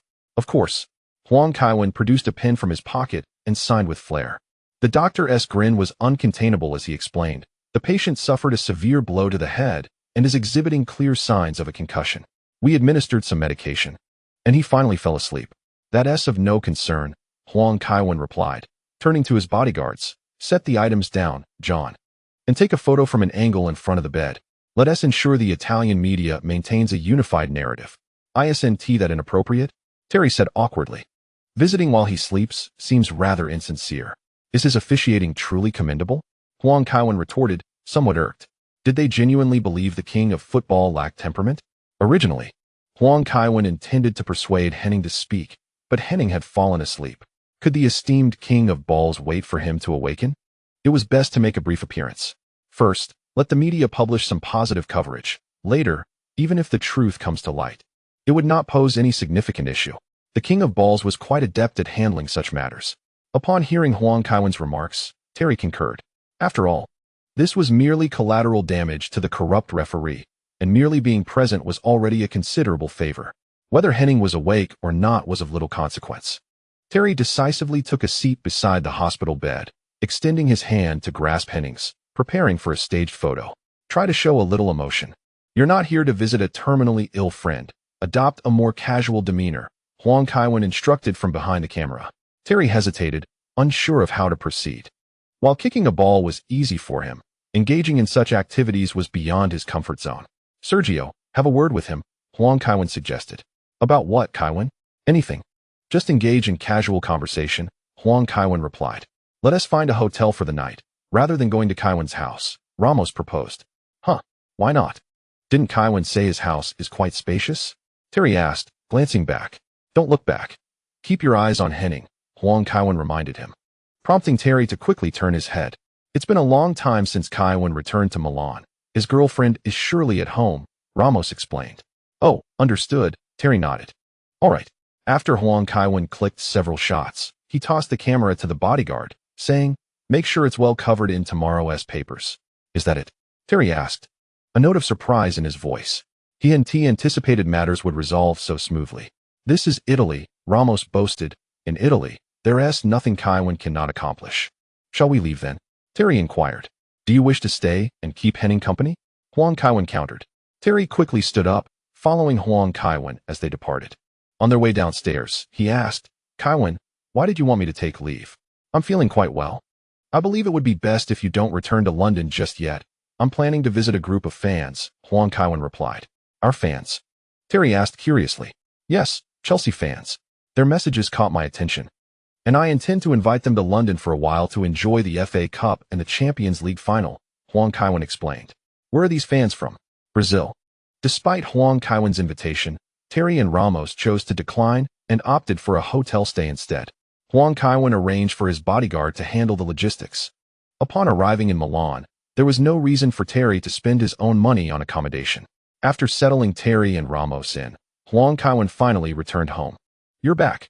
The young lady, busy in the kitchen, turned to say, You're a bit earlier than I expected, so dinner ice and tea ready yet. No problem. I'm not too hungry, Huang Kaiwen replied, settling onto the sofa. He glanced at Lily, who was munching on chips, and asked, Are you snacking now? Will you still be able to eat dinner later? Lily playfully stretched her foot onto Huang Kaiwen's leg, pouting, But I want to eat. Huang Kaiwen gently scratched the soles of Lily's feet twice, causing her to roll on the sofa in laughter. Ha ha ha, stop it. I admit my mistake. Is that not enough? She exclaimed. Huang Kaiwen, wrapping his arm around Lily's shoulders, inquired, What brings you back today? I watched your match with Barbara. Of course I'm coming home tonight. Lily replied with a sense of entitlement. Very well, then we can delve into some profound scientific discussions this evening, Huang Kaiwen replied, raising an eyebrow in a manner reminiscent of Ancelotti. Humph. Lily turned her head away, refusing to engage, yet Huang Kaiwen could sense her insincerity through his fingertips. Time for dinner. Enough of the games, the young lady called out, holding a plate. Huang Kaiwen playfully tapped Lily and said, Go help out. I'll fetch something to drink. Lily immediately jumped off the sofa barefoot and made a face at Huang Kaiwen. The king of football decided he would let her learn the true nature of the world tonight. Huang Kaiwen rose, took a bottle of orange juice, filled half a kettle with hot water, and added a bottle of mineral water before bringing it to the table. The young lady and Lily had already set the dinner table. The presentation was delightful, the dishes well paired, and they emitted a tantalizing aroma. Huang Kaiwen smiled as he offered his appraisal. I found a Chinese cuisine teacher, the young lady said with a radiant smile. Why are you still standing? Sit down. Huang Kaiwen urged. He immediately picked up some steamed sea bass to taste. How is it? The young lady queried, resting her chin on her hands and gazing at Huang Kaiwen. Delicious and sweet. You used rice wine, right? He responded. Yes. It's well done. Now let us eat. Huang Kaiwen said with a grin. Lily had already begun her meal. The Lawrence Award is already generating buzz, and the Italian media is supporting you, the young lady remarked as she swallowed her rice. Yes, this year I should be able to surpass Bolt and Nadal. Huang Kaiwen nodded in agreement. This year Federer hasn't performed well. He likely won't make the cut. As for Hamilton, he's still young, and F1 is a team sport. He is far from competing with the king of football, he added. Phelps, however, is a formidable opponent. After all, the American athlete has an advantage due to his asthma. He mused. Nevertheless, Huang Kaiwen still felt confident about his chances of winning an award this year. After dinner, the young lady showcased her new toy. Lily finally understood what it meant to play with fire. In the morning, Huang Kaiwen got up and changed clothes right away. Though the gentle abode was a hero's grave, the king of football possessed great resolve.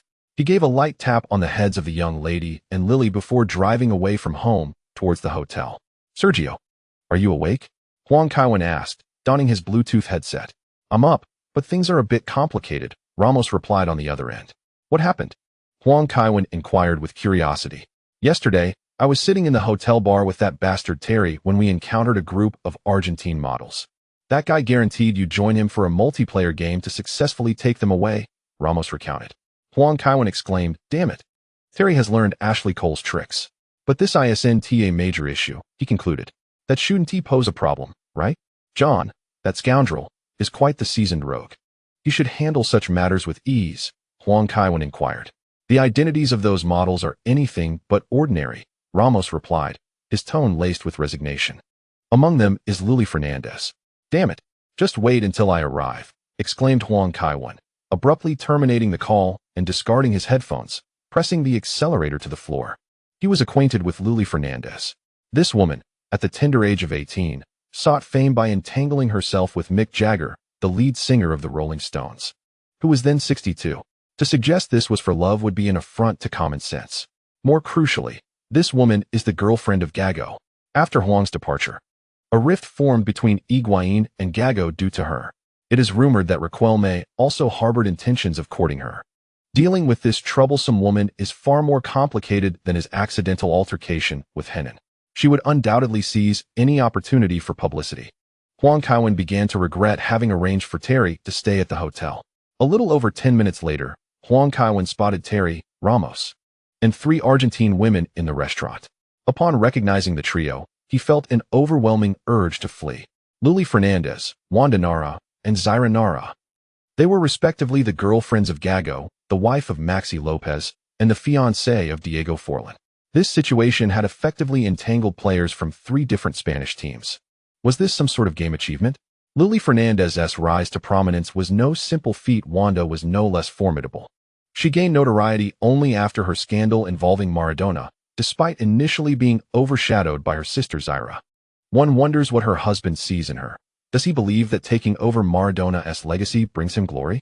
Kaiwen, Terry called out, waving. Luli, Huang Kaiwen said, mustering the courage to approach the familiar figure. Let me introduce you, Terry said with a smile. It's a pleasure to meet you all. But we must be on our way, Huang Kaiwen said apologetically, wishing to linger not a moment longer. None of these 3 women were to be trifled with. Where are you headed? Perhaps we could be going the same way, Wanda inquired, her interest piqued. To Brazil. Are you heading there as well? Huang Kaiwen asked, skeptical that a few Argentine models had plans in Brazil. Really? ISNT at the middle of the season? Wanda responded, her disbelief evident. Of course. The coach granted us a break, Huang Kaiwen said, pulling Terry by the neck as he stood up. Apologies, but we have other matters to attend to. As he led Terry away, the 3 models looked on, bewildered. Why the rush? Terry asked, rubbing his neck. You fool, while I have no desire to defend Tony, you should at least be aware of whom you ought to avoid, Huang Kaiwen replied, massaging his temples. Is Wanda an ordinary woman? Even Icardi has been turned into a dimwit by her. What on earth is happening? Terry queried, utterly perplexed, having merely approached the attractive women for casual banter. Upon hearing Huang Kaiwen's words, he realized that the situation was far from simple. As Huang Kaiwen revealed the identities and backgrounds of the 3 women, Terry's eyes widened in astonishment. Alas, who could blame him when Huang, the king of the ball, was a devoted reader of tabloids? Although he had never encountered the Wanda sisters during his time in Spain, their appearances were a daily feature in newspapers. Would there be any repercussions? Terry asked, a hint of trepidation in his voice. I am uncertain. They all have stable partners. It ultimately depends on the state of their relationships, Huang Kaiwen replied, shaking his head. If they wish to avoid a breakup, they certainly wouldn't disclose anything. However, these 3 are formidable individuals. Who knows if they might choose to create a scandal before the Champions League final. Beckham's assistant amassed nearly £10 million by exploiting his privacy, which is hardly a commendable example. I was mistaken, Kaiwen, Terry admitted, a twinge of regret in his tone. Forget it, you are just as in the dark. Huang Kaiwen responded, I suggest you return home and be honest with Tony. Although I do not wish to meddle in your personal affairs, I believe your family is quite harmonious, and if possible, you should focus your energies there. I will do my best, Terry nodded, though uncertainty lingered in his expression. Once the 3 boarded the plane, Terry unusually refrained from flirting with the flight attendants and instead donned an eye mask. The flight from Milan to Sao Paulo would take over 10 hours, and he had worked hard that evening, necessitating some rest. Meanwhile, Huang Kaiwen and Ramos retrieved their gaming console to engage in a session of Monster Hunter. Huang Kaiwen skillfully wielded the great sword. After a while, noticing that Terry had fallen asleep, Ramos inquired quietly, Is everything all right, Kaiwen? It should be fine, Huang Kaiwen murmured. Those 3 women are unlikely to abandon their current boyfriends or husbands, so this matter will likely remain as it is. Were you trying to scare him? Ramos asked. Not at all. I only just came to this realization myself, Huang Kaiwen explained. One of the Wanda sisters is married, and the other is engaged. They certainly do not want this information to surface. The real challenge lies with Lily Fernandez, but Gago is quite popular in the Argentine dressing room. After his fallout with Higuain, he hasn't been able to return to the national team, so she likely won't forsake Gago, at least not for now. Ramos gave a thumbs up, relieved that he had grasped the situation so swiftly. It was then that Huang Kaiwen produced the morning's newspaper, confirming his suspicions. Indeed, Faria had made the front page. This direct confrontation with UEFA had sparked considerable controversy. In contrast, Terry's incident with Henning had garnered little attention, as it was evident that Terry had not acted with intent. Henning's serious injury was merely a coincidence. The Gazzetta dello Sport, still Italy's premier newspaper, proclaimed on its front page, AC Milan is the best team on the planet. We have done everything and played at the highest level in football history. Yet Kevin will transform his team into an extraterrestrial squad. The gap between Milan and Chelsea lies solely with Kevin. The writing was truly remarkable, exceedingly sophisticated. Buffon sternly criticized Henning in the pages of the Tuttosport, stating, "The officiating today was woefully inadequate. He nearly ruined everything." Fortunately, Chelsea has Kevin. After the match, it came as no surprise to me that Kevin chose to visit Henning in the hospital. He is indeed a magnanimous individual. He bears no grudges against those who offend him, and I find myself deeply curious about how he has evolved into such a paragon of virtue. I aspire for my children to embody the same noble qualities as Kevin. Even if they cannot master his footballing skills, they can certainly learn from his character. Huang Kevin nodded in agreement. It is evident that Buffon's column possesses considerable substance. It is no wonder that he transitioned into commentary post-retirement. His profound understanding of the game is unmistakable. After a few more glances, Huang Kevin felt relieved to discover that the news of Terry's party with a model had not been exposed yesterday. The Italian media still lags in this regard. Had this occurred in London, Terry would have been unable to escape unscathed. As long as there was no fallout, Huang Kevin cast aside the newspaper, donned an eye mask, and sought rest. After more than 10 hours of flight, the trio arrived in Sao Paulo, Brazil, which is also Kaká's hometown.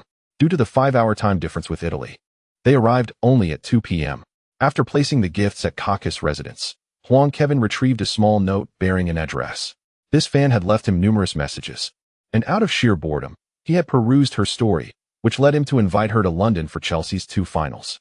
Through persistent inquiries, Huang Kevin, along with Terry and Ramos, finally located the fan's home in Paraisópolis, the second largest favela in Sao Paulo. Although the presence of the Golden Prisoner Award granted him a degree of safety, Huang Kevin kept his cap pulled low. Otherwise, recognition would turn this visit into a fan meet and greet. The fan's home, situated at the edge of the favela, was relatively decent. After knocking a few times, Huang Kevin patiently awaited at the door. "Who is it?" A young female voice inquired in Portuguese. "Hello, did you leave a message on my social media account?" Huang Kevin responded in Spanish. The girl, taken aback, opened the door with a somewhat hostile tone, but upon seeing Huang Kevin without his cap, her eyes widened in shock. Moments later, she spun around and dashed into the house, exclaiming, Mom, you have to come quickly. We seem to be less than welcome." Terry remarked from behind Huang Kevin. "She is merely overwhelmed at seeing a star," Huang Kevin replied. "Patience is indeed a virtue." A few minutes later, a middle-aged woman, clearly having just changed her clothes, rushed to the door, flustered as she exclaimed, "Kevin, oh my God, it's really you. And Sergio Ramos, Paul Terry. Goodness. Am I dreaming?" "Madam, you are not dreaming. This is John Terry," Huang Kevin corrected with a smile. Upon realizing the situation, the woman quickly stepped aside, apologizing. "Oh dear. I completely forgot to invite you in. Please, come in." Huang Kevin led the way inside, while Ramos handed over the gifts he was carrying. Upon entering the room, the family soon appeared before them. A middle-aged couple, a young woman in her early 20s, and a small boy of 3 or 4 years old, whose eyes were tightly shut. The family radiated palpable tension, likely akin to that felt in the presence of robbers. Huang Kaiwen broke the silence, addressing them. "Madam Sylvia, your daughter shared your story on my social media account, and I would like to extend an invitation for your family to join us in London for the Chelsea final. Of course, if you wish, you may share your story. We would be most attentive listeners." The family remained unresponsive for a moment. Eventually, the daughter gasped, "Oh my goodness. Kevin has invited us to London for the match. Dad, Mom, Nicola, is this true? I can't believe it. Thank God for all his blessings." Terry and Ramos remained silent, sensing the genuine joy emanating from the family. After nearly 10 minutes, the family began to regain their composure. The middle-aged woman hurried to the kitchen to prepare refreshments, nervously presenting them with the offering. "It's nothing fancy. I hope it suits your taste. Huang Kaiwen took a sip from his cup and remarked, the coffee is delightful. Ramos and Terry followed suit, despite their newfound wealth. They hailed from humble beginnings and found no reason to turn their noses up at subpar coffee. With tears in her eyes, the woman expressed her gratitude. Thank you. Thank you so much. I never anticipated a day like this. When I first saw Nicola in the hospital, he smiled at me, and I couldn't help but take him in. He is an unfortunate child, a premature baby abandoned by his biological parents. 12 couples had considered adopting him before us, but ultimately chose not to. I cannot explain why, but I felt destined to be his mother. Addressing the speechless woman, Huang Kaiwen replied, you are a remarkable mother, and Nicola is fortunate to have you. The woman continued, this child also has autism. We hope he supports Palmeiras, while his sister wishes him to root for Sao Paulo. Perhaps it is God's will. After I narrated the story of Istanbul night to him, he became a fan of yours. Now, we gather every week in front of the television to watch Chelsea's matches. I am no professional commentator, but I strive to help him understand everything that unfolds on the pitch. It is an honor to have fans like you, and your family's story has profoundly touched me. That is why we have come to invite you to London for the match. All expenses during your stay will be covered by Chelsea, including compensation for your family's lost wages, so there is no need to worry about anything else, Huang Kaiwen stated. Initially, Huang Kaiwen had intended to fund the trip himself. However, upon reflection, he realized that such an opportunity for publicity would surely be welcomed by Kenyon and Abramovich, so he refrained from claiming credit. After all, the money he earned was hard-won, and he frequently made donations back home. Saving a little where possible seemed prudent. Thank you, thank you. I truly do not know how to express my gratitude. The middle-aged woman, Silvia Greco, exclaimed with excitement. There's no need for formality. Kind-hearted individuals will always await the world to smile upon them. Huang Kaiwen responded. The three of us spent the night at Greco's residence, and the following day, we boarded a private jet back to London. Before boarding, Huang Kaiwen had already conferred with Kenyon. Upon disembarking, the Greco family was greeted by staff from Chelsea Football Club. You need not rush back, Kenyon said, flattering Huang Kaiwen. Take some time to rest and prepare for the finals. Even if I return, I have no intention of playing at the Emirates Stadium, Huang Kaiwen remarked. Does Chelsea really need us to triumph over Arsenal? He continued, Arsenal's performance this season has been subpar, largely due to financial constraints, which led to their collapse in February. At this point, their key players are quite fatigued. Indeed, I will communicate with Jose.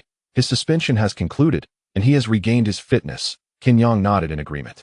I intend to start, Terry stated. This experience has made me acutely aware of how fortunate I am to be a professional player. I feel I am prepared. Kenyon glanced at Huang Kaiwen, who shrugged nonchalantly, indicating his disinterest. Why ask King Huang about everything? After all, he does not receive that salary, Kenyon noted. To which he received an affirming nod. I will discuss it with Jose. Weary, Huang Kaiwen returned home to rest with Ramos, while Terry went home alone. A day later, Greco appeared at the Emirates Stadium alongside the entire Chelsea team. Although Huang Kaiwen and Ramos did not play, they watched from the stands as Chelsea secured a resounding 4-1 victory over the Professor's team, thanks to own goals from Alex, Maluda, Huntelaar, and Touré. Post-match, the Greco family's story garnered widespread attention. Kenyon convened a press conference the following day, where he proudly addressed media from across Europe, stating, "This represents the collective spirit of Chelsea." Sylvia made a courageous choice, providing a warm home for the unfortunate Nicholas. Since they are fans of Chelsea, we cannot turn a blind eye. Although Nicholas cannot witness this world, our entire team and fanbase serve as his eyes. Chelsea concerns itself not merely with results, but also with those in need. Chelsea is more than just a club. The assistance rendered to the fans originated from Brazil, stirring considerable response in South America.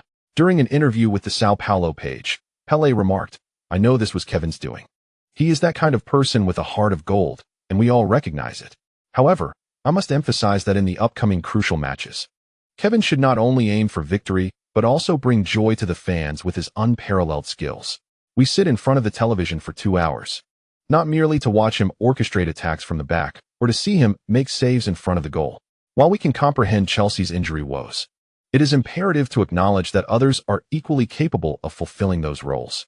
There is no justification for deploying the world's finest attacking player in a defensive capacity. Mourinho expressed his dissatisfaction regarding this issue, asserting in an interview, I can manage my team. others need only to manage themselves. With the Champions League final scheduled for May 27th, the FA announced the postponement of the previously set FA Cup final on May 30th to June 4th, thus granting Chelsea a week of rest following the Champions League. On May 17th, during the home match against Blackburn, the entire Blackburn squad formed a guard of honor for Chelsea, who had clinched the title in advance. After basking in the cheers alongside his teammates, Kevin sat back on the bench. As the two finals loomed, Mourinho was hesitant to field Kevin against a team renowned for its physicality, like Blackburn. Nevertheless, Chelsea, having already secured the title, maintained their focus and triumphed over their opponents with a 2-0 victory at home. A week later, they achieved a 2-3 victory against Sunderland away, completing an undefeated season in both the League and the League Cup. Simultaneously, Barcelona, the other team reaching the Champions League final, vehemently protested the chosen venue, expressing their reluctance to play the final in Rome. The city is home to two rival teams, Roma and Lazio, representing two distinct social classes. Remarkably, even Lazio's fervent supporters rallied behind Kevin. What difference does it make to play in Rome compared to Stamford Bridge? In light of this, Cruyff and Laporta frequently criticized UEFA in the newspapers. Meanwhile, the Chelsea squad boarded a flight to Italy once more. Upon their arrival in Rome, the team experienced an overwhelming sense of hospitality. Totti even led the Roma squad in a practice session for Chelsea, a courtesy unprecedented in any previous encounters. UEFA dismissed Barcelona's protests, as the venue had been predetermined rather than a last-minute decision. If Stamford Bridge were to host the final, would Chelsea not be permitted to play at home? In a non-World Cup year, the Champions League final stands as the most captivating event. Legendary figures from the football world emerged to lend their presence. While Chelsea may have lacked historical depth, the English football community exhibited remarkable solidarity during this period. With the exception of Fulham, voices supporting Chelsea resonated throughout. The final victory also had significant implications for the UEFA rankings, which would impact Premier League clubs substantially. Ferguson, in an interview, remarked, "I do not favor the narrative suggesting Chelsea is avenging Manchester United. Yet Chelsea undoubtedly possesses the capability to conquer Barcelona. They consistently pass the ball, relentlessly seeking their opponent's errors and exploiting gaps to deliver the ball into the penalty area. However, Kevin can execute these maneuvers on his own without such complications." Similarly, Arsenal's manager Wenger conveyed a comparable sentiment, stating, "I previously informed Henry that his move to La Liga was merely to vie for second place." Kevin departed from La Liga, yet he remains unable to surpass Kevin in the Champions League. Although Kevin's companions have changed, he has never lost to Barcelona in the past 5 years, which is the foundation of my confidence. Esteemed Real Madrid legends such as Di Stefano and Ginto have expressed similar sentiments. When Paul Maldini was interviewed by 7 Gold and asked which team would emerge as champions, he unhesitatingly proclaimed Chelsea. Even Ibrahimovic, who was on vacation, echoed the same sentiment. The Champions League final had yet to commence, yet all of Europe had already regarded Chelsea as the impending champions. In such an atmosphere, the day finally arrived on May 27th, the day of the Champions League final. Still within the confines of his hotel room, Kevin observed that his anticipation had reached a full 100 and opted to draw a prize. Ding! You have received a 24-hour experience card for Denilson de Oliveira Araujo from the 22nd round of the 1997 to 1998 Brazilian Serie A season, featuring Sao Paulo versus Palmeiras, along with Kevin Hoffler, king of street skating. What an astonishing surprise, Denilson, requesting monthly votes and recommendations. Chapter N0376, The Bicycle Maniac, Kevin Huang. Denilson, however, was the most celebrated star of that summer. In La Liga alone, he turned down offers from both Real Madrid and Barcelona. The two giants of Spanish football were certainly displeased at having missed out on a player of such caliber. Denilson, akin to Balotelli, shares a similar predicament. Their technical abilities and physicality are commendable, yet their style of play presents issues. Their football intelligence and emotional intelligence are lacking. However, as an experience card, there will be no such cognitive issues with the king of street skating. A fortified Denilson, while perhaps not as comprehensive as Pelé or possessing his extraordinary physique, might even exceed Pelé in dribbling prowess. Most importantly, the king of street skating is fundamentally rooted in respect for Barcelona.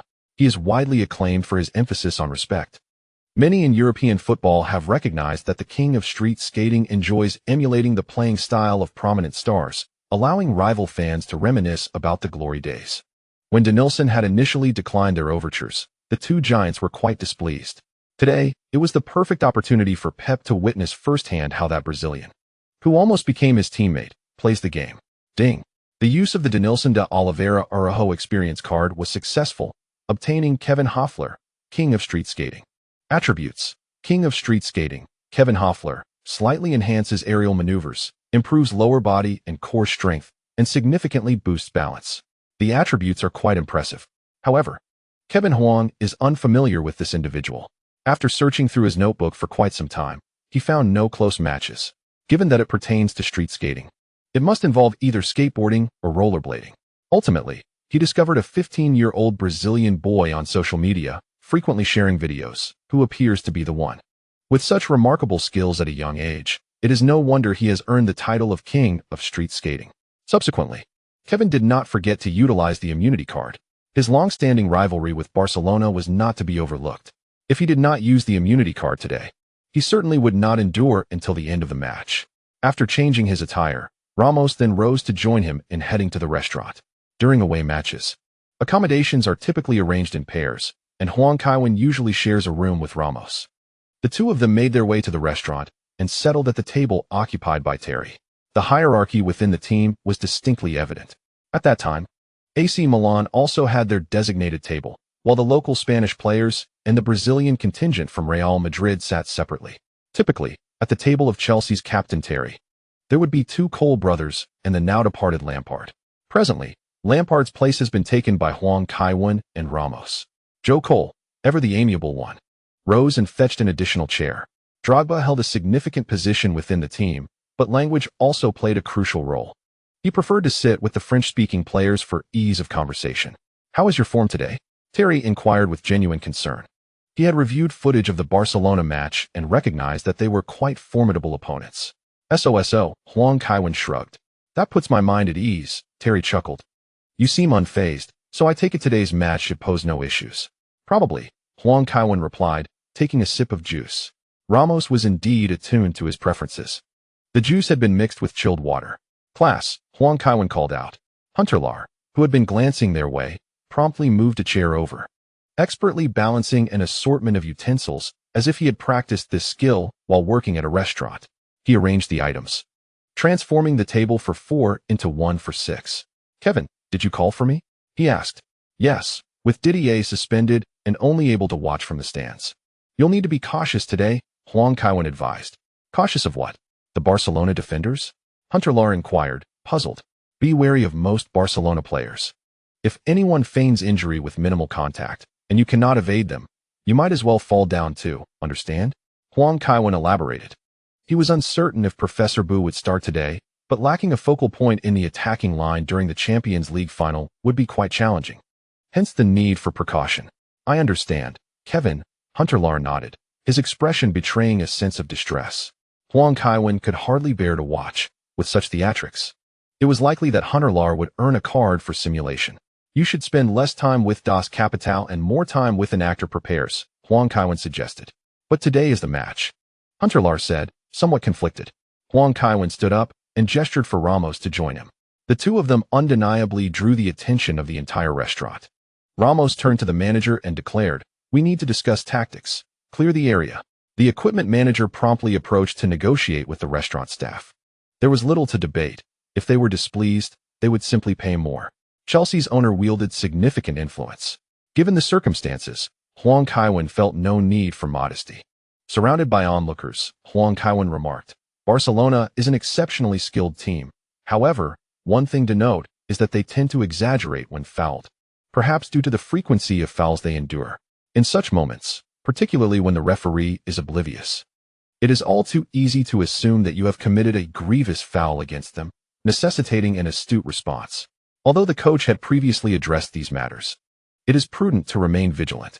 No sooner had the words left his lips than Huang Kaiwen executed a side throw and rolled upon the ground.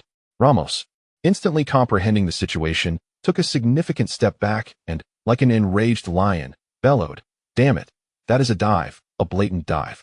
Huang Kaiwen ceased his theatrics, grasped Ramos's hand, and rose, stating, "Sergio managed it quite well, He may not have been as furious, but he needed to convey his grievances to the referee, instilling fear in the opponent. Thus, you must express your indignation. When you fall this time, cover your face and steal a glance at the referee. Huang Kaiwen gestured towards Terry. He gently bumped into Ramos, who immediately collapsed and rolled, covering his face while casting a furtive glance at Terry, displaying a somewhat exaggerated performance. Earlier, I had made contact with Sergio's foot. Witnessing his fall, I could have chosen to go down as well and subsequently reacted accordingly. If he seeks to exert pressure on the referee, then at that moment, you should clutch your ankle, furrow your brow, and writhe on the grass for a moment before curling up, allowing the referee to perceive your agony. Huang Kaiwen chuckled, refraining from further dramatics this time. Ashley Cole volunteered to roll on the ground, embodying a 7/10 essence of the act. Applause erupted as Mourinho clapped his hands, the restaurant resonating with thunderous appreciation. Mourinho raised his hand and remarked, "Having previously worked at Barcelona, I am well acquainted with their tendencies." Kevin has been rather diplomatic. Barcelona players particularly relish pressuring the referees. Thus, these tactics are not merely about outsmarting your opponents, but you must learn to safeguard yourselves and avoid receiving red cards for inexplicable reasons. Indeed, if the opponents apply pressure on the referee, you must respond immediately, declared Villas-Boas, wielding a bronze sword said to be 3,000 years old, acquired from a German seller. In light of this, let us compare our performances before the match and rehearse, Terry proposed, his suggestion garnering enthusiastic approval from most players, who found the idea quite engaging. In truth, many teams have related training sessions. Mourinho had previously emphasized this aspect. Teams like Stoke City, known for scoring from set pieces, possess their own strategies for both creating and executing set plays.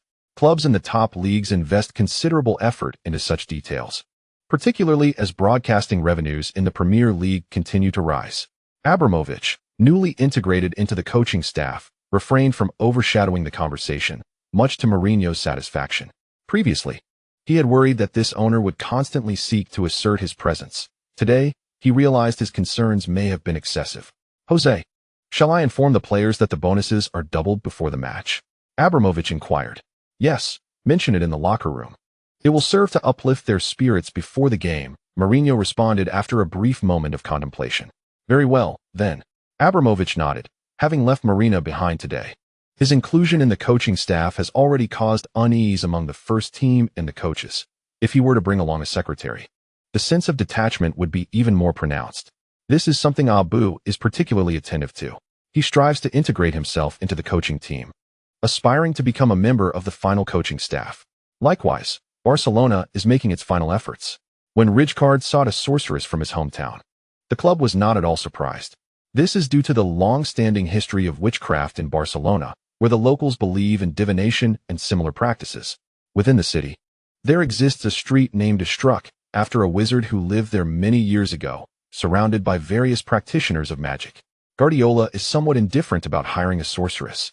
He possesses a touch of superstition and believes in supernatural forces, yet he is not particularly keen on engaging a witch, as he perceives most of them to be charlatans without genuine abilities.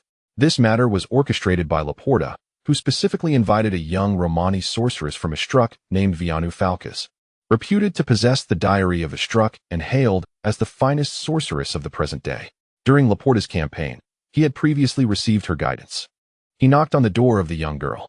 The girl, whose surname means wolf, quickly shoved her wallet under her pillow, not entirely concealing it, revealing a photograph tucked inside, featuring her in the attire of the Chinese archery team. "Miss Falcas, are you prepared for the final?" Laporta inquired with eager anticipation. The young girl had made remarkably accurate predictions in the past. "Of course, but I will not be present at the venue." "You must understand how conspicuous it would be for a Romani woman to appear in a sorceress's robe at the final," Vianu Falcas replied. "Understood, I comprehend," Laporta nodded. "Then where will you cast the spell? Have you prepared the necessary medium for the incantation?" the girl questioned. "Certainly, 2 gold bars. Along with a watch gifted by Kevin and a signed photograph of Kevin, correct?" Laporta affirmed. "Indeed, the gold bars must weigh precisely 30 ounces, neither more nor less." She insisted. "Yes, I had them custom-made, and the watch was one that Kevin previously bestowed upon a Real Madrid staff member. We purchased it at a premium," Laporta confirmed. "Are you certain you wish to bring an end to Kevin's career?" I shall ask once more, for once the curse takes effect, it cannot be reversed, the girl pressed. Laporta's expression shifted, and after a deliberate silence, he nodded. Yes, for the sake of Barcelona. Very well, leave the items with me. Once he is injured, promptly transfer the final payment so I can depart, the girl instructed. Of course, we will collaborate again in the future, Laporta replied with a smile. Placing the bag on the floor, after she inspected the contents, she waved her hand and said, You may go now. I need to prepare. Laporta smiled and nodded, exiting the room. As he left, the smile faded from his face, and he instructed the bodyguard standing at the door, Keep a close watch. I did not agree to let her leave the room. Viano Falcus gazed at the signed photograph of Huang Kaiwen, her expression brimming with delight. Previously, her whimsical banter had inadvertently struck a chord, leading Laporta to genuinely believe she possessed mystical abilities. With the initial payment and 2 gold bars in hand, along with Kaiwen's custom watch and signed photo, this venture could hardly be deemed a loss. Returning to Barcelona was no longer an option. Thus, she resolved to journey to London.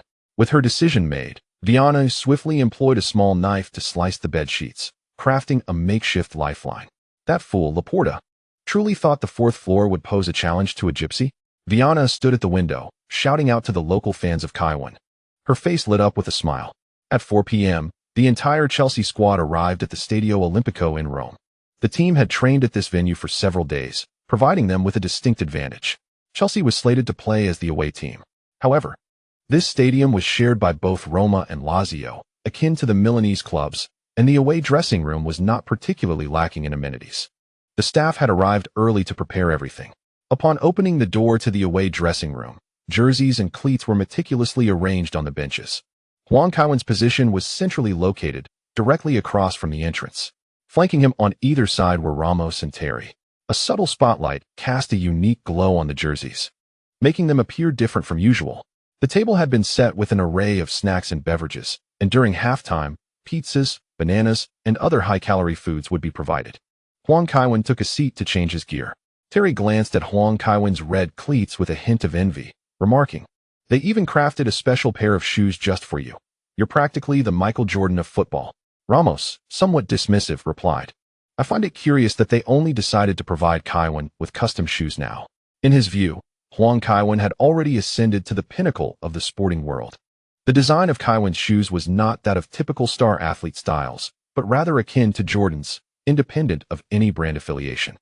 This arrangement had been negotiated between the young lady and the Germans. Meanwhile, Abramovich, after conversing with Mourinho, stepped into the center of the dressing room, stating, It is a tremendous honor to join the coaching staff today. With that said, my role today is that of a first-team coach. I'm uncertain how to motivate you or what exactly to say, so I will simply do what I can. Today, let's seize the championship and claim the treble. All bonuses will be doubled. The dressing room erupted in exuberance. It wasn't merely the Champions League victory bonus that was being doubled, it was all bonuses. This far surpassed the previous $2 million reward for winning the League Cup, given that Czech had suffered considerably due to defensive lapses this season. The doubled bonuses meant he could potentially earn hundreds of thousands more just from the clean sheet bonus. Additionally, if he were to be selected for various best 11 lists or claim personal accolades like the Golden Glove, his bonuses could easily surpass an additional $1 million. The dressing room was filled with ecstatic screams. Ashley Cole had already mapped out plans for how to spend this newfound windfall. Abramovich chuckled, shaking his head. Last season, Chelsea had incurred losses exceeding $65 million. The club's wage expenditure had reached $1.7 billion, significantly surpassing Manchester United's $1.14 billion. Since the arrival of Huang Kaiwen this season, Chelsea's payroll has remarkably surpassed the $200 million mark, not including the sponsorship from his company. Excluding the championship bonuses, Chelsea has already turned a profit. Should they secure the Champions League title, the club stands to gain a substantial share of the broadcasting revenues. Distributing additional bonuses to the players would not be a concern, were it not for the fear of disrupting the established norms. He might have even contemplated announcing a doubling of the bonuses following the FA Cup victory. However, the rationality of a businessman restrained him from succumbing to this fleeting passion. Faria nudged Boas, asking when they would head to the stands, noting that they were both suspended today. Boas frowned, adjusted his suit after a few pats, and replied, Let's discuss it later. I have quite a bit to manage. Mourinho glanced at his watch and approached the shortest bench, inviting, Kaiwen, are you attending the press conference? Let's go. Huang Kaiwen promptly rose in agreement. At the Olympic Stadium's press conference hall, Mourinho and Guardiola arrived almost simultaneously. Due to the presence of the illustrious Huang, Chelsea had avoided a clash with Barcelona in the semi-finals. Currently, Mourinho and Guardiola had yet to sever ties. The two exchanged nods and took their seats on stage. However, Puyol's expression shifted to one of discomfort upon seeing Huang Kaiwen.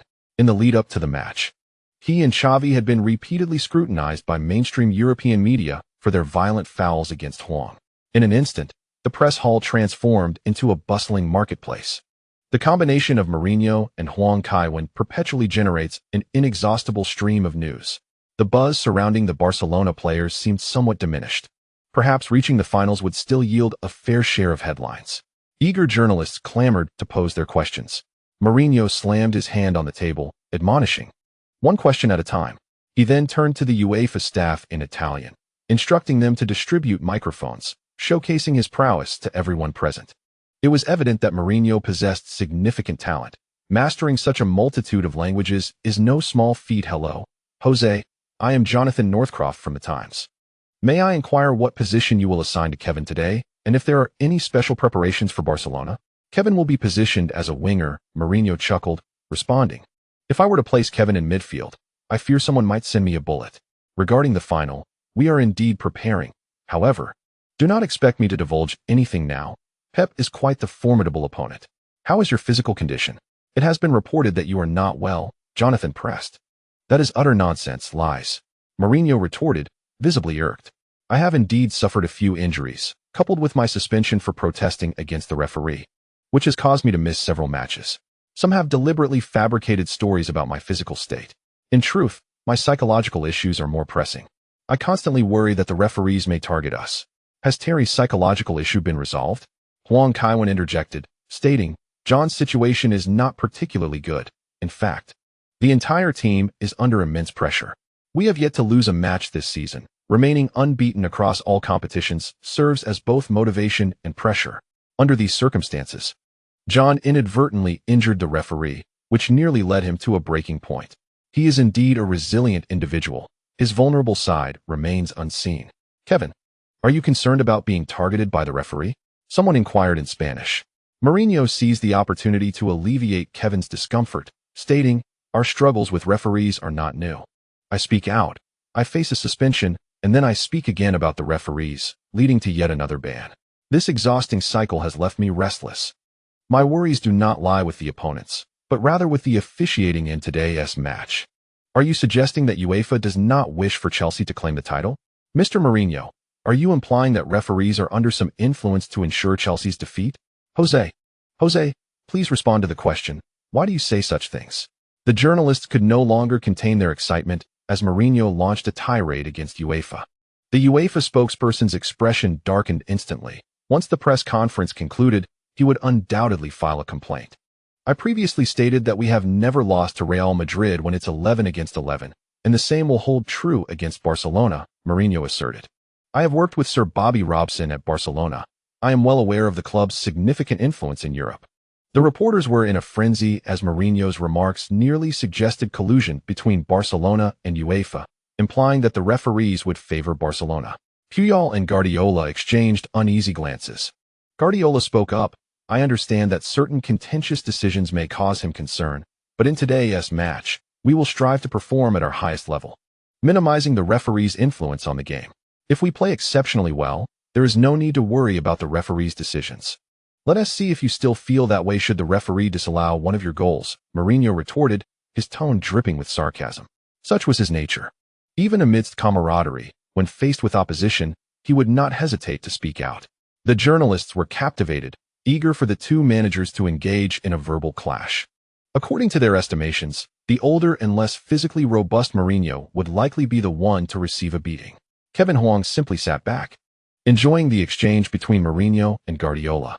Both were formidable in their own right, though Mourinho was decidedly more aggressive, while Guardiola opted for a more diplomatic approach. The confrontation was initiated by Mourinho, as his concerns about the referee implied that Barcelona would benefit. Guardiola's rebuttal was thus unsurprising. The two men sparred verbally for over 10 minutes, with Guardiola eventually conceding to bring the exchange to a close. Puyol expressed confidence in the match, asserting, "Our entire team is prepared for a fierce battle. Having secured both La Liga and the Copa del Rey, we are all eager for the Champions League title. And we will fight for victory until the very last second." Kevin, do you have anything to add? I have nothing to say. Victory is achieved through action, not words. You may ask me again after the match, Kevin Huang replied with a smile. Mourinho and Kevin Huang nodded in agreement, and together they rose to exit the venue. Upon his arrival, he exchanged a nod with Guardiola, yet after a half-hour press conference, a rift began to form between them. Mourinho patted Kevin Huang on the shoulder, forcing a smile as he said, "Kevin, you go ahead and let them warm up. I'll stay back for a moment." Kevin nodded and proceeded directly to the locker room. It is not that Mourinho undervalues friendship, but this individual possesses an overwhelming sense of pride. This is closely tied to his experiences, particularly when facing Barcelona, where he struggles to maintain his composure. "All right, everyone, let's warm up," Kevin Huang called out, waving his hand. Terry pretended to remove his armband, saying, "Then I should give this to you." "You keep it," Kevin replied, waving him off as he stepped onto the pitch. The moment he emerged from the players' tunnel, the Stadio Olimpico in Rome erupted in fervor. "St. Kevin, St. Kevin, St. Kevin, St. Kevin," Ashley Cole remarked. "Playing alongside him makes every venue feel like our home ground. Perhaps you should reflect on why you aren't as popular as Kevin," Terry jested. "You're not much different," Ashley retorted. As the warm-up commenced, both teams sensed a shared feeling. They were merely supporting characters in Kevin Huang's narrative. Even Messi, who had performed exceptionally this year, found himself overshadowed. In Italy, not even local players garnered as much adoration as Kevin. Representing Serie A clubs, they inevitably attracted discontent from rival fans. Kevin was the sole Milan legend capable of earning the support of nearly all fans from both Milan clubs. During the warm-up, Kevin primarily sought to gauge his touch. It was challenging to determine the extent of his enhancement, as he inherently possessed remarkable ball control, if he played with his intellect. It is not far-fetched to say he could reach the levels of both Ronaldo and Ronaldinho, and undoubtedly secure a starting position at a prestigious club. The Stadio Olimpico is a multi-purpose arena, with the track occupying a significant space, placing the stands farther from the pitch. This arrangement, however, offered considerable convenience to the media, who filled every available space on the track, setting up their cameras to capture every moment of the players. The broadcast cameras seemed to switch every second. The venue was teeming with star-studded fans and illustrious alumni, with nearly every notable figure from Italy present to witness the match. Those who had lifted the World Cup a few years prior were also in attendance, and their choice was remarkably unanimous. They opted for the Chelsea supporters section, leaving little doubt about their allegiance. "Papa, can you learn to dribble past others like Uncle Kevin with a rainbow flick?" Christian Maldini excitedly asked, pointing at the field. "He could get past Kevin," Inzaghi interjected, chuckling alongside the young prince. The rebellious son and Inzaghi shared a bond in their jests about Paolo Maldini, although Kaká remained silent. The smile on his face was unmistakable. Meanwhile, the wives in the VIP box engaged in discussions about fashion and education. Beatrice expressed her concerns, saying, "Do you think I will be able to get married this summer?" "Of course," Barbara replied emphatically, silently adding a caveat, "provided that Kevin has time in the summer." She harbored serious doubts, believing that if Kevin were to break up with Kaká, Kaká would readily abandon Beatrice as his fiancée. Lily, cradling Tony's daughter Chanel, playfully engaged the child. A fleeting Asian face captured the attention of several fans, with some Japanese supporters quickly recognizing the rising star of the public relations world, Aizawa Amiri, who is said to be a devoted fan of Kevin. Djokovic and Nadal were once again seen together in the stands. Inzaghi made a point to join them. Relishing in the praise from the Milan fan, Djokovic, "I taught Kevin his shooting technique, his positioning skills, and even his heading. Though I may not have scored many headers myself, my heading ability is exceptional," Inzaghi exclaimed animatedly. "However, I recall that Kevin was quite remarkable from the very beginning." "You must be mistaken. He was performing above expectations," Inzaghi began, but then widened his eyes and asked Nadal, "Damn, I thought you couldn't speak Italian?" "I made a special effort to learn," Nadal replied with a smile. Inzaghi's expression fell instantly. The players, urged by the staff, approached the sidelines. The entire world was abuzz. The much-anticipated clash between the so-called dream team of Barcelona and Chelsea was about to commence. garnering far more attention than this season's Spanish El Clasico. Buffon, with a telescope in his left hand, meticulously observed Kevin's subtle movements while holding a pen in his right, a notebook perched on his elevated leg. Villas-Boas and Ferreira sat not far from him. In the player tunnel, Kevin greeted Messi with a smile. Among the current Barcelona squad, he was closest to Messi. "Good evening." Kevin, Messi, his long hair trimmed, spoke somewhat shyly. "Good evening, Leo, and good luck in the match." Kevin replied with a grin, prompting a smile from Messi in return. Kevin glanced at Pique, contemplating when he might bring Messi to Milan. With President Pique at Barcelona, even under the management of Guardiola, the possibility of acquiring Messi remained plausible. "The match is about to begin," the referees announced. Upon seeing the officials, Kevin felt a surge of anxiety. "Damn, Busaka." The same one who issued a red card to Van Persie. The referees who left a lasting impression on him, aside from Kalina and a few other renowned officials, were mainly those known for their controversial decisions, and Busaka was certainly one of them. Kevin could only shake his head. "Damn it.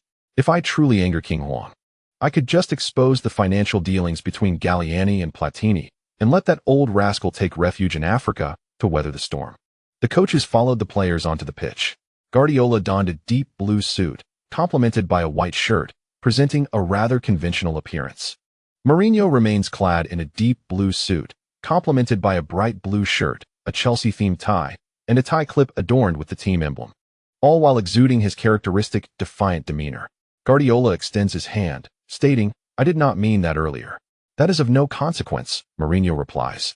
"Your call meant a great deal to me during my father's passing. So friendship comes first?" Guardiola inquires with a smile. "Do you genuinely believe that, Pep?" Mourinho counters.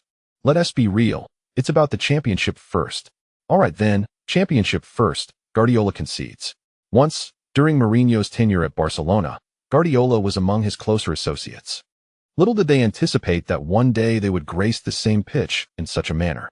As the Champions League final approaches, the camera shifts to the Greco family from Brazil, whose matriarch, Silvia, has adopted a premature infant abandoned by his parents, treating him as her own. This act has sparked considerable interest. Indeed, according to Brazilian media, Huang Kaiwen discovered their daughter's message online and made a special trip to Brazil to invite them to watch the Champions League final together. Huang Kaiwen is truly commendable, both on and off the field. The Olympic Stadium in Rome is quite intriguing today, with a capacity of 105,000, yet aside from the 30,000 tickets allocated to Barcelona, the majority of the crowd is cheering for Chelsea. Italy serves as a semi-home ground for Huang Kaiwen. Now, let us review the starting lineups for both teams. Barcelona opts for a 4-3-3 formation with a solitary defensive midfielder, goalkeeper, Valdez, defenders, Silvinho, Pique, Yaya Touré, Puyol, midfielders, Xavi, Busquets, Iniesta, forwards, Henry, Eto'o, Messi. Chelsea, in a 4-3-3 formation with two defensive midfielders, goalkeeper, Cech, defenders, Ashley Cole, Carvalho, Terry, Ramos, midfielders, Mikel, Ballack, Eschen, forwards, Huang Kaiwen, Huntelaar, Joe Cole. The starting lineups today are quite telling. It is evident that Mourinho opts for familiarity over novelty, as evidenced by the absence of the recently revived Quaresma and the impressive young talent Mata, choosing instead to field the recovering Joe Cole. Indeed, the trio of Mikel, Ballack, and Eschen boasts formidable defensive prowess. On Barcelona's side, Puyol plays as a full-back, while Touré fills in as a defender, specifically to counter Huang Kaiwen's positioning. On the opposite flank, Silvinho, a former Arsenal player, and Pique, a product of La Masia who previously transferred to Manchester United but returned to Barcelona due to a lack of opportunities there, complete the defense. The referee from Switzerland, Busaka, blows the whistle to commence the match. Huntelaar initiates the play with a lateral pass. Huang Kaiwen seizes the ball, surging forward at once. Messi, attempting to intercept, is too late. Iniesta and Busquets hastily shift to cover the flanks. However, Huang Kaiwen's pace is overwhelming, leaving Iniesta unable to respond in time, relying instead on Busquets to delay the advance. Puyol, positioned deeper at the start, swiftly moves forward upon witnessing this unfolding scene. At last, alongside Busquets, Huang Kaiwen managed to corner his opponent on the flanks. With a swift stroke of his right foot, he deftly maneuvered the ball, executing a half-bicycle kick before nudging it forward with his left foot, propelling himself forward and successfully evading the encroaching Busquets. Puyol made an attempt to intervene, but failed to impede Huang Kaiwen's speed on 2 consecutive occasions. Huang veered inward, charging towards the penalty area, leaving Puyol a step behind. The Barcelona captain, straining with all his might, could only trail behind Huang, unable to find an opportunity to clear the ball. The Barcelona players within the box were thrown into disarray, unprepared for Chelsea's ferocious onslaught right from the outset. Several players focused intently on Huang, neglecting Huntelaar and Joe Cole. Huang, persistently advancing along the baseline towards the goal, was met by Yaya Touré, who rushed to block him. With a sharp pass, Huang seized the moment. Delivering the ball past Touré, Huntelaar positioned himself in front of the goal, ready to redirect the ball into the net, but Valdez leaped to the ground, forwarding the pass just in time. Touré, pivoting sharply, cleared the ball with a powerful kick, sending it out of the penalty area. What an exhilarating threat right from the start. Huang's breakthrough was incisive. Perhaps Iniesta and Xavi should swap positions, as Xavi possesses greater defensive insight against Huang. However, a long ball was futile. Chelsea's midfield boasted height superiority, and Balik's header set up Huang once more. Receiving the ball on the flank of the penalty area, Huang advanced into the box as Puyol approached. With several Barcelona defenders present, opportunities became scarce, prompting Huang to skillfully execute a series of step-overs. His core engaged. His body swayed in rhythm with his feet, his long legs resembling the finest windshield wipers, gliding above the ball.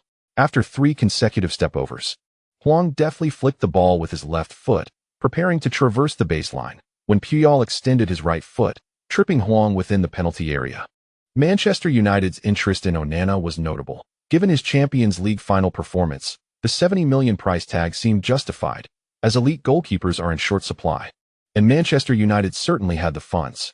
The chapter concluded with Huang's remarkable ability to see through his opponent's feints. "Are you trying to get yourself killed?" Ramos shouted in frustration, yet he remained vigilant, rushing to the sidelines to check on Huang's condition. Chelsea players intervened to shield Puyol, preventing his exit from the penalty area. Barcelona players and referee Busquets attempted to halt Chelsea's players from escalating the situation. The match had barely commenced, yet the atmosphere had already ignited.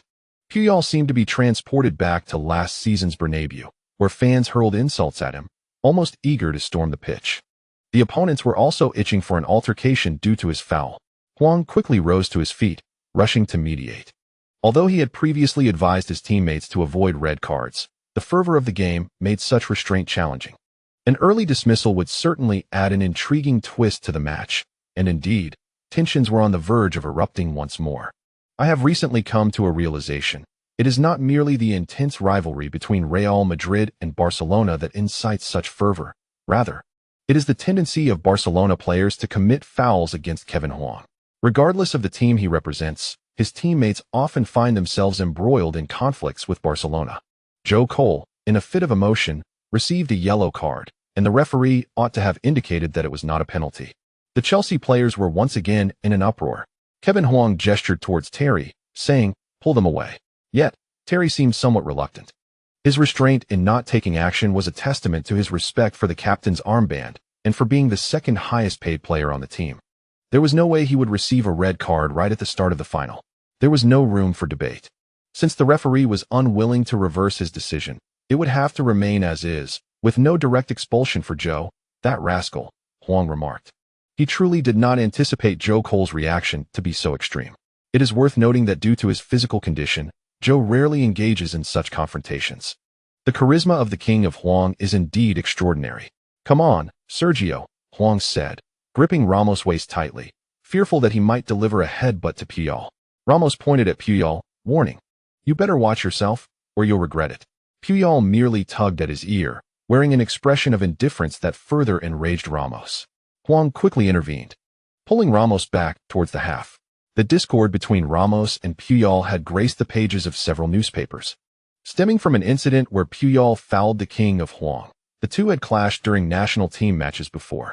If Ramos was not kept in check, he would undoubtedly seek a red card himself. "Relax, you've known them long enough," Huang urged. "Winning the championship is the best response. Otherwise, if you get sent off, we can only watch them celebrate." Ramos, with his head bowed, contemplated how he might get back at Puyol. On the sidelines, Mourinho was still fervently engaging with the fourth official, who remained oblivious to him. Mourinho turned to address the players on the field, exclaiming, "Think while you play. Do not fall for their tricks. And forget about using any flashy attacks to resolve this. We shall play on the counterattack." Almost all the Chelsea players glanced at Huang. Why not address him directly? After all, he had orchestrated 2 attacks right from the outset, performing dazzling tricks near the Barcelona penalty area. What purpose did speaking to them serve? Abramovich approached the sidelines to coax Mourinho back, fearing he might receive a red card. While coaching in the Champions League final was indeed enticing, Abramovich was acutely aware that Barcelona was not an ordinary opponent. Their strength was formidable. Furthermore, UEFA and the referees were not particularly fond of Chelsea, with some even dubbing Mourinho as UEFA's enemy, a statement not made lightly. Under such circumstances, allowing him to make tactical decisions on the spot was akin to jest. Mourinho's tactics were filled with meticulous details for every match. Of course, he also had his own methods to inspire the players. If all else failed, he could always offer more money. Is that Andy Carroll? Has this referee accepted bribes again? It seems unlikely. It is simply a case of targeting Chelsea. I recall the UEFA Champions League final involving AC Milan, where the referee appeared to favor the opponent. Huang Kaiwen, you are indeed correct. The adversary was Barcelona. At that time, the coach was Rijkaard, and the young prodigy Messi had just embarked on his career. I concede that Messi possesses remarkable skill on the pitch. However, his market value is somewhat inflated. Consider Huang Kaiwen, whose transfer fees barely exceeded 100 million on 2 occasions. It's only reasonable to assert that Messi is relatively more affordable compared to him. In discussions surrounding market value, I feel that Huang Kaiwen has been adversely affected by Mourinho. Mourinho's constant criticism of referees naturally invites scrutiny from them. That is simply his character. Should one not defend their rights when wronged? Such matters cannot be dismissed lightly. One must extract a pound of flesh from the opposition to deter future infringements on one's rights.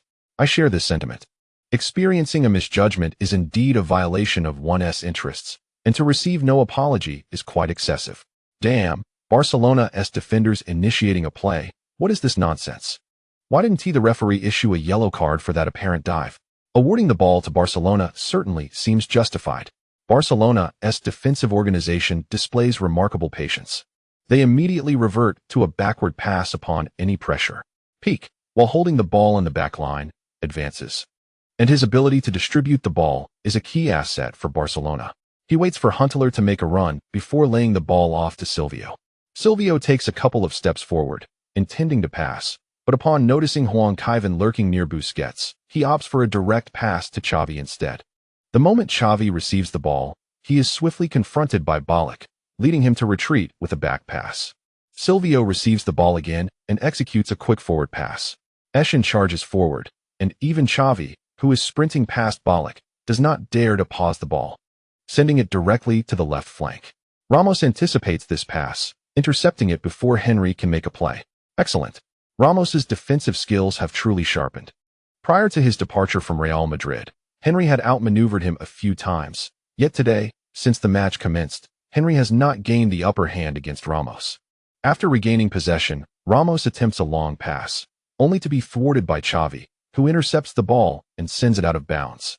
Ramos gestures for the ball boy, who quickly wipes the ball and tosses it back to him. Ramos, upon receiving the ball, unexpectedly sends it back to the defense, catching the positioned Barcelona players off guard. This pass was rather abrupt. Terry deflects it, and Carvalho intentionally allows it to pass to Cole, who successfully receives the ball on the left flank. The ball shifts suddenly to the left, and Barcelona's defense is caught unprepared. Cole receives it and swiftly maneuvers. The ball flies past the head of Iniesta. Huang Kaiwen, in motion, lifts his right foot, deftly controlling the ball behind him before drawing it closer. Busquets is already poised in front of Huang Kaiwen, who is fully alert, aware of the formidable presence that Busquets represents. Besides his theatrical prowess, his substantial physique allows him to execute close-range tackles, a stark contrast to the less aggressive Peak. Understanding the characteristics of Professor Bu, Huang Kaiwen deftly nudged the ball with his left foot, advancing towards the center, leaving no opportunity for him to intervene or wait for Puyol to assist in defense. Busquets immediately grew anxious and reached out, tugging at Huang Kaiwen's arm. At that moment, Puyol also surged forward, but Huang Kaiwen swiftly turned and pulled the ball back. A successful Marseille turn allowed him to maneuver past Puyol, who, in pursuit, extended his arm.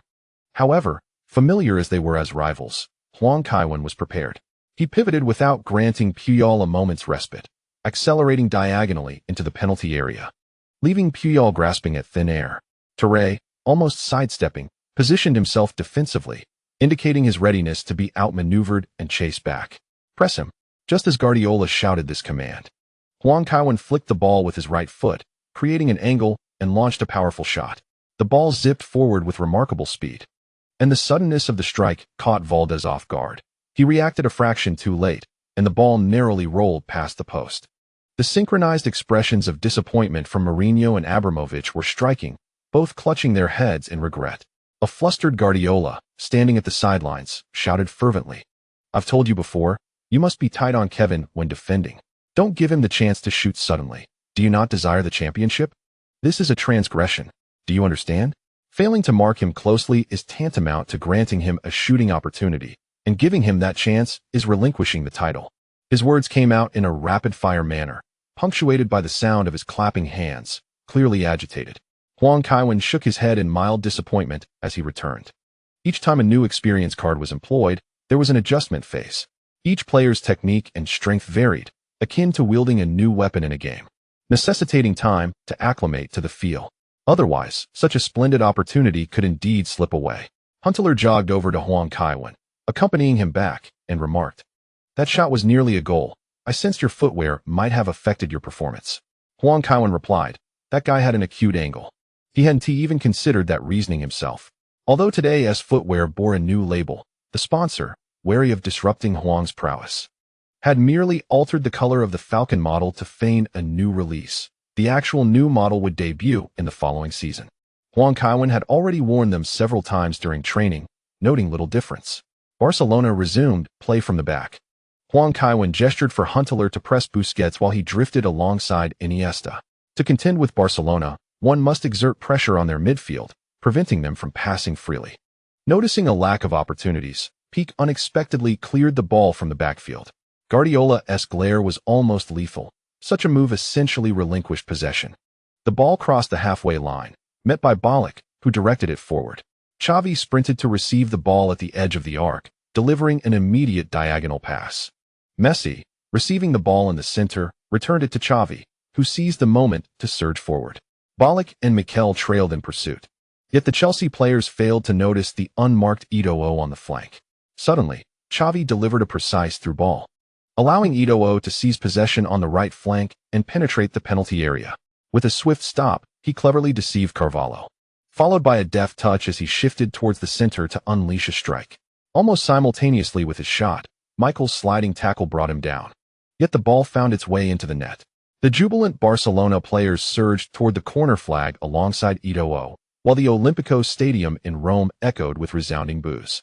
Barcelona took the lead first at 10 minutes. Indeed, Chelsea had launched several attacks, yet it was Barcelona that scored first. Such is the nature of football. One cannot simply claim victory based on the number of shots taken. The crucial factor remains whether the ball finds the back of the net. The earlier foul by Puyol, which did not result in a penalty, certainly affected the morale of the Chelsea players. Subsequently, Chelsea's players displayed a degree of impatience, illustrating how every incident on the pitch can influence the course of the match. The absence of a penalty left them frustrated, and their focus waned during play. Chelsea's players must swiftly recalibrate their mindset. Mourinho, too, could no longer remain composed. He rushed to the sidelines, vociferously admonishing, "You lot need to be careful. How can such a clear tactic lead to errors? Defend well, then pass the ball to Kevin. Let him orchestrate the attack. If you continue to play like this." After today's victory, Kevin will demand a pay raise, as his current salary pales in comparison to the championships he brings you. Sitting on the bench, Abramovich wore an expressive countenance, pondering whether Mourinho truly understood the worth of Kevin's salary. After a few more years of doubling his pay, he might just be able to purchase Chelsea himself. Returning to the halfway line, Kevin placed one hand on his hip and gestured for his teammates to gather around. "The goal we conceded was due to chasing the ball. You see? Focus on the man, not the ball. When playing against Barcelona, they always pass. You cannot keep up if you chase the ball," Kevin instructed. Ballack nodded vigorously, expressing his determination to mark them more effectively next time. he felt an intense pressure. Knowing this might be his last chance to compete in a Champions League final, and possibly his best opportunity. Should they lose the championship today, it may elude him for the rest of his life. Kevin patted Ballack on the shoulder, pointing toward the scoreboard, and cheerfully said, "It's only the 13th minute. There's plenty of time left, no need to rush. Everyone, we must remain composed, especially after conceding. Let us adopt a new mantra today. What should we chant?" Terry inquired. 1, 2, 3, Chelsea, and then we shout champions, Kevin proclaimed. Terry nodded, extending his hand, as the Chelsea players formed a circle. 1, 2, 3, Chelsea, champions. Even the Barcelona players, finishing their celebration, couldn't help but glance over. Puyol increasingly felt that Chelsea resembled the Real Madrid of yesteryears. During Kevin's time in La Liga, Real Madrid maintained an indomitable spirit and remarkable fighting desire, regardless of whether they were ahead or behind. The fervor of substitutes eager to join the fray intimidated him as well. "This is utterly bizarre," Puyol sighed. "Aren't these Englishmen supposed to be formidable? Why do they exhibit no arrogance whatsoever? It is truly embarrassing that they did not show that young man a lesson, yet continued to play around him." Huntelaar initiated the play with a lateral pass to Huang Kaiwen. Huang Kaiwen deftly received the ball, and Messi approached him. With a fresh and invigorating look after a recent haircut, Messi's youthful face bore no smile, only a serious expression. Huang Kaiwen had no intention of jesting with Messi. He feigned a move down the center with his right foot, and, as soon as Messi reacted, he skillfully hooked the ball back with the inside of his foot. This maneuver was akin to a flick of a cow's tail. As he hooked the ball back, Huang Kaiwen's ankle flicked, sending the ball to the left side. With a swift left-footed touch, he squeezed the ball between Messi and the sideline. Messi pursued Huang Kaiwen closely, with Iniesta also coming in to provide support. Spotting the opportunity, Huang Kaiwen could not resist attempting a delicate flick, but this time, Iniesta anticipated it, nudging him aside just as Huang Kaiwen used his left foot to carry the ball out of bounds. The assistant referee promptly signaled for a throw-in. Huang Kaiwen remained firmly positioned in front of Iniesta, determined not to allow the Barcelona player any undue comfort, despite his experience card, defensive capabilities being somewhat lacking today. Puyol surveyed the field before launching the ball towards Huang Kaiwen. Iniesta, displaying remarkable synergy, suddenly darted forward, and although Huang Kaiwen quickly matched his pace, he was just a moment too late, allowing Iniesta to receive the ball first. As Huang Kaiwen extended his foot, Iniesta turned, resulting in Huang Kaiwen inadvertently kicking him on the ankle, causing him to fall. The referee, Busaka, approached to issue a warning, but no card was shown. When Puyol restarted play from the back, Huang Kaiwen charged forward. Touré received the ball and immediately advanced. Noticing Huang Kaiwen's pressure, instead of slowing down, he accelerated toward him. Young and vigorous, Yaya Touré was in far better form than his brother Kolo. Just as they were about to collide, Touré deftly controlled the ball and made a sharp stop, subsequently sending a diagonal pass to Puyol. This maneuver earned him a reprimand from Guardiola, who disapproved of defenders playing with fire in the backfield. As Puyol controlled the ball and assessed his options, Huang Kaiwen had already closed the gap. Puyol, wary of Huang Kaiwen's impending challenge, quickly sent a direct pass to the retreating Iniesta. Huang Kaiwen pivoted and charged toward Iniesta. Observing Huang Kaiwen's aggressive approach, the Chelsea players sprang into action. Ballack was the first to rush in for a tackle, and although Iniesta narrowly evaded the challenge, Mikel managed to poke the ball behind him. Huang Kaiwen, racing back, turned with the ball as Puyol pressed him once more, maintaining a high defensive line. Not wishing to engage in a drawn-out battle, Huang Kaiwen executed a clever backheel pass. Ashley Cole, upon receiving the ball, immediately delivered a lobbed pass. Puyol remained in close pursuit of Huang Kaiwen, who gauged the trajectory and extended his left foot with precision. The descending ball, upon striking, soared toward Huang Kaiwen's back. With a deft touch using his chest, he brought the ball down, expertly evading Puyol with two quick turns, and surged towards the Barcelona penalty area. Touré, still positioned in front of Huang Kaiwen, turned sideways to retreat, while Huang Kaiwen swiftly maneuvered his legs over the ball, executing another bicycle kick. After two consecutive bicycle kicks, Huang Kaiwen suddenly struck his left foot's inner instep. The ball swiftly rolled toward the center of the penalty area. Caught off guard, Valdez was unable to react in time, and Piqué's turning speed was also a concern. The ball slipped past him, finding the advancing Huntelaar. Without pausing, Huntelaar executed a precise shot with the inside of his foot. Valdez dove instinctively, but the ball eluded him and nestled into the net. The atmosphere at the Stadio Olimpico, which had been stifled for half the match, erupted in an instant. Almost as soon as the ball rippled the net, tens of thousands of fans leaped to their feet, arms raised in jubilation. Following the goal, Huntelaar was filled with exuberance as he sprinted toward the corner flag.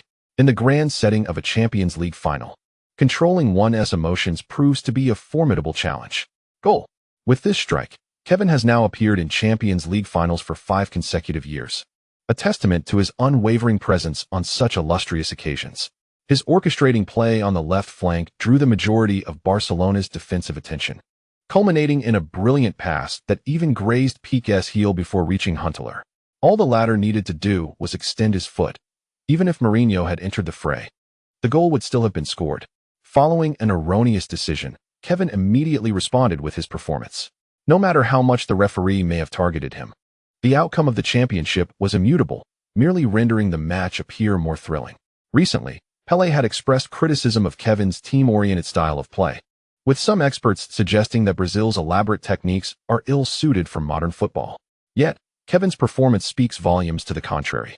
It is not that Samba football is incompatible with contemporary football. Rather, it is the inadequacy of certain Brazilian players. In the stands, Raul's smile morphed into tears that he could not contain. Kevin remained steadfast, never failing to deliver in crucial moments. However, Real Madrid is no longer the same. This season, the narrative spun by Florentino and the media has painted the club as a malignancy, leaving him exhausted in his attempts to maintain harmony within the locker room.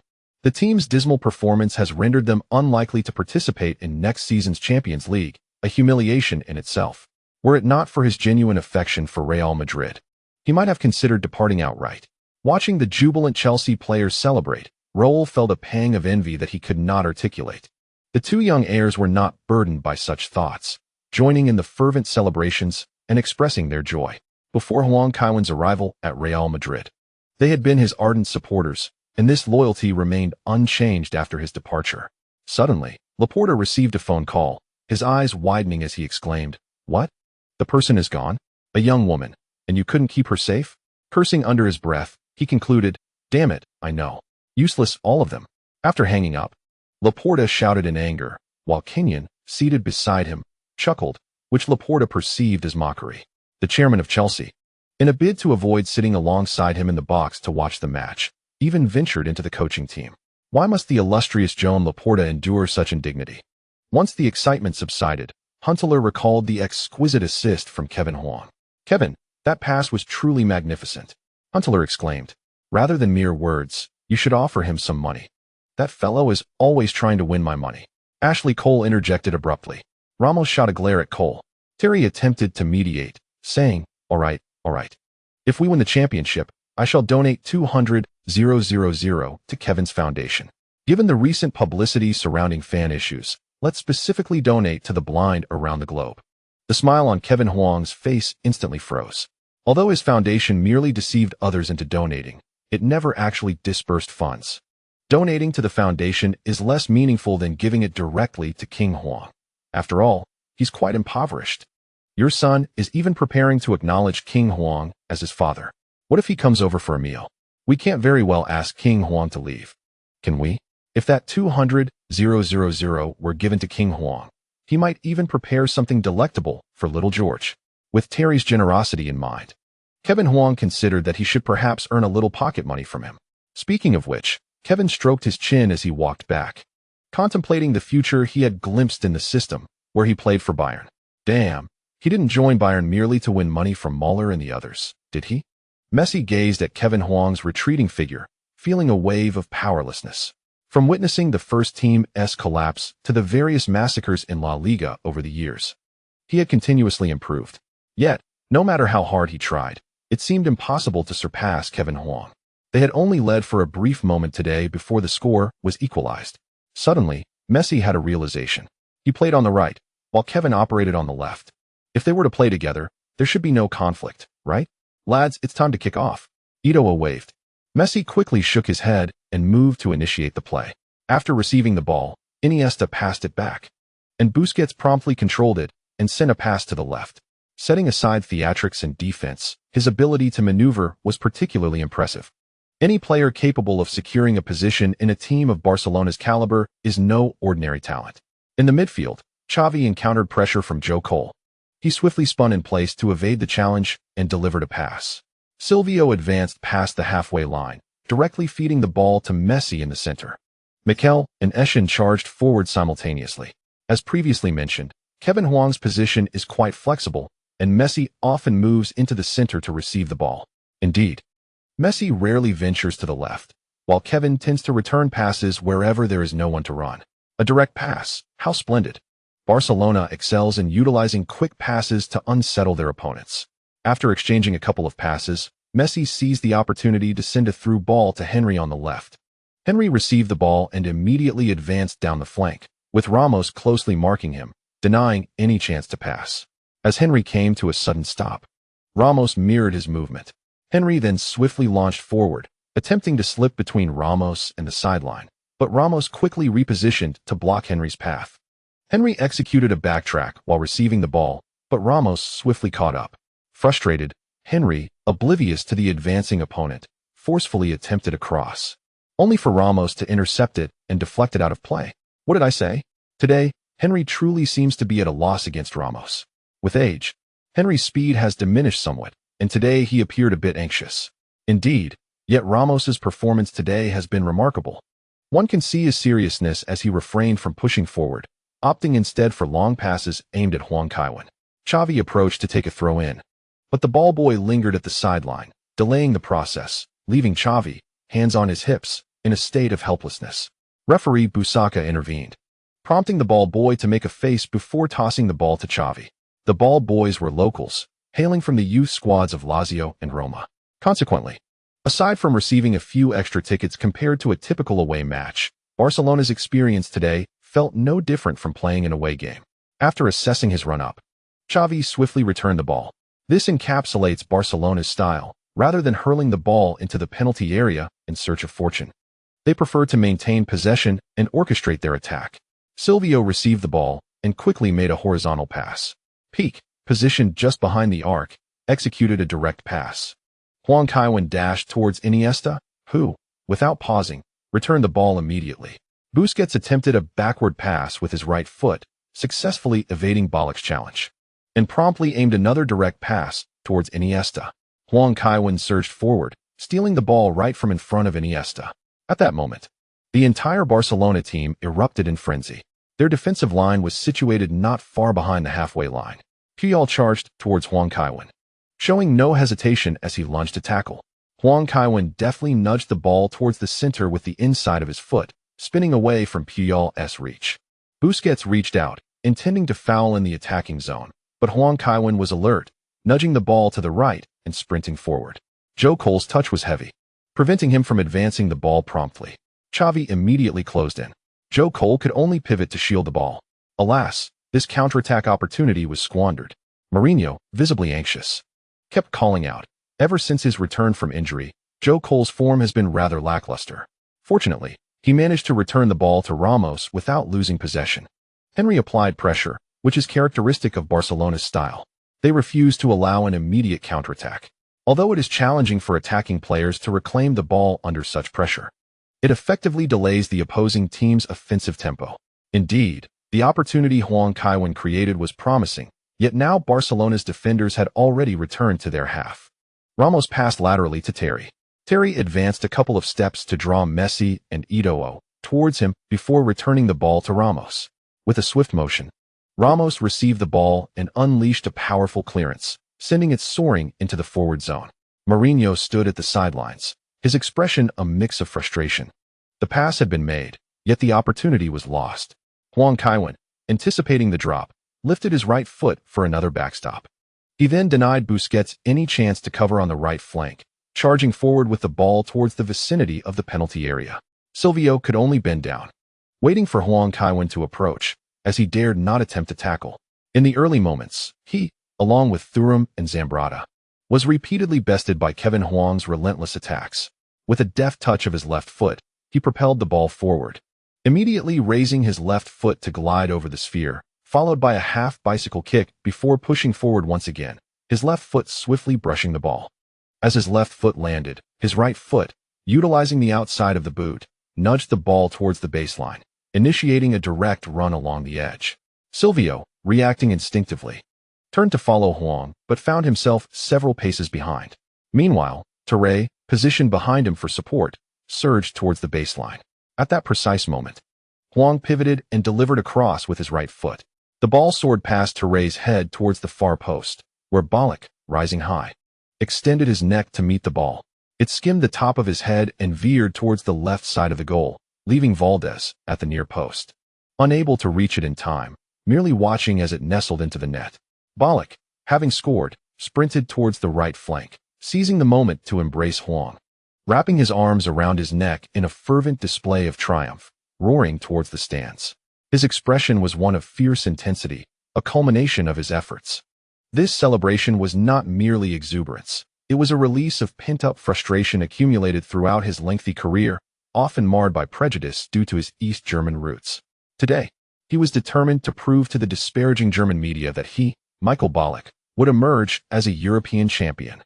The Chelsea players rushed in to celebrate, and the cheers reverberated through the Stadio Olimpico. St. Kevin, St. Kevin, St. Kevin. In this city, the closest to the Vatican, the name echoed repeatedly. Titles like St. Kevin and St. Casillas were expressions of admiration from fans for outstanding players. However, at this moment, Pope Benedict XVI pondered whether one day they would need to validate Huang's newfound moniker. The influence of football was indeed monumental. No other sport could captivate such a vast audience. Even within the Vatican, bishops and attendants frequently discussed match outcomes.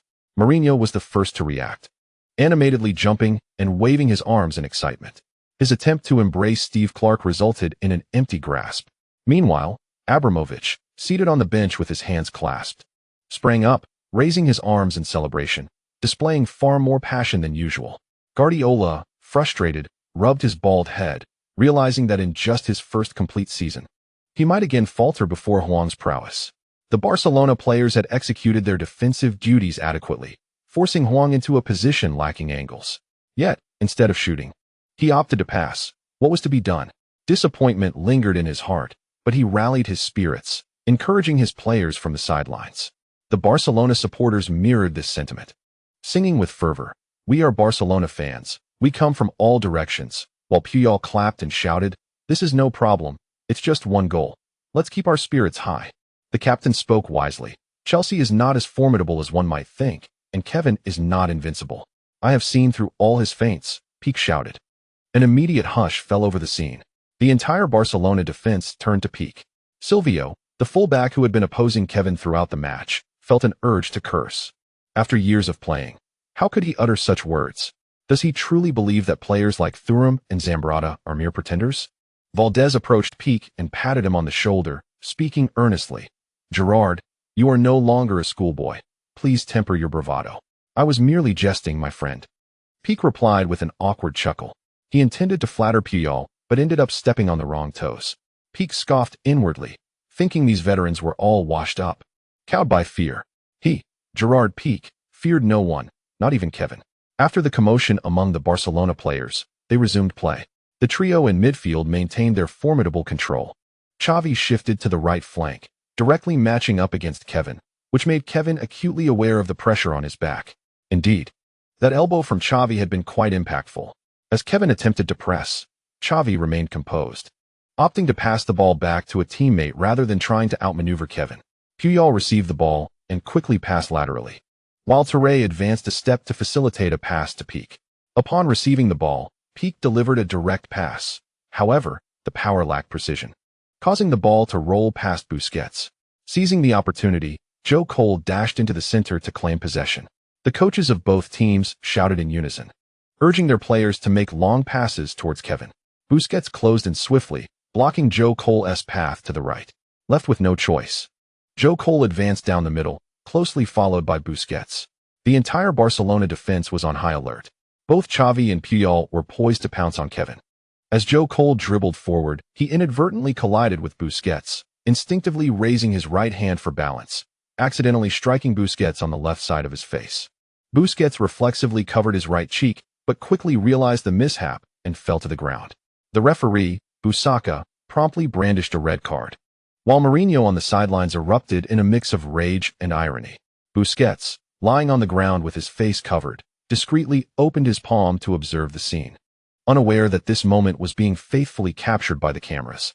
Having reviewed footage of Croatia's previous matches, it was evident that Modric was impressive, maintaining remarkable athletic form at his age. Chapter complete.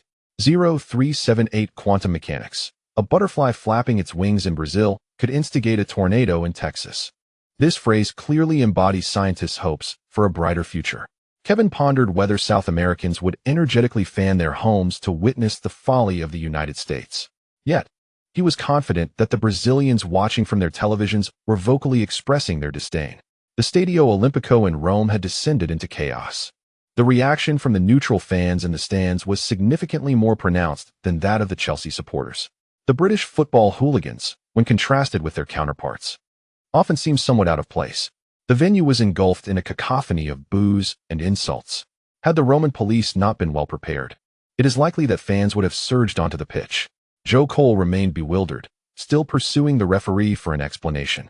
After a moment of fury, Mourinho returned to his coaching seat, momentarily disinclined to engage with the day's events. Following a brief spell of self-pity, he dashed to the sidelines to remind his players to maintain their composure and avoid further bookings. Upon reviewing the replay, it became evident that Busquets' fall exhibited theatrical elements. His descent was rather exaggerated. Nevertheless, referee Busaka resolutely showed Cole a red card. Indeed, Chelsea's players were agitated, and the crowd was equally fervent. Ironically, the calmest figure amidst the turmoil was Mourinho, frequently under suspension, who was vociferously urging his players to regain their composure. Huang Kaiwen received a yellow card for dissent, prompting Mourinho to summon him to the sidelines. Huang Kaiwen approached the stands to engage with the fans, as Mourinho appeared concerned about potential extreme reactions from the supporters. Fans in Rome are notoriously impulsive, whether they are from Roma or Lazio, often taking actions that lead to penalties for their team. It is no surprise that Mourinho harbored such concerns. Boas turned to Faria and said, "I'm heading to the restroom. Go ahead, see a doctor soon." Faria replied with a wave of disdain. Boas rose and made his way up. Being a captain is truly challenging, Terry reflected upon returning to the half. He had been restraining himself all day. If you don't want to do it, you can tell the coach. I reckon Cole would be more than willing. Huang Kaiwen jested. Terry glanced at Ashley Cole and vigorously shook his head, saying, "Forget it. Let us focus on defense. We'll await the coach's adjustments at halftime." Huang Kaiwen remarked, "Your mindset is admirable. What should I do then?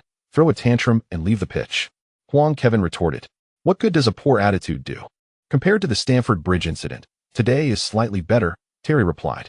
"Could you communicate with the fans again?" Referee Busaka approached Huang Kaiwen, inquiring. Some fans had ignited fireworks and hurled debris onto the pitch. Busaka was now somewhat flustered, fearing any disruption during the final. "Go and calm the faithful, Your Holiness," Terry quipped, placing his right hand over his heart and bowing slightly. Huang Kaiwen humorously raised his middle finger. For a fleeting moment, Busaka reached towards his pocket for a red card, but restrained himself. Francesco, Huang Kaiwen shouted as he ascended to the Chelsea fan section. "You should head over to the neutral fan area and communicate with them. Let us avoid further trouble." Totti, straining to respond, said, "You go. The Lazio fans will be even more agitated if they see me." Thus, Huang Kaiwen had no choice but to approach the fans himself. After a 9-minute interruption, the first half of the match resumed. Once again, Barcelona initiates play from the back. Despite trailing in the score, they remain unhurried in their offensive approach. Mourinho, having adjusted his emotions, commands from the sidelines, "Everyone fall back into defense, cease the high pressing in the front line." Their passing is abundant. "If we chase the ball throughout the second half, we will exhaust our energy. Retreat, retreat." Huntelaar, positioned up front, swiftly sprints back to participate in defense. Chelsea's extensive retreat momentarily stifles Barcelona's opportunities. Their overall formation begins to push forward. Guardiola, feeling a twinge of concern, refrains from vocalizing his apprehensions. For this is the essence of his team's play, with defenders frequently advancing to support their teammates. With Chelsea refusing to advance, Barcelona has no choice but to push forward. In midfield, Xavi encounters Huntelaar's pressing and promptly passes back to Pique. Peak quickly distributes the ball to the left flank, where Silvio carries it forward. As Eschen approaches to pressure, Silvio pivots and sends a return pass, allowing Xavi to regain possession. In a swift motion, Xavi evades Ballack and immediately lays the ball off to Iniesta. Ballack closes in, accompanied by the diligent Eschen, leaving Iniesta struggling to find an opportunity for a return pass. Peak, noticing a gap between Chelsea's midfield and defense, strikes the ball with his right foot. It sails towards the left wing in the attacking zone. Henry leaps, directing the ball to Messi, who deftly touches it and passes to the right. Carvalho, stationed just outside the penalty area, deflects it slightly, yet Xavi, positioned nearby, wisely refrains from making contact, allowing the ball to roll out of play. Following Joe Cole's departure, Chelsea's defense becomes more resolute, ceding space to Barcelona. However, Barcelona struggles to seize promising opportunities, as Chelsea remains reluctant to dispatch their players forward for counterattacks. Indeed, Messi finds himself on the left flank once more, yet fails to uncover a suitable chance and opts to pass. Barcelona excels at pressuring their opponents near the penalty area, seeking vulnerabilities through intricate passing and incisive through balls to create shooting opportunities. In La Liga, their possession often exceeds 60%. Puyol steps up to throw a throw-in.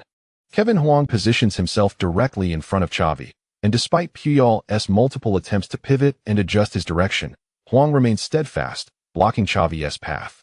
Ultimately, Puyol must retreat and throw the ball back into his own half. Touré receives the ball and swiftly passes to Peak, who immediately delivers a direct ball to Iniesta. Iniesta advances towards the right, where Eschen and Mikel rush to defend. Without hesitation, Iniesta lays the ball off to Messi before continuing his run. Henry and Eto'o stretch the play, pressuring Chelsea's fullbacks. Messi surges forward rapidly, and before Eschen can intervene, he delivers a precise through ball, which Iniesta, with his back to goal, deftly redirects into the penalty area. However, the ball travels too swiftly for Messi to latch onto it, forcing him to abandon the attack. Kevin, Mourinho calls out from the sidelines, waving his hands. Coach, is there something you need? Kevin Huang jogs over to the edge of the field, inquiring. During the stoppage time of the first half, it was evident that the duration would be considerable. However, it was crucial that they did not maintain relentless pressure within our penalty area, seize the opportunity to advance the ball into the offensive zone, and waste some time, suggested Mourinho. Concerned about Huang Kaiwen's morale, he elaborated, I am aware of your scoring capabilities, yet if you fail to convert, we may face a swift counterattack. Therefore, let us delay a bit, alleviating some of their pressure. We shall refine our tactical approach during halftime. Understood, coach. Huang Kaiwen nodded in agreement. Mourinho patted Huang Kaiwen on the shoulder twice before gently nudging him back onto the field. Seeing that the Barcelona players had not yet returned to their positions, Cech launched a powerful kick, sending the ball swiftly forward. As a goalkeeper, his long passes were commendable, and the ball soared towards the right flank where Huntelaar, seizing the opportunity, leaped to head it forward. Huang Kaiwen and Xavi raced towards the ball's landing point.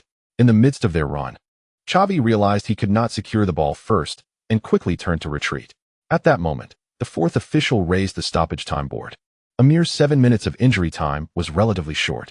In a one-on-one scenario on the right flank, Huang Kaiwen faced Xavi, who, without a moment's hesitation, charged towards him.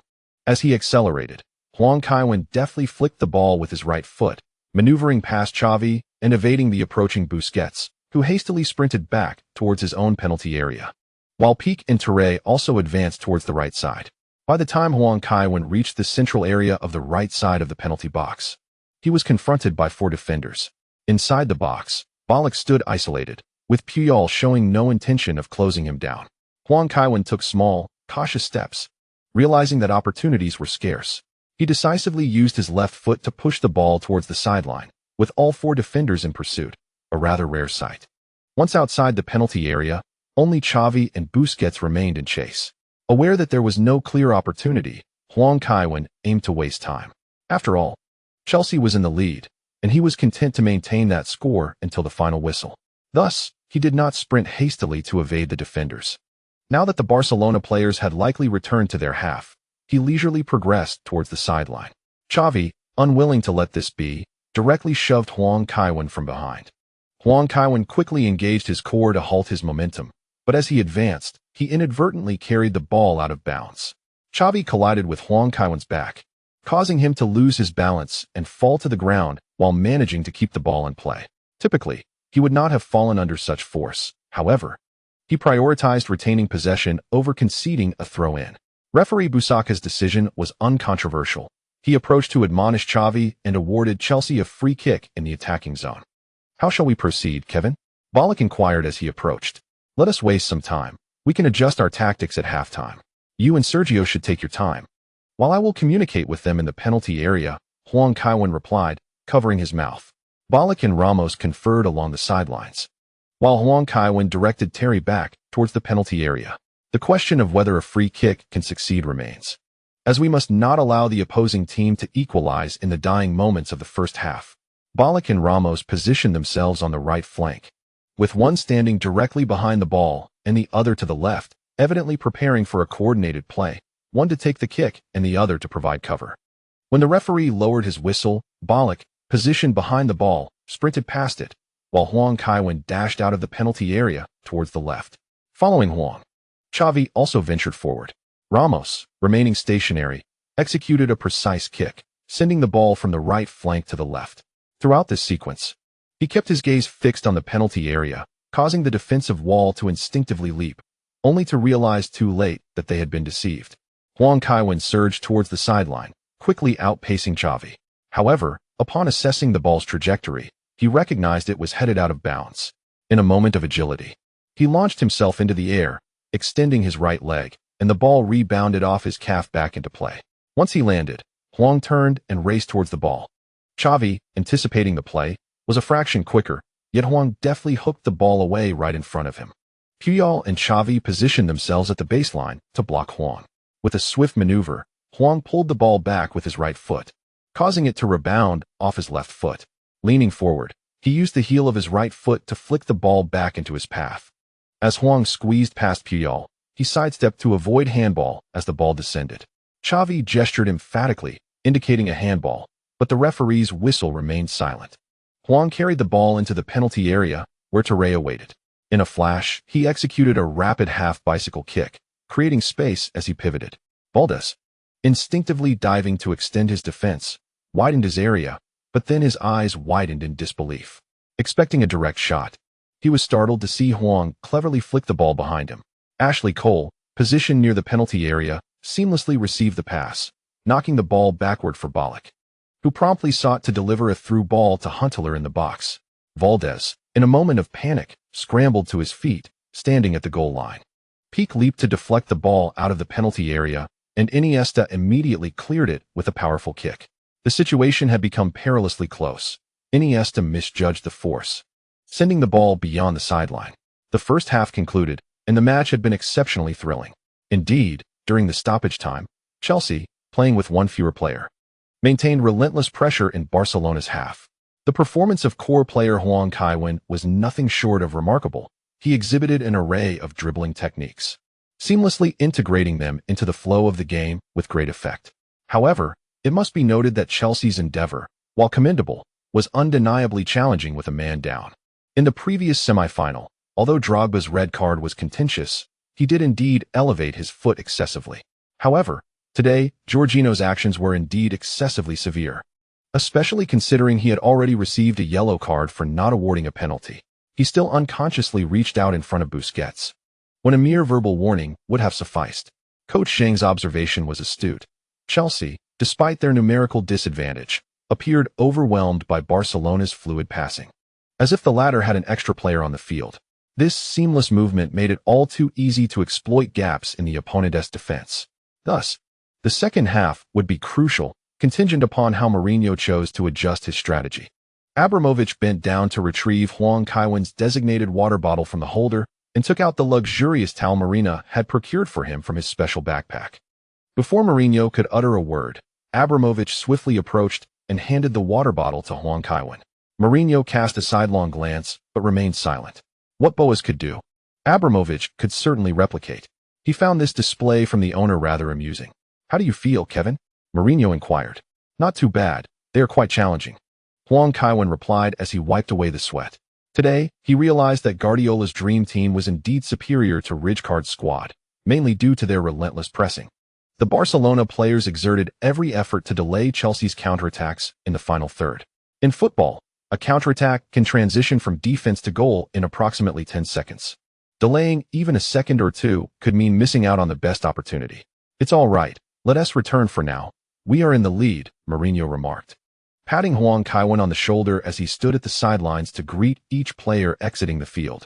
Guardiola mirrored this behavior in the tunnel, waiting for Messi to be the last to enter before he too returned with the team. In the away dressing room, the two Coles exhibited starkly contrasting demeanors.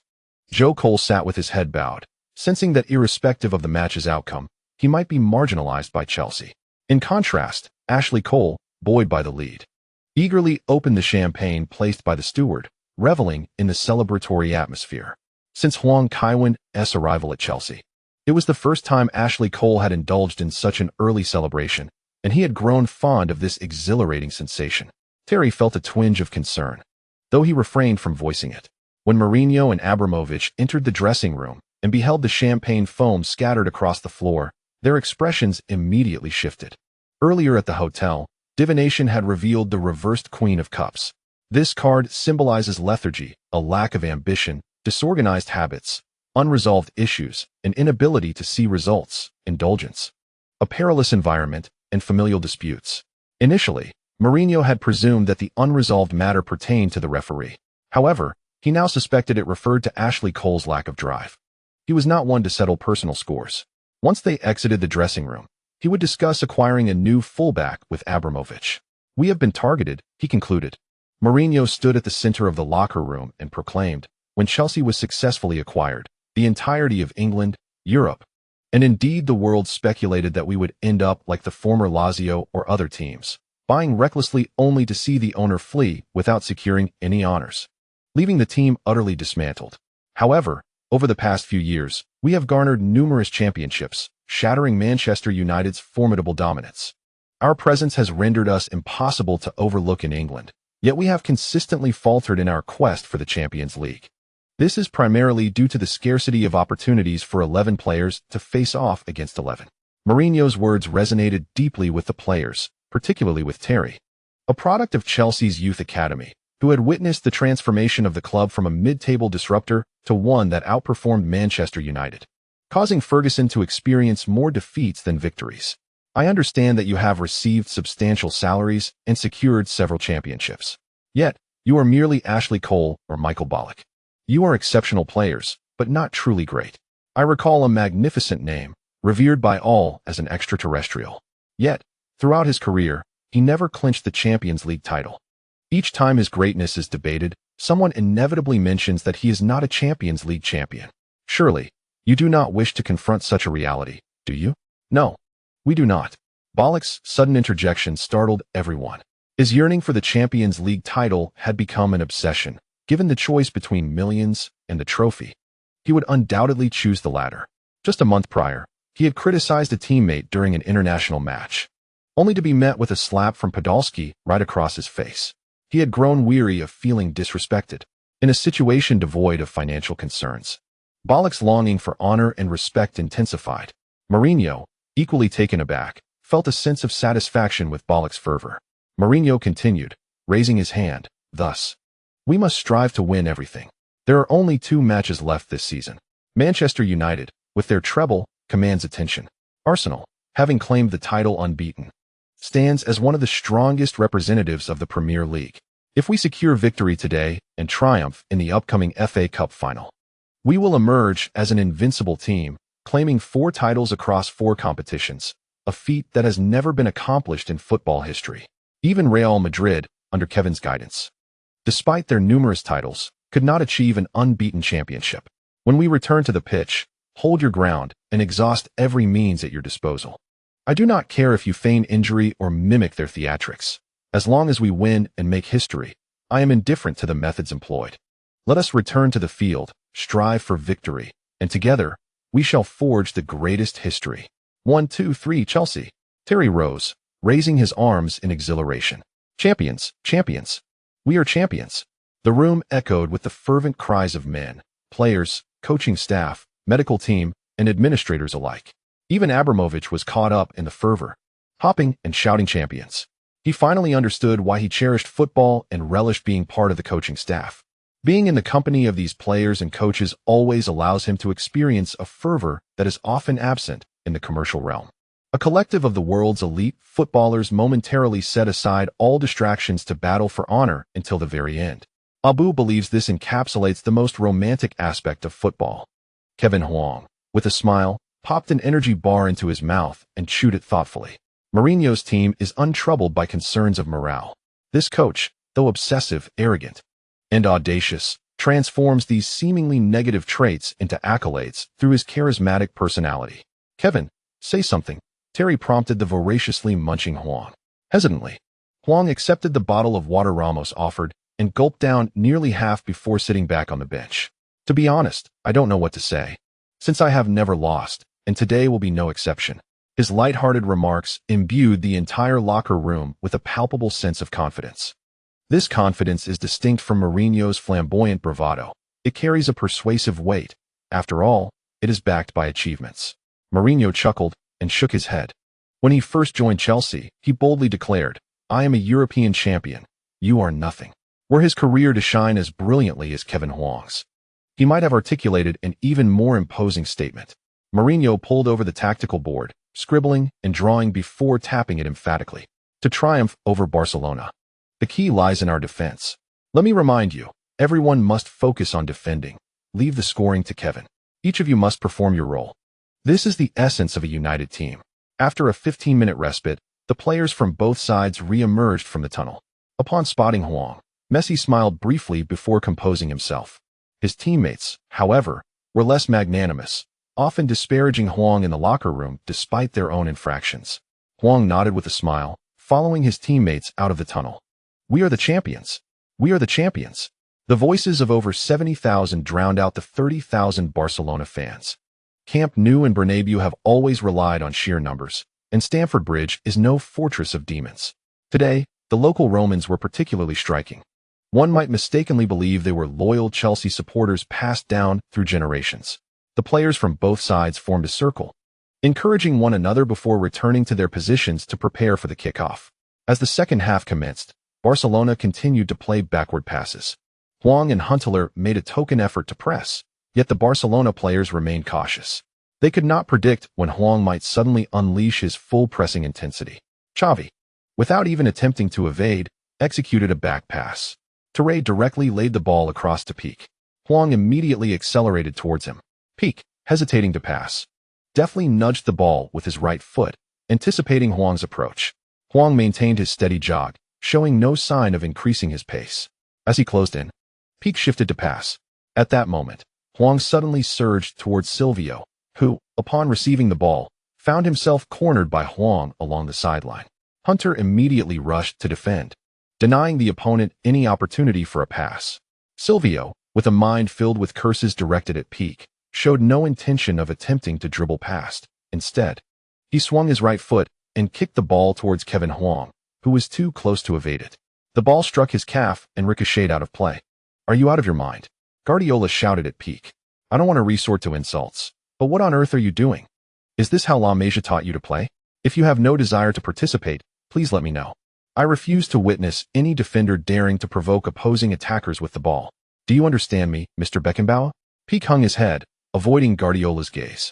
Noticing that Chelsea's formation had pushed forward, Silvio promptly threw the ball to the awaiting Messi. Messi received the ball and turned to sprint, but Kevin Huang quickly closed in beside him. It must be noted that Messi's ball control is exceptional.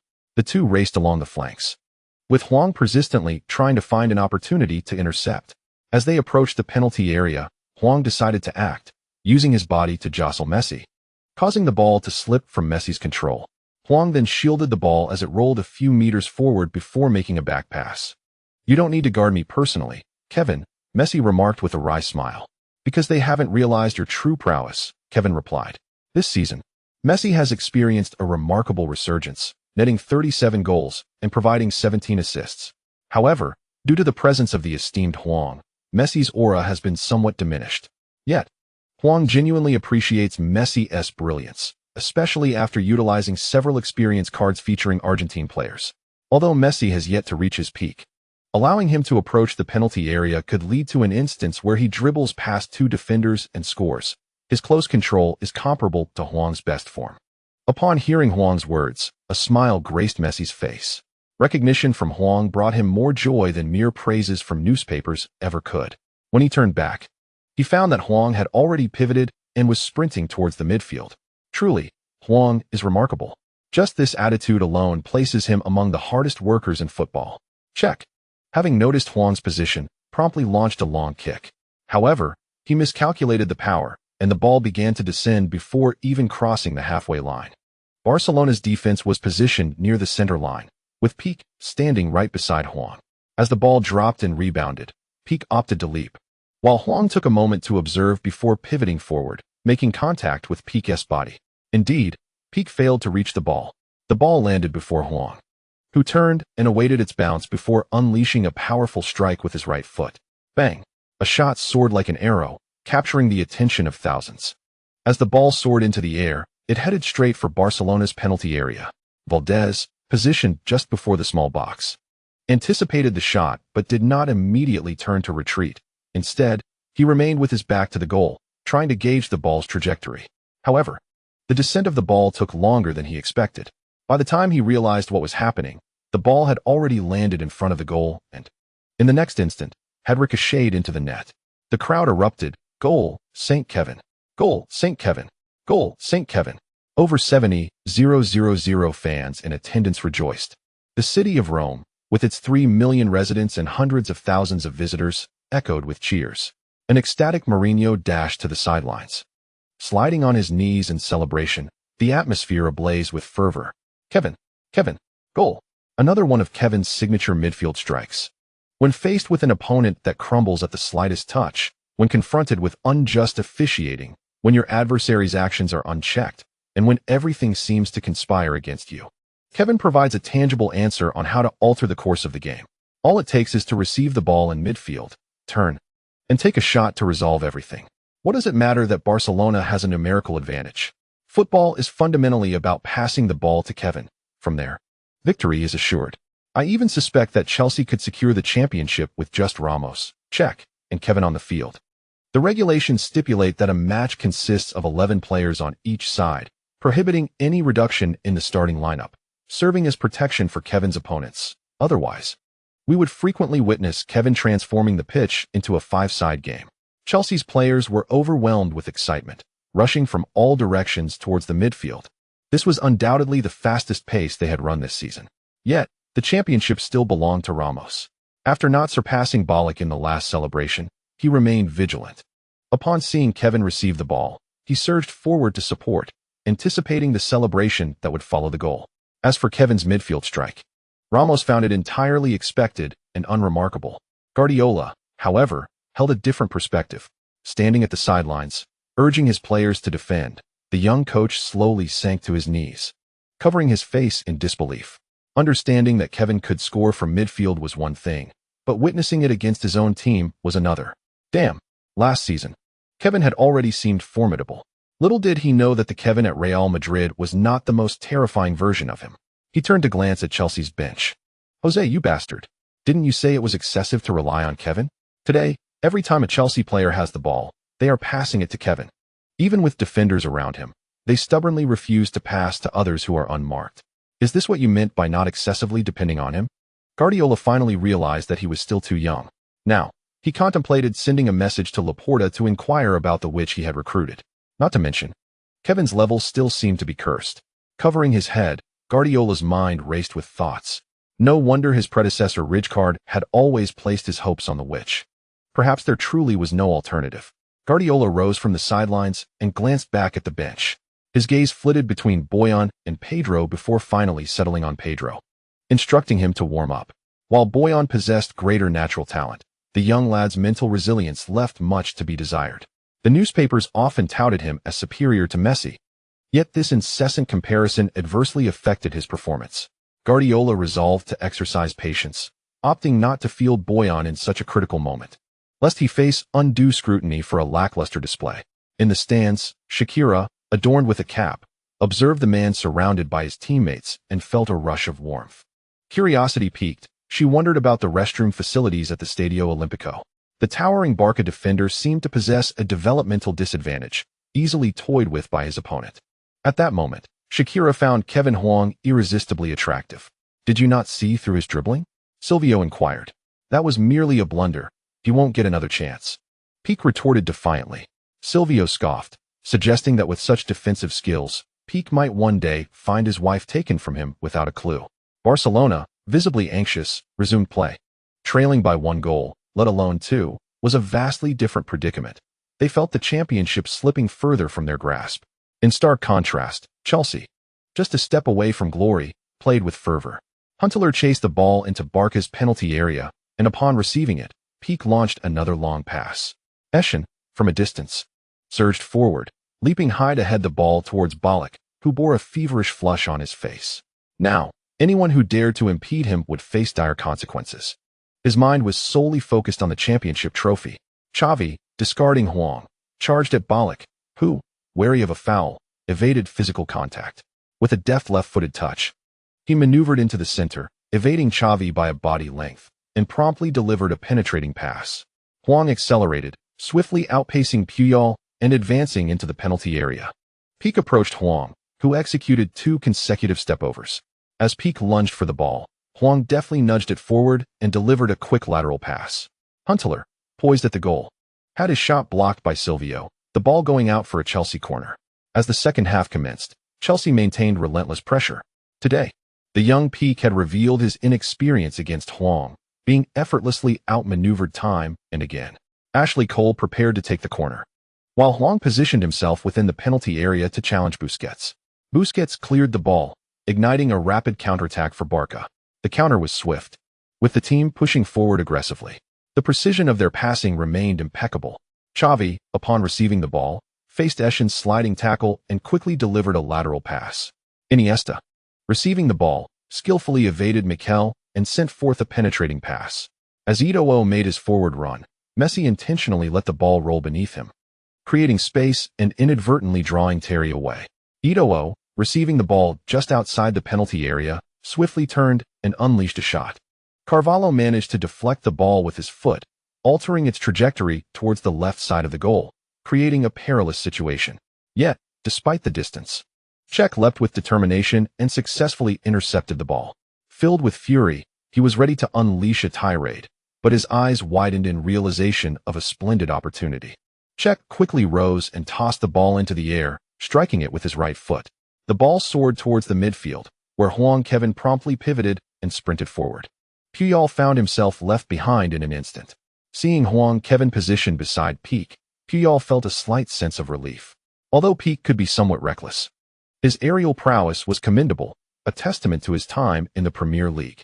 However, in a heartbeat, Puyol's expression changed to one of shock. Huang Kaiwen faced the goal, while Pique, with his back turned, confronted the incoming ball. This scenario evidently favored Pique, yet he failed to gauge the ball's landing accurately. Right before his eyes, Huang Kaiwen lifted his right foot and deftly flicked the ball again. It soared towards the edge of the penalty area, with Huang Kaiwen sprinting after it. His initial touch faltered, but he adjusted, bringing the ball under control, buying time for Puyol and Pique to retreat. In a moment of misjudgment, Pique rushed towards the goal, while Puyol dashed to Huang Kaiwen in an attempt to block the shot. Standing on the 6-yard line, Valdez constantly adjusted his position and angle in accordance with Huang Kaiwen's movements. Just as Puyol approached Huang Kaiwen, a mere half-meter away, Huang Kaiwen swung his right foot. Valdez, anticipating a high ball, suddenly realized his miscalculation as the ball rebounded off Huang Kaiwen's foot and thundered into the net. Too late, he thought, my apologies. The heat was unbearable, and time slipped away unnoticed. The chapter concludes with a fervent cry from Cladelli. Kaiwen, goal, goal, goal, goal. Kaiwen had unequivocally secured the championship for Chelsea with a goal that could not be disputed, even by Barcelona's 12th man today. In the annals of football history, there existed a team that achieved 5 consecutive Champions League titles. However, that was during a unique historical period when many elite clubs did not participate in the Champions League, resulting in less competition and a less daunting format. Even so, winning the Champions League 5 times in a row remains a monumental achievement. As the Champions League format continues to evolve and expand, There has been a prevailing belief that no team would replicate Real Madrid's glory. Yet, Kevin accomplished something even greater. Following Milan's title defense, he transferred to Real Madrid, and after their title defense, he joined Chelsea. Kevin claimed the Champions League title for 5 consecutive years as a player, yet with 3 different clubs and a myriad of teammates by his side. This also successfully certifies one point. It is not Milan or Real Madrid that has triumphed in the Champions League, but rather Kevin, who has brought the prestigious title to both. In just 30 minutes, this honor will belong to Chelsea. They will become the first European champions from the football city of London, and they will also be the second English team to achieve a treble after Manchester United. More significantly, in just a week, they will become the first quadruple winners in the history of England. One individual stands as a paragon, comparable to the finest clubs of the last century, having attained the most illustrious achievement in football, conquering the highest level of the sport and establishing a monopoly. It is difficult for me to assess Kevin's historical status, as I am unworthy, as are others. Football has always been a sport for the strong, not merely for the aged. One cannot assume a higher historical status simply because some were born earlier. The British royal family is mired in scandal, and Charles appears less than exemplary. I believe William would make a commendable heir, as he has witnessed Kevin's performances live more than any other royal member, making him 1,000 times superior to Harry. I had previously worried that Kevin might choose to retire outright. After watching today's match, I feel he is drawing ever closer to that decision. Should this come to pass, Busaka, Platini, and UEFA must bear full responsibility.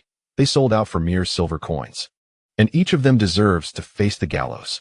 Outside the Olympic Stadium in Rome, a gathering of fans has already formed. The Roman police are diligently maintaining order at the scene. Beyond personal inclinations, they also hope for a Chelsea victory due to professional obligations. Otherwise, they cannot guarantee what might transpire in Rome today. As the match is not yet concluded, the morale of the Barcelona players has already plummeted. Guardiola stands on the sidelines, grimacing, utterly at a loss for effective strategies. Today, even with Chelsea down a player, they struggled to create opportunities, primarily due to their remarkably fragmented formation. Typically, football is a sport that seeks to connect the defense, midfield, and attack, with the goalkeeper's ability to distribute the ball becoming increasingly crucial. Integrating the goal line into this cohesive whole, a prevailing trend. In stark contrast to this model is the individualistic heroism of solo combat. Today's Chelsea exemplifies a distinctly different style of football compared to Barcelona. From Valdez to Eto'o, Barcelona operates as a cohesive unit. Chelsea, however, has taken individual heroism to its zenith. They can push every player forward except the goalkeeper, yet their 3 midfielders often feature only 2 making forward runs, and frequently, it is just bollock. Possession leads to long balls from the back. Ramos and Cech displayed exceptional distribution today, consistently bypassing the defensive line, nullifying Barcelona's only height advantage, allowing Huang Kaiwen and Huntelaar to easily seize possession in the attacking third. Chelsea's approach, whether in midfield battles or forward organization, is at a disadvantage. Yet, Huang Kaiwen has completely leveled this playing field through his individual prowess. Unable to devise a solution, he was left with no choice but to send Pedro to the sidelines, hoping to bolster the attack and gamble on fortune. After the initial surge of excitement, Mourinho summoned Terry and Eschen to the edge of the pitch. The titles of father and boss reveal Mourinho's magnetic charisma. I tell you, this is the most glorious moment of your lives. You shall conquer injustice and prejudice and seize the most prestigious Champions League trophy, Mourinho declared, draping an arm around one of them. What lies ahead is of utmost importance. You all recognize that this referee is flawed. We cannot allow his actions to go unchecked. Should we take matters into our own hands? Eschen, with earnest intent, glanced at Mourinho and made a gesture across his throat. If Mourinho nodded, he would indeed dare to send the referee to the hospital. Mourinho interjected. I mean for you to buy time. If there is contact, seize the opportunity to go down, but be mindful that it must be during a dead ball situation. Otherwise, the referee may not blow the whistle. Cramp up, earn a corner, or, like Kevin, carry the ball forward. In any case, I need you to employ every means to delay time. In the face of an unjust match, we need not stand and play. We must learn to lie down, understand? I got it, boss, Terry replied with a nod. Delaying tactics with this much time left in the match seemed excessive, yet such actions lay within the rules. Compared to the referee's conduct, Terry felt Mourinho's strategy was entirely justified. The two turned to return to the field, unaware of Mourinho's slight tremor. The prospect of overturning injustice and seizing victory was the triumph Mourinho had long envisioned. Facing Barcelona once again felt like a divine blessing. He yearned for the match to conclude swiftly so he could bask in the post-match press conference, disdainfully addressing Barcelona, venting the pent-up frustration and anger he had harbored over the years. From the coach's bench, Abramovich noticed Mourinho's demeanor and caught wind of his instructions. Setting aside their differences, Abramovich was quite satisfied with Mourinho's performance.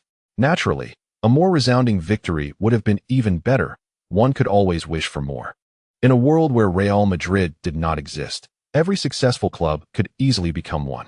Once on the field, the two swiftly conveyed Mourinho's intentions. The entire Chelsea squad was united in their acceptance of Mourinho's tactics.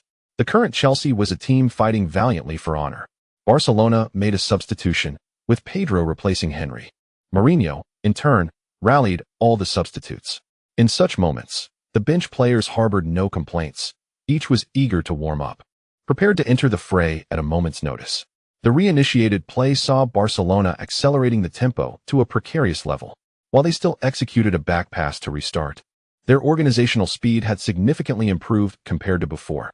As Busquets received the ball, he promptly sought to deliver a through pass to the retreating Messi. His intent was all too apparent, prompting Ballack to swiftly intercept the ball with a decisive foot. However, Xavi reacted with remarkable quickness, managing to hook the ball back to his feet. Ballack surged forward, closing in on him, positioned near the flank. Xavi had little time to adjust and found himself unable to extricate himself from the situation.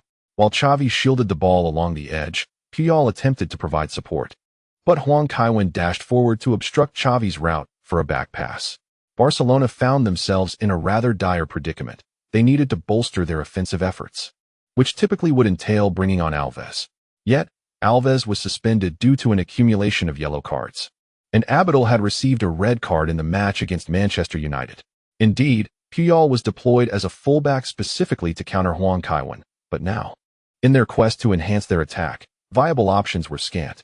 Huang Kaiwen's defensive demeanor remained commendable, yet his defensive prowess seemed to have waned. Was he perhaps fatigued from excessive running? With Huang Kaiwen providing assistance in defense, Ballack relinquished a fraction of space. Xavi, skillfully retracting the ball, twisted his ankle just as Huang Kaiwen lunged, resulting in Huang inadvertently striking Xavi's ankle, who then collapsed to the ground. The players from both sides converged upon the scene almost simultaneously. Before Busquets could react, the Barcelona players commenced their fervent pressure. With Huang Kaiwen already cautioned, another yellow card would lead to his dismissal. This appeared intentional. It was a retaliatory foul. Xavi, on the ground, exclaimed, "Referee, you must uphold fairness on the pitch. Show him the red card, quickly." Pique urged from the sidelines. "Watch your words," Ramos retorted, shoving Pique aside and pointing directly at him. Terry positioned himself in front of Ramos, wary that the latter might escalate the situation. Busquets found himself in a quandary. The foul, while not grievous, was indeed committed in pursuit of the ball. Strictly speaking, it could warrant a caution. Yet, the pressing issue remained that Huang Kaiwen was already on a yellow card. Prior to officiating this match, he had been cautioned that Chelsea was Chelsea and Kaiwen was Kaiwen. If he wished to avoid an early end to his refereeing career, he should ensure that Huang Kaiwen did not suffer unjustly. This season alone, numerous referees in the Premier League had faced penalties due to Huang Kaiwen. However, the overwhelming pressure from the Barcelona players was not to be underestimated. Ultimately, it was the admonitions from Italy that stirred Busquets into action. He swiftly brandished a yellow card towards Ramos, then directed another towards Pique, stating, "Be careful. The referee's duties do not concern you. Anyone who attempts to instruct me on officiating will also earn a yellow card." Guardiola urged his players from the sidelines not to linger on the referee's decisions and to promptly resume play. At that moment, Ramos realized he had squandered a valuable opportunity to delay the game, having been preoccupied with preventing Huang Kaiwen from receiving another card. Xavi rose and began to retreat. This time, he had intentionally baited Huang Kaiwen into fouling him. The attempt had failed, and there was little more to be said, for none were fools. Puyol approached to take the free kick, as all Chelsea players had retreated to their half. Barcelona, situated near the center line, exchanged passes but struggled to uncover any promising opportunities. As Messi retreated to the halfway line, Peak delivered a precise through ball. Messi skillfully maneuvered the ball down the right flank, while Ballack and Ashley Cole surged forward almost simultaneously. With a swift turn, Messi executed a back pass and darted towards the center. Xavi promptly lofted a pass behind Ashley Cole, and Messi, now running towards the center, shifted direction to successfully retrieve the ball on the right flank. Ashley Cole relentlessly pursued Messi, while Chelsea's defense concentrated on the right side. Observing the multitude of defenders, Messi, unwilling to squander the opportunity, sent another back pass. Xavi immediately played a lateral ball to the left, where Iniesta took control and advanced forward, deftly evading Eschen with a nimble move. Terry and Ramos charged forward to defend, but Iniesta swiftly passed to the left, where Pedro, without taking a touch, delivered a cross into the box that soared over the crossbar. Such intricacy in Barcelona's attack. Despite Chelsea's collective defense, Barcelona managed to penetrate the heart of Chelsea's box, drawing defenders and creating opportunities. As Coach Jean remarked, Barcelona's frontline players possess agility and speed. When opportunities elude them, they instinctively pass to Messi. And if he is not centrally positioned, they find Iniesta to initiate breakthroughs. Xavi and Busquets, the midfield maestros, are tasked with orchestrating their movements. This is the essence of Barcelona's strategy. With his head bowed, Messi strolled back. Among the adversaries he has faced throughout his illustrious career, Chelsea has proven to be particularly formidable. During the 2005 to 2006 season, when the legendary Ronaldinho still graced Barcelona, Messi found himself targeted and unable to make much of an impact against Chelsea. Cech launched a powerful goal kick, and Ballack gestured for Kevin to advance in order to contest the aerial duel. Observing this, Busquets charged towards the drop zone, relinquishing Kevin to Xavi and Puyol. Ballack and Busquets leaped almost in unison, yet the disparity in their physical strength was palpable.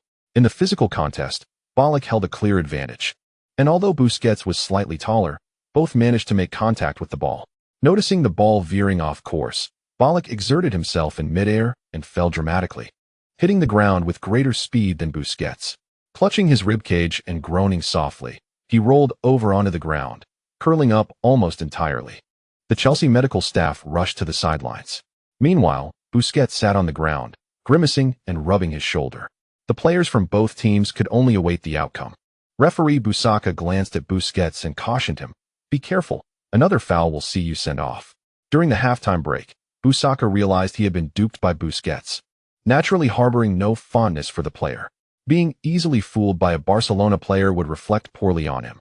Although Busquets wished to speak, the pain in his shoulder and ribs caused his expression to twitch. Busaka quickly displayed a look of disdain.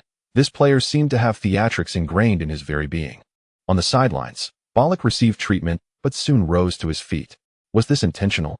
It is difficult to say, yet if he did not hasten back onto the pitch, Chelsea would temporarily be down a man, making the situation all the more complex.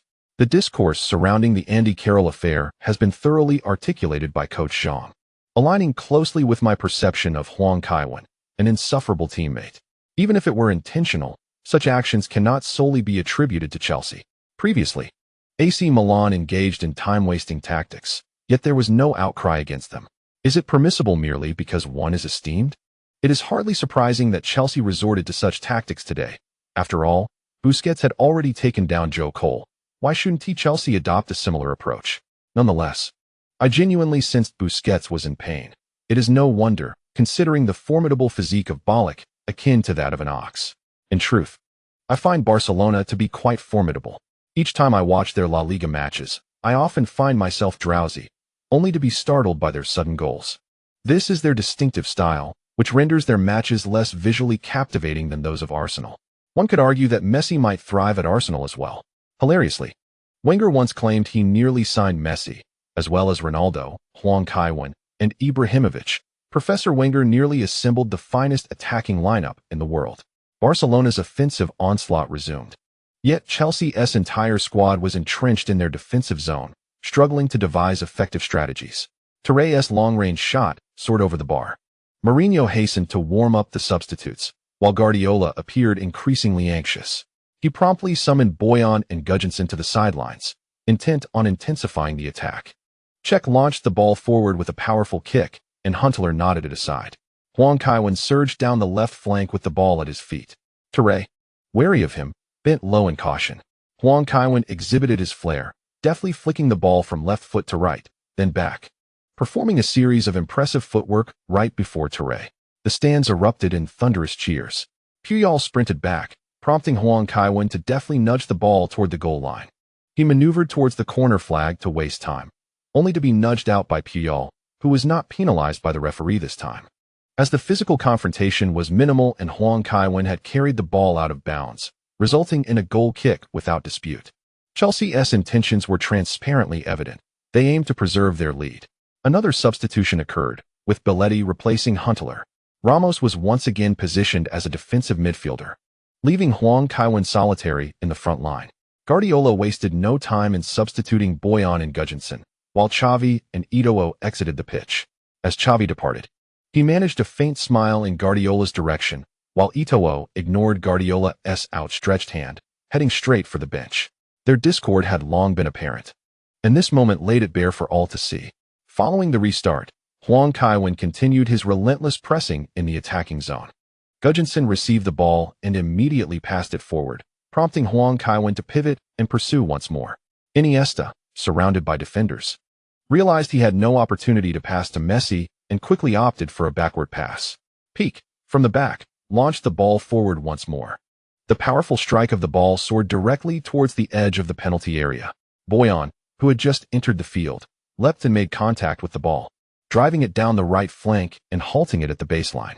Only after Boyan had dashed past did he bend down to retrieve the ball, pressing it firmly beneath him. Such an overt action did not escape the referee's scrutiny, and Busaka promptly issued a yellow card. Shortly thereafter, Chelsea made another substitution, bringing on Alex to replace Carvalho. Upon seeing the numbers on the substitution board, Carvalho, who had been fiercely chasing back moments earlier, appeared as if his spine had been shattered, moving unsteadily towards the sidelines. Busaka's firm hand in issuing a yellow card did little to deter his resolve to waste time. As Pedro approached, extending his hand to pull Carvalho off the field, Ballack intervened, pushing Pedro aside. Tensions flared once more between the two sides. Guardiola rushed to the sidelines, appealing to the referee, urging him to expedite the situation, asserting that such time wasting was unacceptable as they still had a chance to equalize. "Referee, you must impose strict penalties to resolve this matter," he insisted. Mourinho, standing with his hands in his pockets, wore a disdainful smile, bemused that a former ally resorted to appealing to the referee in a critical moment. It appeared that being a skilled player did not necessarily translate into effective coaching. Guardiola had a long way to go before catching up with Jose Mourinho. Reluctantly, Carvalho exited the field under the referee's warning, but just a few minutes later, Chelsea utilized their final substitution to further delay the game. Initially, Mourinho intended to substitute Huang Kaiwen to allow him some respite. However, considering the precarious nature of the match, he instinctively hesitated to remove Huang. Kalou replaced Ballack in an attempt to apply some pressure on Barcelona. Meanwhile, Barcelona continued their relentless assault in search of opportunities. With time dwindling and only 10 minutes remaining, their chances were rapidly diminishing. Gudjohnsen once again retrieved the ball from the back. With Ballack off the pitch and Huang Kaiwen's stamina severely depleted, Chelsea's first line of defense weakened considerably. Kalou surged forward to apply pressure, but Gudjohnsen feigned a breakthrough, executing a sudden stop to evade his marker. Carrying the ball centrally, he advanced until Mikel charged forward. Ramos, now positioned in midfield, kept a close eye on Messi and promptly moved to defend as Messi darted into the center for a pass. Gudjohnsen took a step to the right, delivering a precise ball to Pedro. Upon receiving the pass, Pedro immediately laid it off, and Messi, racing past Ramos, received the ball and quickly flicked it towards the advancing Boyan. Boyan, with a deft heel flick, sent the ball into the penalty area, where Messi surged forward and attempted a shot, only to be thwarted by the quick reflexes of Cech, who fell to block the attempt. The ball ricocheted towards the right flank, where Iniesta seized the opportunity for a long-range shot, which was deflected by Belletti's outstretched leg. Terry swiftly moved in to clear the ball, sending it into the midfield and out of play. An anxious Messi kept his head down as he made his way back, refraining from blaming his teammates. That was simply his nature. Silvio threw the ball back into play, and Huang Kaiwen suddenly darted forward to intercept it. Messi charged towards Huang Kaiwen, while Iniesta retraced his steps from the front line, yet Huang had no intention of advancing with the ball. Today, while participating in defense, He ran excessively. His stamina has significantly declined, rendering him somewhat incapable of continuing. Ramos surged forward alongside Kalu. Huang Kaiwen, with quick, measured steps, dribbled backward. Closely followed by Messi, they awaited Iniesta's arrival for a chance to intercept. Yet, Huang Kaiwen was astute. After merely 2 steps, he advanced his left foot and executed a Cruyff turn. Before Messi could react, Huang Kaiwen launched the ball forward with a powerful kick. Ramos sent a long pass toward Huang Kaiwen, who reciprocated with another long ball aimed at Ramos. Their synergy was commendable. Had Ramos been possessed by Huang Kaiwen's spirit? In the front right, Ramos received the ball and began to perform an audacious series of step-overs against the Barcelona defenders. Silvio attempted to close in but was deftly maneuvered past. Pique rushed to provide support, but Ramos, with a sudden halt, redirected the ball toward the sideline. It was a mere tactic to waste time. Silvio and Pique chased him to the corner flag, and as Ramos lost control of the ball, he inadvertently kicked it to the opponent's feet, winning a corner. Referee, let them take the kicks swiftly. Before the corner was executed, Puyol approached Busaka, remarking that at this pace, the match would soon conclude. Busaka nodded but refrained from issuing a direct warning to the Chelsea players. In football, preemptive warnings are hardly the norm, unlike the fantasy of being secretly filmed. Ramos approached to take the corner and suddenly struck by inspiration. He positioned the ball at the corner flag and gestured to Mikel. The two strolled leisurely, as though on a casual walk, prompting Busaka to signal for urgency. Suddenly, Ramos pivoted back to the corner flag and launched the ball. The reaction from both sets of players was pronounced. Chelsea surged forward, while Barcelona players leaped into the air. However, the ball rolled along the baseline and out of play. Alas, Ramos. He has evidently been influenced greatly by Huang Kaiwen. Previously, Huang had successfully executed a similar sneaky corner kick that benefited his teammates. This time, however, Ramos miscalculated and sent the ball out of bounds. Indeed, his earlier step-overs bore a striking resemblance to Huang Kaiwen's on the left flank. Reflecting on this, one cannot help but acknowledge Huang Kaiwen's prowess. In the first half, his step-overs exhibited a noticeably lower center of gravity, while in the second half, he straightened his posture to elevate his balance, wary of Barcelona players deciphering his movements. Huang Kaiwen's attention to detail in his play is remarkable, showcasing multiple styles within a single match. Valdez dashed to the sidelines and swiftly seized the ball. The camera panned to Huang Kaiwen, who, having been near the penalty area moments ago, was now sprinting back toward his half. He was the first player to retreat. Mourinho shouted from the sidelines, "Get back on defense, damn it. Do you think there are girlfriends of yours in Barcelona's penalty area that you can't bear to return?" Valdez promptly released the ball, and Iniesta received it, advancing forward. Huang Kaiwen immediately turned and sprinted toward Iniesta, swiftly sending the ball ahead. Messi received it and continued his charge toward Chelsea's penalty area. Huang Kaiwen took a few steps back, bending down to stand at the sidelines. Mourinho had no time to concern himself with the match. He rushed over, anxiously inquiring, "Kaiwen, how are you feeling?" Huang Kaiwen raised his hand, speechless, retching at the side of the field. Abramovich quickly approached with a water bottle in hand. "Excellent." Terry performed admirably in his one-on-one defense, and Messi's through ball was commendable. But Boyan's attempt to dribble was too evident. The camera panned to the sidelines. Huang Kaiwen had evidently overexerted himself today, having covered a staggering distance of 416 meters from his own penalty area to the opponent's. This was the highest distance recorded on the field, with Ballack trailing at 213 meters, a gap of 2,000 meters between them.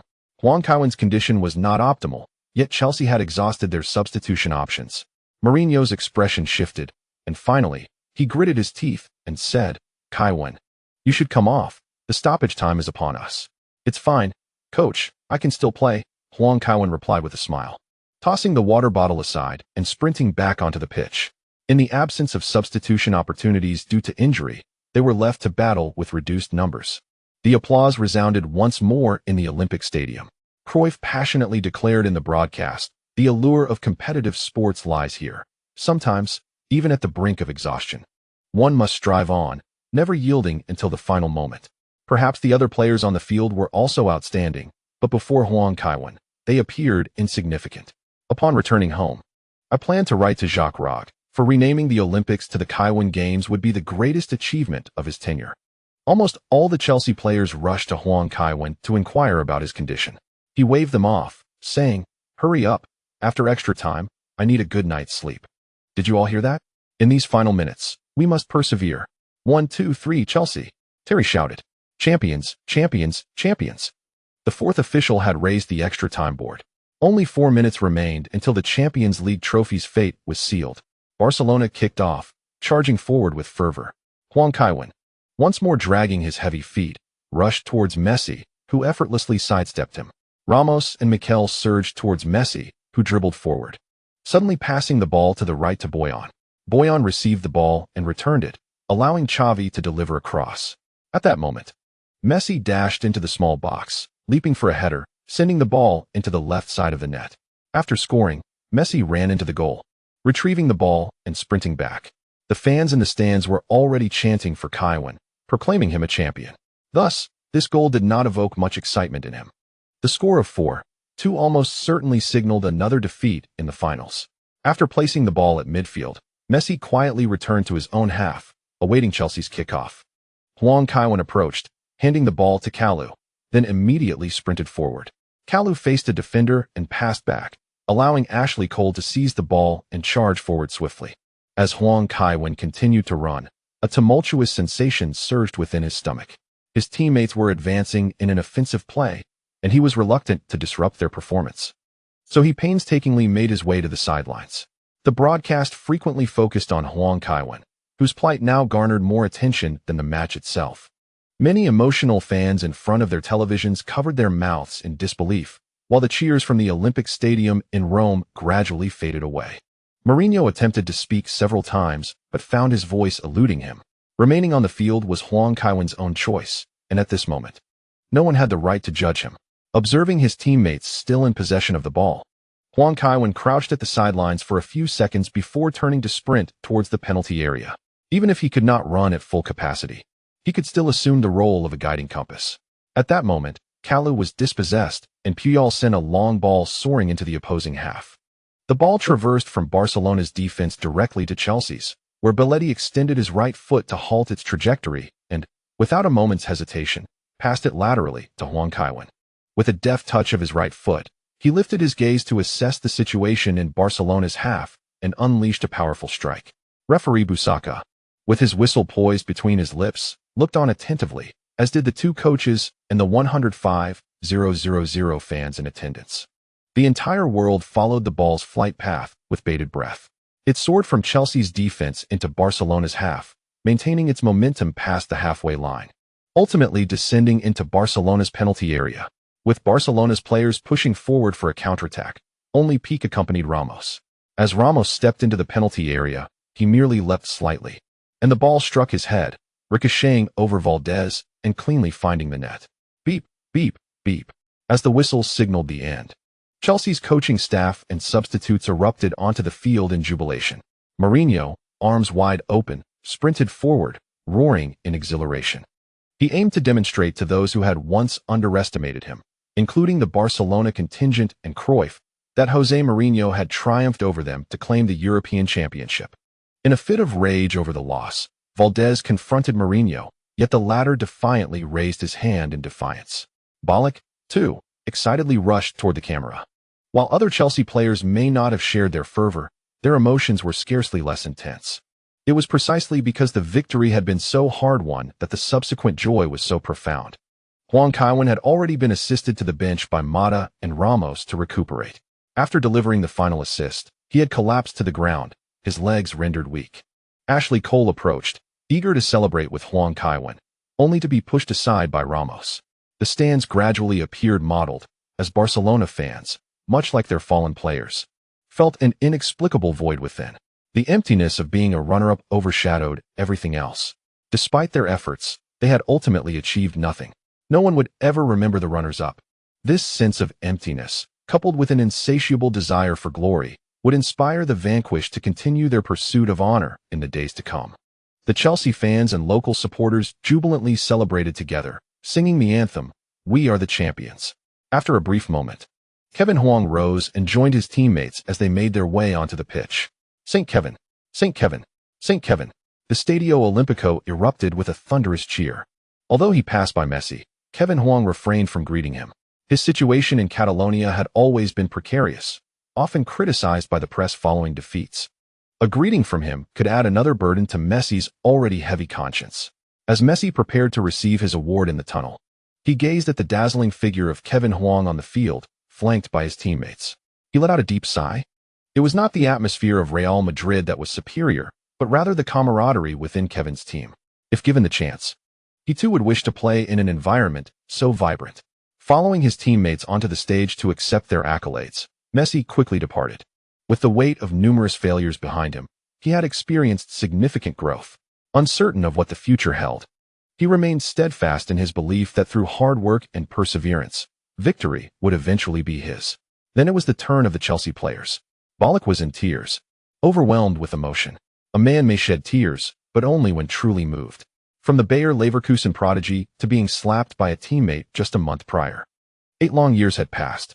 These years had been filled with disdain and mockery, where even younger players with modest valuations dared to question his Champions League credentials.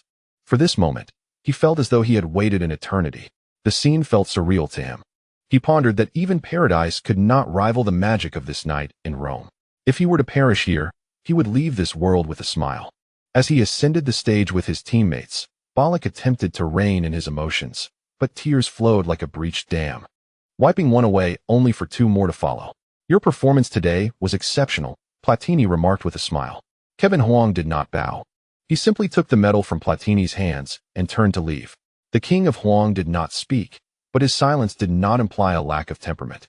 Platini stood rooted, his expression a fascinating tableau. As each Chelsea player descended from the podium, the atmosphere intensified. All gathered before the archway of Champions League victors to strike a pose. Ramos felt a sense of déjà vu. This marked his 3rd consecutive triumph in the Champions League. "Kevin, come to the front," Terry called out. Abramovich and Mourinho stood together with the coaching staff. Kevin Huang shook his head, saying, "Let Michael raise the cup with you." Upon hearing this, Terry beckoned Ballack over. Ballack cast a grateful glance at Kevin Huang, not merely for the position, but for the respect he felt. A sentiment often absent among domestic players. As the crowd counted down, Ballack and Terry lifted the trophy together. Countless golden confetti rained down over the Stadio Olimpico. Let us extend our congratulations to Huang Kaiwen for Chelsea's triumph in the UEFA Champions League during the 2008-2009 season.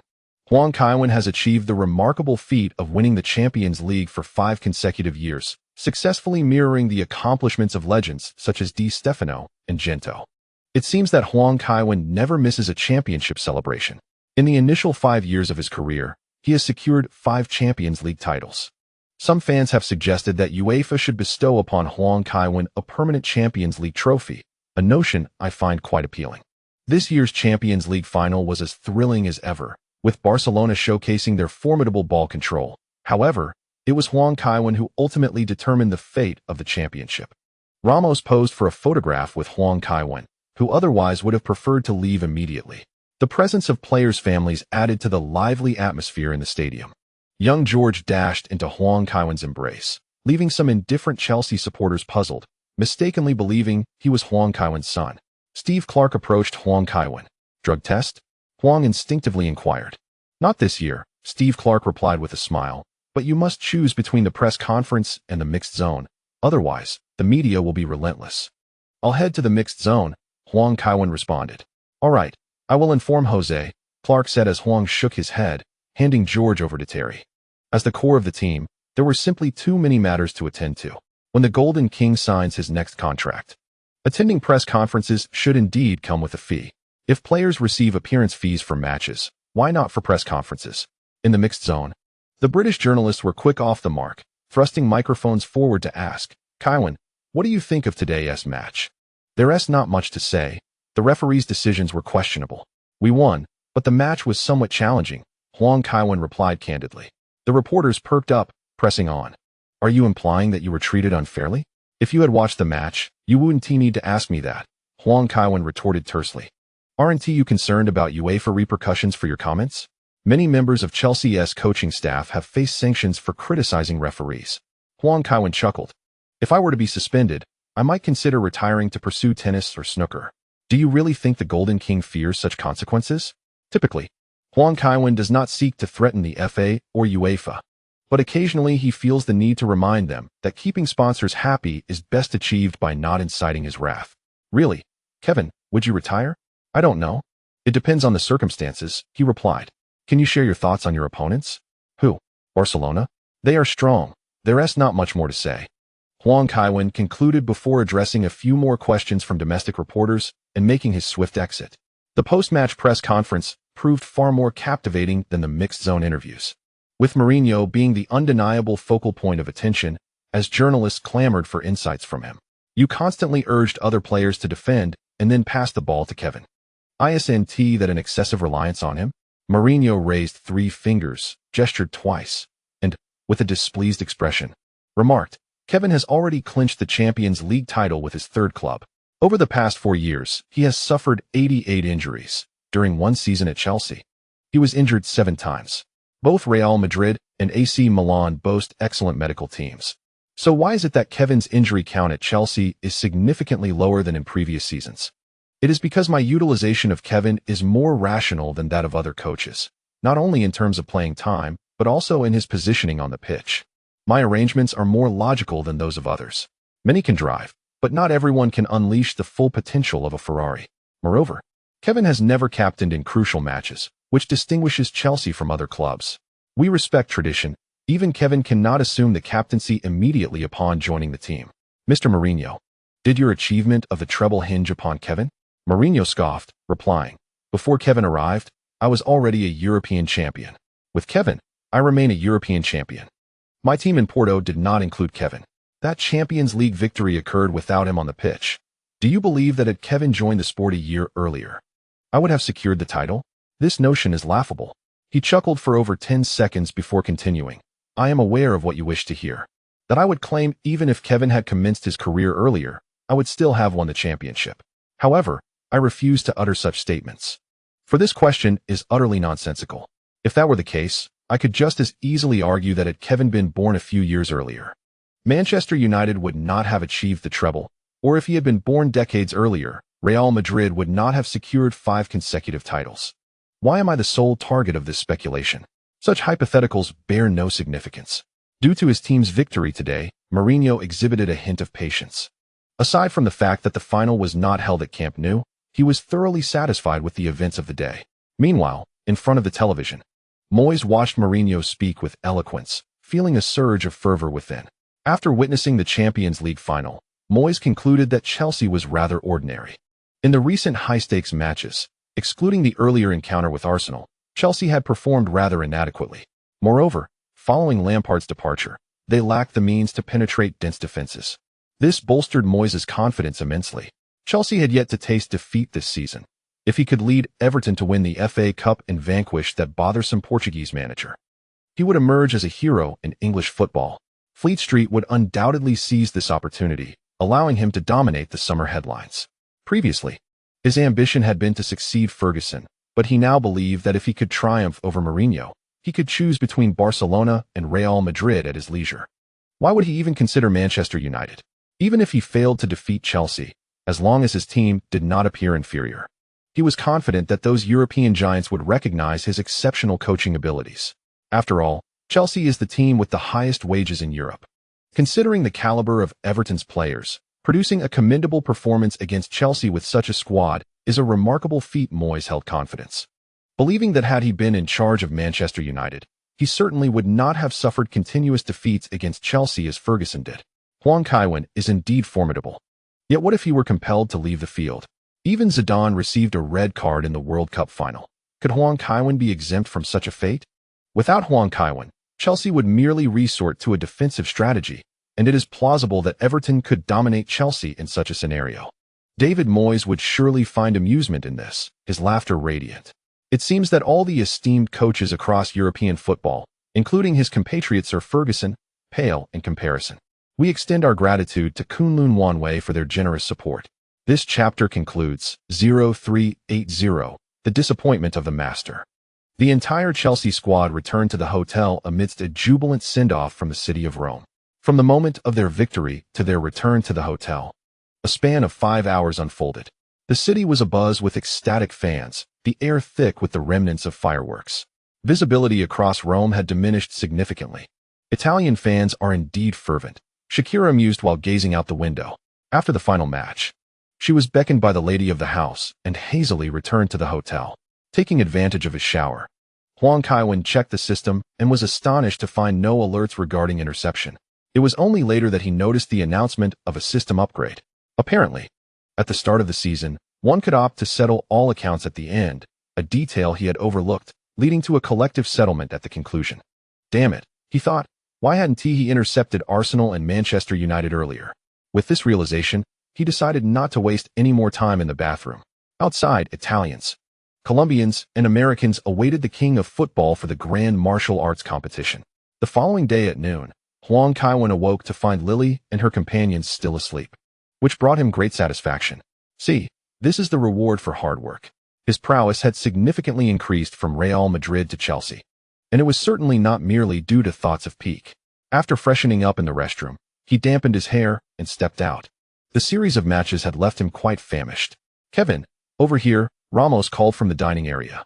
Huang Kaiwen hastened over, inquiring, have you just risen? No. I anticipated you waking soon and have been waiting for you here, Ramos replied with a smile. And the others? Huang Kaiwen asked as he took a seat. They went to explore Rome. They returned to London on the evening flight, Ramos said, rising with a grin. A newspaper lay before Huang Kaiwen. Buffon vehemently criticized UEFA in his column for the Tuttosport, stating, UEFA is forcing Kevin to consider leaving football, which could become the greatest scandal in the sport's history. From the semi-finals to the finals, in a total of 180 minutes, we witnessed UEFA's attempts to hinder Kevin from claiming further titles. This is a disgraceful match. They have not only insulted Kevin but also the teams participating, and indeed, they have disrespected the sport of football itself. Platini must resign. Someone must be held accountable. UEFA's referees require oversight, and they owe an apology for this debacle. Huang Kaiwen read through it once more. Is Buffon truly naive or merely speaking in irony? How could UEFA possibly acknowledge any refereeing issues, let alone demand Platini's resignation? Huang Kaiwen interprets Buffon's words as a subtle hint that he wishes UEFA would oust the Golden Ball King. Surely, this cannot be the character of Buffon? Perhaps I shall visit his home this summer. After all, Buffon's career is lengthy, and if wealth diminishes, it can be regained.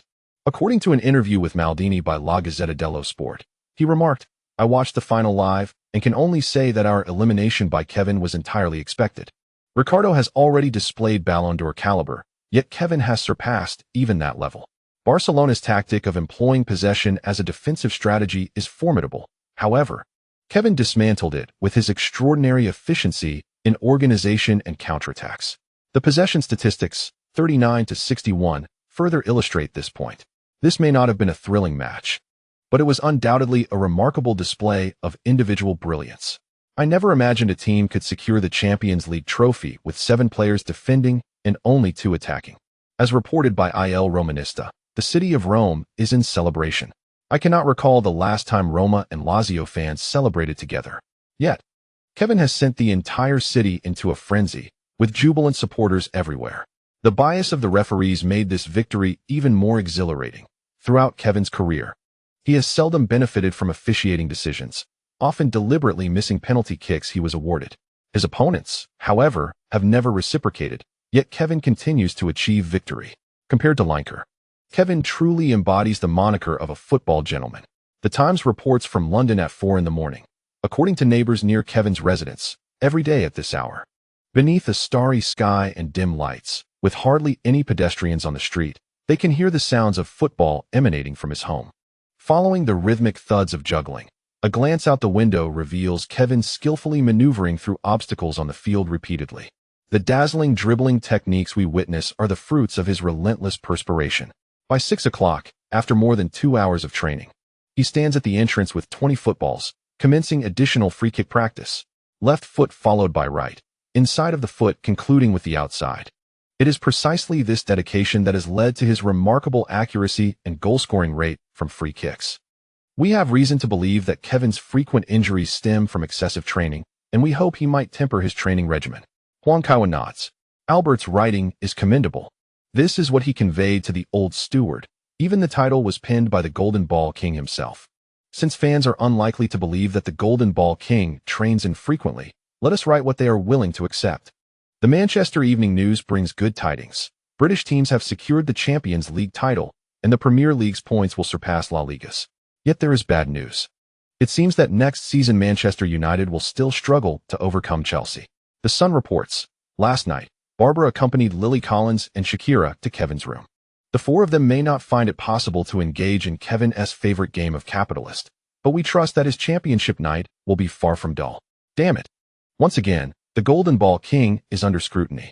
Last night, the King of Yellow Balls was engrossed in study, accompanied by her three companions. Upon returning to London, I shall deliver a legal notice to you.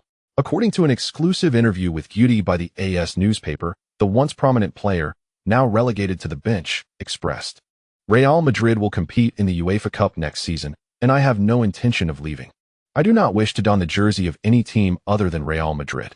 I am currently negotiating a pay cut with Mr. Calderon to remain with the club. Calderon holds me in high regard, and we share a favorable relationship. Kevin's return to Madrid? That would be the most splendid occurrence. As you have witnessed, even with the referee's assistance, the Catalans are unable to overcome Kevin. He is invincible. Perhaps he has had numerous opportunities to claim the Champions League throughout his career. But securing the UEFA Cup is no simple feat, the Mundo Deportivo reported. Pep led his team to secure 2 championships, ultimately succumbing to Chelsea. And Barcelona suffered the indignity from that Portuguese player. Our players have been disappointing, particularly Messi and Eto'o. Pep provided them with every possible support, and the entire team played around them. Although Messi scored a goal, his performance did not merit his tactical position. After coming off the bench, Boyan displayed remarkable skill on several occasions, including a stunning backheel pass. Had Messi not shot the ball directly into Cech's grasp, the course of the match might have been entirely different. Huang Kaiwen remarked, no, the player who was bypassed 11 times yesterday was Peak, not Messi, right? After seeing the Catalan reports, Huang Kaiwen even questioned whether he had misremembered. In fact, it was Messi who played as a defender yesterday. Even Peak was made to look foolish by Huang Kaiwen, and he said nothing. It is absurd that Messi, who created multiple scoring opportunities, is being blamed. This is certainly not something the King of Yellow Balls would endorse. Since leaving La Liga, I have not sent gifts to those Spanish journalists for quite some time. One can only say that the Catalans are truly abstract in their thinking. Messi's plight is indeed tragic. The Catalans do not regard him as one of their own. And the Argentinians also harbor no affection for him. Messi bears the brunt of blame while playing in Argentina. Le Parisien stated, this season, Kevin has faced numerous instances of injustice in the Premier League. Sarkozy is preparing to personally intervene, persuading Kevin to transfer to Ligue 1. Some French sponsors have expressed willingness to cover part of Kevin's salary, making his transfer a feasible reality. Huang Kaiwen scoffed at this notion. Le Parisien is dreaming. Ligue 1 is merely a second-tier league now, significantly lacking in influence. In the Premier League, aside from salary, there is also the issue of exposure. The Premier League's kickoff times are more accommodating for the Asian audience, allowing the local fans to watch live broadcasts. Not even Sarkozy, nor Napoleon himself, could entice the King of Yellow Balls to play in Ligue 1. Perhaps Eugene would be a more plausible option. In the subsequent pages, they reported on celebrity gossip. Once again, it involved a starlet, Léa Seydoux, seeking to capitalize on the King of Yellow Balls fame. Huang Kaiwen recalled her performance in the film The Life of Adele, which he found quite captivating. Mourinho also garnered significant media attention, with many speculating that he might retire after this season to recuperate. Several outlets even questioned whether he was suffering from a serious illness. Indeed, Fleet Street seems unable to part with Mourinho for even a single day. After Huang Kaiwen and Ramos finished their meal, they returned to their room only to find that the others had not yet risen. They proceeded to Ramos's room to engage in some leisure activities. As a university student, Ramos always carried his laptop with him, allowing Huang, the king of football, to access the internet in his room. The news of Huang's recent victory brought a wave of joy among his critics on the online forums. Huang Kaiwen, using an old account that had previously been exposed, posted a question. If I were to make a film, would you watch it? The forum erupted in response. Come on. Don't ruin cinema. Athletic talent does not equate to acting ability, one user retorted. Huang replied, I intend to become a director. The response was incredulous. Is it a serious film? Another user chimed in, Brother Huang, let us discuss something. I have a fondness for Monica. If you're making a not-so-serious film, Could you include her? Monica Bellucci is quite aged now. Could we perhaps see a showdown with a Victoria's Secret supermodel? They joked. Honestly, if it's serious, then don't bother. Having money doesn't mean you should ruin something. Yet another voice countered, you can't say that. This guy writes rather interestingly. What if he actually can make a film? Do you think making a movie is easy? Even Cassano would be more reliable. At least he has genuinely filmed things with a DV, someone remarked. I never expected this guy to get carried away and aspire to make a film. Given Huang Kaiwen's popularity in Japan, if he ventured into this realm, it should sell well. Very much so. This aligns perfectly with the impression Huang leaves on these critics. After noting down several usernames, Huang Kaiwen felt increasingly confident in his cinematic ambitions. He discussed with Abu the idea of donating the box office proceeds to charity. But Abu would first need to invest several million. Perhaps they could also bring in Kaka for a cameo. Wouldn't Beatrice's mother want Valentino to sponsor this? With Huang's sponsors being quite understanding, accumulating resources would be effortless. Despite Huang's talent, he lacked experience and would require 2 assistant directors for guidance. Given his connections, inviting Dindo to assist as a co-director would pose no difficulty. His films, even if not of the risque variety, could still be joyous. In his current stature, Huang should be comparable to stars in Hollywood's $20 million club. A mere appearance could secure him $20 million, plus a salary and a share of the box office. Although Huang's lack of experience might mean he earns slightly less than Spielberg and others, the total could still exceed $40 million.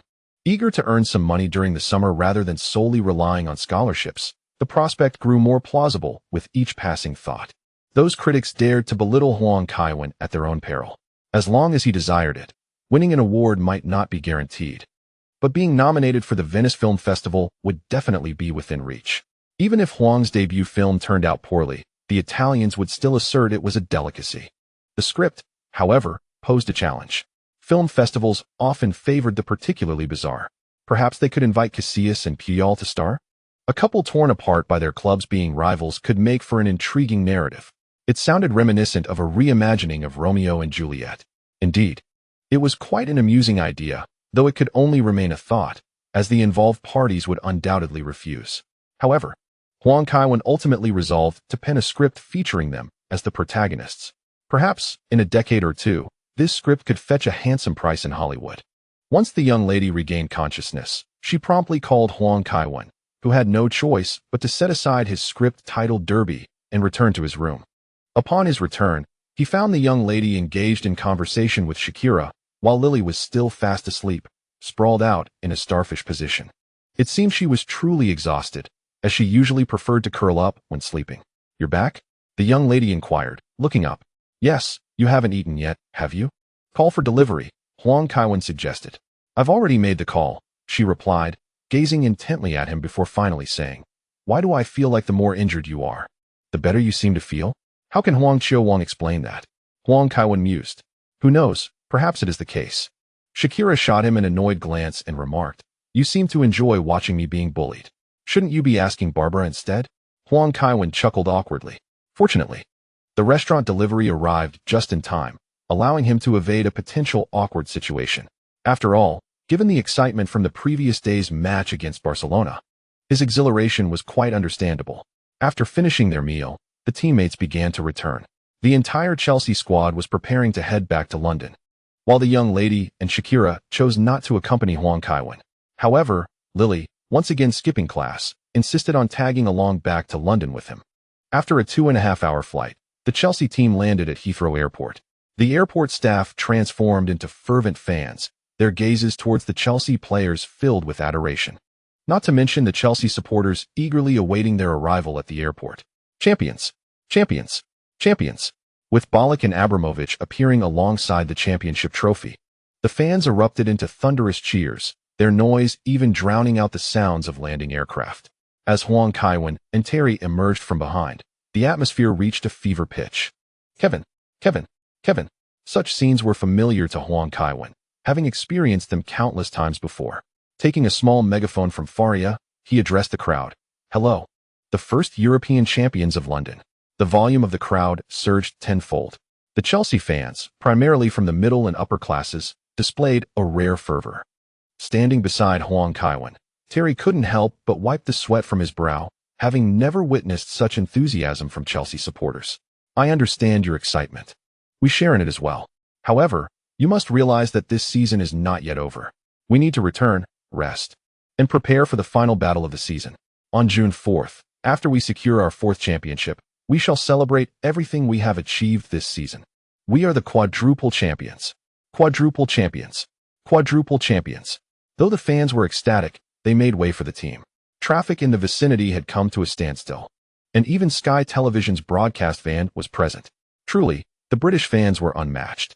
As he gazed at the microphone extended by the reporter, Huang Kaiwen politely declined with a smile. He was not in the mood to engage with the press. After all, yesterday's final had left him utterly exhausted. Once aboard the bus, he watched as the police directed the traffic. Terry turned back and remarked wistfully, "My father is a Manchester United fan, did you know?" "I have heard about that." Huang Kaiwen nodded in acknowledgement. He had hoped I would join Manchester United, as they were also eager to sign me. "I trained with Beckham during a school holiday and spent 2 weeks at Manchester United," Terry continued. "So why didn't you join Manchester United?" Huang Kaiwen inquired. At that time, Abramovich had not yet purchased Chelsea, and Chelsea couldn't compete with Manchester United. Perhaps it was a rebellious mindset, ultimately. "I chose Chelsea over Arsenal and Manchester United. My father was unwilling to support my signing, but my mother backed me," Terry elaborated. "I thought I would be far removed from championships for life, but I never anticipated a day like this," he added. "This is the fruit of your labor. Your mother is remarkable, and George's mother is commendable too, though his father leaves much to be desired," Huang Kaiwen remarked with a smile.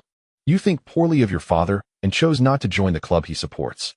Do you believe George would appreciate your stance?" Terry clearly wished to change the subject and turned away. Among players, those who can control their desires are indeed few. European fans exhibit a considerable tolerance towards such circumstances. After nearly an hour, the fans finally cleared the improperly parked vehicles. The driver was the first to drop Huang Kaiwen home. Yet it was still past 10 when he arrived. "Sir, Miss Collins has prepared dinner," Albert informed as he took Huang Kaiwen and Lily's luggage. "Very well. You may arrange it as you see fit." Huang Kaiwen settled at the dining table and turned on the television, which was broadcasting news about Chelsea's championship victory. The Roma fans celebrated Chelsea's triumph as if it were their own, a testament to Kevin's influence. Across the globe, a significant number of fans rejoiced in Chelsea's victory, as the club had now become a world-renowned powerhouse. Abramovich's decision to sign Kevin was indeed a brilliant one. "They are talking about you," Lily exclaimed excitedly. "Let them talk. However, I cannot claim all the credit. Even without me, Chelsea would eventually find success," Huang Kaiwen replied, sipping water. "I don't think it's that simple," Lily retorted, displeased. "As long as there is a good owner, winning the Champions League is merely a matter of time." Huang Kaiwen smiled. "Even without the king of goals, Chelsea would eventually become European champions, though the impact of the title would certainly not be as profound." After dinner, Huang Kaiwen and Lily returned to their bedroom to watch a movie. This girl was persistently provocative, a blend of naivety and audacity. The king of goals initially intended for her to rest properly, but he could not withstand Lily's relentless teasing, as she, dressed in leather armor, insisted on playing the tank. The next day remained a day of rest, with the influence of the Champions League final continuing to resonate. The situation of the Greco family, Brazilian fans, had also attracted considerable attention. In a modest household, a family has taken in a sickly child, illuminating the brilliance of human compassion. It is evident that Ken Jeong invested considerable resources to extol the contributions of Chelsea and the illustrious Huang Kaiwen in this endeavor. Undoubtedly, the family is indeed fervent supporters of Huang Kaiwen. Even after spending over 20 days in London, they were still quite emotional during the interview. The charitable reputation of Huang Kaiwen continues to grow in prominence. Lineker even made a special call inviting Huang Kaiwen to participate in his program, which Huang Kaiwen graciously declined. Prior to the FA Cup final, Huang Kaiwen preferred to remain low-key. Nevertheless, news about him continued to flood the media. His remarks in the mixed zone after the match, as well as Buffon's column, attracted significant attention from fans.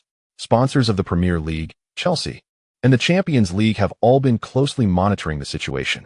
However, UEFA has yet to reach a decision regarding any punishment for Huang Kaiwen. These individuals tend to be bullies who prey on the weak. Meanwhile, Huang Kaiwen has been training discreetly, practicing with Lily in the evenings. On the last day of May, after Huang Kaiwen had just finished coaching Lily and was waiting for the store to refresh, he received an unexpected phone call. "Kevin, hello, this is Tony Hilbert." A defender for Everton, the voice on the other end stated. "I know you. We were opponents in a previous match, and you played quite well." Huang Kaiwen replied with a smile. In truth, this fullback had not left a significant impression on him, but Huang Qiuwang would never disclose that. "Really? That's wonderful," exclaimed the voice on the other end. "I never expected to hear such praise from you. It's one of the happiest moments for me." "Well, Tony, what prompted your call today?" Huang Kaiwen inquired. "Ah, right. Tony Hilbert responded. "Be cautious during the FA Cup final. The coach has instructed us to provoke you on the field, hoping to get you sent off with a red card. I'm a bit concerned about this, which is why I specifically requested your number from Rooney. Honestly, I don't want to do this, as you are not only a great player, but also a remarkable person. If I were to follow through, I would feel guilty for a lifetime." After listening to the other party's inner turmoil for 5 minutes, Huang Kaiwen finally asked, "Is it Mr. Moyes who thinks this could lead to victory?" "Yes. David is a decent coach, but he is Scottish, you understand?" Tony Hilbert replied. "All right, I understand. Thank you, Tony," Huang Kaiwen acknowledged. Hilbert's comment about Moyes being Scottish implied he was quite stubborn. In fact, Huang Kaiwen was not surprised by Moyes' actions. People often speak of Mourinho's arrogance. Yet whether coaching Chelsea or Inter Milan, he would first seek to include a club legend in his coaching staff, such as former Chelsea player Steve Clarke. In contrast, Moyes disbanded Ferguson's coaching team upon joining Manchester United, despite having initially agreed to retain them.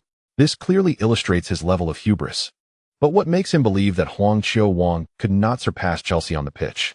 Even a Chelsea team comprised of merely 10 players, under the stewardship of Mourinho, could contend with the illustrious Dream Team. One might say that a club like Everton is overreaching in its aspirations. Besides Mourinho, there is Leonardo, who was dismissed despite being a champion coach, simply due to Tuchel's lack of respect. Both figures represent more abstract ideals within the realm of football. Interestingly, Leonardo is a revered figure at Milan. It would be prudent to inform the young lady to refrain from involving him in Milan's activities, lest he inadvertently become their coach one day. After a brief wait, Huang Kaiwen opened the shop and noticed the latest updates. The special template was Andy Meow with 1,000,000 destiny points. The templates included Sterling at 6, 900 points, Sturridge at 5, 500 points, and Welbeck at 5, 100 points. Skills included powerful overhead throw at 1, 500 points, starting proficiency at 100 points, items, 24-hour injury immunity card at 20 points, and a special item, Guardiola's haircut scissors, at 500 points. Huang Kaiwen could not recall the identity of this special template and, upon checking, discovered it belonged to the protagonist of Sailor Moon. He had no recollection of the character's combat capabilities, only that their transformations were visually appealing. The next 3 templates piqued his interest. Sterling, at his peak, was reputed to be worth 1.5 billion, yet remained unsold. His potential was undeniable, though his shooting skills left much to be desired. Sturridge, a product of Manchester City's youth academy, was anticipated to transfer to Chelsea, albeit with a reputation for fragility. Welbeck, hailing from Manchester United's youth system, was known for his speed, yet his technical skills were quite lacking, though he had improved somewhat with age. Despite a yearning for the powerful overhead throw, Huang Kaiwen resisted the temptation as his destiny points were dwindling. He opted to purchase starting proficiency and the immunity card for 120 points. The skill of starting proficiency would enhance his acceleration, prevent false starts, slightly boost his explosiveness, and improve his reaction time. 2 notable upgrades indeed. The enhancement in reaction time was significant. Huang Kaiwen recalled reading an article that suggested esports athletes excel due to their rapid reflexes, a quality that seemed absent in Golden Ball King. As the clock struck June 4th, the day of the FA Cup final, the season's last match was upon them. London buzzed with excitement in anticipation of this event. Tickets for Wembley Stadium had long since sold out, and 2 Everton fans even made headlines for renting out their season tickets. Given the local nature of the match, Chelsea's entire squad departed at noon. As they approached Wembley Stadium, the atmosphere thickened with anticipation. Regardless of how little some renowned coaches may regard domestic cup competitions, the FA Cup remains the oldest tournament in the world, and local fans hold this trophy in high esteem. The streets of London were adorned in blue, reflecting the colors of both Chelsea and their opponents, Everton. However, Their fans are visibly fewer than those of Chelsea. I believe selling the tickets was a prudent choice. Given the exorbitant prices, wouldn't it be better to travel rather than witness Everton's loss of the championship in person? Remarked Ashley Cole. Huang Kaiwen seemed to find wisdom in this statement. After all, the ticket prices are indeed outrageous. Even seats with slightly better views cost thousands of pounds. With that money, one could enjoy a splendid summer. Mourinho could hardly contain his excitement, standing at the front of the bus and declaring, "Today, we are but a step away from making history in British football. Once we reach Wembley, we shall crush them and seize the championship, then indulge in a well-deserved holiday." Champions. With a wave of his hand, Mourinho continued, "Many say we have developed a dependence on Kaiwen, thus he will not start today. I hope the team can perform admirably in his absence. Can we? Boss, if that is the case, why not remove Kaiwen from the squad entirely, even from the bench?"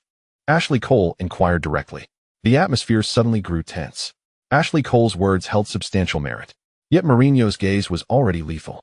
Not acquiring Clichy during the winter transfer window was perhaps his gravest misstep. Unable to withstand Mourinho's glare, Ashley Cole turned his head toward the window.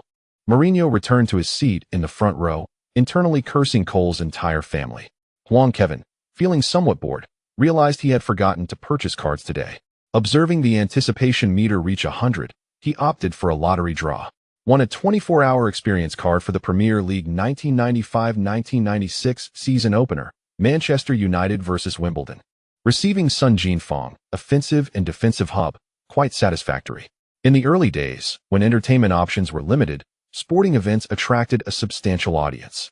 Huang Kaiwen's family often watched volleyball, table tennis, and similar events. This combination looks formidable. Sir Alex seemed to have plans against Huang Kaiwen, but as Huang Kaiwen withdrew his position, what could he possibly target? The Everton players hardly posed a threat. Hilbert had no intention of opposing Huang Kaiwen. Would the likes of young Neville or Cahill dare to provoke him? Sir Alex might be overthinking it. Were Mourinho in charge, perhaps players would be willing to engage in such endeavors for him. A coach's charisma plays a crucial role. Challenging Huang Kaiwen would be wagering one's career. Moyes simply does not command the level of respect from Everton's players to warrant such sacrifices. Once in the locker room, Huang Kaiwen declined Mourinho's invitation to attend the press conference. During warm-ups, he began to frequently attempt long passes. Was Huang Kaiwen assigned to play in the back today, prompting him to adopt such a style? Bailey would have much to say. He had only recently praised Huang Kaiwen after the Champions League final, yet from today's warm-ups, it appears Huang Kaiwen is leaning towards offensive organization. There has been extensive commentary on Huang Kaiwen's matches. Coach Zhang also noticed the pattern. During warm-ups, Huang Kaiwen attempted to dribble past defenders, indicating he would likely be positioned in the front line. If one wishes to practice heading, it is likely that they would be positioned as a forward or be involved in a specific tactical approach. The frequent long passes clearly indicate a tendency towards the defensive positions. After attending the press conference, Moyes felt a tinge of disappointment upon receiving Chelsea's starting lineup. He had prepared thoroughly, only to find that Mourinho had opted to bench Kaiwen Huang. When the referee called for substitutions at the sidelines, Huang returned to the bench, watching his teammates walk down the tunnel. Once both teams had taken the field, a performance ensued, featuring Farrell Smith, who had reached the finals of Britain's Got Talent, singing the national anthem. Following this, the captains flipped a coin, resulting in Chelsea successfully choosing their end of the pitch. As Everton commenced the match, they immediately played the ball back, with Lescott sending a long kick forward. Cahill took possession and advanced down the left flank, delivering a cross. Alex's header was insufficiently cleared, allowing Fellaini, positioned at the forefront, to deftly redirect the ball to the center, where Saha followed up with a strike that pierced through the goal defended by Cech. Remarkably, within mere seconds of the kickoff, Everton had taken the lead. Havertz has indeed transferred to Arsenal for a staggering £65 million. I have always sensed his potential. Perhaps at Arsenal, he might truly flourish. The chapter concludes with a remarkable substitution. Huang, shedding his training jacket, briskly jogged to the sidelines, instantly capturing the attention of the entire Wembley Stadium. Mourinho, observing the scene, turned with a smile and inquired, "Whom shall we substitute, Kaiwen?" "Michael. I'll play as a defensive midfielder," Huang replied with a grin. With two Michaels on the field, it was clear Huang referred to Eschen, and Mourinho nodded in agreement, stating, "So be it. I have no objections, and he should not either." Faria instinctively tightened his grip on the recorder, having forgotten to use it last time. He was determined to make amends today. Following Everton's opening goal, they maintained an aggressive approach, as Moyes' strategy was fundamentally rooted in counterattacking, utilizing speed and height to create impact. Long passes were essential. Without a focal point, his tactics would falter significantly. Moyes glanced at Huang, who was warming up at the sidelines, a sardonic smile gracing his lips. What a fool. This Portuguese is nothing extraordinary. Now that they are trailing, he is eager to make substitutions. Perhaps this is for the best. Otherwise, his so-called genius tactics would not be executable. Today, David Moyes aims to demonstrate to the world how he can triumph over Chelsea, bolstered by Huang. Kevin, are you ready to come on? Drogba had kicked the ball out of play, granting a dead ball opportunity. Wait a moment. I'll step on for a free kick and score, Huang replied, continuing his warm-up. Mourinho's smile grew ever brighter. Behold, this is what defines a player of Jose Mourinho, brimming with confidence. Ready to score upon entering the field. What a magnificent sentiment that is. Baines received a short pass from Howard and immediately surged forward along the left flank. He is the type of fullback whose strengths lie in offense rather than defense. While his speed and crossing ability are commendable, his defensive skills are merely average. Yet he fits seamlessly into Everton's tactical framework.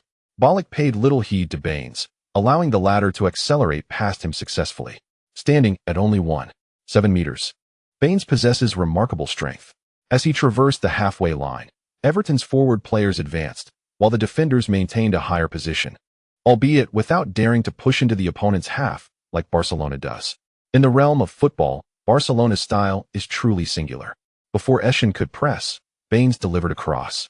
Terry, anticipating the ball's trajectory, headed it away just ahead of Fellaini.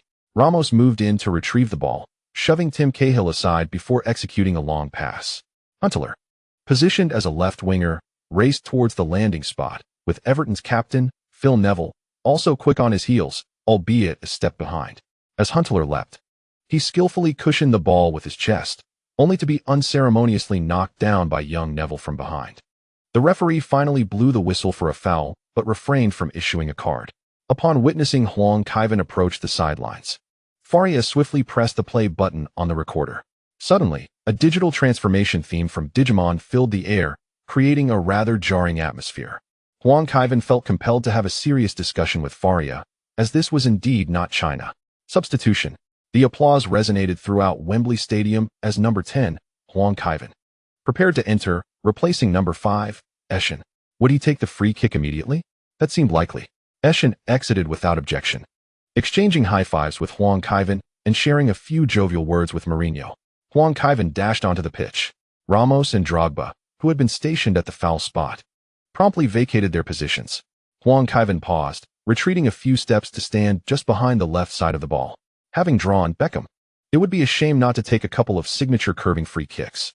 Both teams busied themselves near the penalty area. Everton's goalkeeper, Tim Howard, raised his voice, urging his wall to jump quickly, proclaiming that today they could forge a glorious history, provided they secured victory. His voice was loud and commanding. Yet Huang Kaiwen couldn't help but chuckle at the thought of an American speaking of history. The depth of America's history could hardly rival that of Britain's culinary traditions. Moyes had previously believed that Huang Kaiwen's entrance could elevate his reputation, yet now, as Huang Kaiwen stood at the foul spot, his heart raced uncontrollably. A person's name often casts a long shadow.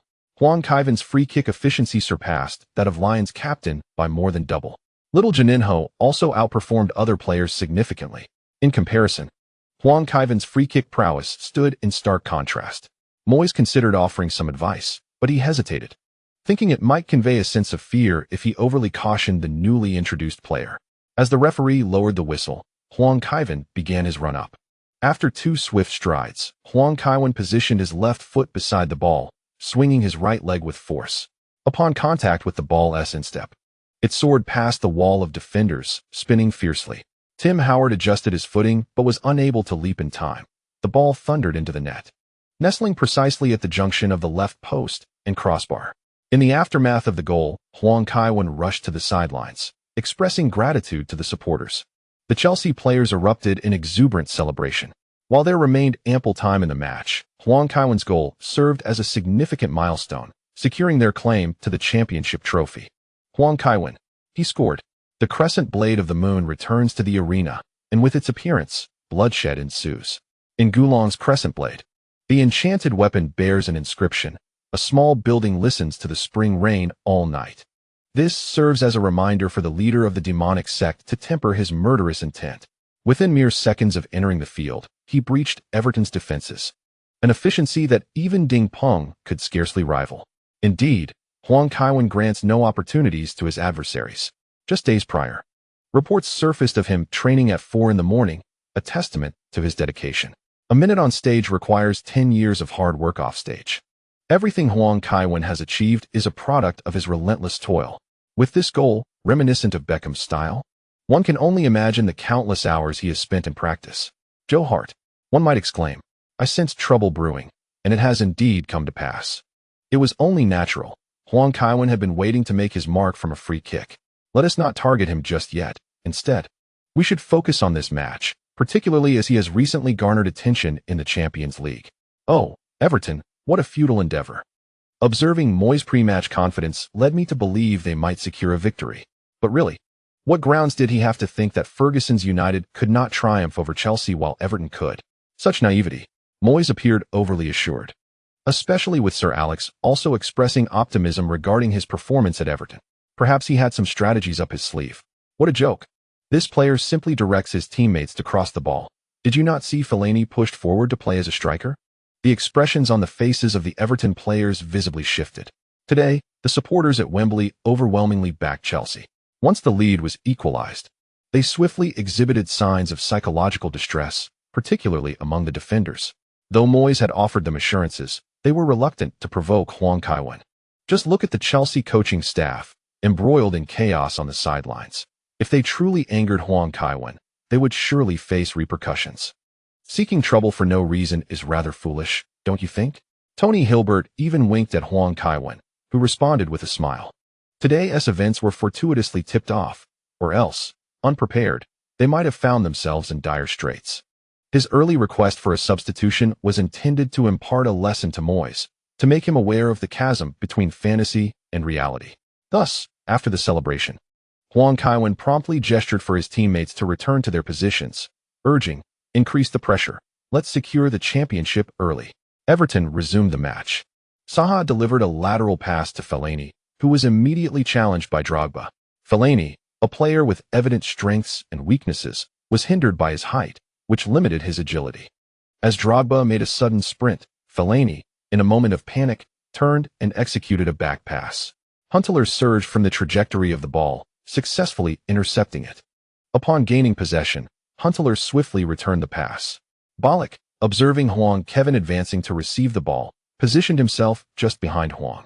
As Huang reached the halfway line, he did not wait for Pinar to press, but swung his right foot. The ball transformed into a streak of light, soaring from the right side beyond the center line straight towards the left side of the penalty area.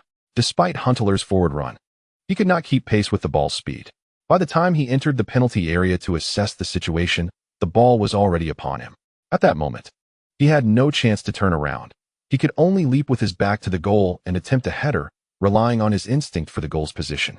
Fortunately, luck was on his side.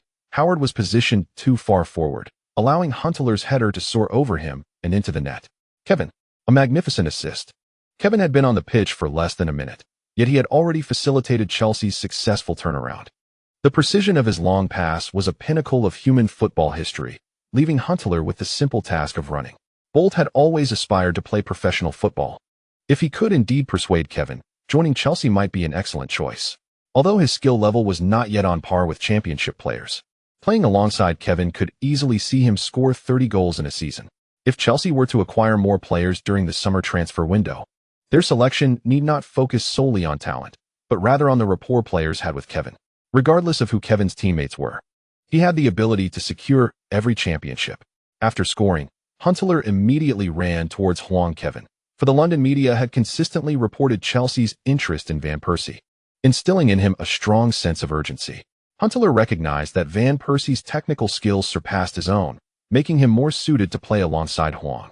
Despite having many suitors, Chelsea's lucrative wages, appealing city, and championship prospects made leaving the club an unappealing option unless absolutely necessary. "Everyone focus," shouted Little Neville, clapping his hands. Having come from Manchester United, he became captain at Everton due to his strong mental attributes. However, Everton was neither Manchester United nor Liverpool. The starkest distinction between elite clubs and others lies in their DNA. Lacking the enchanting history of miraculous comebacks and legendary stars who fought tirelessly for the team. Most players at Everton viewed football merely as a job. Even with Neville's constant encouragement, it was difficult for them to muster the spirit. It was hardly acceptable to restart the game before a minute had passed. This time, Saha played a direct return pass. Cahill received the ball and immediately sent it back. Chelsea's players maintained relentless pressure as their trident continued to chase the ball in the attacking third, leaving Everton players wary of holding possession in their own half for too long. In this moment, Baines received the ball and immediately unleashed a powerful kick. His crossing accuracy remains quite commendable. Cahill seized the opportunity to extend his foot, yet unexpectedly, Ballack, undeterred, surged forward and deftly nodded the ball away from Cahill's grasp. The instant Huang Kaiwen received the ball, he deftly nudged it with his right foot and charged across the halfway line. Pienaar once more dashed towards Huang Kaiwen.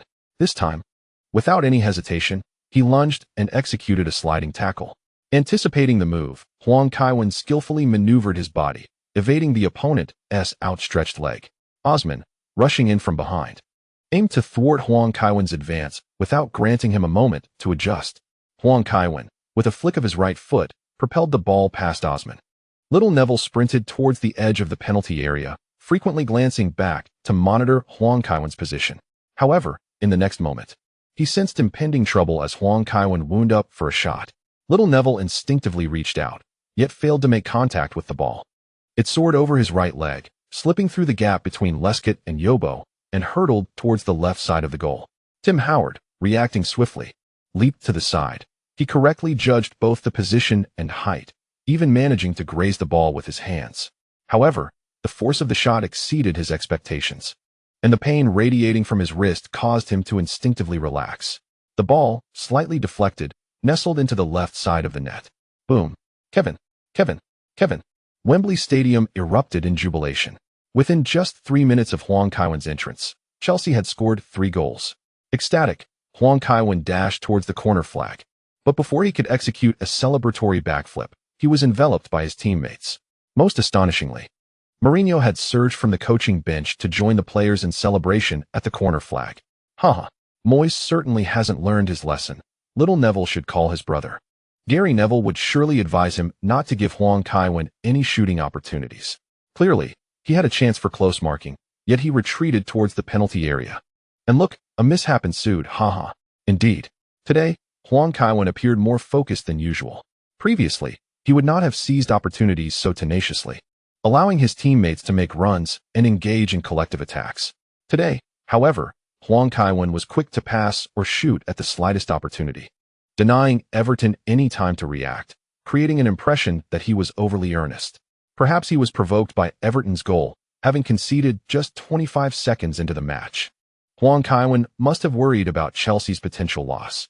In their pursuit of a quadruple, losing the FA Cup would indeed be a considerable regret. This is something Ballack would understand best. Huntelaar was more jubilant about his teammates' goal than his own. Leaving the corner flag, he turned to ask, "I never expected a direct shot. There seemed to be no opportunity at all. The coach always instructed me to shoot within the box, but when I have time, I must learn long-range shooting from you." "Of course, happy to help," Huang Kaiwen replied nonchalantly, thinking that Huntelaar would likely forget this moment soon enough. The crux is that Huang Kaiwen relied entirely on his innate talent, truly unaware of how to practice long-range shots. One cannot simply instruct Huntelaar to charge forward with the ball and take a wild shot when the moment strikes. Despite scoring another goal, Huang Kaiwen believes that continued effort is essential. Leading by 2 goals is merely a slight advantage. Such a scoreline is frequently overturned. Thus, it is imperative to tighten the grip and net a few more goals, allowing the illustrious Huang to rest earlier. The after-effects of the European finals are quite severe. He had barely stepped onto the pitch when he began to feel fatigued. Playing against Barcelona is indeed a formidable challenge. Though the score difference appears significant, it is a testament to Huang's relentless running. His teammates have also made considerable contributions. Even with one less player, they managed to suppress Barcelona's advances. The first team nearly exhausted all their resources in that match. Even if it were not for the prospect of resting sooner, Huang is concerned about his teammates' stamina, as excessive exertion in a single match does not easily dissipate. As the game resumed, Huang charged forward alongside the trident of attackers. Upon seeing this, Ballack surged ahead, leaving the defense entirely to Mikel. The fans at Wembley Stadium erupted with fervor, their excitement surpassing that of the previous goal. Football, particularly in the Premier League, places immense emphasis on attitude. One recalls the once lackluster Arsenal, known for their dull 1-0 victories, whose fans would erupt in cheers for a spectacular tackle. Had it not been for the professor's arrival to alter their trajectory, Arsenal would still resemble the most Italian-like team in the Premier League. Everton's players continued to pass back, the ball returning to young Neville's feet. He was cautious upon receiving it. Chelsea's players appeared invigorated, with Drogba charging forward without affording him a moment to adjust. Young Neville swiftly turned and executed a back pass. Lescott immediately played a lateral ball to Baines. Baines intended to clear with a powerful kick, but Malouda had already surged forward. Among today's starters, Malouda exhibited the finest physical condition, having not played for a while. His speed surpassed that of Baines. Almost simultaneously as Baines received the ball, Malouda was already in front of him. Malouda positioned himself to defend against Baines' lateral pass, closely shadowing him in search of an opportunity to intercept. The two engaged in a tussle on the flank, with Baines pivoting to shield the ball while Malouda relentlessly followed, offering no respite. Pass. At the sound from behind him, Baines, without a moment's hesitation, executed a backheel pass. Though the delivery was not optimal, it ricocheted off Malouda's instep and moved backward. Young Neville, arriving to support, received the ball and turned to shoot. What a strike! Phil Neville's long passing ability is commendable. Chelsea's pressure was notably high, creating a promising counterattack opportunity for Everton. Fellaini made another run into the penalty area, having previously scored with a header from a cross.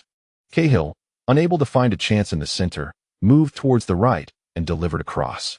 Although Ashley Cole defended well, his height is an unchangeable disadvantage, and the ball effortlessly soared above him into the penalty area, but this time Alex managed to head it away first. Terry surged towards the edge of the penalty area and delivered a precise pass to the retreating Huang Kaiwen. Huang swiftly turned and executed a long ball, sending the ball soaring past the halfway line, directly aimed at Everton's penalty area, with Drogba and Huntelaar sprinting fiercely. However, the distance was considerable, and the ball landed within the box, bouncing before being smothered by Howard. Huang's intention with the pass was unmistakable, yet he failed to observe the situation beforehand. Despite their earnest efforts, Drogba and Huntelaar could not make contact. Nevertheless, Huang's long pass displayed remarkable accuracy, allowing for a seamless transition into the penalty area, an achievement not easily accomplished by most.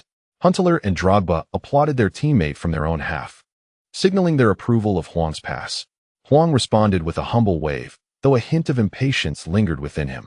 While they had not conceded again, the Everton players were grappling with some mental lapses. On the field, some players were keen on defending, while others sought to exploit Chelsea's aggressive momentum to seize a scoring opportunity. This was particularly evident during the restart. Leighton Baines advanced rapidly down the left flank, yet his teammates struggled to match his urgency. Upon reaching the midfield, he faced pressure from Malouda, ultimately opting to pass back. Pienaar received the ball and surged forward, but Ballack swiftly closed in on him. The tactical prowess of Everton lagged significantly behind that of Barcelona. While they operated as a cohesive unit, it was more a display of individual skill rather than a collective strategy of passing and creating opportunities like Barcelona. Pienaar attempted to maneuver past his opponent, but as he attempted a second touch, Ballack extended his right foot and brought him down from the side. The yellow card was an undisputed call. However, Moyes appeared dissatisfied, animatedly engaging with the fourth official from the sidelines. Moyes, a competent coach, has elevated Everton to their current standing, demonstrating commendable performance against Manchester United previously. Yet today, they struggled to consolidate their defense against Chelsea. Indeed, Moyes should adopt a more pragmatic approach, recognizing that while Everton can compete in European competitions, they should not presume to challenge the Giants. Previously, he had shown practicality in matches against Manchester United. A remarkable long ball was dispatched straight into the penalty area, with Everton determined not to relent until they scored. After a brief discussion with his teammates, Neville signaled for an aggressive forward push in their formation. His long pass aimed for Fellaini was intended to facilitate aerial challenges in the box, creating second-chance opportunities for his teammates. The ball sailed into the left side of the penalty area, where Fellaini indeed managed to flick it towards the center, just above Terry's head. At that moment, Cech charged out from the goal line, powerfully punching the ball away before it could touch the ground. Mikel, positioned near the top of the arc, quickly played a lateral pass to Ballack. As Ballack prepared to advance, he noticed Huang Kaiwen waving from the center circle and swiftly delivered a through ball with his right foot. Upon receiving the pass, Huang executed a turn, delicately curling the ball beneath his foot. Positioned closely to Lescott on the right, Drogba turned and sprinted forward. Lescott pursued him relentlessly, both players exerting every ounce of their energy, yet still unable to match the speed of the ball. As they approached within 10 meters of the penalty area, the ball had already descended before the arc's edge. Upon witnessing its fall, they surged forward as if electrified, their feet quickening once more, maintaining a half-body distance. The advantage lay with the swifter Drogba, who turned first. After a couple of strides, Drogba nudged the ball forward with his calf, continuing his advance. As he reached the edge of the penalty area, he unleashed a powerful right-footed strike, slightly leaping as his left foot connected forcefully with the rebounding ball. Howard, positioned just outside the small box, was a fraction too slow, and the ball zipped past his arm into the net. Kevin. Another assist for Kevin. 4 goals in 5 minutes, and he had solidified Chelsea's championship status within mere moments of his introduction. Due to Everton's limitations, Kevin had played cautiously today. He possessed the capability to score directly from the back, yet consistently opted for long passes to his teammates, allowing them to find the net. This strategy rendered Everton's goalkeeper less inept, while simultaneously enhancing the scoring records of players like Drogba and Huntelaar. I previously remarked that if Bolt were paired with Kevin, they could tally 30 goals in a season. It seems I may have underestimated that possibility. Torres and Ibrahimovic combined for 47 goals, and it is conceivable that with Kevin's assistance, Bolt could achieve the same. This match marked the culmination of the top league season, and for the first time, Everton garnered global attention. They ought to express gratitude for Kevin's benevolence. At least they were spared the humiliation suffered by Buffon and Thuram at Kevin's hands. Buffon, sipping a drink before the television, nearly choked, noticing that the commentator, Crudelli, increasingly favored mentioning his name. He had not wronged that old man, and Buffon found himself perplexed by this newfound attention. The incompetence of UEFA was equally disappointing. Mourinho, a commendable coach, had faced 2 bans in a single season, while the FA had issued countless suspensions. Yet, when it came to Kevin Huang, the same accusations against the integrity of referees elicited not a word from UEFA. Buffon had been hoping for Huang to fulfill his promise and take up tennis. If Huang pursued tennis, Buffon vowed to attend every match in person. As it stood, UEFA clearly dared not impose a ban on Kevin Huang. Watching Tim Howard's disheveled form on the screen, Buffon doubted his own goalkeeping prowess would fare any better. Huang's shots, characterized by their power, speed, and unpredictable angles, would challenge even Yashin. Coupled with Huang's ambidextrous striking, employing both feet and varying techniques, his shots were fraught with uncertainty. Thus, Buffon dreaded facing Huang. The mere thought of it was enough to induce a headache. The moment he was mentioned, Buffon felt a spasm in his stomach and hastily rose to fetch a bottle of yogurt from the fridge. Returning to the coffee table, he resumed his scrutiny of Huang Kevin's future endeavors. Sometimes, fame can be a double-edged sword. This has significantly narrowed Huang Kaiwen's options for transfer. Buffon suddenly stumbled upon a piece of sensational news. The wealthy heiress Julia Koch and Jacqueline Mars, the heir to the Mars Group, are admirers of Huang Kaiwen. Buffon's eyes lit up. If they cherish Kaiwen so much, why not bring him to America? He believes no one can resist the allure of the land of opportunity. Italian players are particularly fond of it. Although football there may not be as strong, their prowess in baseball is undeniable. With Huang Kaiwen's athletic talent, pursuing a career in baseball is not out of the question. With the wealth of the Mars family, it would be prudent to invest a bit more to secure Huang Kaiwen for the New York Yankees. Let him venture into a new realm, demonstrating to Jordan what true genius looks like, being the best in football and excelling as both a pitcher and a batter. Drogba called the entire team over. They all climbed onto the advertisement boards together. Mourinho excitedly embraced Villas-Boas, exclaiming, "Do you see? This is Chelsea's success. We are on the verge of becoming quadruple champions. After today's match, we will create a new chapter in history, surpassing the great Manchester United. We are the magnificent Chelsea." "Calm down, Jose, calm down, my friend," Villas-Boas remarked, tilting his head, feeling as though his neck might snap. How can I calm down? We are the best in England. We have forged the strongest and most united team in the world. This season, we have faced no scandals of internal discord, which is quite a feat for any club. Do you understand? We will become a part of football history, and we even defeated Barcelona with the help of the referees. Mourinho shouted with fervor. Villas-Boas watched Huang Kaiwen, who was writing the advertisement board with his teammates, thinking to himself that it was all thanks to him. Jose may talk a good game, but his actions tell a different story, and Villas-Boas is acutely aware of this. As the season draws to a close, he asked, "Do you have any transfer targets in mind?" Mourinho paused for a moment before asking, "What do you think of Guti and Higuain?" Villas-Boas replied, "We at Chelsea truly do not overly rely on any one player, do we?" Before the match today, Moyes had pumped up Everton with enthusiasm.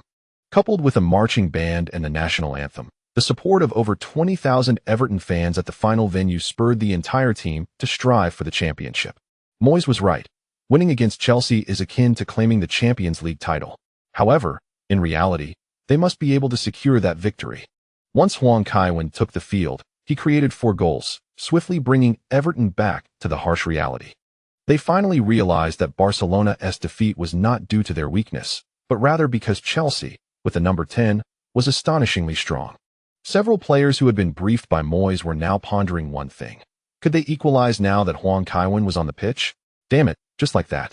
They went from leading by 1 goal to trailing by 3. After the restart, Chelsea players continued their relentless pressing, forcing Everton players to pass back.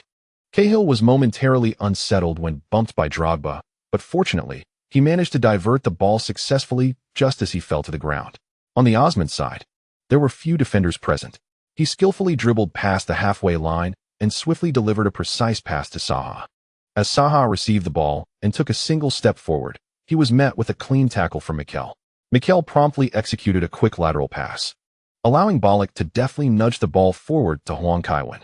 Upon receiving the ball, Huang took a couple of quick steps forward, and observing Howard's positioning, he immediately swung his arm, striking the ball with his right foot. With a thud, the ball soared into the air, heading directly towards Everton's penalty area under the watchful gaze of the entire Wembley audience. The players on both sides were left with no time to react, their attention solely fixated on the trajectory of the ball and the beleaguered Tim Howard.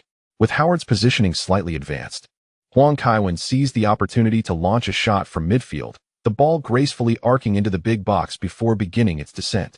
However, Howard, unable to adjust in time, could only watch helplessly as the ball nestled itself into the net beneath the crossbar. Boom. St. Kevin. St. Kevin. St. Kevin. This was a man capable of compelling bookmakers to offer odds of 101, only to swiftly close the betting.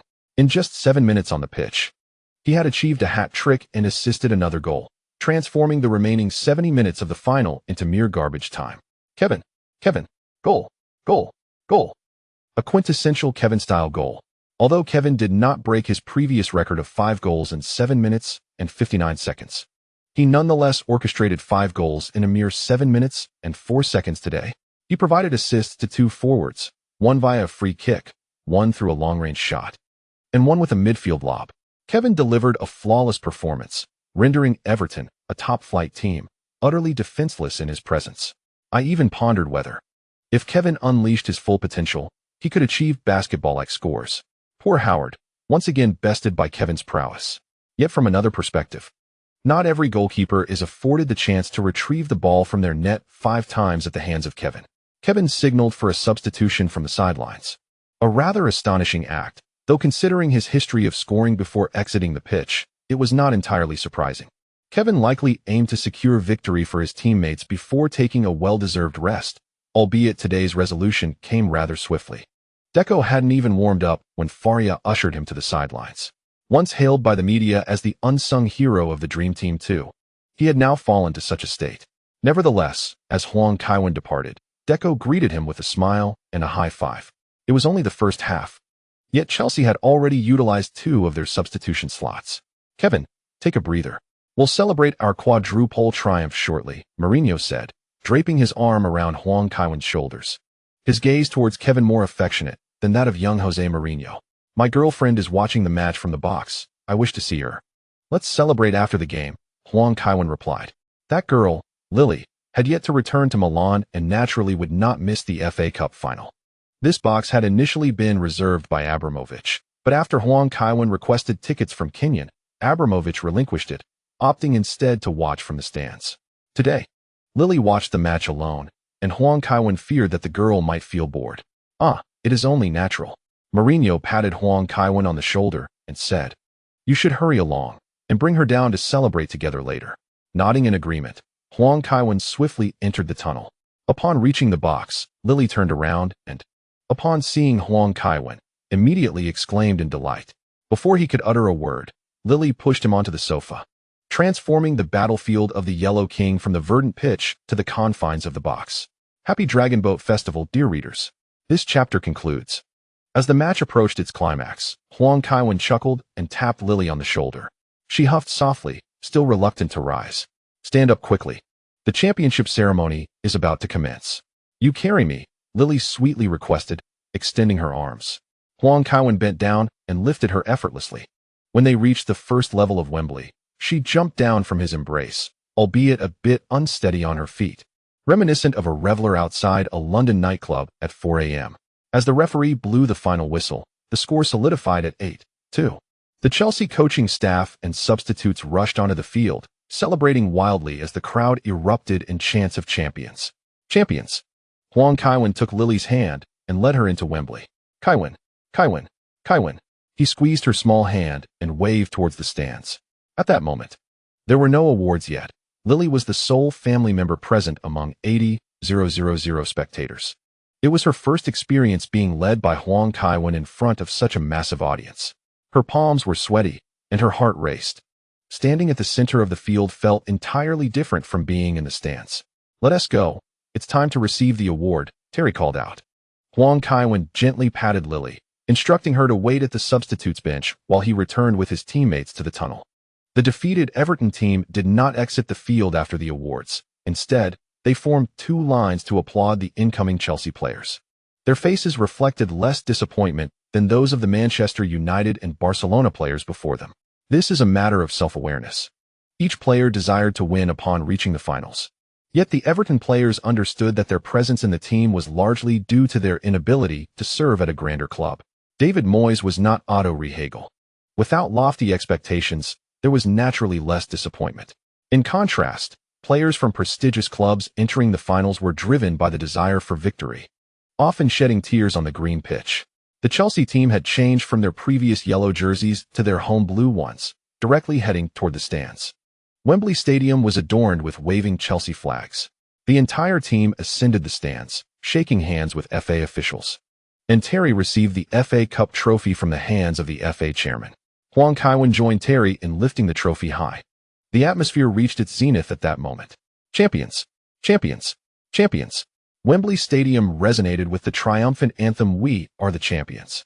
At the season's outset, Huang Kaiwen joined Chelsea, singing this very song, and by the season's end, Chelsea emerged victorious in every competition they entered. The exuberance among Chelsea fans was palpable.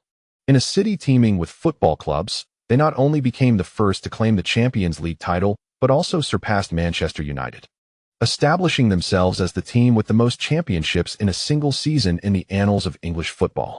As teammates raised the championship trophy one by one, jubilant cheers filled Wembley Stadium. Huang Kaiwen descended from the stands, where Lily leapt into his arms, showering him with a passionate kiss. Nearby, the crowd erupted in playful jeers, delighted by the scene, particularly as Lily is British. The atmosphere grew even more vibrant with the arrival of family members. Petr Cech was seen capturing moments with his wife, ensuring he wouldn't lose her in the throng. Didier Drogba's sons showcased their skills on the pitch, their shooting prowess falling short of their father's, yet they still garnered applause. George, the son of John Terry, embraced Huang Kaiwen's leg upon entering, already displaying the promise of a bright future at such a tender age. Huang Kaiwen played a bit of football with George before receiving a notification from the coaching staff. Today's interview was of utmost importance. He promptly took Lily with him to the mixed zone. "Congratulations, Kaiwen. Can you share how the Premier League differs from La Liga and Serie A in terms of challenges?" A British journalist inquired. "Certainly, there are challenges, distinctly characteristic of England," Huang Kaiwen responded with a smile. Sensing the British desire to bolster their confidence at the expense of others, he was more than willing to oblige. Really?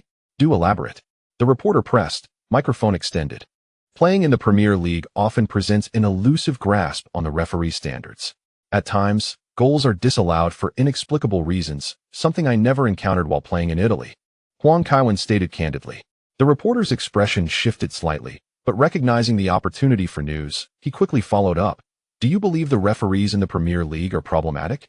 Not problematic per se, but I do think some referees' officiating standards fall short of what is expected at the top level, Huang Kaiwen replied. Mr. Mourinho should not face such severe penalties. His suspensions are unwarranted. The FA's approach clearly fails to address the referee's competence and instead targets those who speak the truth. Lily, a bit apprehensive, gently squeezed Huang Kaiwen's hand, cautioning him against speaking too freely.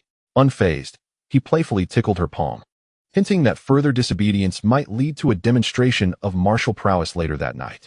Could you specify which referees you are referring to? I'm afraid I must decline. There are others awaiting interviews. Huang Kaiwen politely refused. Huang Kaiwen, having secured the Champions League title for 5 consecutive years, could you divulge the secret to your success? Observing the microphone inscribed with white letters on a red background, Huang Kaiwen adopted a more serious demeanor. Well, hard work is undoubtedly vital. However, talent holds significant importance. It dictates both the upper and lower limits of one's potential. Without innate ability, it is exceedingly challenging to become a professional athlete. Hard work merely serves to cultivate and develop one's natural gifts. Huang Kaiwen smiled, revealing 8 gleaming teeth. Earlier reports suggested that you often rise at 4 a.m. for training. Is that true? Occasionally, but not consistently. I only get up early when I wish to practice specific techniques. Most of the time, I prefer to study recordings of my opponents' matches, analyzing their playing habits to better maneuver around them on the field. The journalist yearned to inquire further. Yet others could no longer contain their impatience. Italian and Spanish reporters began to clash, while a French journalist, perceiving the escalating tension, graciously stepped aside. Kaiwen, have you ever considered a return to Milan? Naturally, I have contemplated it. I certainly envision retiring in Milan, though the timing remains uncertain, Huang Kaiwen responded with a smile. And when might that be? I cannot say. You are aware of Milan's circumstances. Lacking a stadium presents considerable challenges. If we disregard emotional ties, playing in Milan may not be the most prudent choice, Huang Kaiwen remarked. Perhaps we should apply some pressure on the Milan city government. Otherwise, those vampires will ensure Milan never builds a stadium. So, if Milan were to secure its own stadium, would you return? You misunderstand the causality. Should Milan possess its own stadium, the financial situation would improve. Otherwise, how could Milan afford my salary? Huang Kaiwen stated directly. After addressing a few more inquiries, he took Lily's hand and departed. Although his teammates were still eager to celebrate, Huang Kaiwen declined their invitation to accompany him home. Tomorrow, there is a parade for the quadruple champions. If we were to drink at my place, how would I manage to rise in the morning? Upon returning home, he exchanged brief words with Lily. After showering, Huang Kaiwen lay in bed, and indeed, he was greeted with the fruits of his labor. As the season concludes, the system seamlessly upgrades to the enhanced version of the I and the King of Football system. The notifications echo, successfully intercepting Manchester United players Rooney, Giggs, and Ferdinand, each a league champion, resulting in the successful replication of their traits. The notifications continue, celebrating the interception of League Cup champions Rooney and Van der Sar, alongside the Champions League accolades of Barcelona's Alves and Boyan. Furthermore, the interception of Everton's Fellaini, a FA Cup champion, is noted, albeit with a reduction in rewards due to excessive training time and appearances, resulting in the acquisition of 1,000 fate points. The season's conclusion grants a special template. However, due to the aforementioned reasons, it is downgraded to a standard template, from which a Claudio Bravo template is obtained. Chelsea has astonishingly secured 4 championships this season, even managing to outmaneuver Everton, who typically fall short against them. Observing the notifications, Huang, the King of Football, feels a significant enhancement in his abilities is imminent. For talent indeed has its privileges. Originally possessing 1,400 fate points, Huang now boasts a total of 2,400, primarily due to the abundance of traits acquired. Notably, one trait, Hamburger Golden Boy, Anderson, humorously suggests that indulging in McDonald's leads to increased fat accumulation. Huang exclaims in disbelief at the negative connotation of this trait, recalling how Anderson's lack of performance ultimately led to his departure from the club. Another trait, tackling forward, Rooney, proves to be quite practical. It enhances tackling accuracy in the attacking third while reducing stamina depletion during defensive pursuits. Huang recalls his extensive running against Barcelona, where a significant portion involved chasing back, and appreciates the stamina conservation this trait offers, preventing exhaustion from overwhelming exertion towards the match's end. Lastly, the trait turning proficiency, Ferdinand, highlights the player's impressive stature paired with remarkable speed and agility. This trait slightly elevates speed while significantly enhancing turning speed, making it invaluable for both defensive maneuvers and attacking plays, especially when receiving the ball with one's back turned. Huang anticipates that the next time Bolt witnesses his prowess, he may once again question his own existence. Characteristics: resilient with age, Van der Sar. After surpassing the age of 30, as one's experience flourishes, technical prowess also escalates, mitigating the adverse effects of physical decline. A similar skill emerges. In the early days of La Liga, he even intercepted the talents of Gueza, a late bloomer. Now, if one were to compare the career lengths of the illustrious Huang Qiuwang and Miura Kazuyoshi, it is clear that the latter cannot hold a candle to Huang Qiuwang. Miura Kazuyoshi is celebrated across Japan, crafting a historical narrative. Yet, Huang Qiuwang, in his 40s, can still exhibit personal heroism in a Champions League final, rendering the comparison utterly unequal. It is intriguing to ponder. Should Huang Qiuwang wish to continue playing, he could very well join forces with John Terry and Kevin Martiniuk. Your father's championships were secured thanks to Huang Qiuwang, and your victories would similarly rely on him. Characteristic: soaring wings with Giggs, Rooney. When you traverse the right flank, you envision your left-wing partner as Giggs, who occasionally bursts forth with dribbling, sprinting, and skill that echoes the brilliance of his prime. Astonishing. This appears to be the first instance where Huang Qiuwang acquires a trait that significantly influences his teammates. Yet, one wonders how often this burst occurs. During his peak, Giggs was among the finest wingers globally. The current wingers, even when it comes to speed, often lack the finesse of Giggs. This trait effectively bestows a buff upon teammates on the left flank. Even if Ribery were to play on the left, he would benefit from this enhancement. Though he would undoubtedly fall short of Giggs' youthful speed, opponents would find themselves questioning their very existence during sudden bursts of acceleration. Characteristic: king of the left flank, Giggs, sprinting down the left side enhances your speed and ball control, increasing your shooting success rate and physical balance. Another left-wing trait emerges. Now, when Huang Qiuwang plays on the left, average players can only watch in astonishment. Characteristic: raised on frogs, Park Ji-sung, significantly boosts your stamina. Park Ji-sung claims his indefatigability stems from a childhood diet rich in frogs, making it challenging to exhaust him on the pitch. At last, Huang Qiuwang has encountered a trait related to endurance. His stamina has been somewhat lacking, primarily due to training around the clock. Finally, he has drawn a stamina-related characteristic. Though Park Ji-sung is a South Korean player, his skill level is undoubtedly on par with Europe's elite clubs. While not exceptionally outstanding in any facet, he bears no substantial flaws, often surprising with timely shots that secure victories in crucial matches. His endurance is legendary, famously dubbed Park the Eternal Runner. This characteristic would prove invaluable for Huang Kaiwen. Characteristic: God of the Toilet, Alves. Each time you find yourself in the restroom, your combat prowess experiences a remarkable surge. Huang Kaiwen. This trait might be detrimental for Huang Qiuwang. How many seconds has Alves spent in there? Characteristic: new Messi, boy on cricket, slightly increases your success rate in close-range dribbling. The longer your hair, the higher your dribbling success rate. It appears that Boyan did indeed sport medium-length hair when he first emerged. Characteristics: pressure from agent, Yaya Touré. Your agent exerts greater pressure during negotiations, compelling the club to concede more easily. However, this characteristic holds little significance for the Golden Ball King, as the club often seeks his participation in matches. His demands are readily met by the club, negating the need for any confrontational exchanges. Characteristic: proficient distribution, Victor Valdez, enhances your ball distribution skills as a goalkeeper. Upon concluding the season, having drawn the template of the Manchester City Regent, possessing this characteristic would allow the Golden Ball King to showcase some distinctive qualities in goalkeeping. Characteristic: aerial dominance, Marouane Fellaini. slightly improves your heading ability, while adopting a voluminous hairstyle significantly enhances this skill. Huang Kaiwen remarks, "Damn. Today's feature seems intent on critiquing the Golden Ball King's hairstyle. A person so conscious of his image cannot possibly maintain long hair, let alone dreadlocks or an afro. A slight enhancement is still an enhancement. Even small increments can accumulate." Characteristic, balanced offense and defense. Tim Cahill. Cahill's heading efficiency rivals that of Alan Shearer, demonstrating excellence on both ends of the pitch. With this characteristic, the probability of scoring with headers during late runs increases, subtly elevating positional awareness in the attacking third. Characteristic, set-piece specialist, Leighton Baines. Baines exhibits commendable performance during set pieces.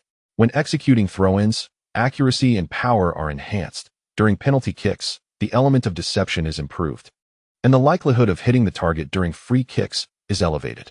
"Wow, I never anticipated this," Huang Kaiwen exclaims. Today's most remarkable feature comes from Baines. The Golden Ball King has already honed his throw-in skills, and this characteristic further boosts his accuracy and power, rendering the acquisition of the powerful throw-in redundant for Huang Kaiwen. More crucially, the enhancements to penalty and free kick execution are invaluable. The only minor regret is the lack of improvement in corner kick accuracy. Nevertheless, 3 significant enhancements are quite remarkable. With such an abundant harvest of benefits, Huang Kaiwen feels a desire to share his joy. He pinches Lily's nose, and she, still in a daze, lets out a startled cry. The following morning, news of Chelsea's quadruple triumph floods the media. While it may not garner as much attention elsewhere, in England, this is monumental. Although Manchester United's treble holds historical significance, Chelsea's tangible count of trophies has increased by 1. Achieving this number of titles amid the tightly packed Premier League schedule is no small feat, the Times reports. Kaiwen has brought the championship to London, yet his post-match comments have drawn ire from the FA, which may impose sanctions on him. Huang Kaiwen scoffs. He doubts the FA would dare to act. If UEFA refrained from penalizing the Golden Ball King, does the FA truly wish to test the waters? At this juncture, the Golden Ball King is not financially motivated. His passion for the game and fondness for the club environment drive his participation. Do not view players solely through the lens of wealth and women. Their work environment is far less complicated than a typical office.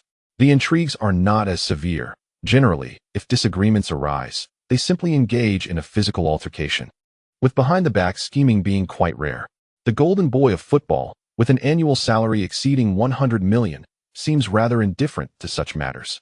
According to the Daily Mail, Mourinho candidly acknowledged at a press conference the possibility of taking a brief respite from Chelsea, suggesting that the managerial position at Chelsea might indeed be cursed. A review of the 7 individuals who have managed Chelsea this season, including the assistant coach, fitness coach, club owner, and chief physician, reveals a peculiar fascination of the male with such urban legends. Previously, they were the ones to report on the Bale curse.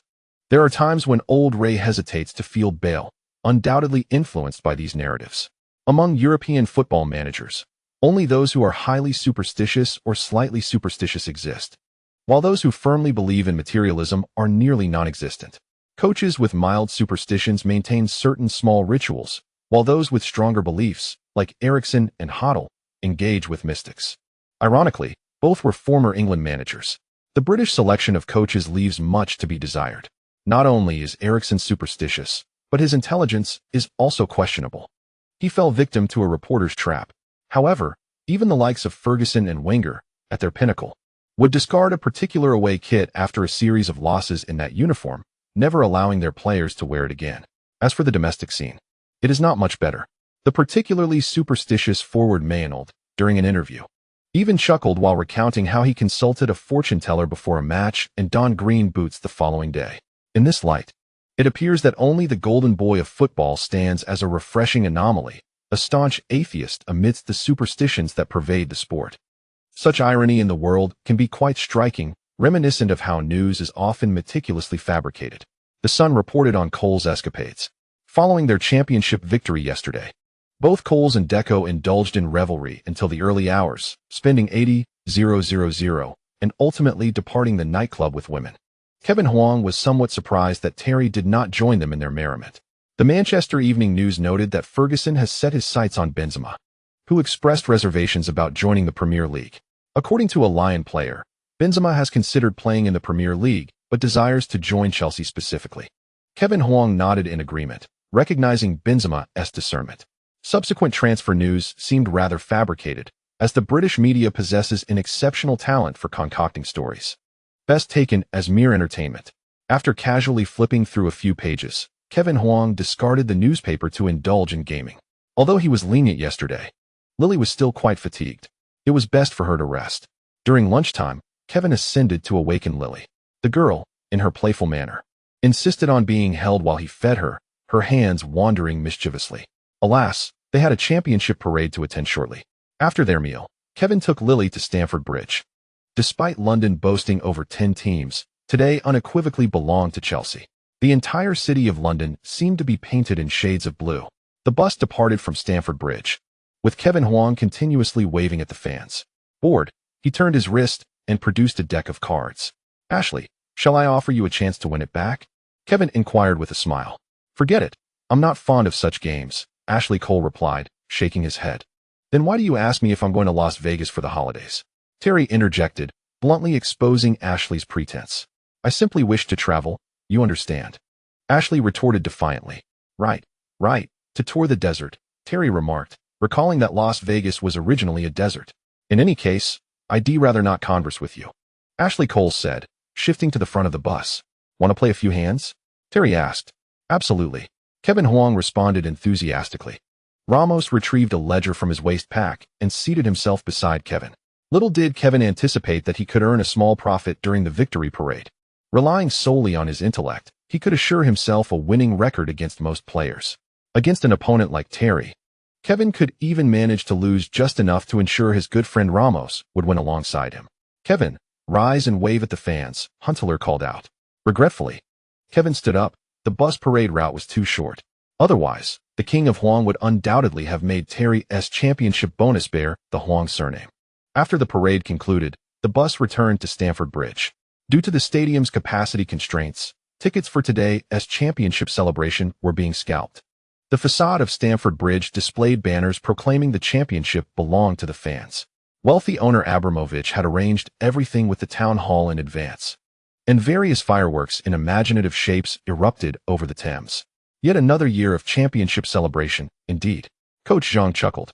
Kevin Huang has clinched the Champions League title for 5 consecutive years, and Stamford Bridge has specially displayed a banner stating Kevin Huang surpasses Real Madrid, which clearly shows how much Chelsea fans adore the newly joined Kevin Huang. Today's celebration featured predominantly youthful performers, perhaps reflecting Chelsea's philosophy. "Isn't it about heritage?" he mused. "Thus, we attract more young people to grow alongside the team. In a few years, it's hard to imagine how many championship trophies Chelsea will possess." Indeed. Brittany opened the performance, a global superstar immensely popular, especially in the English-speaking world, alongside Ashley Cole's wife's group, the Sugababes, which certainly felt like family to Chelsea. Shakira also graced the event as a performer, often invited by the team Kevin Huang played for. Her performance was notably more earnest than the others, clearly demonstrating her dedication. Regrettably, she had been busy lately. Otherwise, the King of Huang would have surely taken her back to rejuvenate her. Abramovich, the owner of Chelsea Football Club, made his entrance. Following the conclusion of the performance, the players playfully pushed him forward. Abraham stood upon the makeshift stage, gripping the microphone with palpable excitement as he proclaimed, "At the onset of the season, right here at Stamford Bridge, I asserted that I had signed the greatest footballer in history. I trust you all share my satisfaction with Kevin and the team's remarkable performance. Your joy is my joy." A thunderous cheer erupted from the crowd. For the Chelsea fans were acutely aware of who brought them everything they cherished. Be it Mourinho or Kevin Huang, without Abraham, Chelsea would have had no connection to such greatness. Now, let us allow the coaching staff and players to bask in your applause. And let me remind you, I am also a member of the coaching team, Abraham quipped, eliciting a wave of good-natured laughter. This season, the technical area at Chelsea indeed felt a tad crowded. Some fans even suggested selecting a lucky supporter to manage a Chelsea match. Such notions were met with a cool reception by the club. Upon exiting, Mourinho, hands tucked in pockets, surveyed the entirety of Stamford Bridge. Although he had long been at the helm of Chelsea, this moment undoubtedly stood as one of the most illustrious in his life. The joy brought by championships is not additive, but multiplicative. Mourinho's eyes began to glisten with unshed tears. He had never anticipated that after being dismissed by Chelsea last year, he would this year lead them to a quadruple triumph. He glanced at Kevin Huang, who was being ushered forward by his teammates. This was all thanks to the number 10. His prowess and performance in pivotal matches were undeniable. Most significantly, the return to Chelsea owed much to Huang. Had it not been for Abraham's invitation, spurred by Huang's counsel, he would not bask in such glory now, nor would he have had the opportunity for vengeance against Barcelona in the final. Standing on the stage, Huang smiled and remarked, "I find myself at a loss for words, as language often feels woefully inadequate. Winning a championship is truly a magnificent experience. Perhaps we should sing another song." The DJ at Stamford Bridge spontaneously played the accompaniment, without prior discussion. Yet, as the music filled the air, it transformed into a grand chorus. Fans in the stands, shoulder to shoulder, embraced those beside them, whether known or unknown. The players also huddled together, their voices rising in unison. "But I have persevered. I shall continue. We are the champions, my friends, and we will fight until the end. We are the champions. We are the champions." Accompanying Huang home from Stamford Bridge were his teammates. Previously concerned about missing the parade, Huang was now ready to embrace the moment. Terry, with a beer bottle in hand, settled beside Huang and remarked, "Even now, I feel as though I am dreaming. Since winning the Champions League, I have scarcely slept. Fearing I might awaken to find it all a mirage, that Chelsea remains a mid-table team, and I am still just John Terry. When one lacks nothing, sentimentality often flourishes." Huang chuckled and replied, "Those who strive for survival do not indulge in such musings. I suggest you donate all your money to me. Thereafter, your thoughts will solely revolve around making more. Get lost." Terry raised his hand and playfully punched Huang Kaiwen on the shoulder, chiding him, "With your wealth, what more do you need?"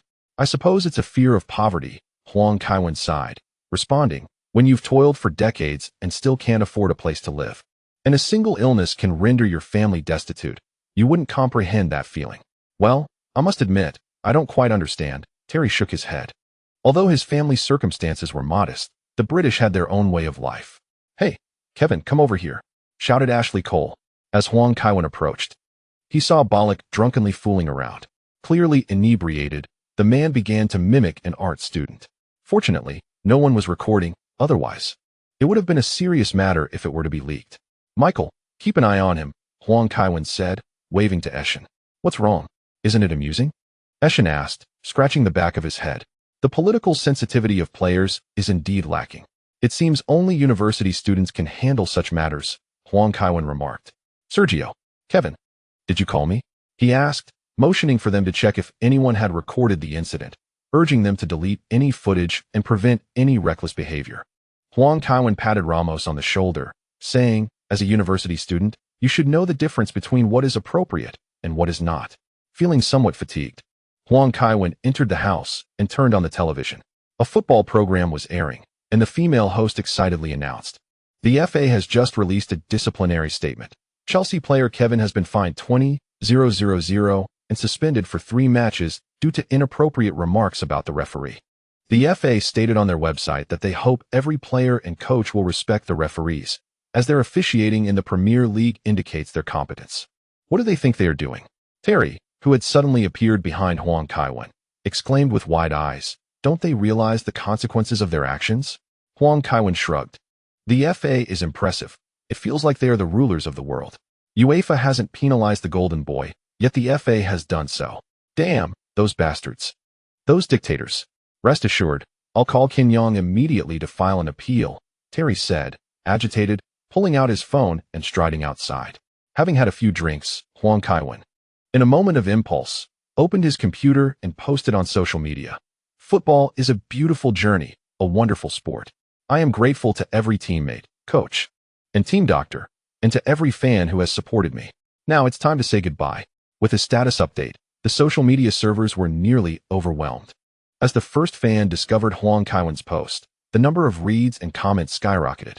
UEFA quickly responded on their official website, stating, "The officiating standards in the Premier League lack consistency, with many decisions lacking basis. Identical fouls are penalized differently across teams. Kevin's statements are entirely valid. However, the FA chose to punish the truth teller, leading to Kevin's decision to retire, a monumental scandal in this season's football. Milan has surprisingly sold Tonali. Is life no longer manageable? The chapter concludes here. The Chelsea players, having indulged excessively, remain oblivious to the unfolding events. Upon returning home, they immediately succumb to slumber. Meanwhile, a tempest brews across Europe. Countless fans, roused by their friends' calls, open their computers to witness Huang Kaiwen's social media status firsthand. Even Abramovich was awakened by Ken Yang's incessant calls. If it weren't for urgent matters, I might consider changing the club's CEO, Abramovich grumbled, clutching his phone. Recent times have been favorable, his personal safety ensured. The team has amassed a plethora of championships, and he himself has become a League Cup-winning coach. It was the quadruple victory that prompted him to host a celebration on his yacht, but he had barely drifted into sleep when Ken Yang's call interrupted him. Under the influence of alcohol, his mind was clouded. There's been a major incident. Kevin has retired. Ken Yang exclaimed urgently on the other end of the line. Retired? Well, then let us organize a retirement ceremony for him at Stamford Bridge, something grand. Abruptly, Abramovich sat upright, his eyes widening, the alcohol's effects dissipating. He stepped onto the deck and inquired, "What did you say? Repeat that." 2 hours after the FA announced their punishment for Kevin, he declared his retirement, Ken Yang explained. Although Chelsea has a contract with Huang Kaiwen, retirement is an unstoppable force. Has the FA lost their senses? And what about Kevin's perspective? After the season, he stands to gain at least $600 million in lifetime endorsement contracts, Abramovich pressed, clutching his temples. This was his greatest fear. Huang Kaiwen could play for 2 years at Milan, 2 years at Real Madrid, yet only 1 year at Chelsea. It was evident that Fleet Street would not spare him and would surely place the blame squarely upon his shoulders. More critically, Chelsea's influence this year exceeds that of the past several years combined. The narrative surrounding the Brazilian family and Huang Kaiwen has resonated globally. In Argentina and Brazil, Chelsea has emerged as the first English team to surpass the influence of La Liga's giants in mainstream media surveys. But now, it all seems to have come to an end. Abramovich could hardly contain his rage towards those imbeciles on the disciplinary committee. Go retrieve 2 boxes of pounds as his championship bonus. Join me at Kevin's home tomorrow morning. Also, inform Marina to investigate what expenditures Kevin's girlfriend has been making. Abramovich stated decisively before hanging up. He lost interest in drifting at sea and ordered the ship to return. Meanwhile, the professor, engrossed in comparing player value charts for summer acquisitions, inadvertently caught sight of Huang Kaiwen's social media status, his heart sinking. Due to Huang Kaiwen's influence, Arsenal sponsorship has also seen a significant rise. Emirates Airlines has agreed to increase the sponsorship fee for the front-of-shirt advertisement starting next season and has settled a portion in advance to assist Arsenal in bolstering their squad. It is a mutually beneficial arrangement. The viewership of the Premier League in Asia and other regions has surged, allowing Emirates Airlines to expand their influence. A financial advance to Arsenal could facilitate the acquisition of additional players, enhancing the club's prestige with improved performance. Wenger, who previously coached in Japan, is well aware of the fervent enthusiasm of the fans there. They are capable of supporting or withdrawing their allegiance based on individual players' actions. While there is some relief in not having to contend with Huang Kaiwen, the thought of his team struggling for the title brings to mind the greater disadvantages of his retirement. The professor, initially intending to retire early for the night, found himself restless, seated before his computer, incessantly refreshing various media outlets in search of fresh news. By 7 a.m., he had encountered little new information, but he did receive a call from a sponsor, bringing forth his greatest concern. Emirates Airlines intends to terminate their previous contract, citing a straightforward reason, a clause stipulating Huang Kaiwen must play in the Premier League that season. Wenger's composure shattered. He had meticulously planned to persuade Lyon to release a player and to convince Benzema to join Arsenal, enhancing his prospects before moving to other elite clubs. Wenger was confident in his ability to sway Benzema, knowing Chelsea was not in need of more forwards. However, with the current situation, acquiring Benzema seemed implausible. If the sponsorship fee did not increase, retaining the captain this year would be a significant achievement. Feeling increasingly agitated, Wenger rose to fetch a newspaper. He had always maintained a habit of reading the news, especially after experiencing the relentless scrutiny from the press since arriving in England. From initial inquiries about his identity to later insinuations regarding his personal preferences, Wenger found the Fleet Street articles amusing. One advantage, however, was the insight into player movements provided by the newspapers. While it was challenging to ascertain the details of players' social escapades through their agents, British journalists could clarify everything. Picking up several newspapers that had been carelessly tossed by the newsboy, Wenger first brewed a cup of espresso. Holding the small cup, he settled at the dining table to peruse the headlines. Indeed, the front page was dominated by news of Huang Kaiwen's retirement, with even the Sun unable to escape the coverage. Their second page featured a story about Cassano returning home with 4 young women, which brought a smirk to Wenger's face. He relished seeing that Scottish rogue in trouble. The Financial Times experts predicted that if Huang Kaiwen retired, the average income of each Premier League team would plummet by over 40 million next season. This estimate did not even account for the substantial benefits Chelsea would receive, as the exact amount they garnered from Asian sponsors remained unknown. This 40 million figure was a conservative estimate, encompassing sponsorship fees, broadcasting revenue, and other factors. Furthermore, their projections indicated that the income of Champions League teams would conservatively decrease by over 70 million, primarily affecting sponsorship revenue, which is significantly higher for top-tier teams. Wenger nodded in agreement. Arsenal's initial contract with Emirates Airlines was worth 24 million over 3 years, which was set to expire this year. This contract is significantly less than the 56.5 million 3-year deal between Manchester United and AIG, and it also falls short of Chelsea's initial agreement with Samsung, which was 10 million per annum. Since Huang Kaiwen's transfer to Chelsea, the sponsorship fee from Samsung has become unknown. However, Wenger can be certain that it is at least higher than that of Manchester United. Originally, Emirates had promised Arsenal 15 million per year, but they have since retracted that offer. After carefully reviewing all the news, Wenger was relieved to find no scandals involving Arsenal players. At least it was not all bad news. Finding it difficult to sleep, he settled onto the sofa and turned on the television. Annie Brewster was busy in the kitchen. Although she and Wenger had been together for a long time and had a daughter, they were not yet married. "Let's have dinner and rest early," Annie said while bustling about in the kitchen. "Oh," Wenger replied, his eyes glued to the television. The Sky Sports broadcast van was parked right outside Huang Kaiwen's home, where reporters had caused a traffic jam. Chelsea's CEO, Kenyon, had yet to enter the house. It was obvious what he was there for. Wenger could only hope that Kenyon could persuade Huang Kaiwen to delay his retirement. If he must retire, it should be after Arsenal secures a new sponsorship deal. Kenyon had promptly collected the money and was waiting outside Huang Kaiwen's house for Marina and Abramovich. He would need Abramovich's bodyguard to help carry the money inside. He could hardly manage it alone. Abramovich had instructed him to bring 2 briefcases of cash. This task had troubled him for half the night.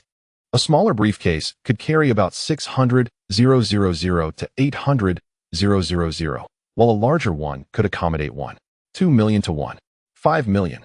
The discrepancy was significant, and Abramovich, in his frustration, had not communicated clearly. If a mistake were made, it would not only require him to make up the difference, but would also be remembered by the boss. Initially, Kenyon had intended to be conservative and use the smallest briefcase to avoid losing any money. Ultimately, however, he opted for the larger case, believing Abramovich's attitude towards Huang Kaiwen warranted a bolder approach. He even called the bank in advance regarding the funds. Overall, he had hardly slept that night, preoccupied with these matters. Around 8 o'clock, Abramovich's car arrived at Huang Kaiwen's home. Kenyon, hesitant to exit the vehicle, called for Abramovich's bodyguard to come and retrieve the briefcase before he stepped out. Abramovich glanced at the size of the briefcase and smiled at Kenyon, saying, "Well done. Good job." "Of course," Kenyon replied, wiping his brow, relieved that his worries were over. After ringing the doorbell, they were ushered inside by Albert, the longtime butler. The butler served them coffee before going upstairs to summon Huang Kaiwen. Despite having made a phone call, Kaiwen had not prepared in advance. Marina expressed her displeasure, saying, "He should have been ready." Abramovich waved his hand dismissively. "There's no need to say that. Kaiwen must be tired and needs his rest." "Indeed. I heard that Terry and the others celebrated at Kaiwen's house yesterday. He must have entertained them late into the night." Kenyon nodded in agreement. They waited for over half an hour. Huang Kaiwen and Barbara descended the stairs together. Upon seeing Barbara, Abramovich was somewhat taken aback, but rose with a smile, extending his hand, and said, "It has been a while, Miss Berlusconi. I thought it would be challenging to conclude our discussions today, yet your presence is quite timely. I had begun to think I was rather unpopular." Barbara responded with a smile as well. During the negotiations, Marina had nearly clashed with her on several occasions. How could that be? If it were just Kevin, it would indeed be inconvenient, Kenyon remarked with a beaming smile. In the past, Mikel had pulled a fast one on Manchester United, claiming that the agent was not present at the venue. Did you fly over overnight? Had I known we would be here this afternoon, I would have planned accordingly, Abramovich commented. Yes, but it works out perfectly now. After the young lady took her seat, the old butler promptly set teacups for both her and Huang Kaiwen. We have come today to inquire about Kevin's thoughts, considering he is still quite young, Kenyon stated. The young lady turned her gaze towards Huang Kaiwen. After sipping his tea, Huang Kaiwen finally spoke, though it comes as a surprise. I must admit I am somewhat weary of playing the same game repeatedly. It provides a suitable excuse to temporarily step away from the pitch. Even if I were not penalized by the FA, I have been contemplating the prospect of hanging up my boots. Temporarily? Does that imply you will one day return to the field? Marina asked wide-eyed. Indeed, for I shall certainly return to Milan to retire, Huang Kaiwen replied candidly. The number 10 jersey of Milan remains preserved. It must be unsealed upon my return. I understand, Abramovich said with a smile, clapping his hands, prompting the bodyguards to place 2 large boxes on the coffee table. These are additional bonuses for the championship.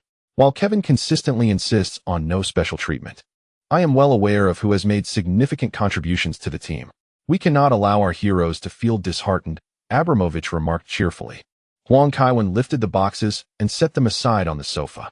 It was clear Abramovich would not be offering counterfeit bills. Just a glance at the boxes indicated they contained over 2 million. Cash holds far more impact than checks. This was a generous gesture towards the King of Yellow, who would certainly appreciate it. Thank you, but I do not intend to continue playing for the time being, Huang Kaiwen replied. The King of Yellow valued his dignity. Announcing his retirement yesterday and returning to play today would render his words meaningless.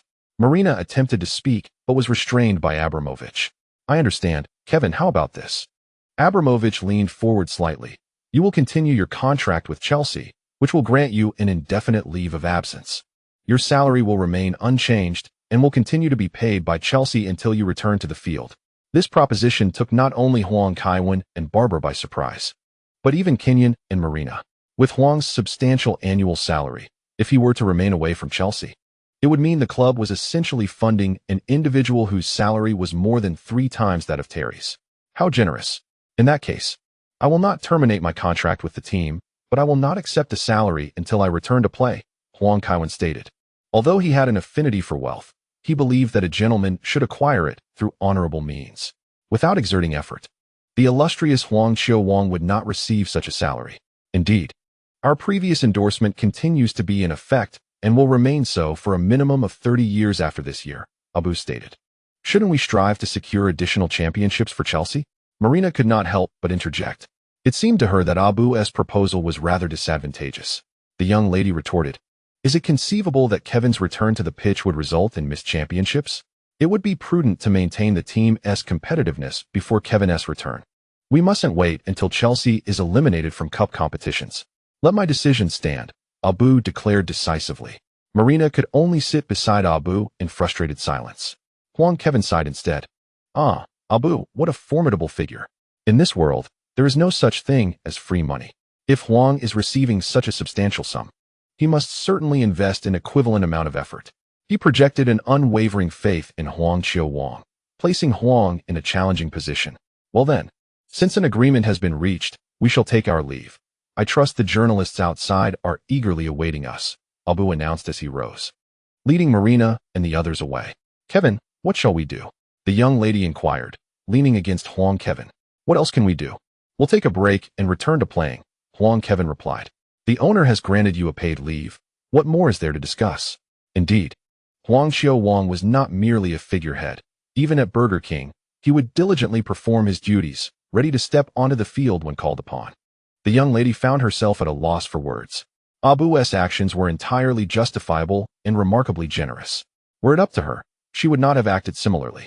She stood and turned on the television, just in time to witness Ken Yang being interviewed outside. This appeared to be Ken Yang's most extensive interaction with reporters. As he confidently proclaimed, We have agreed with Kevin not to terminate the contract. He will still be registered as a first-team player for the new season. When will he return? We are uncertain. Kevin is somewhat fatigued. As you know, many in the Premier League target Chelsea, which has left Kevin feeling quite weary. The abominable British weather is also unbearable, along with your incessant harassment. The recent punishment imposed on Kevin deeply saddened him. He now requires psychological support and a chance to unwind. When he feels ready to return, he will do so naturally. That bald man is pressuring you on behalf of the FA, the young lady remarked directly. Indeed, he is no simple character. However, having accepted payment, one must play the role of a pawn, Huang Kaiwen replied while opening a suitcase. One suitcase contains 1.5 million. Today, Abu provided 3 million. Utilizing Huang Shou Wang as leverage against the FA was something Huang had intended all along. Shortly thereafter, Abu called again. Huang Kaiwen activated the speakerphone. Kevin, Abu began. Later I shall have Kenyang show you our transfer targets. If you feel any players within the team lack sufficient ability, do not hesitate to discuss it with him. Huang Kaiwen exchanged a knowing glance with the young lady.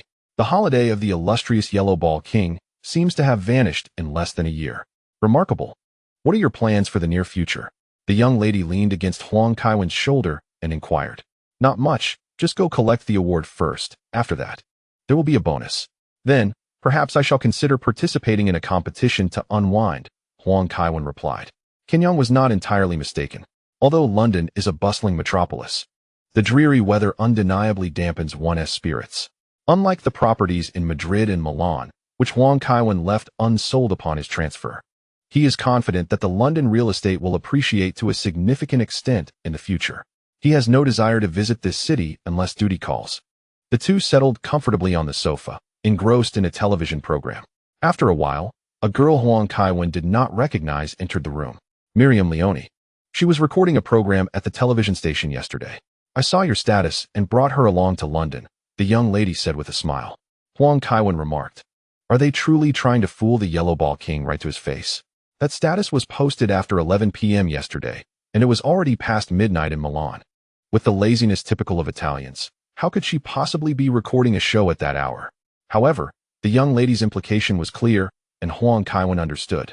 Since she had come all this way, it would be impolite to send her away. With a smile, Huang Kaiwen waved and said, Is it all right if I call you Maria? You must be hungry. Let Albert prepare something for you. Come join us to watch television. Without any hesitation, Miriam Leone seated herself beside Huang Kaiwen. The young lady, reaching across Huang Kaiwen, clasped the girl's hand, placing it in a familiar spot among the fans. Before long, their little tiger sensed the gathering and bounded down the stairs in pajamas. Buffon had risen early and had gone straight to the program. Giorgia Palmas, the most prominent Italian female anchor, greeted Buffon with a handshake, her attire revealing half of her figure even on television. Welcome, Gigi, Giorgia Palmas said with a playful smile. Your column has garnered quite a fan base, and your comments regarding Kevin have sparked considerable interest. We would love to hear your thoughts on Kevin announcing his retirement.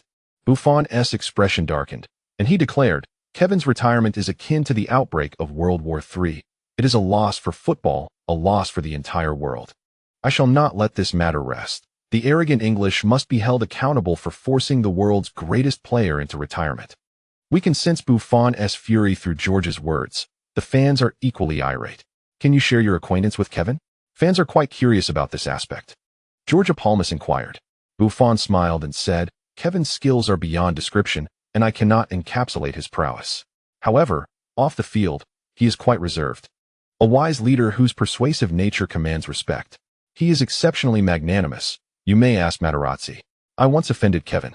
Yet he bore no grudge, and even made a special visit to the hospital to see me. Is this related to the current season of the Champions League? Yes, indeed. It pertains to this season.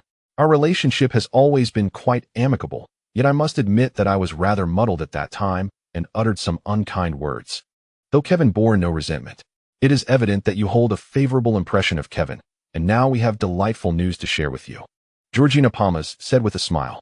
What good news? Buffon inquired. Georgina Palmas excitedly replied. Through the diligent efforts of Chelsea Football Club, Kevin has decided to temporarily retain his contract with them and will return to the football scene after a brief hiatus. Later, as the victorious Huang Kaiwen descended to check the news, he discovered that UEFA had made significant announcements. A UEFA spokesperson declared before a multitude of global journalists, historically, a club that has secured 5 Champions League trophies or has triumphed in the Champions League for 3 consecutive years could permanently retain one of those trophies. Earlier this year, we announced that no club, regardless of its achievements, could permanently hold a Champions League trophy. However, we have decided to make an exception for one individual. After deliberation, it has been recognized that Kevin has achieved the remarkable feat of winning the Champions League for 5 consecutive years across 3 different clubs. A monumental accomplishment that is unlikely to be surpassed for many years to come. Therefore, we have resolved to allow a player to permanently retain a Champions League trophy for the first time, in acknowledgement of Kevin's contributions to European football and the Champions League. Incredible. Huang Kaiwen himself did not anticipate such an act from UEFA. This is indeed an unparalleled honor. Even clubs cannot permanently retain a Champions League trophy. Yet now the king of the yellow ball has attained one. Although a single trophy from UEFA may not hold substantial monetary value, the significance of this event is profound. It is evident that UEFA has invested considerable effort into this decision. How intriguing. The English Football Association now finds itself under intense scrutiny. It was already past 11 at night, yet the headquarters of the English Football Association was ablaze with lights, with even the errand runners remaining behind to work overtime. David Treisman, the chairman of the FA, clenched a cigar between his teeth, inhaling deeply. The CEO of the Premier League, Richard Scudamore, paced the room, scrutinizing each individual at the long table. Finally, he could no longer contain himself, hurling the documents in his hand onto the floor and bellowing, "How dare you? How dare you, you bastards? Do you think the Premier League has risen too swiftly? Who the hell permitted the disciplinary committee to sanction Kevin?" Yet, Kevin had been suspended before. Who could have predicted his reaction would be so vehement this time? Peter Green, responsible for commercial development, slammed his hand on the table and shouted. Kevin's previous suspension was due to a red card, which was inconsequential. But now he faces suspension merely for voicing a few words. He no longer wishes to play, and this is the outcome. You brainless swine. Do not assume this matter is concluded. Now, the sponsors we signed last season are demanding compensation for their losses. Damn it.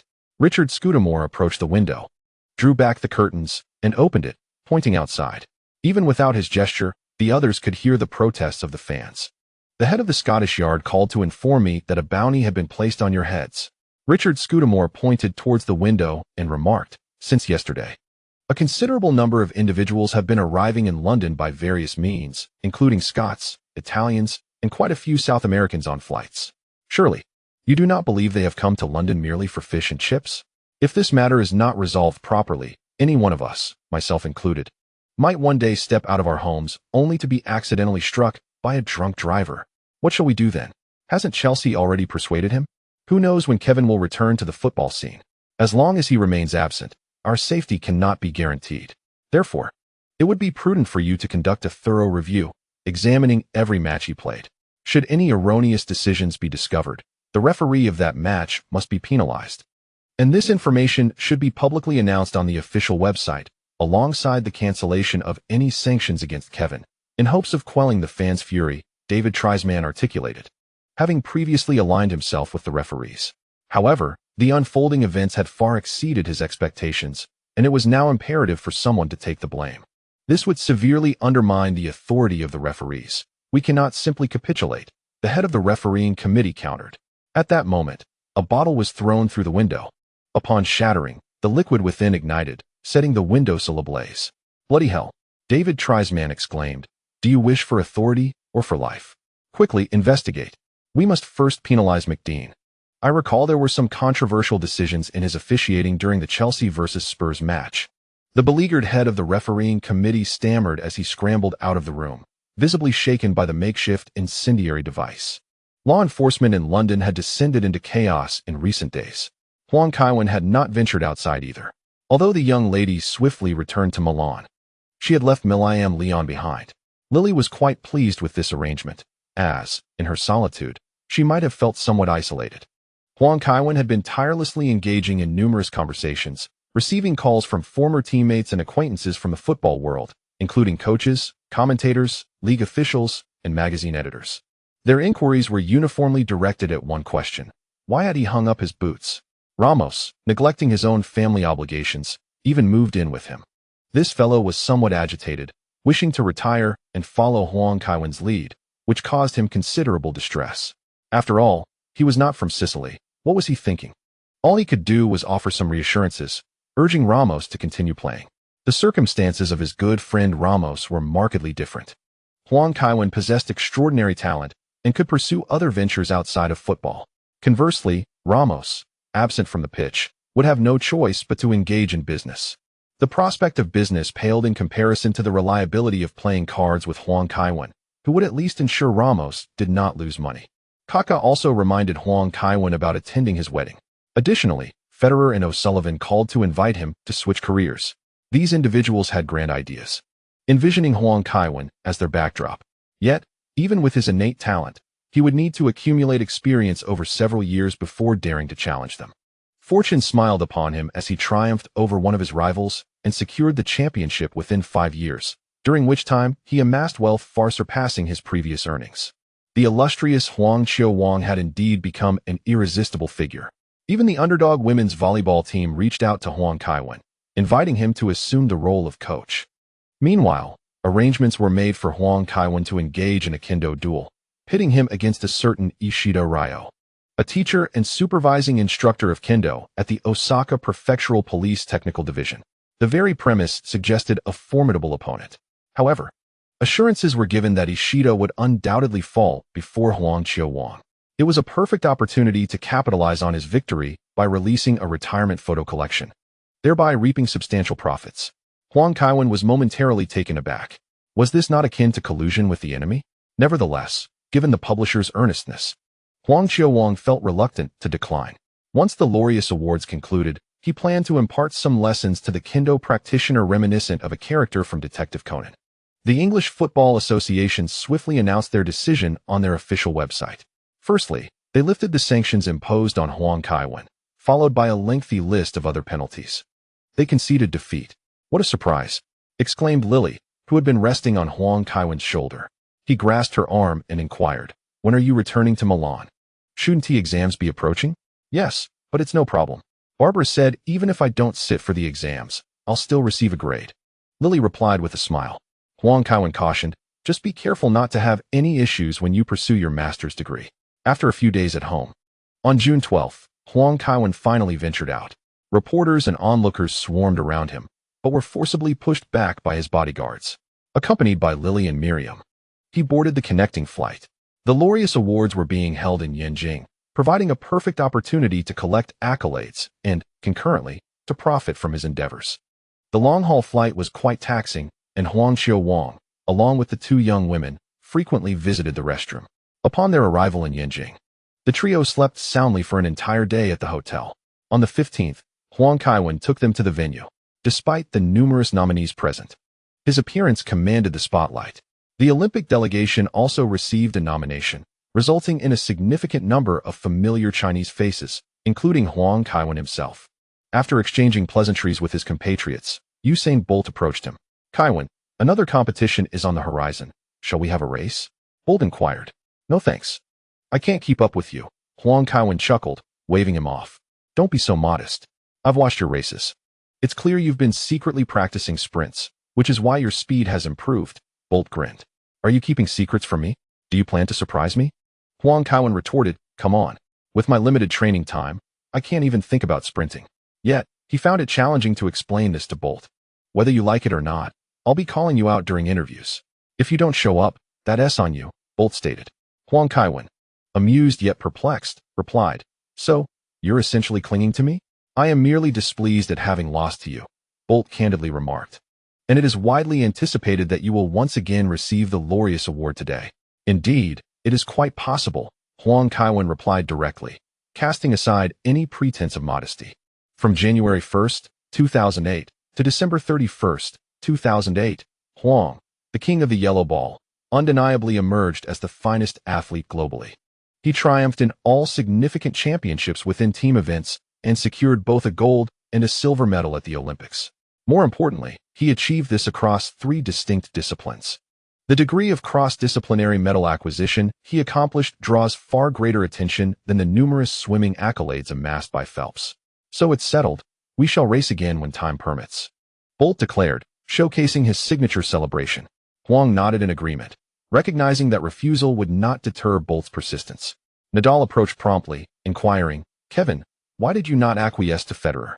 "I have no desire to be tormented on the tennis court," You are more than capable of besting him, Huang retorted. Since 2004, Nadal has maintained a winning record against Federer, although their encounters have diminished in recent years due to recurring injuries. I would relish the opportunity to see you on the court, Nadal expressed. If only we could face each other directly. How about a game of table tennis? Huang suggested. I would not engage with you. I heard Novak Djokovic claim that he played against you and was thoroughly trounced. Nadal shook his head. That is an exaggeration on his part. The nature of the game is entirely different, and tennis players naturally have an advantage in table tennis. It could not have been that severe, Huang continued to entice. To educate the king of the yellow ball, perhaps one must first be educated oneself. If you're interested in deep-sea fishing, feel free to join me. We can see who catches more, Nadal offered. You should seek out Filippo Inzaghi. That fellow is quite fond of fishing, Huang replied. I'll call you when I have the time. I won't disturb you further, Nadal said before departing, only to be approached by another individual. Hello, Kevin. Do you remember me? The person appeared somewhat familiar, though Huang could not recall their name. Hello, Kevin. I am Stephanie Rice, a swimmer. May I take a picture with you? The individual inquired. Certainly. Come on over, Huang smiled in response. After capturing the photo, time had nearly elapsed, and the eager Djokovic had to find a seat. You are quite popular. I read in the newspapers that several wealthy individuals are your fans. Lily murmured. One need not take the wealthy seriously, Huang replied quietly. The awards ceremony commenced shortly thereafter, with the first accolade presented for Best Disabled Athlete. The nominees were all remarkable, including a Chinese track and field athlete. Huang naturally hoped for his compatriot to win. Currently, only he and Liu Xiang had achieved recognition at the Laureus Awards, with Liu having received his honor earlier, albeit as the best newcomer. As the moment froze, Huang felt a twinge of disappointment, yet his face remained adorned with a smile as he applauded.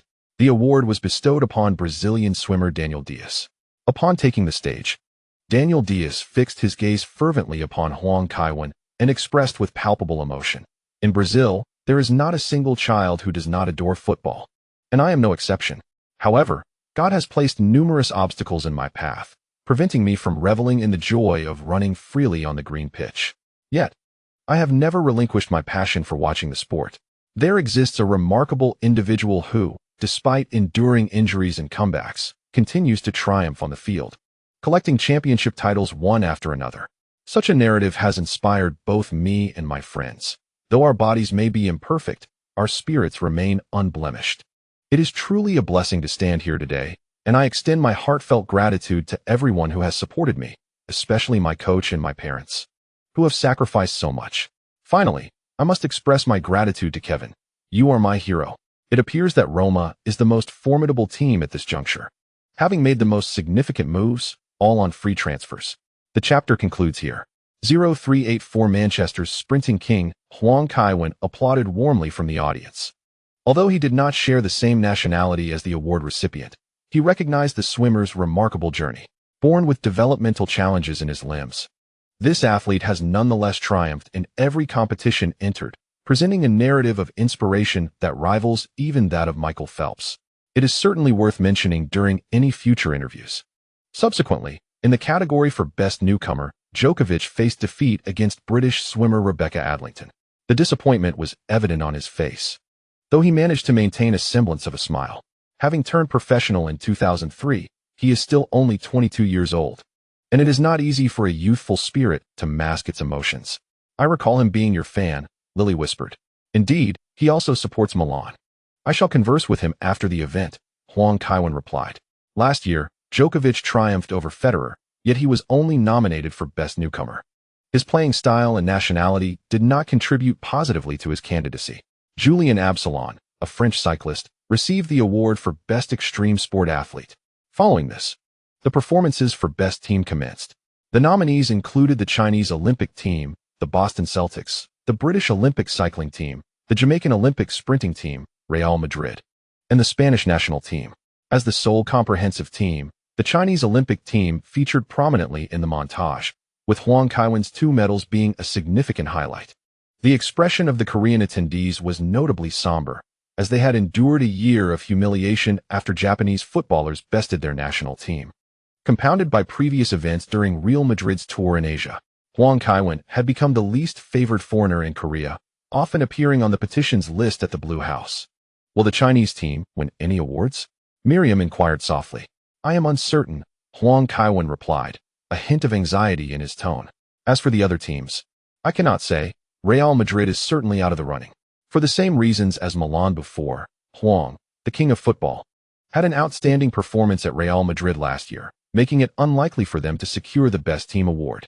I am not well acquainted with the Celtics and the British cycling team, but the Jamaican sprinters and the Spanish national team are formidable contenders. As the envelope was opened, the atmosphere in the room grew markedly tense. The host, smiling, revealed the card and announced, the Chinese Olympic team. Huang Kaiwen immediately sprang up, applauding vigorously. Just moments ago, the team leader had suggested he join them on stage, a proposal Huang Kaiwen had declined.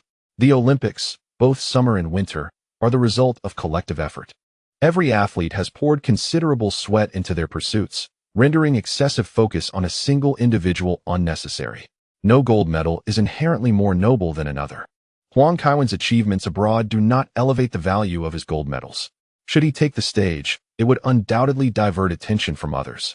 Observing his tearful compatriots, Huang Kaiwen felt a pang of guilt. His innate talent may have required less sweat in comparison. Well done, Joe Hart, he thought, reflecting on the accolades. The question remained, would Huang Kaiwen secure victory? Who could say? For now, only his nomination remained. Yet, how could it be that Huang Kaiwen, undefeated, was hanging up his boots? Wasn't he supposed to return one day? Had he truly succumbed to depression? Mental illness is not a trivial matter. It cannot simply be dismissed. Yet, how could one reconcile Huang Kaiwen's reality, a billionaire with multiple girlfriends and international fame, with the notion that he was burdened by worries? Surely, with such wealth, one could find a way to spend it without anxiety. Have you noticed? Since his time at Real Madrid, Huang Kaiwen has spoken of psychological issues among his teammates. And now he faces similar struggles. This cannot be mere pretense. The doubts are unfounded.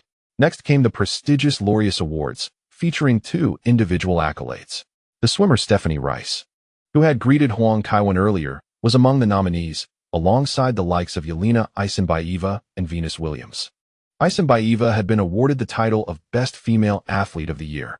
The 6 nominees for Best Male Athlete of the Year included Bolt, Phelps, Nadal, Huang Kaiwen, Valentino Rossi, and Lewis Hamilton. As their performances were showcased, Huang Kaiwen sensed the impending announcement as he saw the presenter approach the stage. Sports strive for greater speed and strength. It is an honor to present this award. I have yet to open the envelope, but if I were to choose, I would surely select my former Premier League rival, Kevin, who recently retired, said Ferguson, speaking in his Scottish accent. He opened the envelope, glanced down, then looked toward Huang Kaiwen, revealing the card with a flourish. Congratulations, Kevin. With that, the announcement was made, and the Laureus Award for Best Male Athlete goes to Huang Kaiwen. In disbelief, Huang Kaiwen's joy was palpable. Lily excitedly rushed into his arms, planting a kiss on him. Miriam playfully nudged his arm, saying, "It's time to accept your award." Huang Kaiwen rose, embraced her briefly, and made his way to the stage. Sir Ferguson, with a beaming smile, handed the trophy to Kevin Huang and grasped his left hand, saying, "Congratulations, Kevin. Your award is well-deserved. Your retirement is indeed the greatest loss to the football world. Are you pleased?" Kevin Huang inquired with a smile. "Absolutely. That day I indulged in 2 bottles of wine, and Nancy nearly kicked me out of the house," Ferguson replied, his face aglow with merriment. "You are quite straightforward. I will endeavor to return to Chelsea for reporting as soon as possible." After exchanging pleasantries, Huang approached the podium, adjusting the microphone height. He placed his hands upon the lectern and remarked, "Every year, I must express gratitude to many individuals, not out of obligation or tradition, but because they have truly provided me with unwavering support.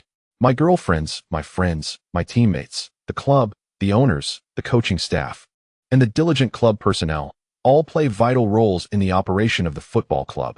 Their contributions enable the club to function smoothly, allowing me to focus on my game.